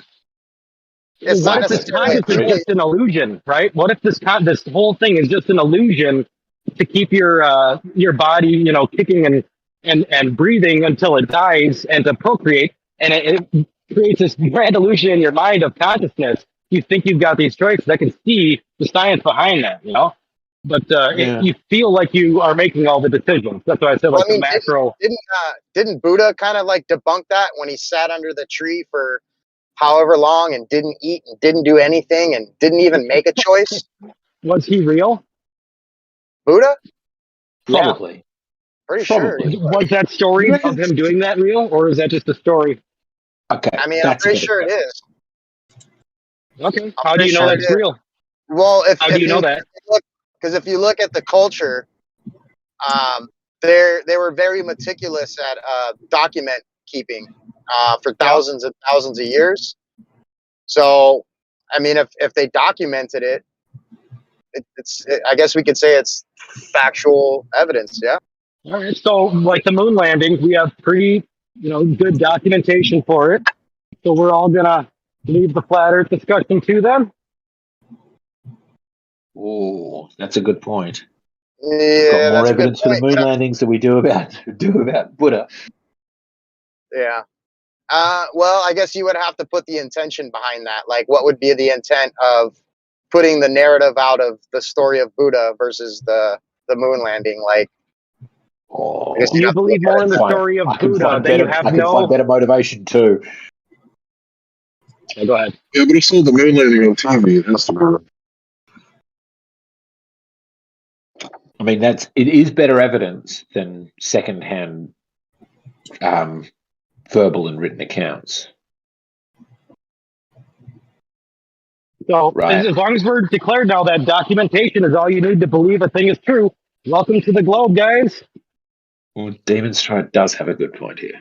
He does have a good point, but at the same time, like I did say, intention Cognitive is dissonance. another factor. Yeah. Good on you, Dicely. You are very fair in these discussions. Well, I think they did intend to go to the moon, so that fits.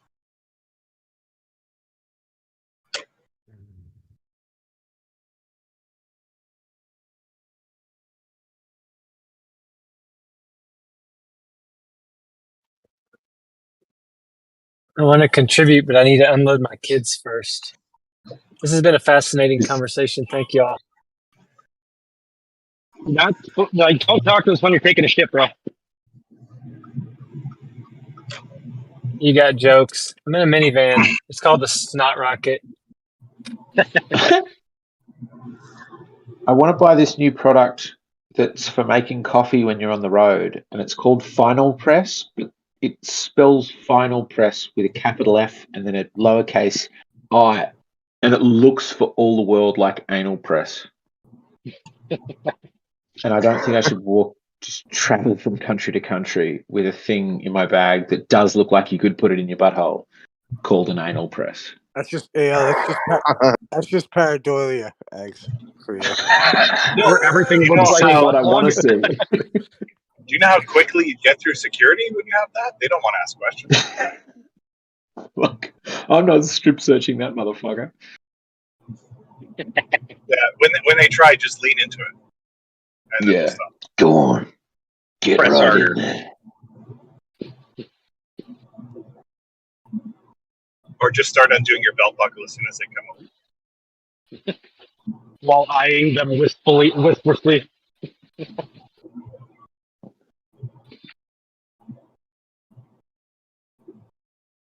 Anyway, I should sit back now. I've been clogging up the airways. I just got here, man. What's up, eggs? Hey, Sam, how you doing, man? I'm chilling, man. Okay, I heard you guys are getting all religious. What are y'all, Buddhists now? No, they're all Globers now. Well, you're also Buddhist, I gather, too, then. Why not? Buddha had some good ideas. Why not? Fuck it, right? Why not? Have you all read that idea that Jesus was a Buddhist? Well, I mean, have you ever heard that like Jesus actually went to India? Yeah, that's the one I'm talking about, man. Yeah, He went to India. He became the Krishna.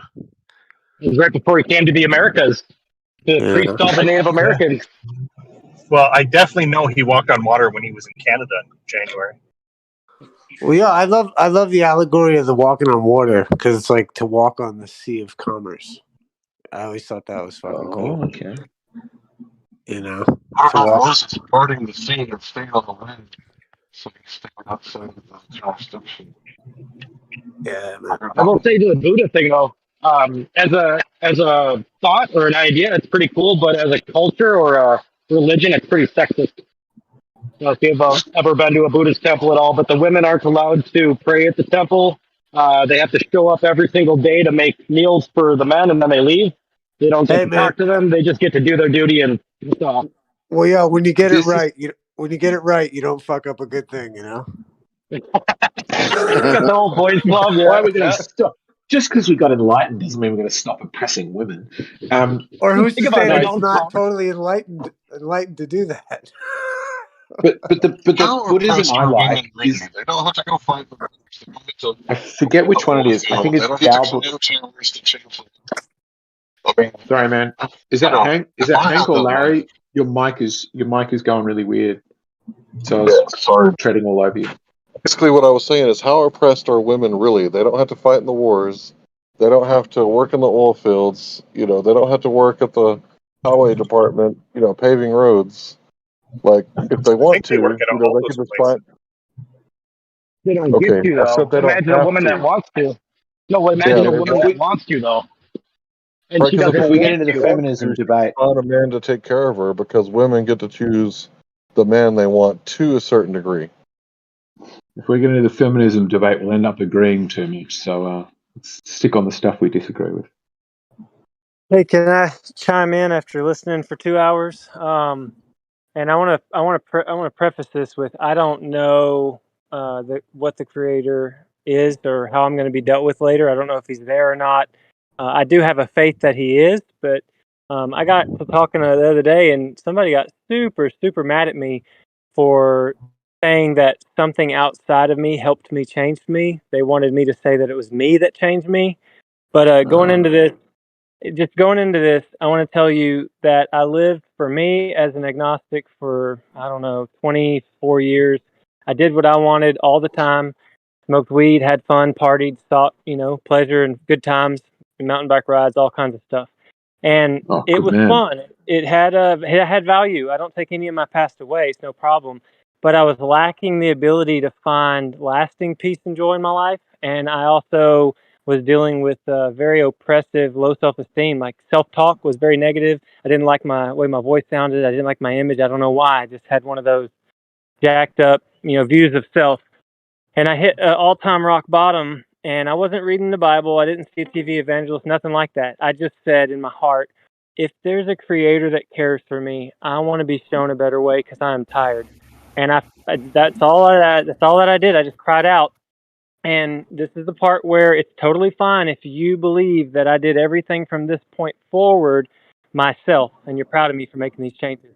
But I'm saying that I feel like something outside of me helped me to lower myself, my mind. JT's way of being God of my life, I let that crush down to a very small, meek, humble man. And I said, Father, talking to the Creator, show me a better way to look at people and to love people. Tell me how I'm supposed to interact with the world and what I'm supposed to do. And some of it had to do with dropping pornography and training my mind not to look at women as objects and kind of slowing my roll at getting angry and depressed, et cetera, et cetera. And over some time, I became a new person. And I found a wife, and there was intentionality there where a lot of drugs and a lot of partying, and I slept around like crazy. I want you to know that because, she thought I was just a good Christian boy at this point. I said, you need to know my past because I don't want you ever to hear something from somebody that I didn't tell you myself. So I actually went into details. But from that point, I said, I look, banged so many bitches. Right. So Sorry.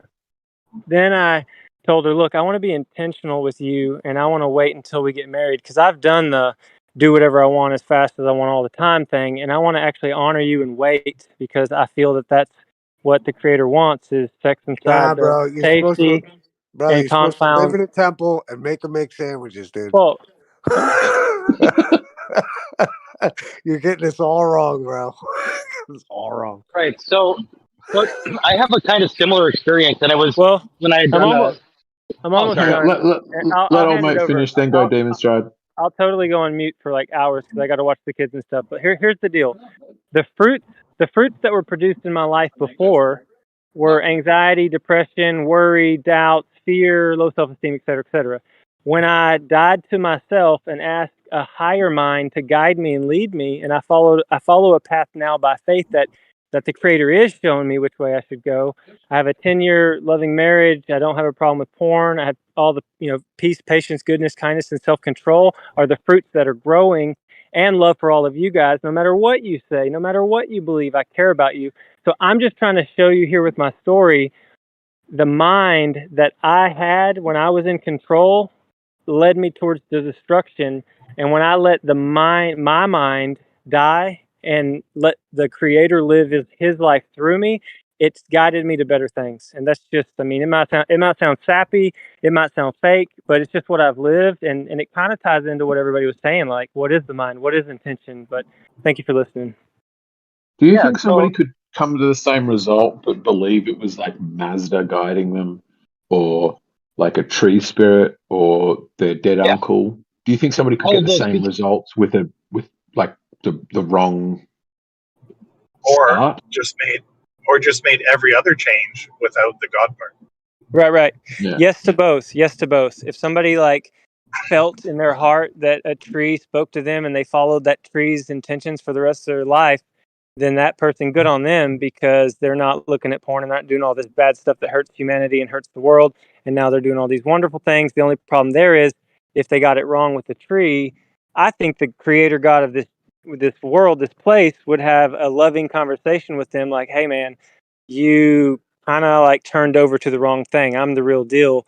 I don't know that everybody just gets slammed and, you know, thrown into hell for just the slightest getting it wrong in this life. I'm not preaching that everybody makes it to heaven or everybody gets to be in the presence of the Creator, because a lot of people don't want that at all. And he's a gentleman and doesn't want to force his way into people's life. But you know, if you have questions, I'd be happy to answer them. I've got a lot of stability, joy, peace. And anyway, I mean, I care about y'all. You're To the me, reason like, if why a God, most atheists. I couldn't hear you. to me, if there is a God, God's doing a real good job of pretending he doesn't exist. So that we acknowledge his existence. If I'm to presume a God like that and try to guess at their intentions, then they don't want to be worshipped. They just want me to like get on with my life and do what I feel is best in life, because they're behaving a lot like they don't exist, or that they are every God. Like they are not behaving at all like they are one particular God. So I'm behaving in that way, where I'm like, might not exist, And they don't might want be you to all believe. yeah. Right. And I They don't understand seem that, but to me, it sounds like you're using your mind to assess what's going on in this very moment, when God has a much broader view of what's happening. And I would How do say you know that though? I would say his ways are higher than our ways, because I can't create a tree or, you know, a plane of existence and a race of humans with my mind, with the power of my mind, or with my will and emotions. Have you ever seen a tree created without a seed or a graph? I'm talking about the very first tree. I can't create a very first tree with my mind. How do you I'm know? not God. But how do you know it was him and not nature? Oh, I'm choosing to believe that trees didn't always exist, and neither did where we live. I think there was nothing before, and that all of creation is a blessing, and we get to exist in it and have fun and figure it out.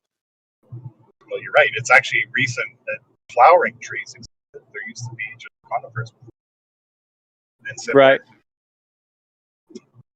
Well, the interesting thing here is I'm not a theologian. I'm not a ball buster. I'm not an expert. I'm not a professional. I'm just a dad that had a pretty rough time for 27 years, and I attribute the changes in me to the Creator of this place, and that's just kind of how it lines up.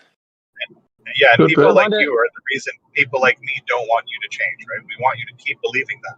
Right. But when you, if you ever start coming in and hating, I don't know, let's say the gays or another religion just for who they are, then we've got a problem.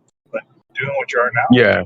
Just to say to Egg real quick, if you're looking at it like God's kind of done a good job at hiding himself, I think that you might not be looking in the right places, in the sense that I think he's left his fingerprint on everything living and non-living. And what I mean by that is there's a divine connection between all material and all things. If he's everywhere, why can't we see him anywhere? Yeah. I would say I would say that connection would be the proportional geometry of incommensurability, which would follow after the golden ratio. I guess would be a crude way to put it. Like sacred geometry or whatever. No, the golden ratio, the golden triangle, the Fibonacci sequence. Fibonacci sequence. All of those intertwinings are intrinsically and extrinsically connected to all innate matter and living beings. But I get that. season of growth. It's how nature would do it. You're breaking up, Chuck. Chucky, yeah, you're breaking up badly. I would Isn't like that to hear an atheist I talk guess the about challenge the ether represents? Just the idea that What's like up, a clown? system has like this replicating kind of shockwave butterfly flaps its wings kind of deal. And I'm being very, very crude in my explanation of that, but like the idea of the ether, the closed system that can detect vibrations, things like that. I heard what you said, but I don't know if that was a statement or a question.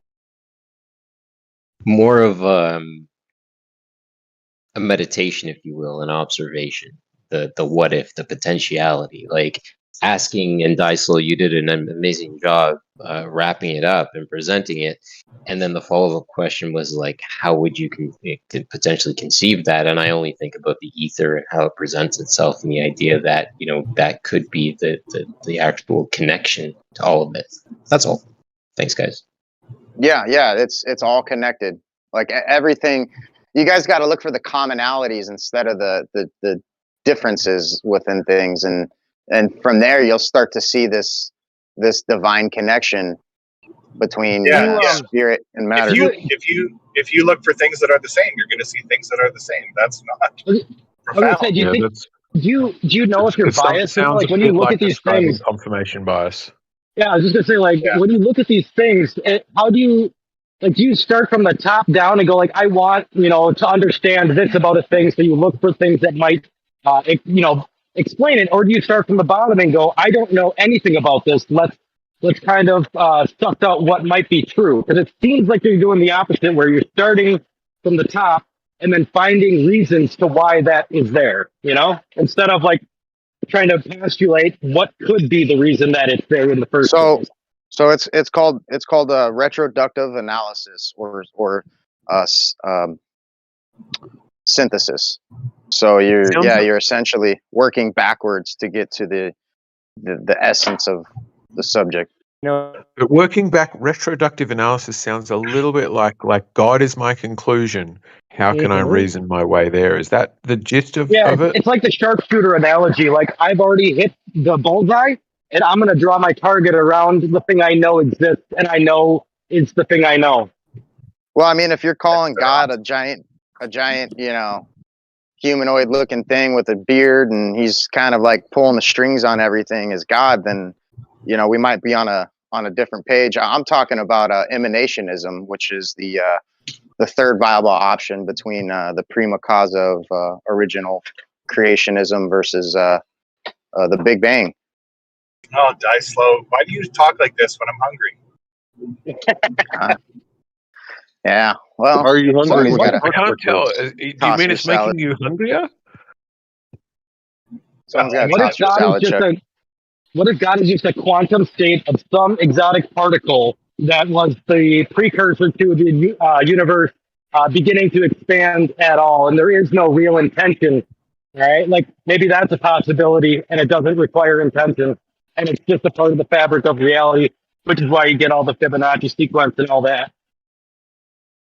But I was trying to say before, the Fibonacci sequence is just an organic growth. It has to be that way because math, not because of, even if you're doing something yourself. What about man-made? It's going to happen. ratio. Yes, it reminds me of the thing that Tim sent me, which was essentially sort of turning any apologist pro God argument on its head and going the other way around, which is, if we're saying the Fibonacci sequence or these things are proof of God, could you actually say that probabilistically they're better proof of natural selection? And if you said, okay, we all evolved from a single organism in a pond somewhere, perhaps, maybe, who knows, would we end up with repeating structures? Would we end up with numbers that seem to work well together? Or just sort of, would that be the case? And you would think if it was a God creating each thing anew, the number could be anything. Whereas if it's a shell that's like a crabfish that shows how it's like a tree, that shows how it's like a person, that's kind of what you'd expect from evolution.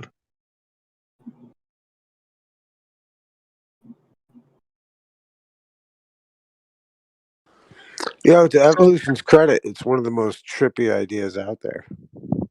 Yeah, it is crazy when you know think what I about mean? It is like your parents. Yeah. Your parents were humans, and every one of their parents going back was always human. Yet, if you just skip a bunch, they weren't, right? Well, it's like, I mean, the idea that, like, because what I imagine when eggs are saying that is like the idea that, like, take a crab. Like, a crab has 4 limbs. You know what I mean? Like these kinds of things where they have 10, don't they? The similarity, well, right, but like, or you know what I mean? Like, there's like these ideas that there are limbs. We share those characteristics. Like, you know what I mean? It's an interesting concept. The funny one you pick up about crabs is there's a kind of joke in biology that is Everything wants to be crabs. Yes, everything wants to return to being crabs, where you keep seeing these species like evolve into this and that and that, and they return to something that's basically a crab. It's this like 8-limbed exoskeleton thing. They're always crabs. So if you ever see a meme that's like, "Oh, you again" or something, and it's a crab, that's the joke they're making. It reminds me of South Park. Reminds me of South Park. You know, the crab people. Crab people. Yeah. But yeah, I can see that. But that's where that thing. The problem is that idea, as rich as it could be, has been so abused, also, and so Which like idea? it's also a foundation of, like, you know, racism. You know what I mean? Like, the idea of evolution is the initial impulse of racism.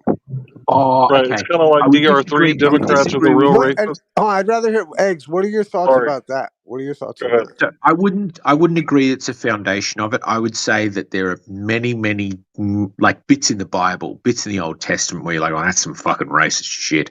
I think racism is inherently a understandable thing. Like, but you see why? I think as groups of people, why it's racist, and who create? I tell you, how about this? So what I would who create? Let me start with where I agree. Okay. Where I agree with you is evolution has been used to argue for some fucking deeply racist policies. One of the worst ones in Australia, which resulted in us stealing Aboriginal kids from Aboriginal homes and bringing them up in white homes, trying to make them white because we thought they were dying out and they were inferior as a species. Did the same thing. Right.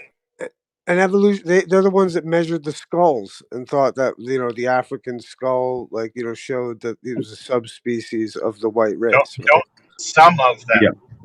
Well, right, but that was no, hold on. Isn't that the theory of evolution, though?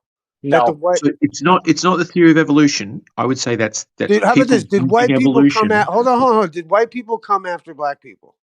Yeah, Yes. they did it for the wrong reason. You can misunderstand something. So if white people came after black people, then mankind evolved into something better from what it was before. Is that right? Is that not the hell are you saying, man? Enslaved blacks. Browns I'm saying enslaved whites. any evolutionist is a racist to some degree. All of what you're saying is true, but I don't agree with the conclusions, and I want to finish my time, Easter, which is yes. People did use evolution to explain like deeply racist theories. So right, so like the white pinnacle of mankind is a white dude, is what we're saying in evolution. Let me finish. But yes, that is absolutely the way people thought. But what I would say is we were already clearly racist. Like, you can find bits of the Bible, bits of the Torah that we're saying you can't have intermarriage is against God and blah blah blah blah blah. What I think it is deep rooted within us for evolutionary reasons. We are scared of outsiders. We are scared of people that don't look like us, don't dress like us, don't have the same cultural practices, for good reason. Because if you look at all of recorded history, and you can use archaeological evidence to presume about prehistory, the only time we came into contact with other groups of people was when we were murdering them. So it makes sense that we have something deep within us that is mistrustful and scared of other people. But we used to use the Bible as an excuse. And then we came across evolution. People were like, well, now I've got a different excuse to be the same kind of fuckwit. So yes, all the things you say about evolution supporting racism are true, but I would say racism predates the theory of evolution. Yeah, they were already racist. They used evolution to try to justify it. But evolution doesn't say something becomes better.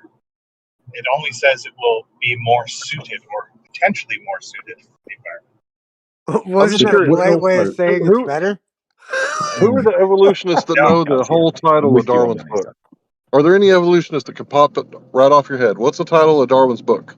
The whole thing. On the Origin of Species, wasn't it? On the Origin of Species.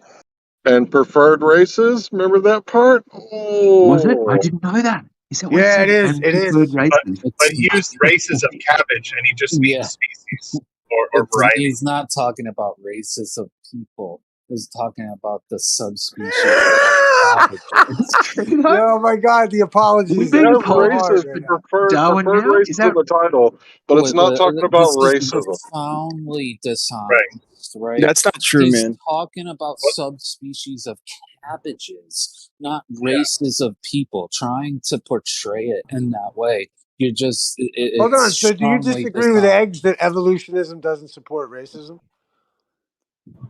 It doesn't. No, evolution is People a Oh no, Eggs. scientific theory of Hold on. We He agreed didn't that say. it does. We agreed we were racist, but we also agreed that racist people used evolution No, as a racist tool. Are we? So, I'll tell you what, Eggs, can you defend this idea for us? I misheard you then, Eggs, because What I I would thought say you is said they were already it's a racist. theory. It's a theory about the way the world is, and racism is an ought, and it is presuming it is from an ought, but that is always the mistake we make. I think it is understandable and easy to do to derive racist ideas from evolution, and it has been used for that, but I don't think at its core that's what it is. At its Fair enough. core, But thank you for the it is an yes, thank is you. proposition. Is it the case that species diversified from one another, that more complex species evolved from other ones? What I disagree with J.A.C. and Chucky on is I do think there is a strong case for it being racist in that you say if all life evolved from Africa, what you are necessarily saying is things as they get further from Africa deal with more difficult environments Quote unquote and civilization, It right? doesn't say civilise further and it diversify doesn't stronger. say that It's life not. evolved from It, Africa, though, it doesn't. It right? doesn't. I agree. I'm not saying that's what evolution says. What I'm saying is I can understand the sort of the predictable conclusion people come to. I think it's wrong because there's species like the oh my God, fuck. Civilizations like the Malians who have been demonstrated to be extraordinarily complex and advanced who come from Africa, but I can still understand why it's got racist undertones. I want to say real quick before you hold on. So Darwin in his first book in 1859, The Origin of Species, didn't really talk about human evolution, but his white supremacist views and racist views did manifest in 1871 with his book, The Descent of Man. So I understand that you guys are trying to offer up some damage control for your boy Darwin, but Darwin was inherently a racist by his don't really views. care about Darwin. He was living in a time where English imperialism was like rampant. So yeah, he had some racism in him and some racist views, but they were much more calmer than his contemporaries. But nonetheless, the theory of evolution is just a scientific theory of biodiversity. What humans spin it into for their own purposes is outside of what evolution is. So if somebody takes it in takes the theory of evolution and makes it into a racist thing, that's independent to that person, not to the theory itself. And people have been doing that with religious and scriptural views since the dawn of time. So trying to present that as some kind of knock on people who, understand the theory of evolution, it's just insanity to me. Yeah, but evolutionists were the only ones that actually. I'm just trying to set. Hold on one second. I'm trying to set the. No, I'm still. No, I'm Hold still on, talking. bro. Just give me no, one bro. second. You've been We've talking for having a this. grip, dude. Nah, chill. So, Darwin was a make it racist. irrelevant. You were saying that he wasn't a racist, but he was a racist by his views, right? Everybody back then was racist, man. In his book, he literally says. You need to consider this. If we go forward 50 years in time, the way we currently treat like Bangladeshis making our clothes or animals that we eat, all of us are going to be considered fuckwits for some reason or Here's another. the only difference. The only difference we're is not this. currently aware of. Our grandkids are going to tell us why we're fuckwits. Bro, the only difference Hold on, bro. I'm not done, bro. Jeez Louise, bro. I barely talk and I try to talk and You're everybody tries to jump interrupting in. this conversation, bro. I haven't even interrupted, bro. I've been listening for an hour, dude. Give me a second. Give me 1 second and just wait over 2 seconds more, bro. I'm going to make your point, bro. I'm also going to back your point up. All right, Evolutionists are the only ones that measured people's heads to show the differences in the racial structure of these All people. evolutionists? To show that white people were more advanced. All for the record. evolutionists? It's the evolutionists that measured people's heads and shit and did all that, just for the record. That's All all I'm saying. evolutionists? Okay, fine. It's all religious people that enslaved No, the natives religious people in didn't Canada, measure their United States. heads and talk about cranial capacity. The Bible is not racist. Some Right. guy was saying that the Bible showed race. No, the Bible. Show me in Scripture where the Bible's racist. It doesn't say anything about care. racism. Oh, Hold on. It is But going the back to religious Darwin. people in Canada that enslaved or kidnapped native people from their homes and tried to beat the Indian out of them. If we're going to use didn't the Bible nonsense- didn't the Bible specifically condone the smiting? Like that, when I was in Israel recently, I was reading some bit in the Old Testament where they were boasting about the number of different people they crushed out of existence. They enslaved all of the women and children and murdered all of the men, and they were like, "We did this to 34 different cities." They but listen, hold on. mass murder, but Hold on. genocide, right. wiping peoples off the. But bro, listen, out of I history. heard you say something early. I heard you say a couple things that were laughable about the Bible. It shows your ignorance of the Bible. You said that in the 10 Commandments, something about picking up sticks. That's nowhere in the 10 Commandments, bro. No, thou shalt keep the Sabbath holy. Yeah, but you said something about picking up sticks. That wasn't in the Bible. But Anyways, don't what you're forget talking not about, boiling a kid in its mother's milk. Forget that one. a clarification of what keeping the Sabbath holy meant was later on there was discussions about should we murder somebody for picking up sticks, and the answer was yes. Like no, there's more to that story. There's more to that story. Sabbath holy, but the commandment, the rest of it gives context to it, which was if you were seen doing even something as menial as picking up sticks, you should be put to death. No, that's not what that was. As That long as guy, we're arguing for our retribution, I don't want to get into the scripture Italians right had now it bad because too. that's more complex. But hold on. So it says here, Darwin describes Australians, Mongolians, Africans, Indians, South Americans, Polynesians, and even Eskimos as savages. Yeah. It becomes clear that he considers every population that is not white and European to be inferior. Yep. And you can read that in his second book, not The Origin of Species, his first book, but his second book is called The Descent of Man. Now, I'm not trying to... Can we hear from Darwin? Is Darwin around? Can we do a quick test? Can we do a quick wanted to know check if, here? like, Do we if- think if we said, is this person true on an is factor, then if we compared it to the ought factor of ought they be racist, and then search through their text for racistness, do we think we would find more oughts, ought nots in Darwin, or do we think we'd find more ought nots in the Bible? Do we think we'd find in the Bible examples of when it's okay to murder, when Well, it's that's okay not to fair. rape, how we should beat our Jeez, slaves? Christmas. Darwin has 2 books. Exactly. Bible isn't Right. based on Right. Darwin had So 2 the fact that books. a guy, Eggshells. this is also a genetic fallacy. Eggshells, I got a If question for you. the guy could have been a raving, just keep your question till I'm done. If the guy could have been a raving racist, he could have punched his sister every Wednesday, he could have kicked dogs in the street, and he could have come up with a theory that life diversifies through natural processes. So you seem to have the poisoning the well fallacy to suggest that just because he punched his sister every Wednesday, his theories about how life diversified are wrong or right. Whether life diversifies in that way is an Don't thought he made that argument. which is I know. which is Yeah, but exactly. if his I'm not argument saying was anybody done, here. I'm just punching your pointing out. sister was beneficial. I would just try to set the Maybe record it straight was. about He was evolution. banging his cousin, wasn't he? Everybody Didn't heard he me. marry his cousin?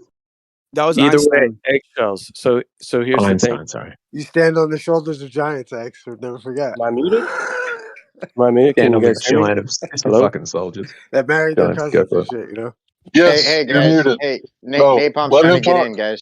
Let Napalm speak.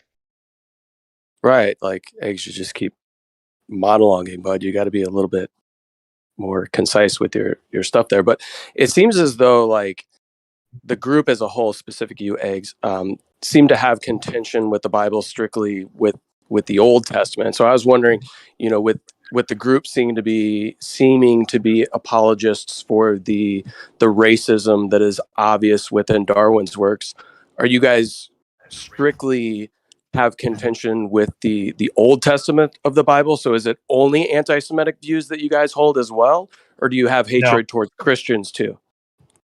Yes. It's not hatred. To me, it's just a mixing of views in the order.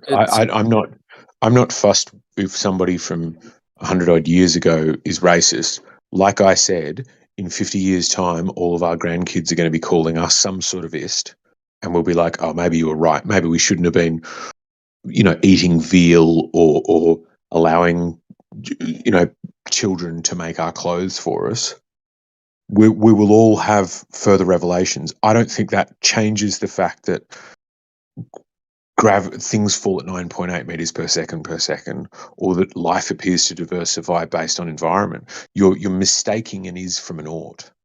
So sure, I don't think you even listen to what I said You for could you agree to that what answer. we're doing is So every Wednesday, course. does your hatred That's for really all it Christians is. stem from your You know what I mean? anti-Semitic? Like, and granted, I'm really sorry there's for a lot of speaking through everybody All interrupting. right, yo, It's very rude of I'm me. gonna just start muting people. Just I'm gonna start muting people continue just so you talking. guys know whoever's still talking right now. All right, let's go one at a time. What we should do is give all the flat earthers like 5 minutes to go through their thing one at a time, so we're at least not stepping over each other. Like let someone finish their thing out. Well, you can't finish your thing out with eggs, man. He's just going to go through a 10-minute, monologue, and then carry people the start to atheist talk flag for a over minute. him. So then once people start to talk over him, then he's like, I can't finish. And then he goes back through it again. And he never actually answers any questions that people have, Yeah, I'll answer your and question voice about specifically about towards hatred. them. So it's very hard. Just go ahead, bud. I'll answer the question about hatred. It's the non-belief in just about all the other religions. It's not hatred, right? So I don't know why you would equate atheism or that with hatred. Yeah, I don't hate Christians. I hate the Christian God. The character of him, anyway. He's bullshit. Well, if he existed, The I'd one that probably hate him doesn't too. exist. Yeah, if he, I hate what the I mean, tooth fairy. I hate him like I The hate tooth fairy character. doesn't exist. I hate the tooth fairy even though he doesn't exist. You guys are fine. really It's like- logically it's like sound. Okay. I can hate the idea of the tooth fairy, right? Yeah. If God existed, I hate the character of God. He's So the worst which one of the monster ever commandments? created. Which one of the commandments was the really bad one? Like honoring your parents? Was it like loving your neighbor? I'll answer that. Was it not stealing? No, it's about being allowed to beat your servant as long as their eye doesn't come out, because then you got to let them go. You know, an eye for an eye, tooth for tooth, unless they're your slave. So let me respond. So hold on, relax. So the Bible is laws, right? A lot of our law originates from the Bible. So we have laws about due process, and in our own laws, it says that we can't have any cruel and unusual punishment. But it says that we can have slavery right there in the 13th Amendment. We call them convicts because slavery has better PR now. But what does the 13th Amendment say? Slavery and a military Which amendment allowed? Which amendment allowed you to beat the prisoners? I'm in the middle of speaking, bro. Slavery and voluntary servitude shall be illegal, except when someone has been duly convicted by a jury of their peers. So there's an exception to slavery in this country? You guys are all... and I was in the middle of speaking when you interrupted me, but also what amendment allows you to beat your prisoner? Because there's one for that in the Bible. So you're saying our laws are more moral than the I'll Bible answer then? after. Charles Darwin wrote the Bible. I'll answer after, and you won't like the answer. The one that I hate is that thou shalt not have any other idols or worship any other gods other than me. That it's in there ahead of you shouldn't have slaves, you shouldn't beat children, and you shouldn't rape people. Those three are not in there, but you shall have no other If you gods. love your neighbor as you love yourself. If you love your neighbor, are you going to beat him? Is that? Hold on. Relax. If you love your neighbor, are you going to beat him or steal his wife or his children? Think about My it, bro. wife is not my neighbor. A woman is not my neighbor. If they're the heathen that surround you, I'm allowed to rape strangers then? if they're the heathen that surround you, you are. Yeah, You're allowed to buy them, sell them. They're your neighbors too, and they surround you. According to the Bible, yes. Hey, yo, you know what? Can I say this? I think you guys' concerns about like the well-being of mankind based on the mistreatment of the Bible is kind of actually what like the Christians ultimately were all about. because they were, the Christians are the ones that sought to like make things more lenient to, let's say, like the prisoner, make things more, make comfort for the prisoner, to forgive your enemies. You know what I mean? So it's interesting that, like, I think a lot of what your sentiment is actually quite quite classical Christian position, i.e., you know what I mean, like make the law better for mankind, right? Do you think though, Issa? Well, hold Now on, I there's want a to bit get of the answer quiet to in the that room. question though. Would you agree that Okay, that's then I've got one for No, you. I wouldn't agree with that. I would agree that any yeah, just a law demon that real quick. allows religion to maintain power is probably the ones that are going to continue in the religion.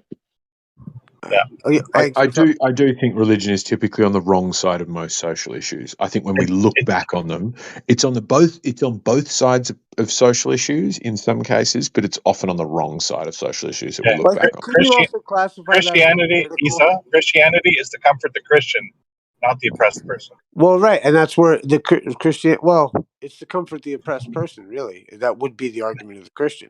But hold on. It's to make the Christian feel better. Well, I mean, I think you're mislabeling, let's say, the Christian, like, and I think that's all where semantics comes into play, because, like, I think the initial impulse of what Christianity was to make things less severe, i.e., to be able to, like, the parable of the Good Samaritan. You know what I mean? The idea that you would help your brother even though it's against the law to help her work on the day of the Sabbath or something. Like, you're helping your brother makes more sense than following the Sabbath. That was the point of that story. And I think a lot of where your concerns are lies in your, actually in what you would wind up arguing about with a Christian over here. You have the same positions, just you're talking past each other, in my opinion. So you're probably a Christian and you don't even know it. You'll probably be a Christian in like 5 years and come back. Man, I was this raving atheist, dude. Because remember this, dude, Talking to. I used to always think like in Islam, right? They say, every atheist is halfway to Islam, because the testimony of Islam is there is no God, but What? God, but God. Yeah. So like being an That's the atheist Old to me, Testament right there, buddy. well, what's that? There is no God but God. That's right in the Old Testament. What are you talking about? Fucking Yeah, I'm But talking that's about that's Islam.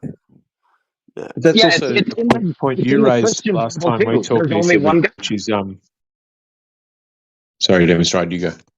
No, I was just saying that. Like he's claiming that in Islam, they claim there is no God but God. Yeah, that's exactly what Christianity claims. There is only one true God. Well, Christianity and Islam have their differences, but the point is just that I think, whenever I hear someone say like there is no God or this, I always think like you just have to add the next couple Who of said words, there is which no is but God? God. Even the atheists here, I don't believe, claim that there is no God. The Oh, fair atheist enough. is a rejection of the claim of a God. You just like coming up to me with a plate and say, "Here's my God," and I go, "Yeah, I'm unconvinced that that plate is your God." You can come to me with any plate and call it any God you want. I'm probably going to be unconvinced with it, which is the atheistic claim. So the same thing with Islam, where you probably don't agree that they're God. You don't support that position, so you are atheistic to their God. Congratulations, you're an atheist. It's. I think you're kind of agreeing with him somewhat aggressively, Demon Stride. That's kind of his point, I think. And Maybe it I might reminds be me of getting this my thing. wires crossed here. Something somebody says, because I was as I told Easter, I was going through the like whole Hejaz and up through Saudi and Jordan Nice. and stuff recently, and Wow. Cool. one of the Oh interesting man, you're things so somebody said to impressive, me, dude. I fucking love it. That's so it was cool. cool. I went to Petra and I went to Al Ula, where like Muhammad apparently went and like reformed some of their like taxes or something, which really helped. Nice. Wait a minute, isn't Petra where the atheists said that it didn't exist until the Christians found it, and they were like, "Oh, dang, I guess it does exist." You guys were right. They were Quite wrong. possibly. Atheists, a lack of belief, so them lacking belief in a place, it certainly makes sense. Like, atheists are wrong all the time. Historic Can I, yeah. can I say something It's about great that to lack be of human, belief? right? But Can I say if I something? can just finish the point before we get on to the lack of belief, was one of the interesting things that somebody said was Muhammad came to one of these places and there's this thing I've been toying with and trying to dig more into in my travels was there is no God but God, or the other one in the Bible or in the Old Testament, the wording is interesting. Thou shalt not worship any gods before me. And I was like, when somebody pointed out that out the other day in this chat room, I was like, I started looking into that. And it was like, because it was a polytheistic, like it was a pantheistic society where like there was no upper limit on the number of gods that could exist. Well, you know, Every it gets city me, had a man. god, You every look to tree had a India. god. You look to India eggs. This is what always fascinated me, and why philosophically I would classify myself as a Muslim, is because the idea of like there are, like, take India, right? They have millions and millions of gods in their fucking pantheon, but Yeah. ultimately they have what they title Brahma, which is Right. the Yep. supreme. Like, so every polytheistic religion has what they classify as the initial source. And so that's where, like, theoretically, it is illogical to go to something that was created before asking of something that is the first creator that created everything. Like, all sort, you know what I mean? And that's, I think, the philosophical point of it is the idea of why would you go worship like the tree god or some bullshit Yeah. when you can worship the very source that created the tree god and every single one of them. And And so I this think, is like, kind of that similar to what I'd heard, which was the idea of thou shalt no worship no gods before me was not. And somebody pointed out this in front of me, and I was like, that's fucking true, which is it's not denying the existence of other gods. It's just putting them in an order that says me first and then the other ones. well, it's And like, like, yeah, if no, you're going to go and it's do like your thing on oxygen. the special Sabbath, you come first to my house and you give your offerings and you do your thing. But it doesn't mean you don't still doff your hat as you walk past the, Dushra guy, because the Nabateans, the people who made Petra, believed in Dushra, who is this eagle-headed god. Don't mean you doff your hat at Dushra and chuck him a couple of coins. It just means the first person you worship is Allah. Well, also too, it meant Somebody not to post a be. picture of Petra real quick. Isn't that the city that's carved in a rock? Yeah, it's fucking insane, Post man. a Like, picture of it. it's That like, shit's dope as fuck. Yeah. Hey, yo, and it also yeah, means, like, yo, I'll grab some for you. Hang on. It'll take me a few seconds. I'll take them. But like, there's one main thing that you get from Indiana Jones where he does his Temple of Doom, I think it is. But that's like the main one of Petra, and That's you just think that's a one whole of city. This entire city is carved out of sandstone. It's fucking insane. Hang on, let me There's like grab some. I'll put them in the chat. Go for it, Issa. there's like a Can I get tax in? place Can I for get in real quick? library in there too. It's crazy big. Can I get in? Actually, There's water that goes down the whole thing. Like, it just trickles down like the entire. Yeah, it's crazy. okay. Can I get in? Actually, a good definition of God is actually some of the things that we're describing. A self-existent, which means is uncreated, creator of everything else. Okay, so that would be to me a semi-good definition. Now, to the lack of belief in something, okay, that is just telling me a psychological state that you have that's not really saying anything.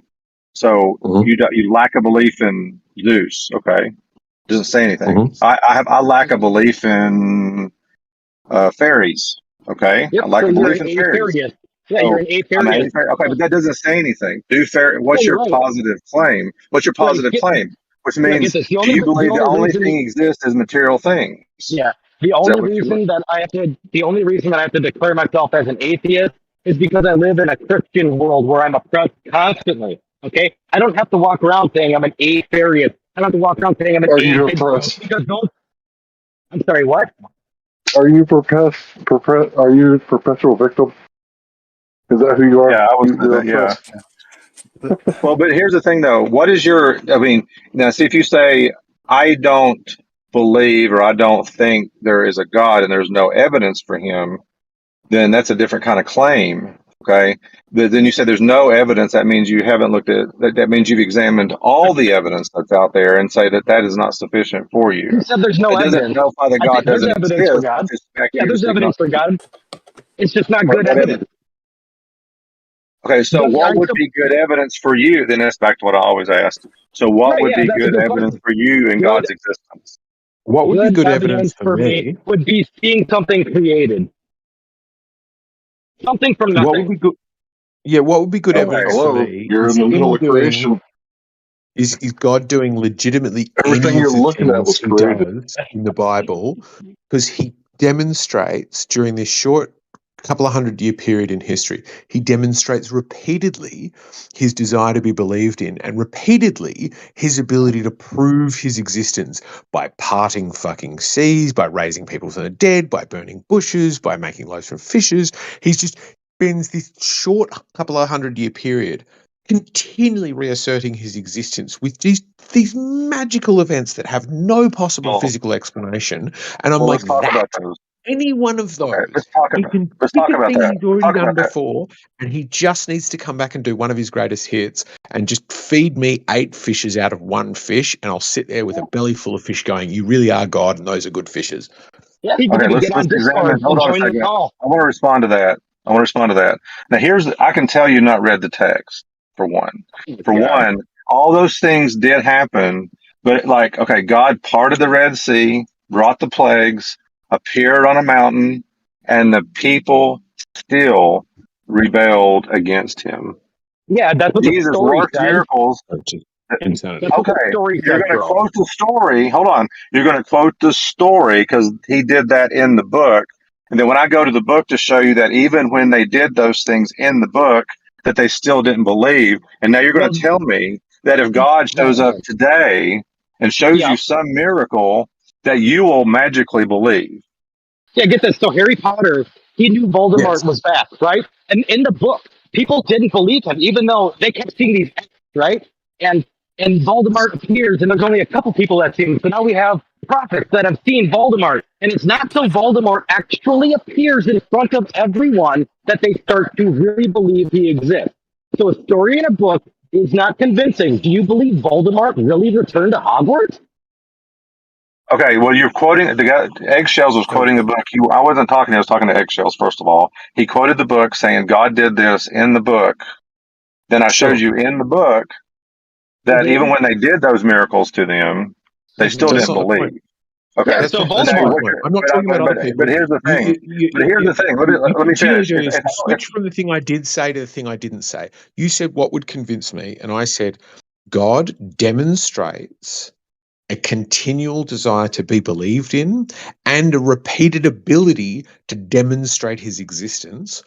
All I require, and I'm not talking about what other people require, because back then it seemed like there was a bunch of shit happening. If you read concurrent accounts of the time, it sounded like there were messiahs and people raising from the dead and dragons and all sorts of fucked up shit happening back then. Right? There were loads of messiahs, concurrent messiahs at the same time representing different gods at that time. So I'm not saying I'm a Stone Age person. What I'm saying is I can stand here in a modern day and age with a phone watching a guy feed thousands of people with just a couple of loaves and fishes. I can film that. I can look at that. I can go behind the thing and go, where's he getting those fish from? Oh my God, he's literally got one fish and he's feeding everybody from one fish, and I can film it with my phone. That just do one of the things you used to do to prove your existence. Now here's the question. Now here's the thing. Here's the funny thing. Okay, can you finish? Here's the funny thing. I've been sitting here trying to argue with you about the existence of God, and we've all been trying to do this. Now here's the thing. If I was to show you a video of something like this happening, right? Like, what if I showed you? And I know people that are psychologists that have talked about demon possession. They said this is not psychological. If I could show you something like that, you say, nah, that's still psychological. That's just something. If I showed you a miracle of somebody turning water into wine, you would go, nah, he's probably got something up his sleeve. He's probably poured something in there. So then what you're saying Isn't is, that so what you're saying now is, now you're agreeing with me. Now what you're saying is, so even if I gave you some physical evidence or you even saw some physical evidence, that still would not be good enough because you would find some skeptical reason not to believe it. Well, here's the thing: is you believe the story based off of secondhand accounts in a book. Well, what you've just demonstrated is people with techniques that were available to them way back then can fake the same results that my Messiah did while trying to prove that he was the Son of God. Exactly. He can use sleight of hand tricks to pretend to be the Son of God that would fool you nowadays. Is that really good proof of your case? But even still, I'm just trying to make a point. Okay, see, sure. now The best one is part the skies and talk to me from the heavens, which he did in like a bunch of cases in the Bible. How about healing? Your case is strong. Healing the sick. I want to respond. Healing the sick, making the blind walk, raising the dead. Those would be good too. Like Yeah. raise all of the dead, Yeah, but or eggs, heal isn't that all of fucking the pretty blind. like? Well, Out it's of Yo, it. it's eggs, it isn't that specifically pretty like says in the dope? Bible that everyone's worship is going to be in vain if the dead don't rise. So that's like one of the main requirements for Christianity. That Valid. was like Matthew or Paul actually saying that our belief in God is all in vain if Jesus' resurrection did not actually occur. So they're saying like, hey guys, look, we all believe this, and if we don't believe this one thing, all of this falls apart. But what No, about it was Can I flip actually the question? all the dead were supposed to Well, rise, wasn't it like not that? Jesus. Can I But flip the like question? And because you wait, raised a good point there, Die Slow, which is what about raising all of the dead? Are there things that you went, and I know you can't do this, I'm asking you a sacrilegious question, but I'm still going to ask it of you because it's a hypothetical, so I think it's okay to answer for you, is if you said, if I could direct God to do one thing, if I could like rub God like he was a genie and point at one thing in the world and said, AIDS, get rid of that, or no more starving children, just like the moment they reach adulthood, they can start starving, but no more children starving to death before their brain is fully formed. Are there any things that you would go, that I would like you to do that thing, God? Well, I mean, I'm already convinced of God, God's existence. But Sorry, I'm saying for you, not to prove to you his existence, because I know you're already convinced. I just mean like there is an all-powerful being. There is something that power is not limited, where you can be like lollipop. Every time you sneeze, lollipops come out of your nose. He can do that, right? So is there anything in existence that you can dream of that you would ask him to do?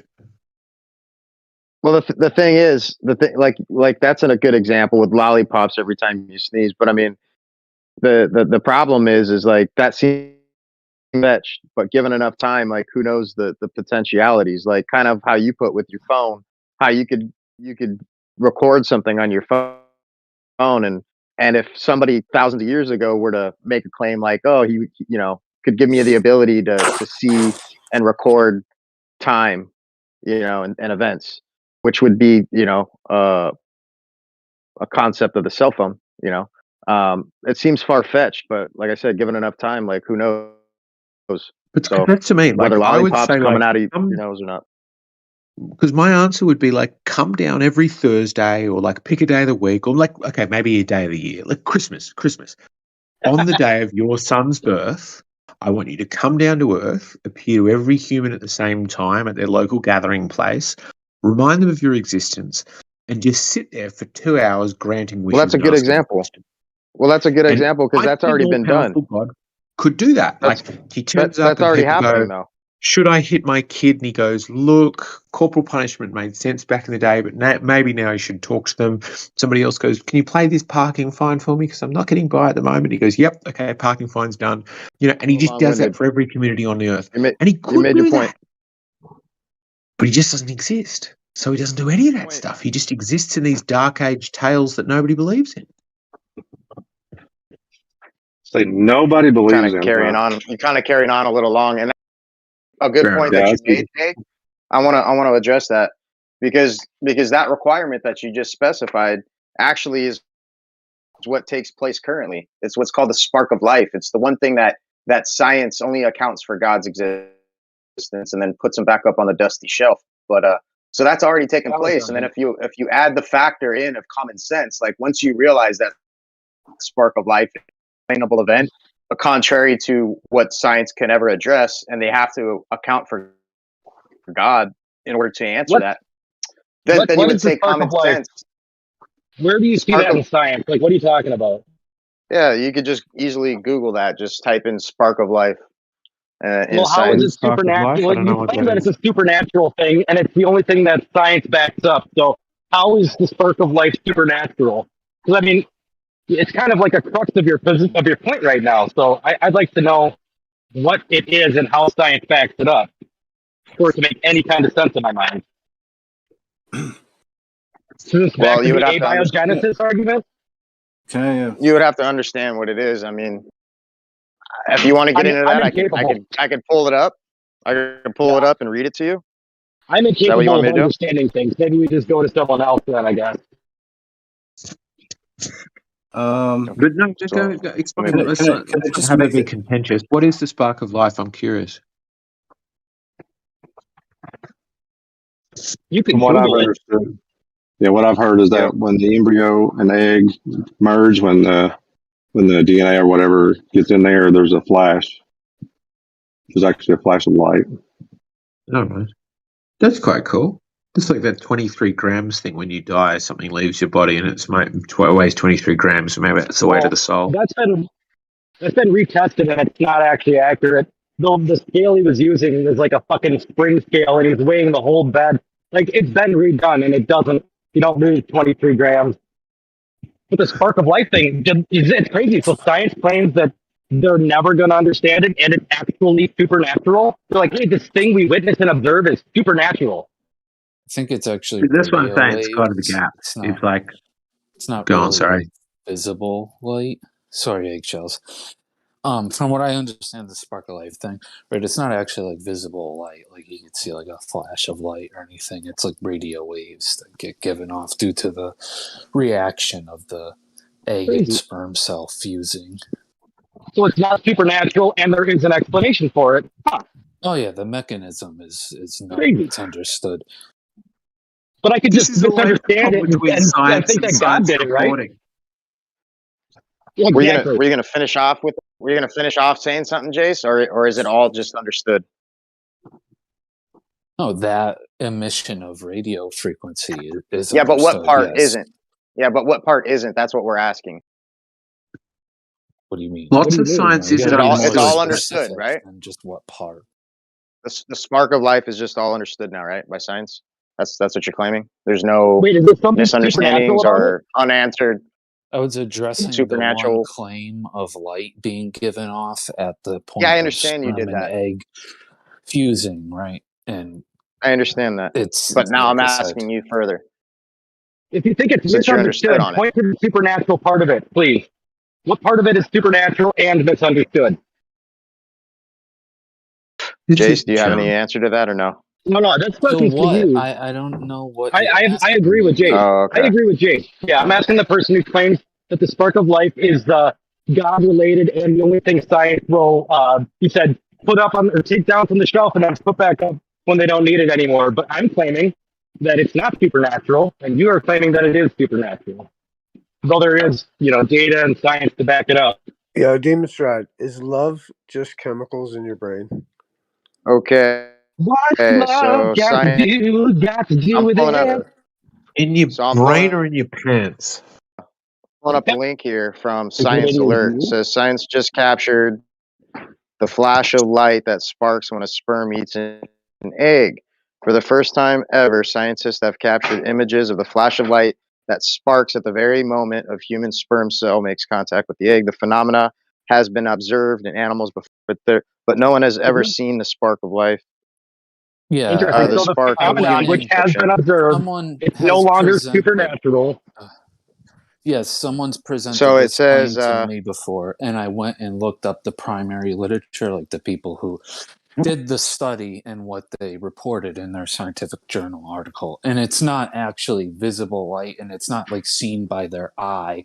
They detect like radio waves using a specific kind of detector when the sperm and egg fuse together, right? And they elucidated the mechanism for how that electromagnetic it's frequency actually is not what it emitted. says at all here.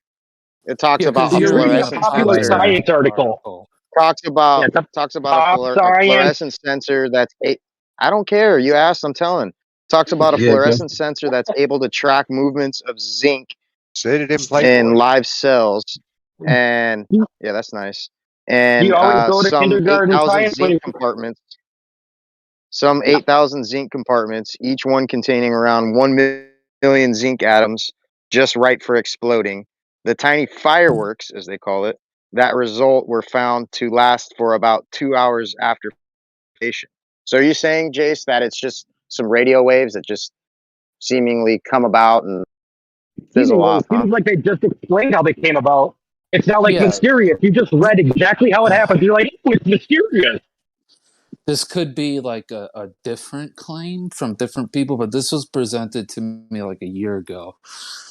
at Gen Panda's server, and I went and someone gave me a PopSci article, and so I found the actual authors of the study, and I went and read what they reported in the journal, right? And I'm not sure if it was exactly radio waves. They It may got have been pictures. IR No, it's or actual light. ultraviolet, but I know it Now wasn't you're not sure. visible Yeah, there's light. many forms of light, and you can It record them. They don't wasn't. all have to be So visible. now you know it's not You visible keep light. interrupting It me. literally says it was here. Literally It says it was wasn't right here in the the article. study I read. You're reading a PopSci article, right? I went to the primary literature where they report their results in the journal article. And from Post what it. I read, Post you it. could be talking about something different, right? This could be a Maybe you different could be talking study. about something different. That's the This could point. be a We're both, different we're both saying the same study. thing. Yeah, maybe you're And this, confused. Why don't you post it instead and of just going off this relates to the same from thing I was memory? saying before, which is about like do trees have memory that we were asking for JAS on, Does Exactly. Jace and have memory? Exactly. I don't want to They're throw back to misusing JAS words on and that you're one. believing them. What makes Jace think that he's using his memory? Jesus Is Christ. that was good. Yeah, I'm confused if I'm using my number. No, Jim Panda's server, this same exact claim was presented to me. Might have been from Jeremy, actually, who made it or he supported. I remember he was there. But nonetheless, someone made this claim about how there's a spark of life and this light that you can see. And I went and found the primary literature in the scientific journals from the authors. And it's not a visible light that you can see with your eyes. They were using detectors, and it may have been like ultraviolet or IR or radio wave, but it was not visible. It wasn't a visible light photon that they were detecting. Even if it was It reminds visible, me of a it's thing not a about spark. one thing that I've had a meeting of minds with on many with many globers and flat earthers is it's not the problem may not be science. The problem may much more be pop sci, as you call it, JS, or like science reporting, which is when they say scientists have proven that X equals Y, and it's like, fuck off, they have.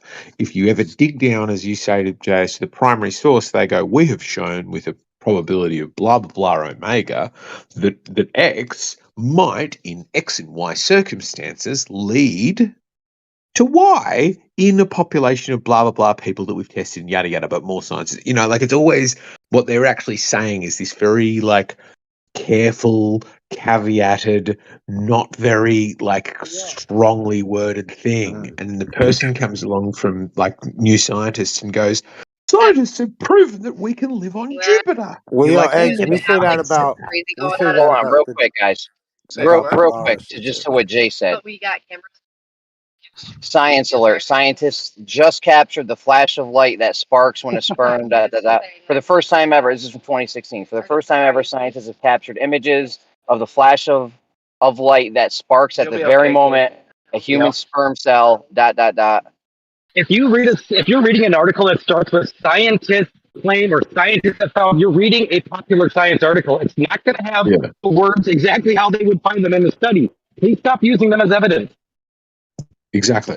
You proved my point, Jeremy. You need to go to the primary source. I just posted an article from UT Texas. I just posted an article from UT Texas right there in the chat. So why don't you look at that? What Tell I'm me that's suggesting with what I'm Popular saying school. is go beyond that, click on the actual link or search UT whatever and go to the actual thing. And what you'll find, usually, like sometimes you got to pay for the article, but usually you can find the headline thing. And even the headline thing, which is the catchiest bit that the scientists write, is not written in nearly as strong a wording as scientists have proven that, blah, blah, blah, blah, blah. They don't prove things. They're scientists. They can't. They're not mathematicians. Mathematicians prove things. Scientists show evidence for X. Unless I'm wrong, JS, you're the scientist here. No, you're right, and that is a big issue, right? These pop sci articles are always, written in these such what's it called, confident or totality type of words. Outlandish. We've definitively proven X, and yeah, it's not the case. And like you said, the university websites are okay, but I would, you always want to find the primary literature, the actual journal article, right? And read what they're reporting in there, not just for catchphrases either. You want to look at the tables, the figures, the data, and then the conclusions in the author's own words, right? The people who are writing the article, what they're saying. I gotta be honest, this sounds like a lot of work. Well, It is. Don't make claims if you're not willing to do the back. I don't want to do the actual. work. I just want to be right already, and somebody else prove that was already the case. Right, because in a Isn't that pop the sci dream? article, light, right? Light is a vague word. Technically, it refers to anything on the electromagnetic spectrum.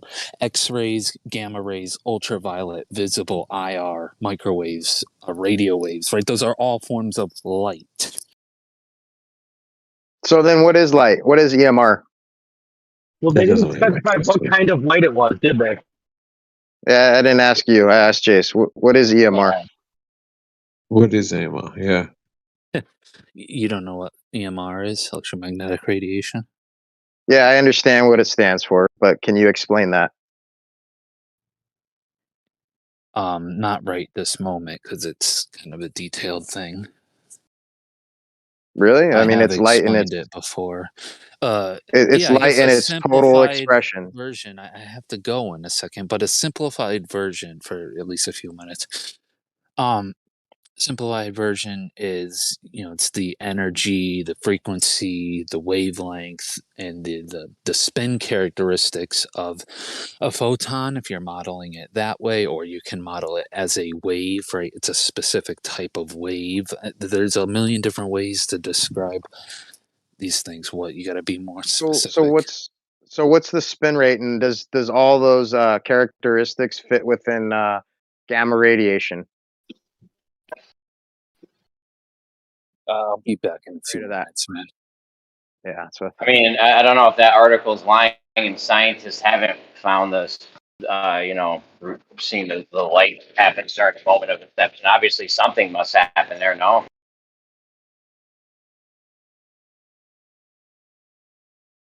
it's not some I don't think radio wave anyone's that he's denying. telling you. Yeah, I don't think anyone denies that phenomenon occurs.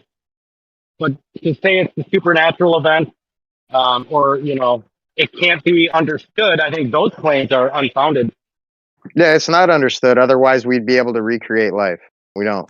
We What can't. the fuck are you talking about? No, that's not. It's not.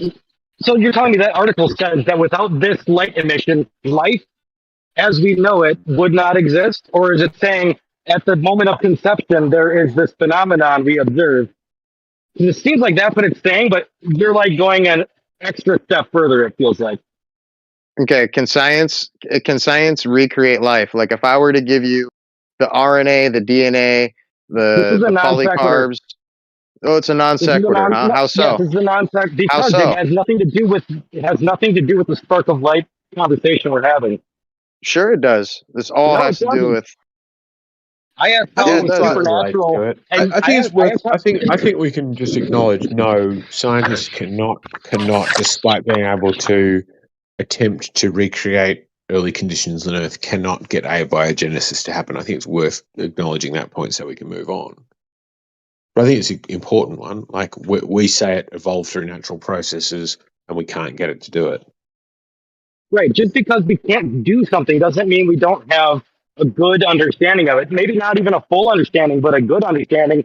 And somehow that's a detriment to the whole body of science because it can't do a thing.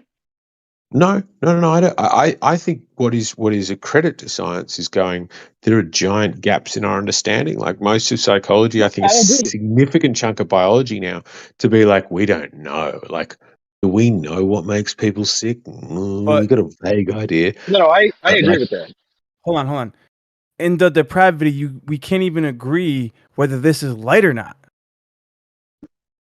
No, it's no. Light is. There is a no. Demon Stride and them are making a good point. Whereas light exists on electromagnetic frequency, and I don't understand this, but apparently light and sound are the same thing at different frequencies. Makes absolutely no fucking sense to me. But the point they're making is still valid, which is this thing could be at a different frequency that is beyond the visible spectrum, and you need fancy shit to identify it. And therefore, it's not that exciting That's because it's not irrelevant, though. actually a spark of light that you could see with your eyes, but we're calling it that to make it a pop sci article. But that is irrelevant. The fact that there's any radiation, whether it's visible or not, is irrelevant. You're just trying to grasp at straws, trying to disprove or neglect or just disregard it altogether. The fact that there's a phenomena at conception. Yeah, but a phenomenon is not supernatural. The enigma. Why would there not be a phenomena at conception? Of course, there's a phenomena at conception. Getting back to the original point, because Egg's original point was he was looking for evidence, right? And he gave the qualifications. Yeah. I met the qualifications by his standards, yet it's still you're going to play skeptic. So at no point can God ever give you evidence of his existence. No. That's the problem. Which standard? You pointed to sorry, a I didn't mean to scientific disregard your phenomenon that we standard. have explanation for. Which standard do you feel you met? Hold on. I think you haven't addressed it. Like, hold on. Let me just say this real quick. So the enigma here that you're missing the point is that ancient Hebrews, right? John specifically said in his book said that the true light which lights every man that comes into the world. Like he already spoke on something that back then they didn't have microscopes for. And until fairly recently, this was never observed.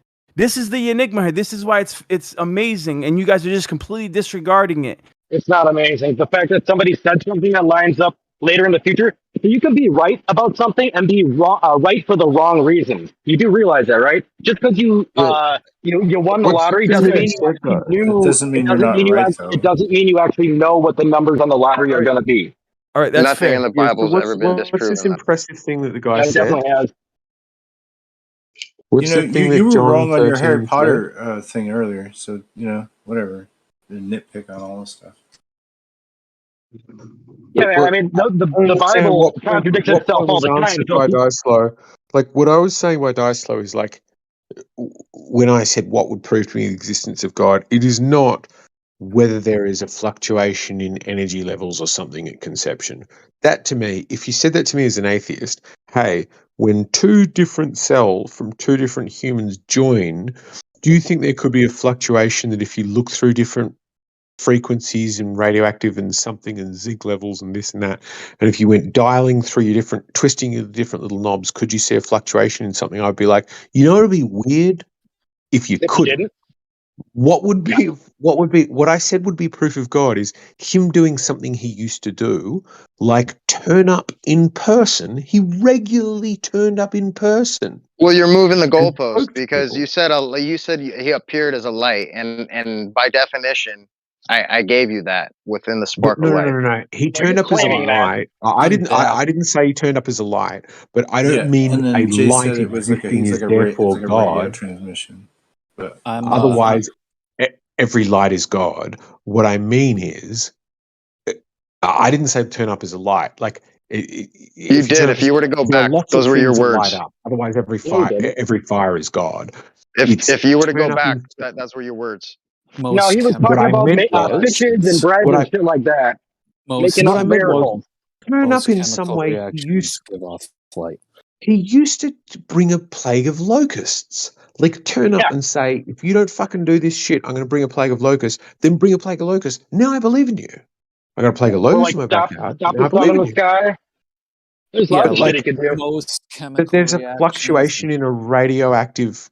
Well, the whole point of this is that you were just going to move the goalpost continuously, and that's what you're doing. That's what you're claiming. No, you think that's what's going to happen. Hold on, guys. Guys, please, hello, please, guys. We got to go one at a time. Now, I don't know if you're having mic issues and you can't hear when other people are talking, but we got to go one at a time. Otherwise, no one can hear anything. So, Demon Stride. Go ahead. No, I'll defer someone else. I was just trying to respond. I can't remember what I was trying to say. I had a quick response, if it's okay. Great. Go ahead. I was just going to say most chemical reactions and a lot of biological processes give off some form of electromagnetic radiation. So I don't see eggshells as moving the goalpost. You just want something that's out of like the normal, what we would normally observe from normal natural processes. Exactly. There's like a Like if bacteria we're that works talking on about, electricity as well. yeah, if we're talking about something that is supernatural, just do something supernatural. Like the example I gave is loaves and the fishes. If What do somebody you mean gives by me one supernatural? loaf and one fish, I go physically in a natural world that equals one loaf and one fish, which is X many grams. And I look and I see there's a crowd of 5,000 people. I go, that's not enough loaves, that's not enough fishes. And then suddenly it is. Give me a You have now definition of broken supernatural. physics. So Something you've that given can't me happen in several reality. examples. Sure. You've given me several Supernatural. examples, and every time the examples get met, you want to move the goalpost. So just give me your definition of supernatural.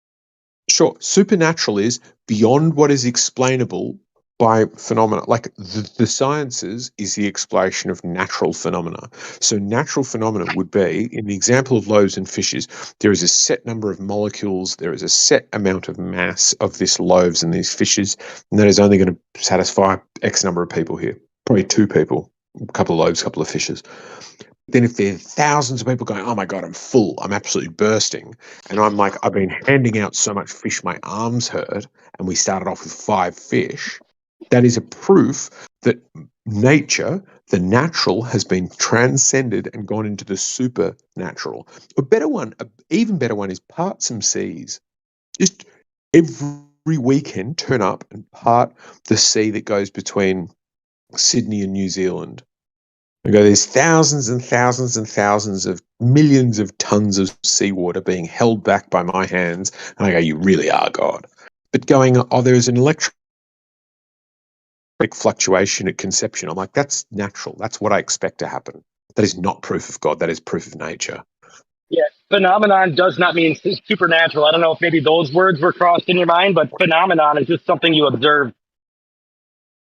The problem is you can only explain electrical with, by definition of what you just, the word you just used, through consensus, but not through logical explanation. Because when we start breaking it down, you're just going to talk about the flow of electrons, which is another just facade that science Semantics. Yeah, it's semantics if you want to argue them. But I think you're It's not really conflating semantics. It's more than that. supernatural and cannot be explained. I don't mean show me something I can't explain. I mean show me something that's impossible. Like something that can't be explained is natural. Most natural Right, processes I can like explain. walking by, I mean, touching show me touching something somebody, and then show touching me how somebody I- that's blind. Touching somebody that's blind, right? Like that was the first example I gave you, right? Like somebody that's been blind for a long time, you walk by, you touch them, all of a sudden this person can see again. They've been bedridden for years on end. Touch them, all of a sudden they're up and walking. You know, things of that nature. Is there any evidence of that? And then you said that anecdotal evidence was good enough. So that's all been talked about. Show me where that happens in reality, where somebody blind gets touched and can now see. Somebody grows back a limb. That one to me would probably be, really good evidence. Like if I saw a foot regrowing out of someone's, nubbly little stump, yeah, be like, that dude's got supernatural ability. Yep, that'd be good. Like, yeah, those kind of examples. Yeah, like somebody who's blind. I mean, I've seen like fake healers. I think we all have healers that we disagree with who like make the crippled walk. And then if you dig into the story, it's like, no, I said I had a problem with my ankle and they gave me a walking frame. And I was like, okay, why? And then I was forced to walk up to the stage in a walking frame I didn't need so he could throw away the walking frame and prove I could walk. And, like that kind of stuff, no. But show me something that a charlatan couldn't do. Like, it's one of the interesting things about James Randi and a lot of these like stage magicians is they go into stage magic and then they suddenly become interested in skepticism and debunking these bullshit artists because they suddenly watch a guy like Peter Popov and they go, that guy's a fraud. He's doing basic stage magic but calling it God and making millions. You just need to show me something beyond that. Houdini was doing that back in his time. He was pissed off at all the seances that were going around, and they would literally have like stage tricks hooked up in the seance room so they could make it appear as if ghostly things are happening, and he'd go around to those and fucking debunk them to their face, and then shut them down, point Oh, out to the public that these guys are fakes, and yeah. yeah. I mean, that's just the thing. Like, God used to appear in such a like. There is no way. Well, maybe there is. I mean, if you give me hallucinogens or something, there's no way you could part the oceans and have me go, oh, maybe that's an illusion. And God did multiple tricks, some of which could have been fanciful retelling, some of which could have been people getting it wrong. But some of them, you're like, there's no way you can part the oceans and that not be proof of your existence. And at least the telling of the story of Moses to me was some of why he was doing that was because people were starting to doubt him. And it's like, well, if God is interested in proving his existence by doing supernatural things, just keep doing them. Do them when we've now got mobile phones. Why did you stop doing them? Well, I think he said that his last supernatural event would be Jonah. So there's something like that. You'd probably have to ask Lion of Yah Why would or he end on a somebody. whale? Like, why would that be I the don't last know. hurrah? Well, I know, Yeah, or because ask he Paul. doesn't Maybe do them. Paul knows. Yeah, it's because he doesn't do them, and the people writing the stories could see how the printing press was gaining, its way across the world, and continuing to tell fanciful lies wasn't really going to hold true when you could, read about things that are happening in other parts of the world. Couldn't lie about a global flood anymore, Yeah, that's the other problem with this is not just disproving things as. Sorry, go for it, Jeremy. No, I must be lagging. God. You are lagging a little bit. It's a little choppy. You were lagging, but go for it anyway, man.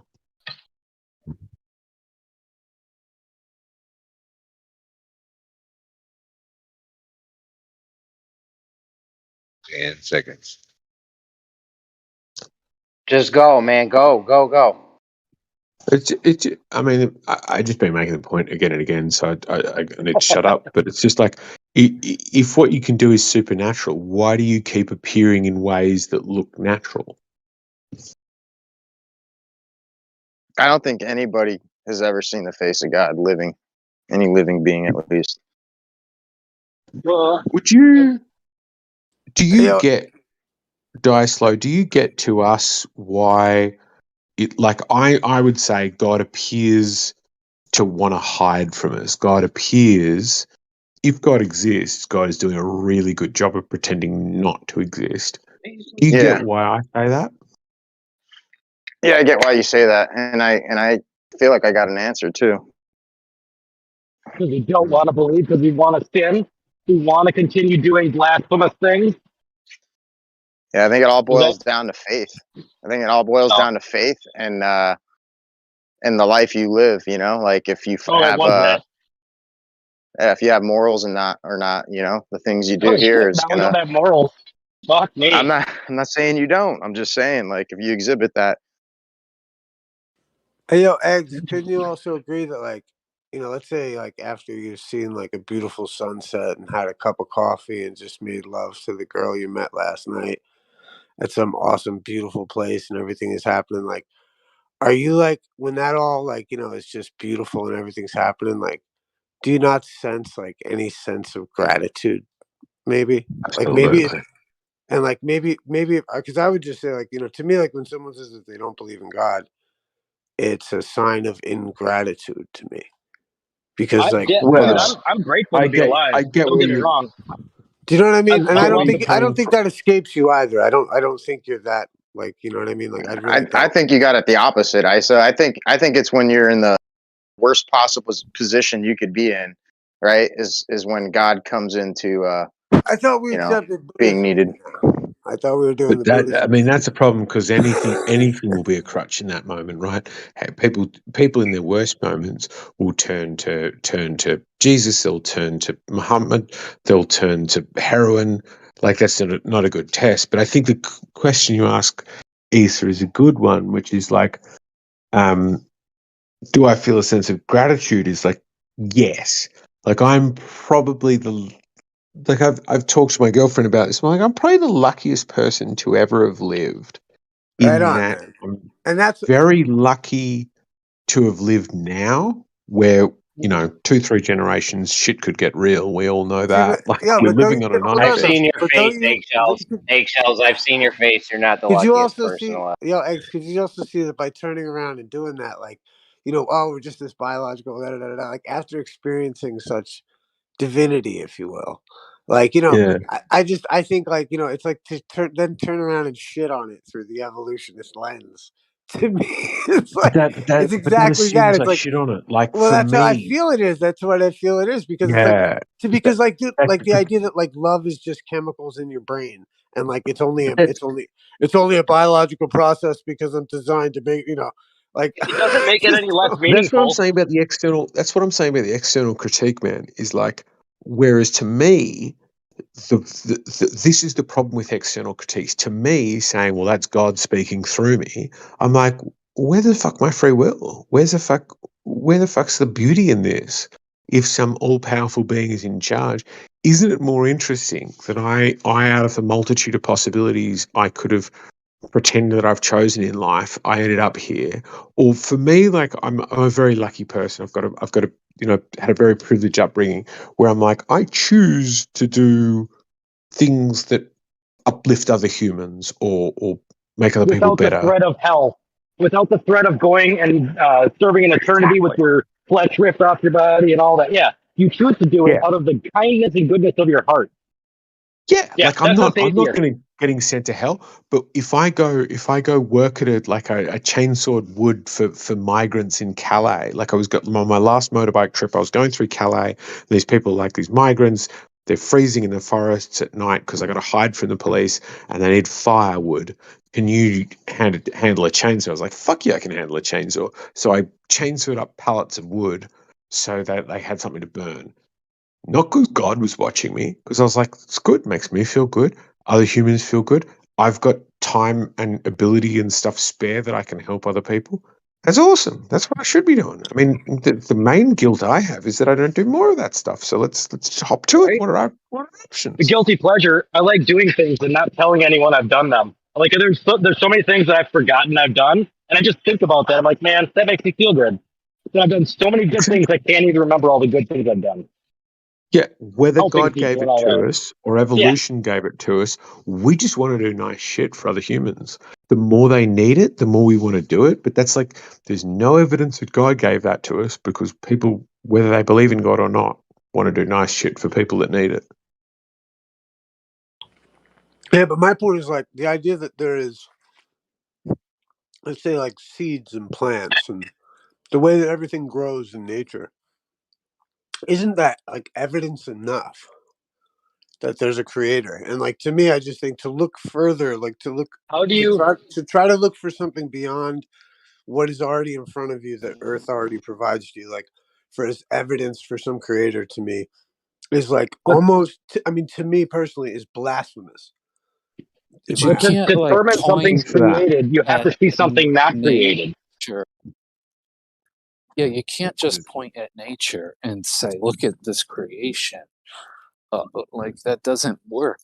You're kind of like circular. You're saying everything is created, and look at nature that contains these things. They must be created because everything is created.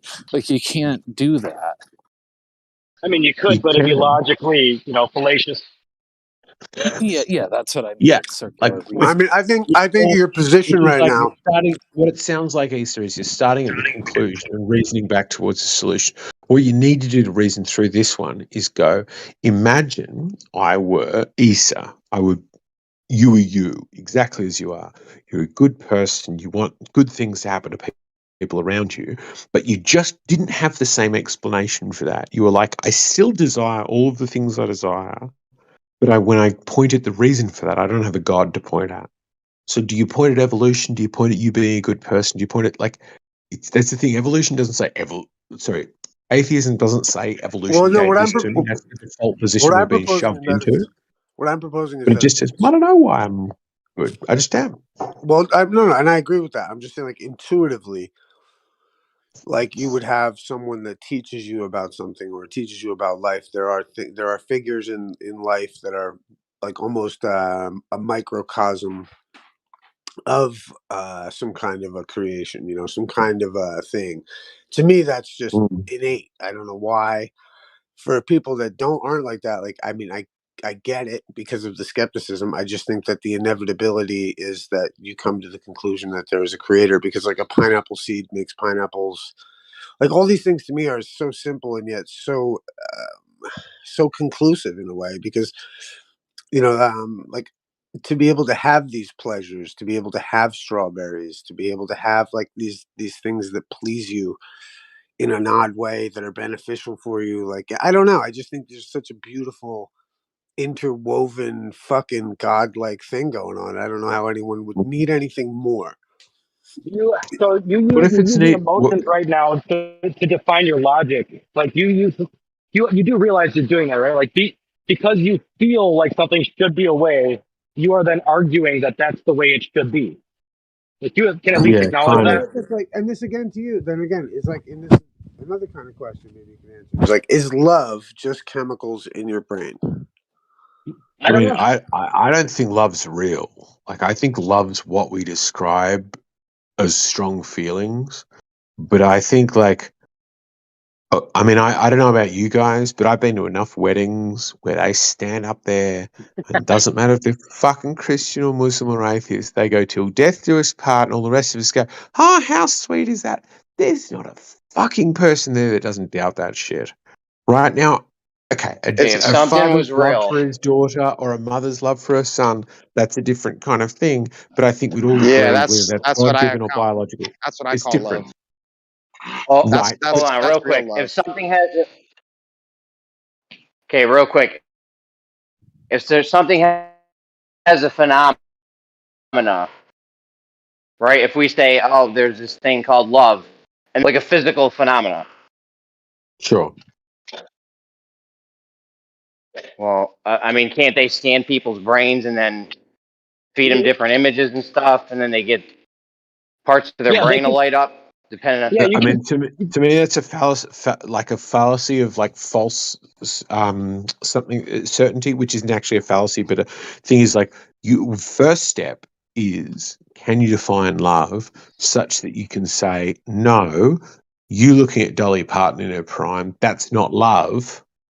No, You but looking at your wife in her love for prime, your that is child. love. Love for your And so you child, would not need love. to be able to split the difference between the two. But I think what you would generally find in most of those emotional things and psychological things is it's kind of difficult, particularly maybe particularly for blokes, it's kind of difficult to tell the difference between really, really, really want to fuck that person and not pull out, and I deeply, truly love them. Well, no. Even though eggs, it's like what about like the familial love? You know, like mother and father, mother and son. You know what I mean? Like that kind of a That's thing. different. You know what I mean? Because What I think about that's different, postpartum and I think depression? that does fall into the category Jeremy talks about, where you're like, you could test that. You could go, are these people biologically not nearly identical? And I think there are predictors. If I were going to go, could I make a predictable test about this? Will they risk their own life in perpetuation of their like family genes? Would be one of the tests, and one of the other tests I would do is, do they want to share genes with this person? And I think they would go, no, they don't want to fuck them, but they do want to save them at a higher proportion than they want to fuck or save people outside that gene pool. Like that one, I think is understandable on an evolutionary level, and I think you could test and find for it. Whereas the like, I met this person, they're really special to me, that one would be harder to test for, because just put another person with big If tits in front love of them and the thing changes. if love isn't a chemical set or a brain state, what in your eyes is it? Is it a physical thing? Like is it like a particle of love? Like what to you is love then? Yeah, that's a good question. If it's so special, what is it? Well, I think it may have something to do with the chemicals in your brain, but I also don't, let's say, limit it in that way. You know, like I don't necessarily see the like, because in my opinion, I look at your stance as what I would classify as the materialist rationalist position, right? I think that's fair to say. Like a very the end all be all is here and now in the in the brain, even, right? And I don't know, I don't know what we're partaking in. Do you know what I mean? Mm. So like when you limit it to like like like for instance, like the atheist belief that like everything just shuts off after you die. Is that what the atheist believes? Is But it there's a not? couple here. You could just ask. You could just Is it? ask them. All right. What would you propose? Let's say. Oh, I don't know. I think it shuts off. Like I don't know about anybody else, but I've been knocked out a couple of times. I don't think it would take anybody by surprise to hear that. And going to sleep is different to being knocked out in that, like, when you're knocked out, when you go to sleep, it's like, oh, dreamy state. Am I awake and am I asleep? Whereas when you're knocked out, it's like, no, that time is just deleted. Like you were just standing and then you were lying down and it felt like the moments were milliseconds apart, but there was like 30 seconds in between. And that's what I think that's like, that just moment where there's nothing. Probably a lot like right before you're born, or right before you are conceived. Yeah, all the time. Yeah. What was my conscious experience when Julius Caesar was around, or when the Mycenaeans were fighting the Illyrians? You're like, yeah, none of it. Nothing was happening. That's what I think death's like. Oh yeah, because like these emotions and feelings and stuff are like these complex processes that are emerging in the brain, right, from the macromolecular scale, and they're hard to understand, and so some people attribute that there's something more to them, but for the most part they can be explained by just physical means. And I believe I the would agree. Bible, I would and agree with a lot of what you're saying, man. I would agree with a lot of your stuff. so from a Oh, biblical man. perspective, you guys can hear me all right? Yeah. From a biblical perspective, you're actually correct about, like, when you're dead, you're just dead and there's nothing going on, because it says the dead know nothing in Scripture. So I mean, if you really want to take it like from that angle, from a theist perspective, the dead do know nothing because their souls are at rest. Their souls are basically deanimated, right? Every living being has a soul, or at least every breathing living being has a soul. And when its spirit leaves it, its soul rests in the grave. It's deanimated. I'm not going to get too deep because that's not what I said is not 100% correct, but I'm just keeping it simple for talking about humans. Because that's an interesting point, given that for Buddhists and Hindus, continuing to exist is hell. Not hell, but like that's the sort of punishment, that's the purgatory, that's the like, so you exist again and again and again through incarnations trying to get it right. Well, it's up to you whether you try to get it right. So it's not, sort of That's a funny required point, to get it Eggs. right. That's a great point. And stopping existing is nirvana. Where they talk about nirvana, which is what the band named itself after, that is heaven for Buddhists and Hindus. But what it is ceasing to exist. So what is super interesting about Eastern ideology is Eastern ideology's heaven is Western ideology's hell, which is stopping existing. Yeah, that's brilliant. Western theology about a lot of heaven and that's hell like a are misconception too. off. They're way off so far from the truth. Why are they way off? How did we determine that? Well, because they believe in a mystical, ethereal heaven that they can't describe. Where heaven is described, we're on a server. Plus, a lot of what you're basing. No, go ahead. A lot of what Which you're one is? basing Buddhism on is stuff that most people haven't necessarily even translated. So a lot of that's highly inaccurate. Like for example, modern Buddhism teaches that there is no soul, but nowhere in any of the 7 Pali Nikayas does it talk about there is no soul. So, well, I mean, you're going to get split there between Tao and Zen Buddhism. Tao Buddhism is the one that I much more like, which is arguably more philosophy than religion, in that whether you believe there's a soul, whether you believe like it's philosophy in that like you would go in Tao Buddhism or sorry in Zen Buddhism or Hinduism, you go we actually physically, not physically, but we actually reincarnate in these multiple forms. Whereas Tao Buddhism more says consider yourself as if you are a form that would reincarnate. Then how would you behave? Whereas Zen Buddhism is you definitely do.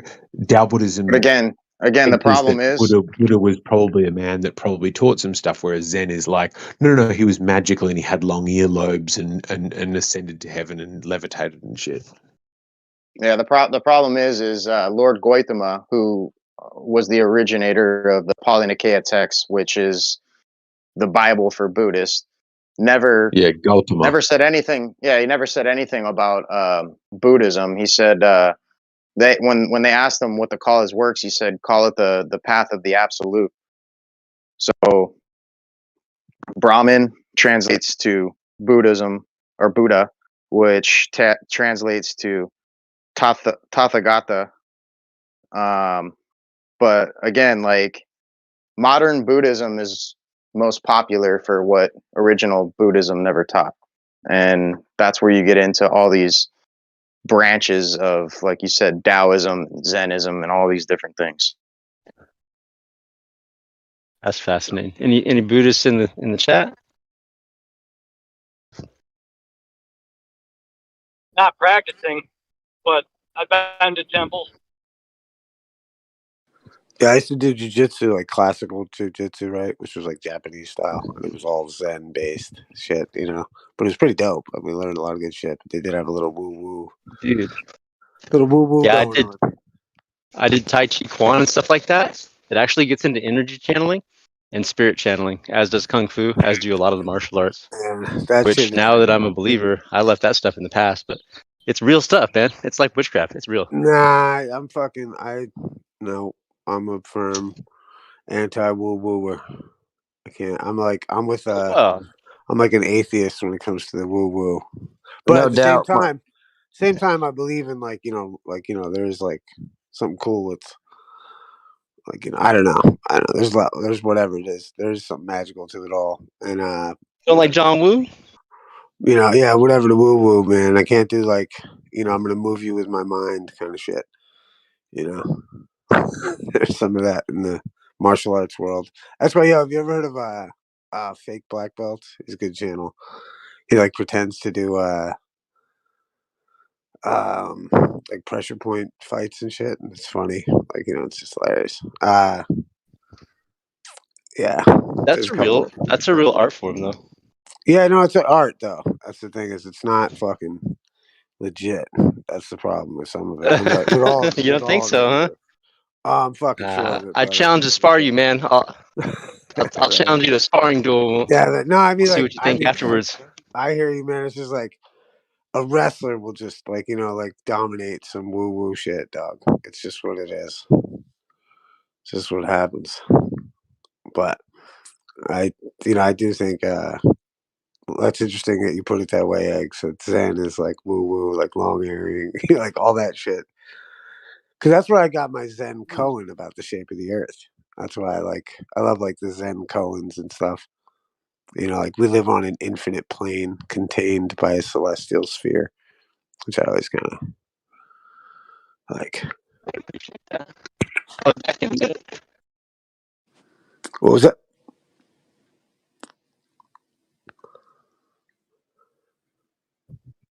I lose you.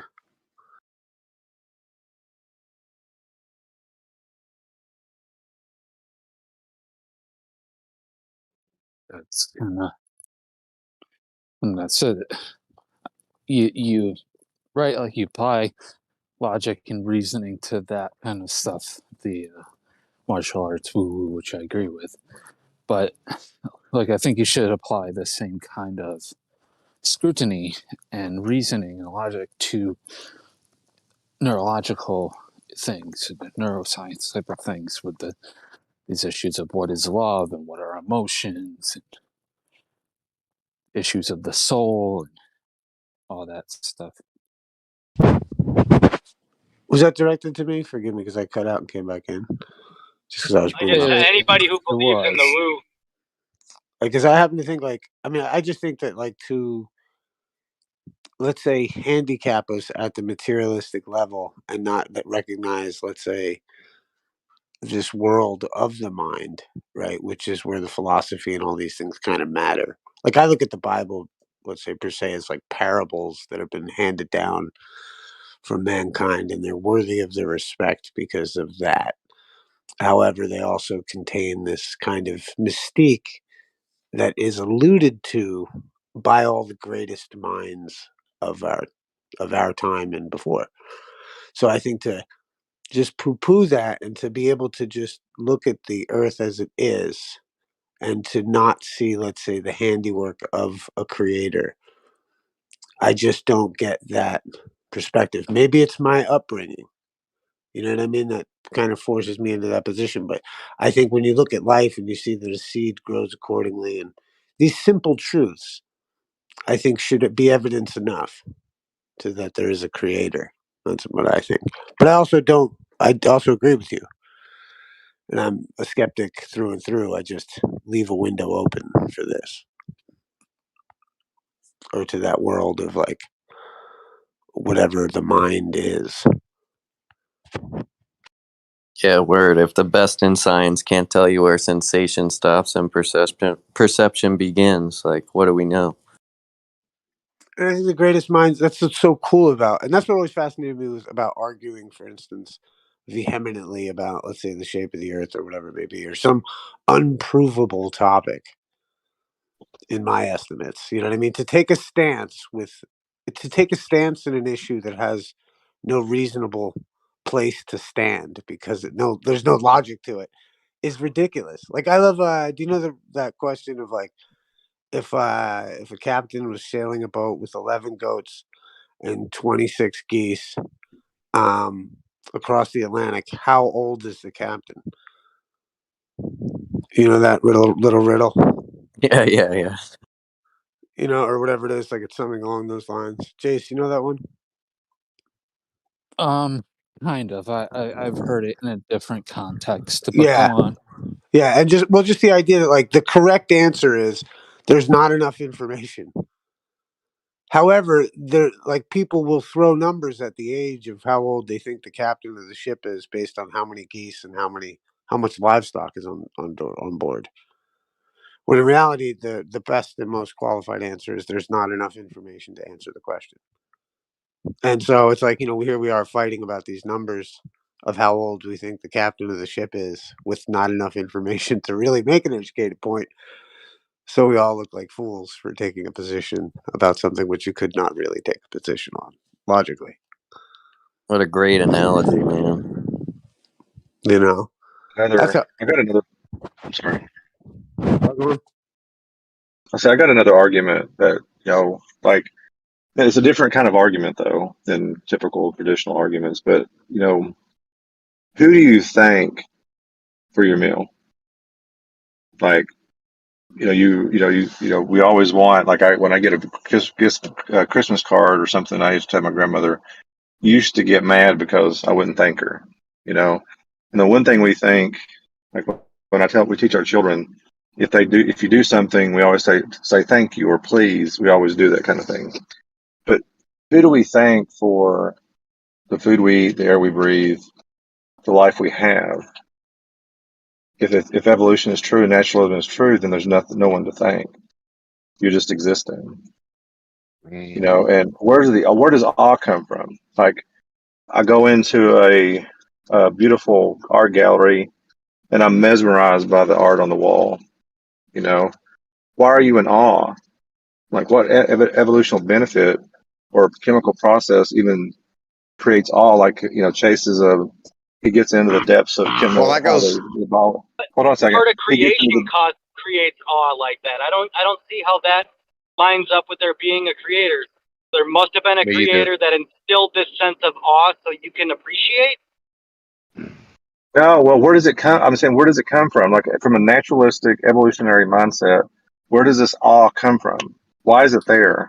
Why is it necessary for survival? Well, That It's goes back to from our the beauty in self symmetry. Like it goes back to the Fibonacci sequence and commensurability.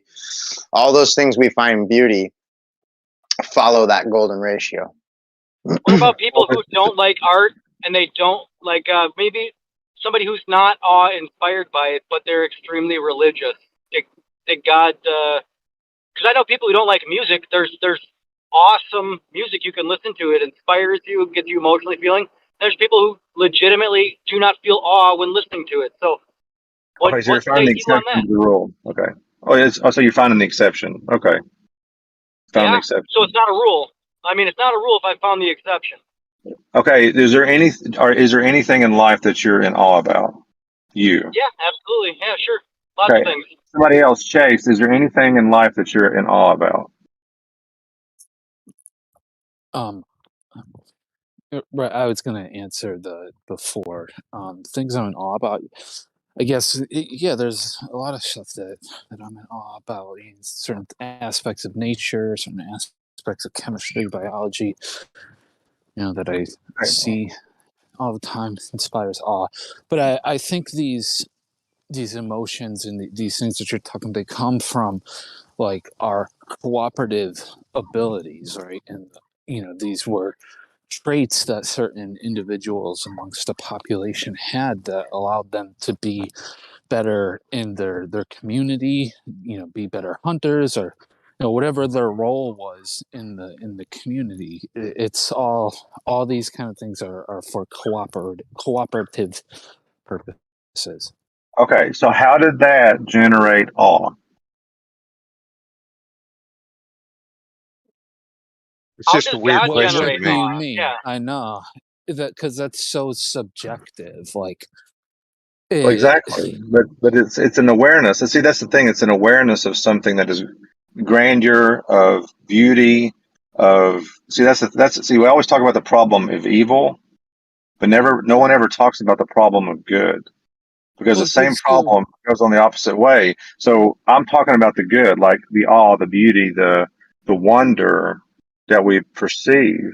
But if it's all by naturalistic process and evolutionary process, who cares?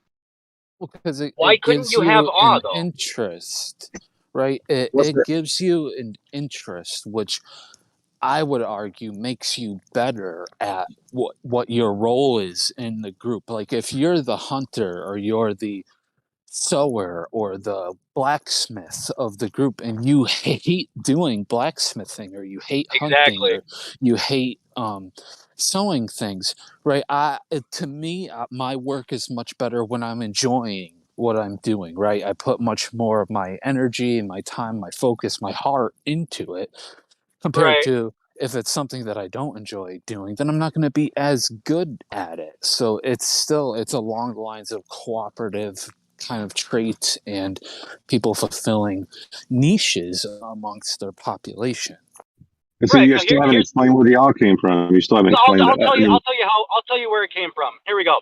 All the people who didn't have awe, they ended up killing themselves or falling off a cliff and not passing along their genes through the gene pool. So the majority of people that stayed alive long enough to procreate were in awe about one thing or another, and that's how it continues on. oh, good story, bro. Yeah, it is a cool story. Everything else here is a story. I mean, what? I'm just asking a What? question. I'm just asking a question. Yeah, I They mean, may not it's a have non-question. they may not The have nonsense killed question? themselves per se. They may not have killed themselves per se, but likely they didn't like over generations, the people who didn't like blacksmithing, they got out of blacksmithing, and the people who found it a bit more interesting stayed in it, right? And so they're seeing the interesting aspect of it, which makes them better at it. So they're better suited for the group, for the community, for what they're doing. But also they start to discover new things about it. And that's like where the awe comes in. Like as you do something more, you learn more about it, it becomes more and more interesting, which is what I would equate to being in awe of something. Okay. So evolution through natural selection developed the awe. Okay. How about There's it was no always wonder. there and it was never selected out? Like, I don't see why I there's don't a know. problem, and why you think every aspect has to be evolved too, right? Like, But many Chase of these just made things the can be argument that it random. evolved. What? Chase just made the argument. Chase just made the argument that it evolved. Yeah, me too. Me too. But Okay, so I awe made came and from I'll make the wonder, argument that it and didn't knows need is to wrong. evolve, and that it wasn't selected for, and it just happened that But it doesn't have to it be. remained in the. Oh man, fuck it. Evolution doesn't have to be a logical process. It could be chaotic. Oh, that makes sense. So we got awe and wonder from a chaotic process. Hmm. I like how you reduce it like that. Well, that's what you said. That's what you said. It's just chaotic and random. So we got awe and wonder from a I said chaotic it and could random be. system. Yeah. It could be. That's right. It could be. But it's like the same question as asking like why a certain organism is filling a specific niche in the environment, right? Like that's what it's suited for, so that's what it does, right? Like it's along those same lines. The people who were interested in blacksmithing are the ones who Are the one. You know what? I don't know. I don't think the people because that are they had interested an in black. awe in it. No, I think blacksmithing came from a necessity. Had nothing to do about awe and wonder. Now, people may got better. Maybe you could argue it got better at it. But if someone sees iron hard, and I go, wait a minute, that's better than a rock. Hey, I wonder if that would hoe better or make a knife better than a rock would. I think it came out of necessity, not necessarily out of awe and wonder. I mean, even in your own paradigm, it would have to come out of this necessity. Right there's nuance to it. There's that view you could take to it. There's also the view that it was already there, right? It was part of the logical pathways we already had before any of these things. We already had this sense of awe. And then the third one was what I was talking about, right? As you do something more, even if in the beginning it's out of necessity, as you do something more and you discover more about it, for some people in the population, it becomes more interesting to them. And then that feeling fosters more and more until what you can call awe. Well, here's the thing about the awe and wonder. Another aspect of this. Usually, awe is recognizing something good or beautiful. Would you agree? Yeah, sure. And disgust is recognizing something bad or ugly. Correct. Okay. Okay. So awe is saying there's something good about this, right? Oh, and it could be something wonderful or some meaning or something behind it, like a beautiful painting, right? Now I can have awe and wonder over paintings and not be an artist. And I can have awe and wonder over how electronics works and not know how to think about electronics. You know, I can be an awe and wonder of the DNA genetic code and not be a geneticist, right? So the awe and wonder would also recognize something that's not even something you're skilled in, but you recognize something good in it or something beautiful in it. See, that's the problem. You talk about the problem of evil, but you have the problem of good. So what determines what's good and what's bad? Even in that. So what determines disgust and what determines what's awe and wonderful? Well, I would say it's a lot of the minutia, right? What you perceive as good, right? And these are a lot of subjective types of things. But what you perceive as good is both kind of your own personal view crossing over with the view of the society that you're living in, right? And it's not 100% always that way. You will have your psychopaths and sociopaths and people who rebel against the rules, but for the most part, it's a crossover between the two. Well, wait a minute. To the psychopath, he has the awe and wonder and the beauty of someone's stomach flayed open and their guts laying on the table. So how can we say if it's evolutionary process, it's biological? How's that work? Well, right, as a lot of this stuff is very subjective, but in the evolutionary context, that's why, we're not all walking around as sociopaths gutting each other, because the people who were like that their lives have been made more and more difficult over time. The rest of society has made more and more rules that make it much more harder for them to just walk around gutting people, and it's made it harder for them. Either they sometimes they'll survive, but it's just difficult for them to perform that action. Sometimes they're arrested and they're put in jail so they can't produce kids, and then other times they're put to death so they also can't produce kids. And as you multiply that over generations, you weed those people down more and more. So you're imposing your evolutionary will on them. Is that what's happening? What? You're imposing your evolution on them because you're determining through your evolutionary process that his evolutionary process and that's bad. Is that right? Well, I haven't imposed anything on anyone, but society sure has. Okay, do you agree with society that psychopaths should be locked up and not reproduce? No, that's not what I said. Do you agree with that? What I'm I am asking you a saying is question. I'm asking you. Do you agree that psychopaths should be locked up and kept out of society and not reproduce? Do you agree with that? It's You don't agree context with that? specific. If they're walking around gutting people, then yes, of course. But if they're living a relatively normal life, obeying the laws that society has imposed on them and contributing to the greater good of our society, then no, they don't deserve to be killed or locked up or any of that craziness. The greater good. What's this greater good you speak of? What's that? No, it's another societal thing. Right now, we're not really talking about evolution. We're talking more about anthropologic kind of societal issues. What society thinks is good and what's bad, and where the lines have been drawn. Well, didn't society evolve from evolution? Come from evolution? Yeah, it's slightly based on the pathways in our brains, because it's been shown, that psychopaths have different kind of brain structure than the average person who isn't a psychopath.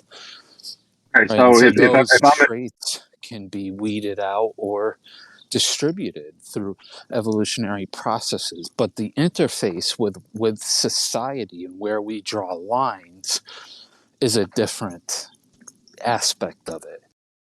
Yeah, the context, the topic of slavery came up earlier, and I couldn't get back in on it. I was working, but I was listening. In the Islamic culture, it's okay to have slaves in their culture, but in our culture, in the Western society, it's not okay. So, which society determines what's right and what's wrong?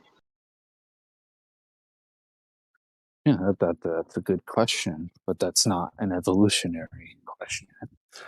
Well, It's both just a those society. societies, most societies came through the evolutionary process. So, in a sense, if I use your argument about populations, their population was over in this region of the world through environmental pressures, through their evolutionary process. Their society determined that slavery was okay. And then our society, because we're isolated in a population, we have determined that slavery is not okay because they were isolated or often. Is that right? Yeah, those would be the biological mechanisms for how these societies arose, like how the traits, the behavioral characteristics arose. But like the question of if that's good or bad and which society's viewpoint should be taken over another when it comes to one society having slaves and the other thinking that's wrong, that's not an evolutionary. The way those societies came about is an evolutionary mechanism, but the question of if it's good or bad is not. How, through evolutionary process, do you be able to make the distinction what is good or bad? You don't, Paul. That's what I'm trying to tell you. These distinctions come about through the interface where evolutionary mechanisms meet up with the overall society and where we subjectively draw lines.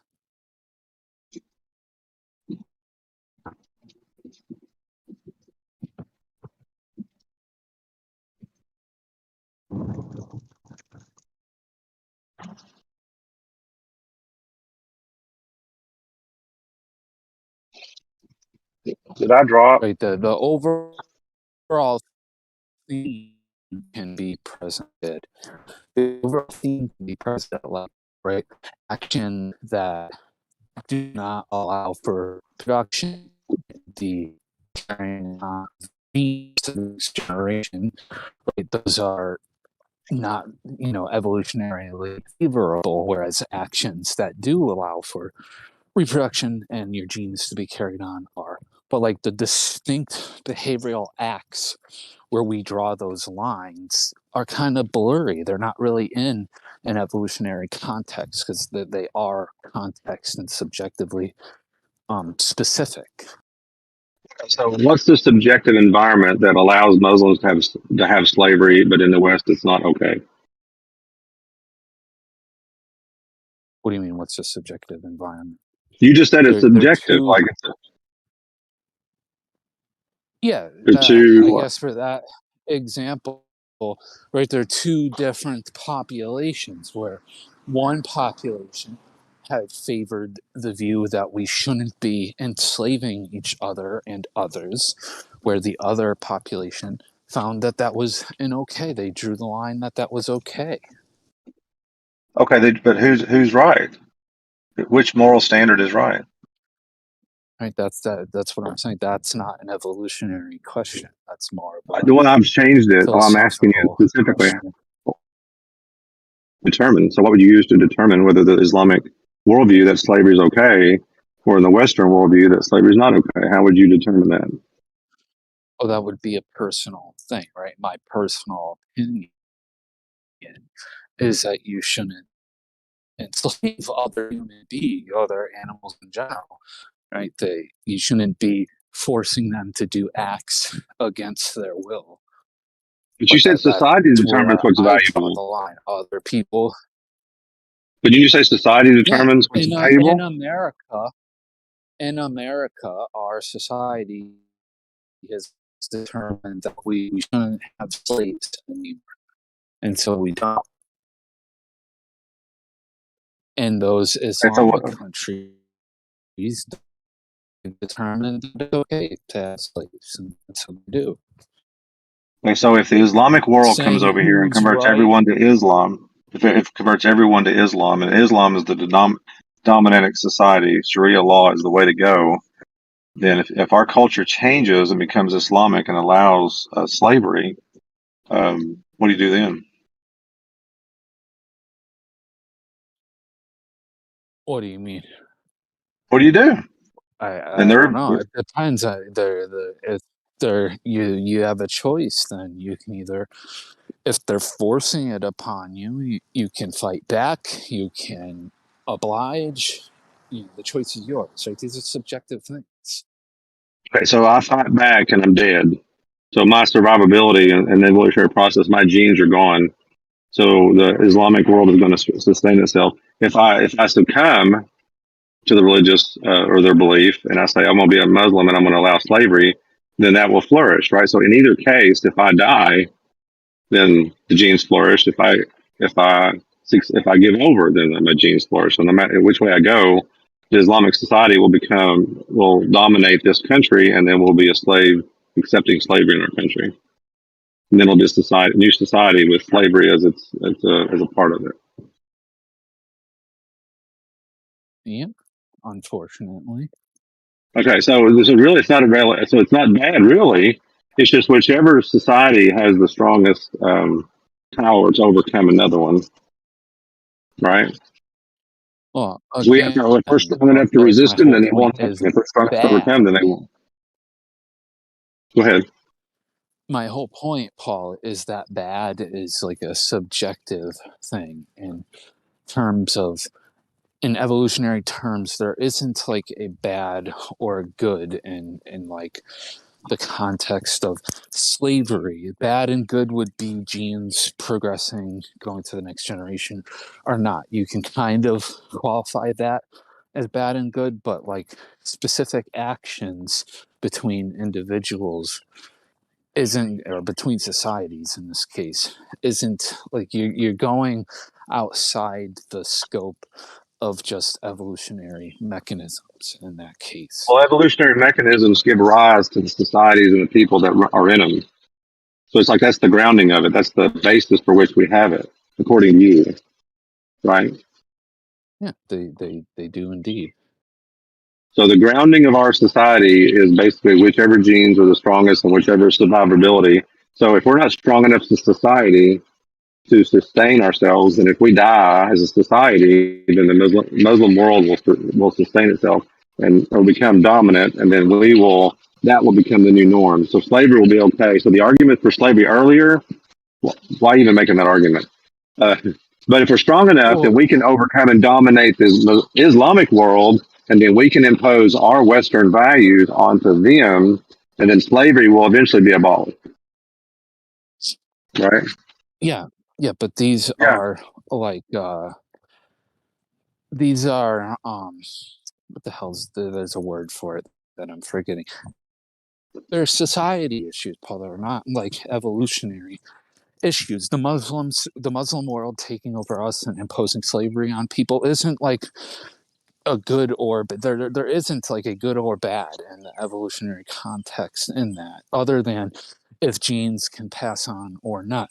And the vice versa is also true. The Western world, dominating in this hypothetical and obliterating slavery and allowing genes to progress too, it would also be good in an evolutionary context. So like there's different like criteria is what I'm trying to get at here. There's like what society labels as bad and good, and then like those are specific to societies, and then there's the evolutionary kind of gene progression context. What if I have the slave gene? Like I want to be a slave owner, and it's a gene in me. What if I have that gene? Do I have that gene? Anybody know if I have that gene or not? I think, or could I have the gene of not having slavery? Well, they say there's a gay gene, so there could be a slave gene, and there's a psychopathic gene because that's what makes a psychopath is the genetic code. So, which genes are the best genes? Again, these are subjective questions. True religion. All that matters evolutionarily is that the genes can be, you have traits that allow you to be able to pass on your genes. If you can do that, then that's good in the evolutionary context. All these other lines with specific behaviors and societal structures aren't really in the evolutionary context. These are societal kind of issues. But the society and the people that make up society has came through the evolutionary process. So you're saying it's separate from it, but the basis for it and how we got there was the evolutionary process. Yeah, society's beliefs are separate from the evolutionary process itself. But my genes help determine my beliefs, right? I have a gene that produces a love hormone, and it makes me feel in love with my wife, right? And I believe through that hormone, that gene, that chemical process, that I love my wife. So that's a gene, right? It's more of a hormone, right? What is a hormone? What is a hormone? The gene. You have the gene that allows the biosynthesis of that hormone, but like we all do, even psychopaths and sociopaths. It's the the concentration and the specific context of what you're talking about is also more minutia that's involved as well. Okay, so if I have more of a psychopathic gene hormone, or more of a psychopathic love hormone, that will determine how I interact in society, right? There isn't a psychopathic love. There's some hormones that have been attributed to specific behaviors that are associated with the feeling of love, like mothers holding their newborn child and people engaging in romantic situations and things like that. But like saying like a psychopath and a regular person have different like love hormones, they don't. And again, we're losing sight of the only thing evolution cares about is that your genes, right? It's a theory, the scientific theory of biodiversity. So all it cares about is that your genes get passed on with some different traits for the offspring, right? The specific decisions and societal decisions and feelings and behaviors that you have aren't really involved in that. Well, I mean, but they're a byproduct of it, right? Evolution. They're a byproduct. All my feelings, my emotions, how my brain structure is, how I'm talking to you, is a byproduct of the evolutionary process, right? Yes. Yes. Okay, so I could be a psychopath because the evolutionary process caused my brain to be wired a specific way. Wait, Jace, are you saying you know where Yes. sensation stops and perception begins? Well, I don't know if you saw what I was going. Hold on a second. Before you ask that question, you can answer in a second. But do you see what I was doing, guys? So basically, there is no right or wrong in evolution. There's no right or wrong to determine which society is good. If evolution is the means by which we determine it's the byproduct, or all this is a byproduct of evolution. The evolution doesn't tell you how things should be or how things ought to be. It just tell you what is and what is happening. Yeah, That's all it can exactly. do. Evolution Okay. is a mechanism. It's not an anthropomorphic being with wants and needs. It's just the mechanism of biodiversity, which equates to how genes are passed on to their offspring and the changes that occur within. Right, Okay, a that's non-intelligent, non-agent gives rise to society, psychopaths, love, and they really cannot determine what is good and what is bad because it has no intent. It has no will of its own. It's just driven by natural forces, trying to propagate genes and to change traits or to allow traits to change or whatever you want to define it. It's pretty much what you're saying, yeah, right? exactly. Okay, It's so not an an impersonal force gave rise to anthropomorphized all society, and we determine what's right and what's wrong. it's not an anthropomorphized being with wants and needs. It's just the mechanism of genes being passed on with certain changes. Right, all these other things interface with it, right? And they can be influenced by it because if a society is behaving a specific way, right, where they want slavery, right, the ones that are controlling the desired actions are going to be the ones that are able to reproduce more and pass on their genes, right? But that's not evolution anthropomorphically wanting slavery or making those choices. No, I Those didn't are say just the that. result. Right, that's exactly what I said. Through an impersonal evolutionary process, no intelligent agency whatsoever, we have from that um, societies like the Muslim society, like the West, like tribal societies that eat people. All these societies came through the evolutionary process. There's no really way to tell which one of these is the better one because we don't know until the evolutionary process has its final say, or I can't say final say, but when it's done its work, or when it's completed, or so you don't know which one. It could be the Muslim society is better, or it could be the tribal society that has cannibalism. That could be better. It could be the West. But we really don't know. We got to wait for the process of evolution to be completed to know. Well, no, that No? you had it partially right until you got to that part.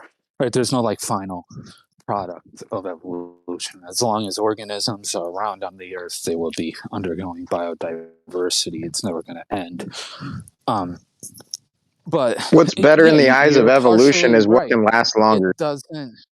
It doesn't give you a criteria for subjectively judging what behaviors are right or wrong. Different populations have arose in the past that were more adapted or more friendly towards specific behavioral characteristics, and those are the ones that prevailed in those societies.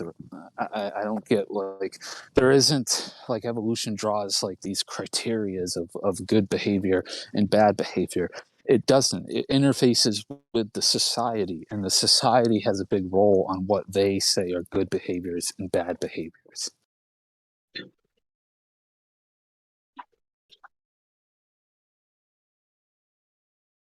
I can jump in. I've taken down all over the place for a while, so if somebody wants to ask the question, that's fine.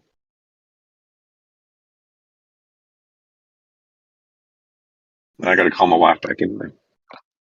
Well, yeah. I think we'll just let that conversation go away.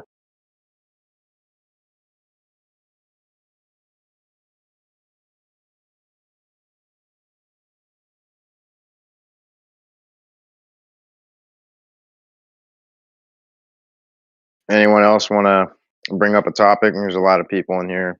I don't think I've heard of Truth Prevails or Stormfire.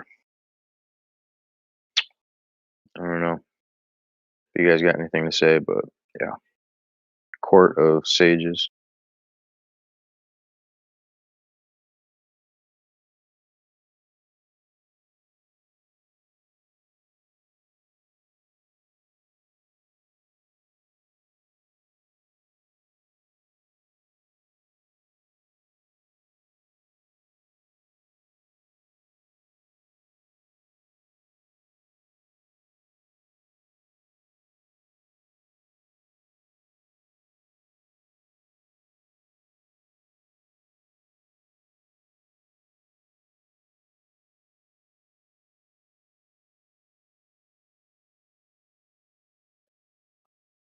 Someone asked before about, like, the difference between perception and sensation or something. I don't know. No, I was just asking, like, science to this day still hasn't, defined where sensation stops and perception begins, right?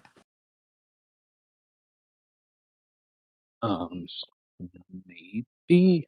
I think you'd have to elaborate a little. Well, can you show, like, where sensation produces perception and the abstract ideas in your head? Well, right, you can show, like, nociception and things like that, where you have certain external stimuli that cause signals to be sent to the brain and back to the extremity or whatever. If you touch something with your finger, right, you can follow the pathway of that noxious stimulus going to the brain and back down to the hand.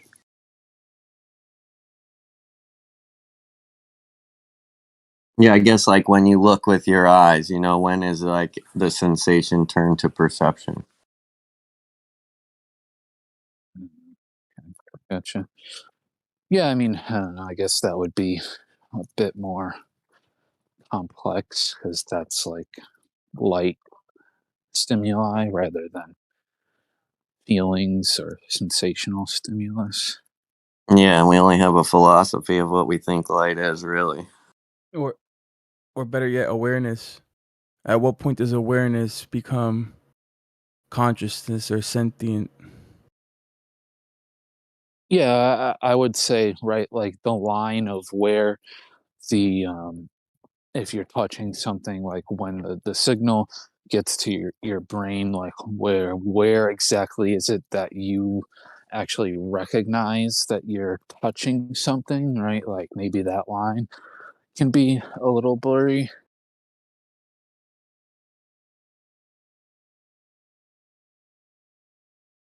Like babies are aware. They have some sort of awareness. But at what point does a human become self-aware? That's another good question. And if they're Right. not self-aware, are they conscious? You see, these questions we can talk about this philosophically all day long. We go back and forth. but this is where science kind of struggles. Well, science is like natural philosophy, right? Like we're just trying to figure out why we know what we know. It's it's all philosophy, yeah. No matter how which way you want to slice it, like these guys will often try to like divide it amongst two sides, of the coin, rather than just looking at it as the whole coin. And that's kind of what science has done today. But it's all based on philosophical arguments. Couldn't communicate without philosophy. I mean, linguistics alone is based on philosophy. So I semi agree. I think, right, it's more the philosophical arguments are the big picture, but the individual contributors, the individual mechanisms are just the natural processes that are observed. But the overall picture you're forming from that, like, say, the theory of relativity. From trial and error, you mean? Yeah, like those individual mechanisms are just nature. There's nothing philosophical about me mixing two chemicals together, right? That's just nature. But the overall picture that you're forming from that, like the theory of a chemical reaction, right? You can say that's kind of like the overall philosophical picture in a way.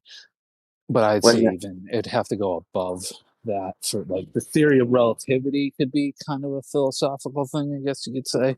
Wait, what you just described was inductive, isn't it? It could be. You'd have to be more specific. Like trial and error is like inductive reasoning. You just keep adding up facts until you're like, okay, then this must be true.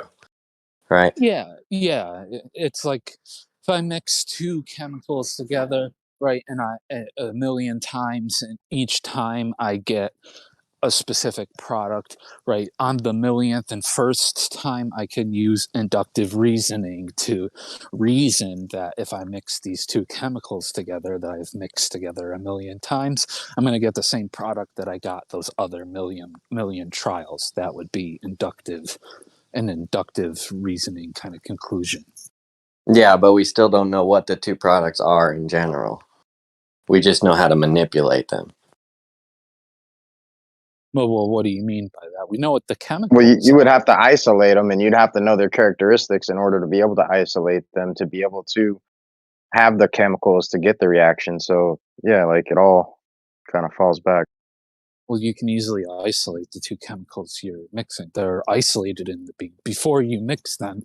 They're isolated. I think we're going steps beyond that, though. Like prior to you ever isolating the chemicals, like you first would have had to, get the chemicals, and in order to get the chemical, you'd have to know that you have it in its purest state. And I mean, like all this is a process, but it's all based on. Yeah, you do processes to figure that out, right? You do chromatography to figure out the purity. You do mass spec, NMR, crystallography, electron microscopy, those kind of processes to figure out the chemical structure.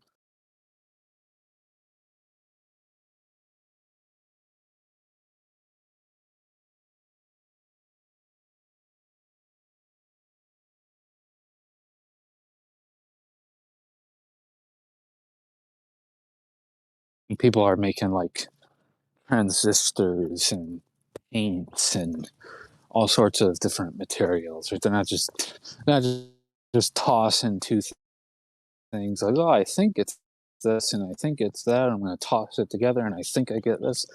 No, do they have the exact chemicals that they're mixing, doing reactions? They know the specific temperature to heat the reaction to or to cool the reaction to.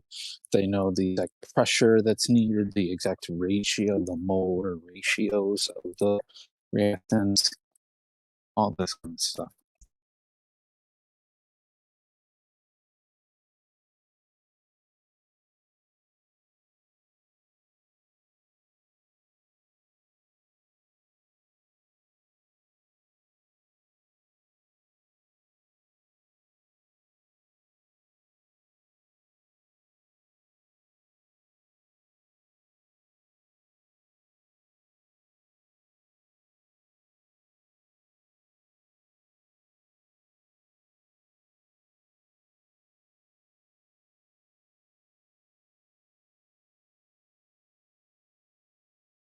I'm hearing something about crypto getting added into the Bill of Rights or something.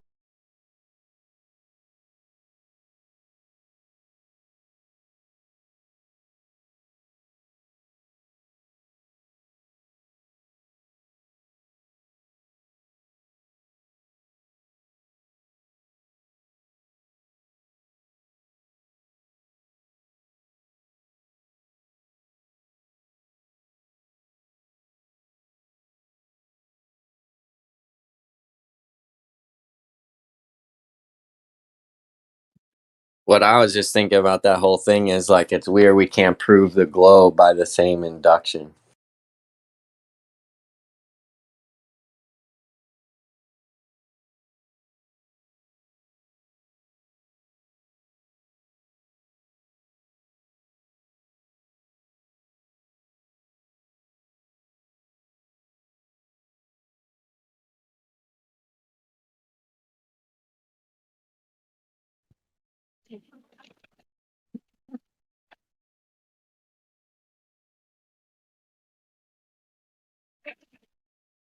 But yeah, they're adding crypto to the Bill of Rights. That's crazy, dude. Like cryptocurrency, you mean?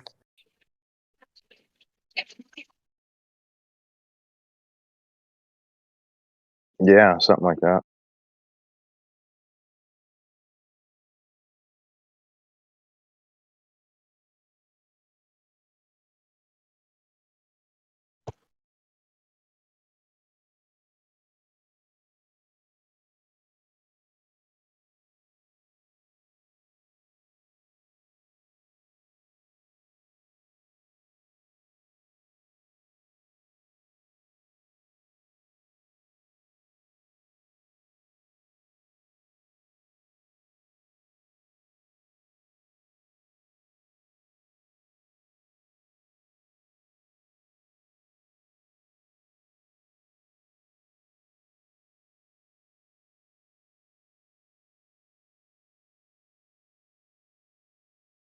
I think it might just be in Texas.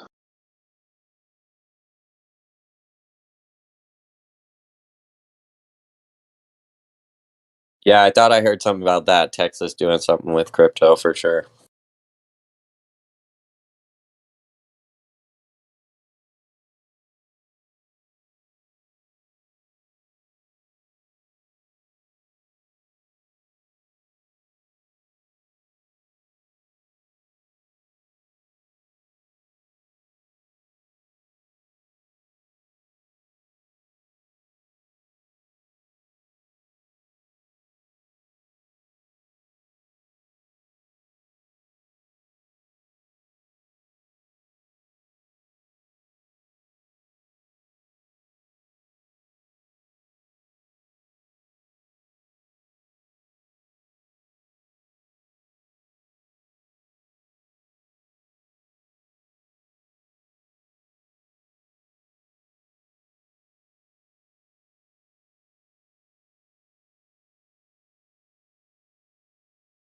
When do you think they're having the funeral? Funeral. Globe's funeral. No, the death of the petrodollar. Rich is already talking about using distributed ledger technology and backing it by gold and other assets. I don't know, bro.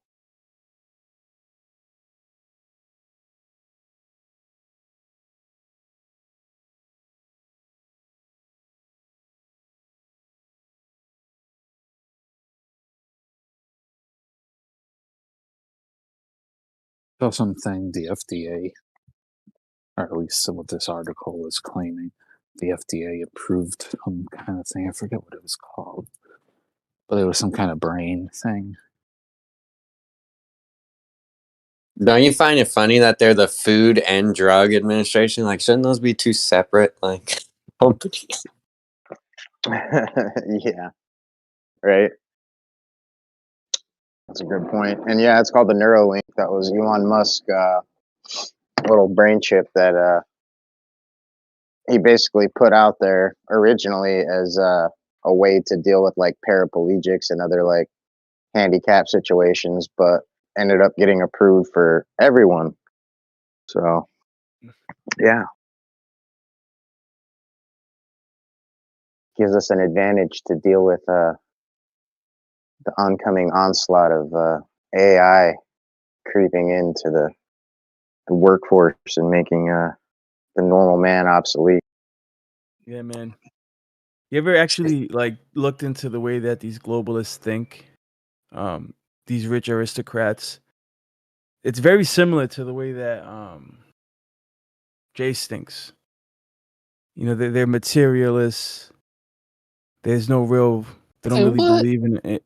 Yeah, they don't really believe in like moral objectivity. They think that most of the population are useful idiots. Most of the population are basically, you know, inferior. I don't think that's a But I fair don't statement. believe.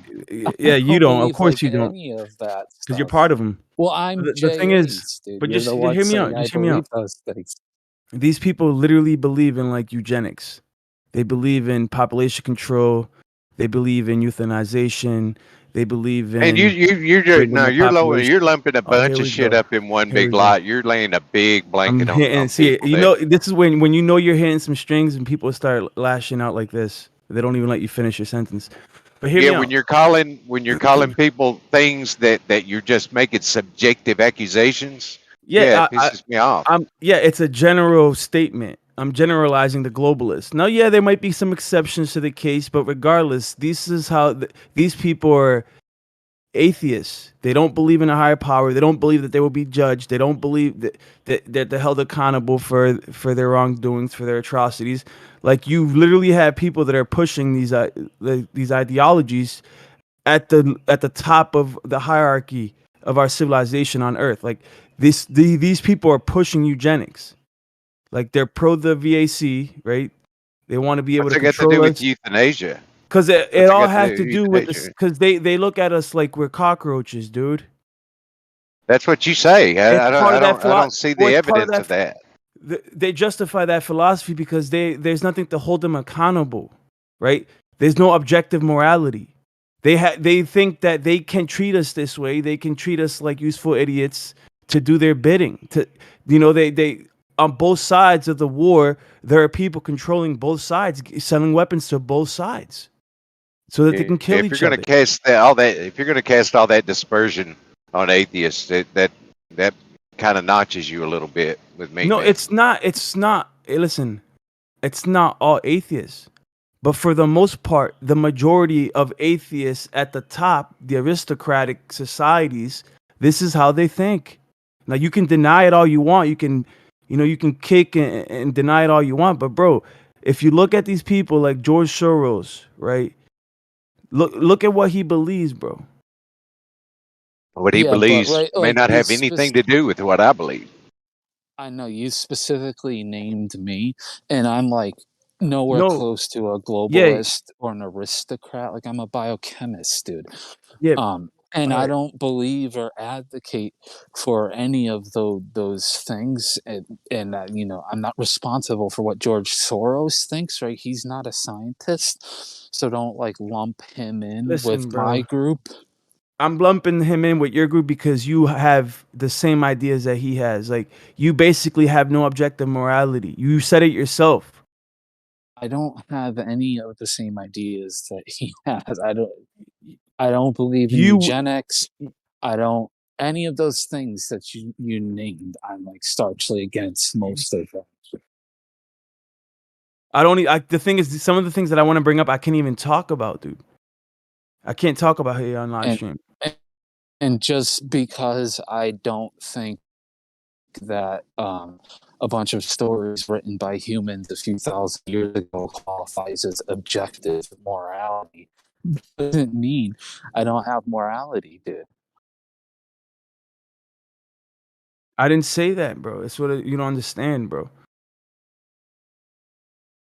Or that I don't think I'm held accountable for anything. What do you think morality comes from, though? What do you think the difference between ethical and moralistic virtues are? what prevents you from taking advantage of the person next to you if you know you can get away with it? Because, you know, God is a part of morality, whether you like it or not. And if you're going to claim to have morals, then you got to claim to be God-fearing. Oh, right. I don't take advantage of the person next to me, just even if I knew I could get away with it. Because I hold myself to a higher standard, right? I wouldn't be able to like sleep at night. I wouldn't be able to live with myself if I was just taking advantage of people and not earning my own keep in the world and doing wrong by people. Right? That just wouldn't sit well with me. There's not really much more to it, right? It's how I was raised. It's how I feel internally. Well, society says that you need to become successful, and part of becoming successful is acquiring, you know, assets, you know, a value. So if that's the only thing that society requires, then and morality isn't necessarily required, because we see all sorts of like immoral acts coming from, you know, the prime examples of what somebody should be, like a president, right? And so with all that being said, it's all about acquiring more. So what prevents you from acquiring more? It's, you can't say it's morals, it would be ethics for you, because, you know, God's not in the equation. Big pharma, right, and the development of synthetic drugs are one of the most leading causes of deaths in the world. Like over prescription, over medication, you know, just kind of hurrying up these drugs and getting them passed, and then get, you know, like there's so many drugs that have hurt so many people, bro, and nobody's being held accountable. And who controls these? Who controls the WHO? Who controls these organizations? The FDA.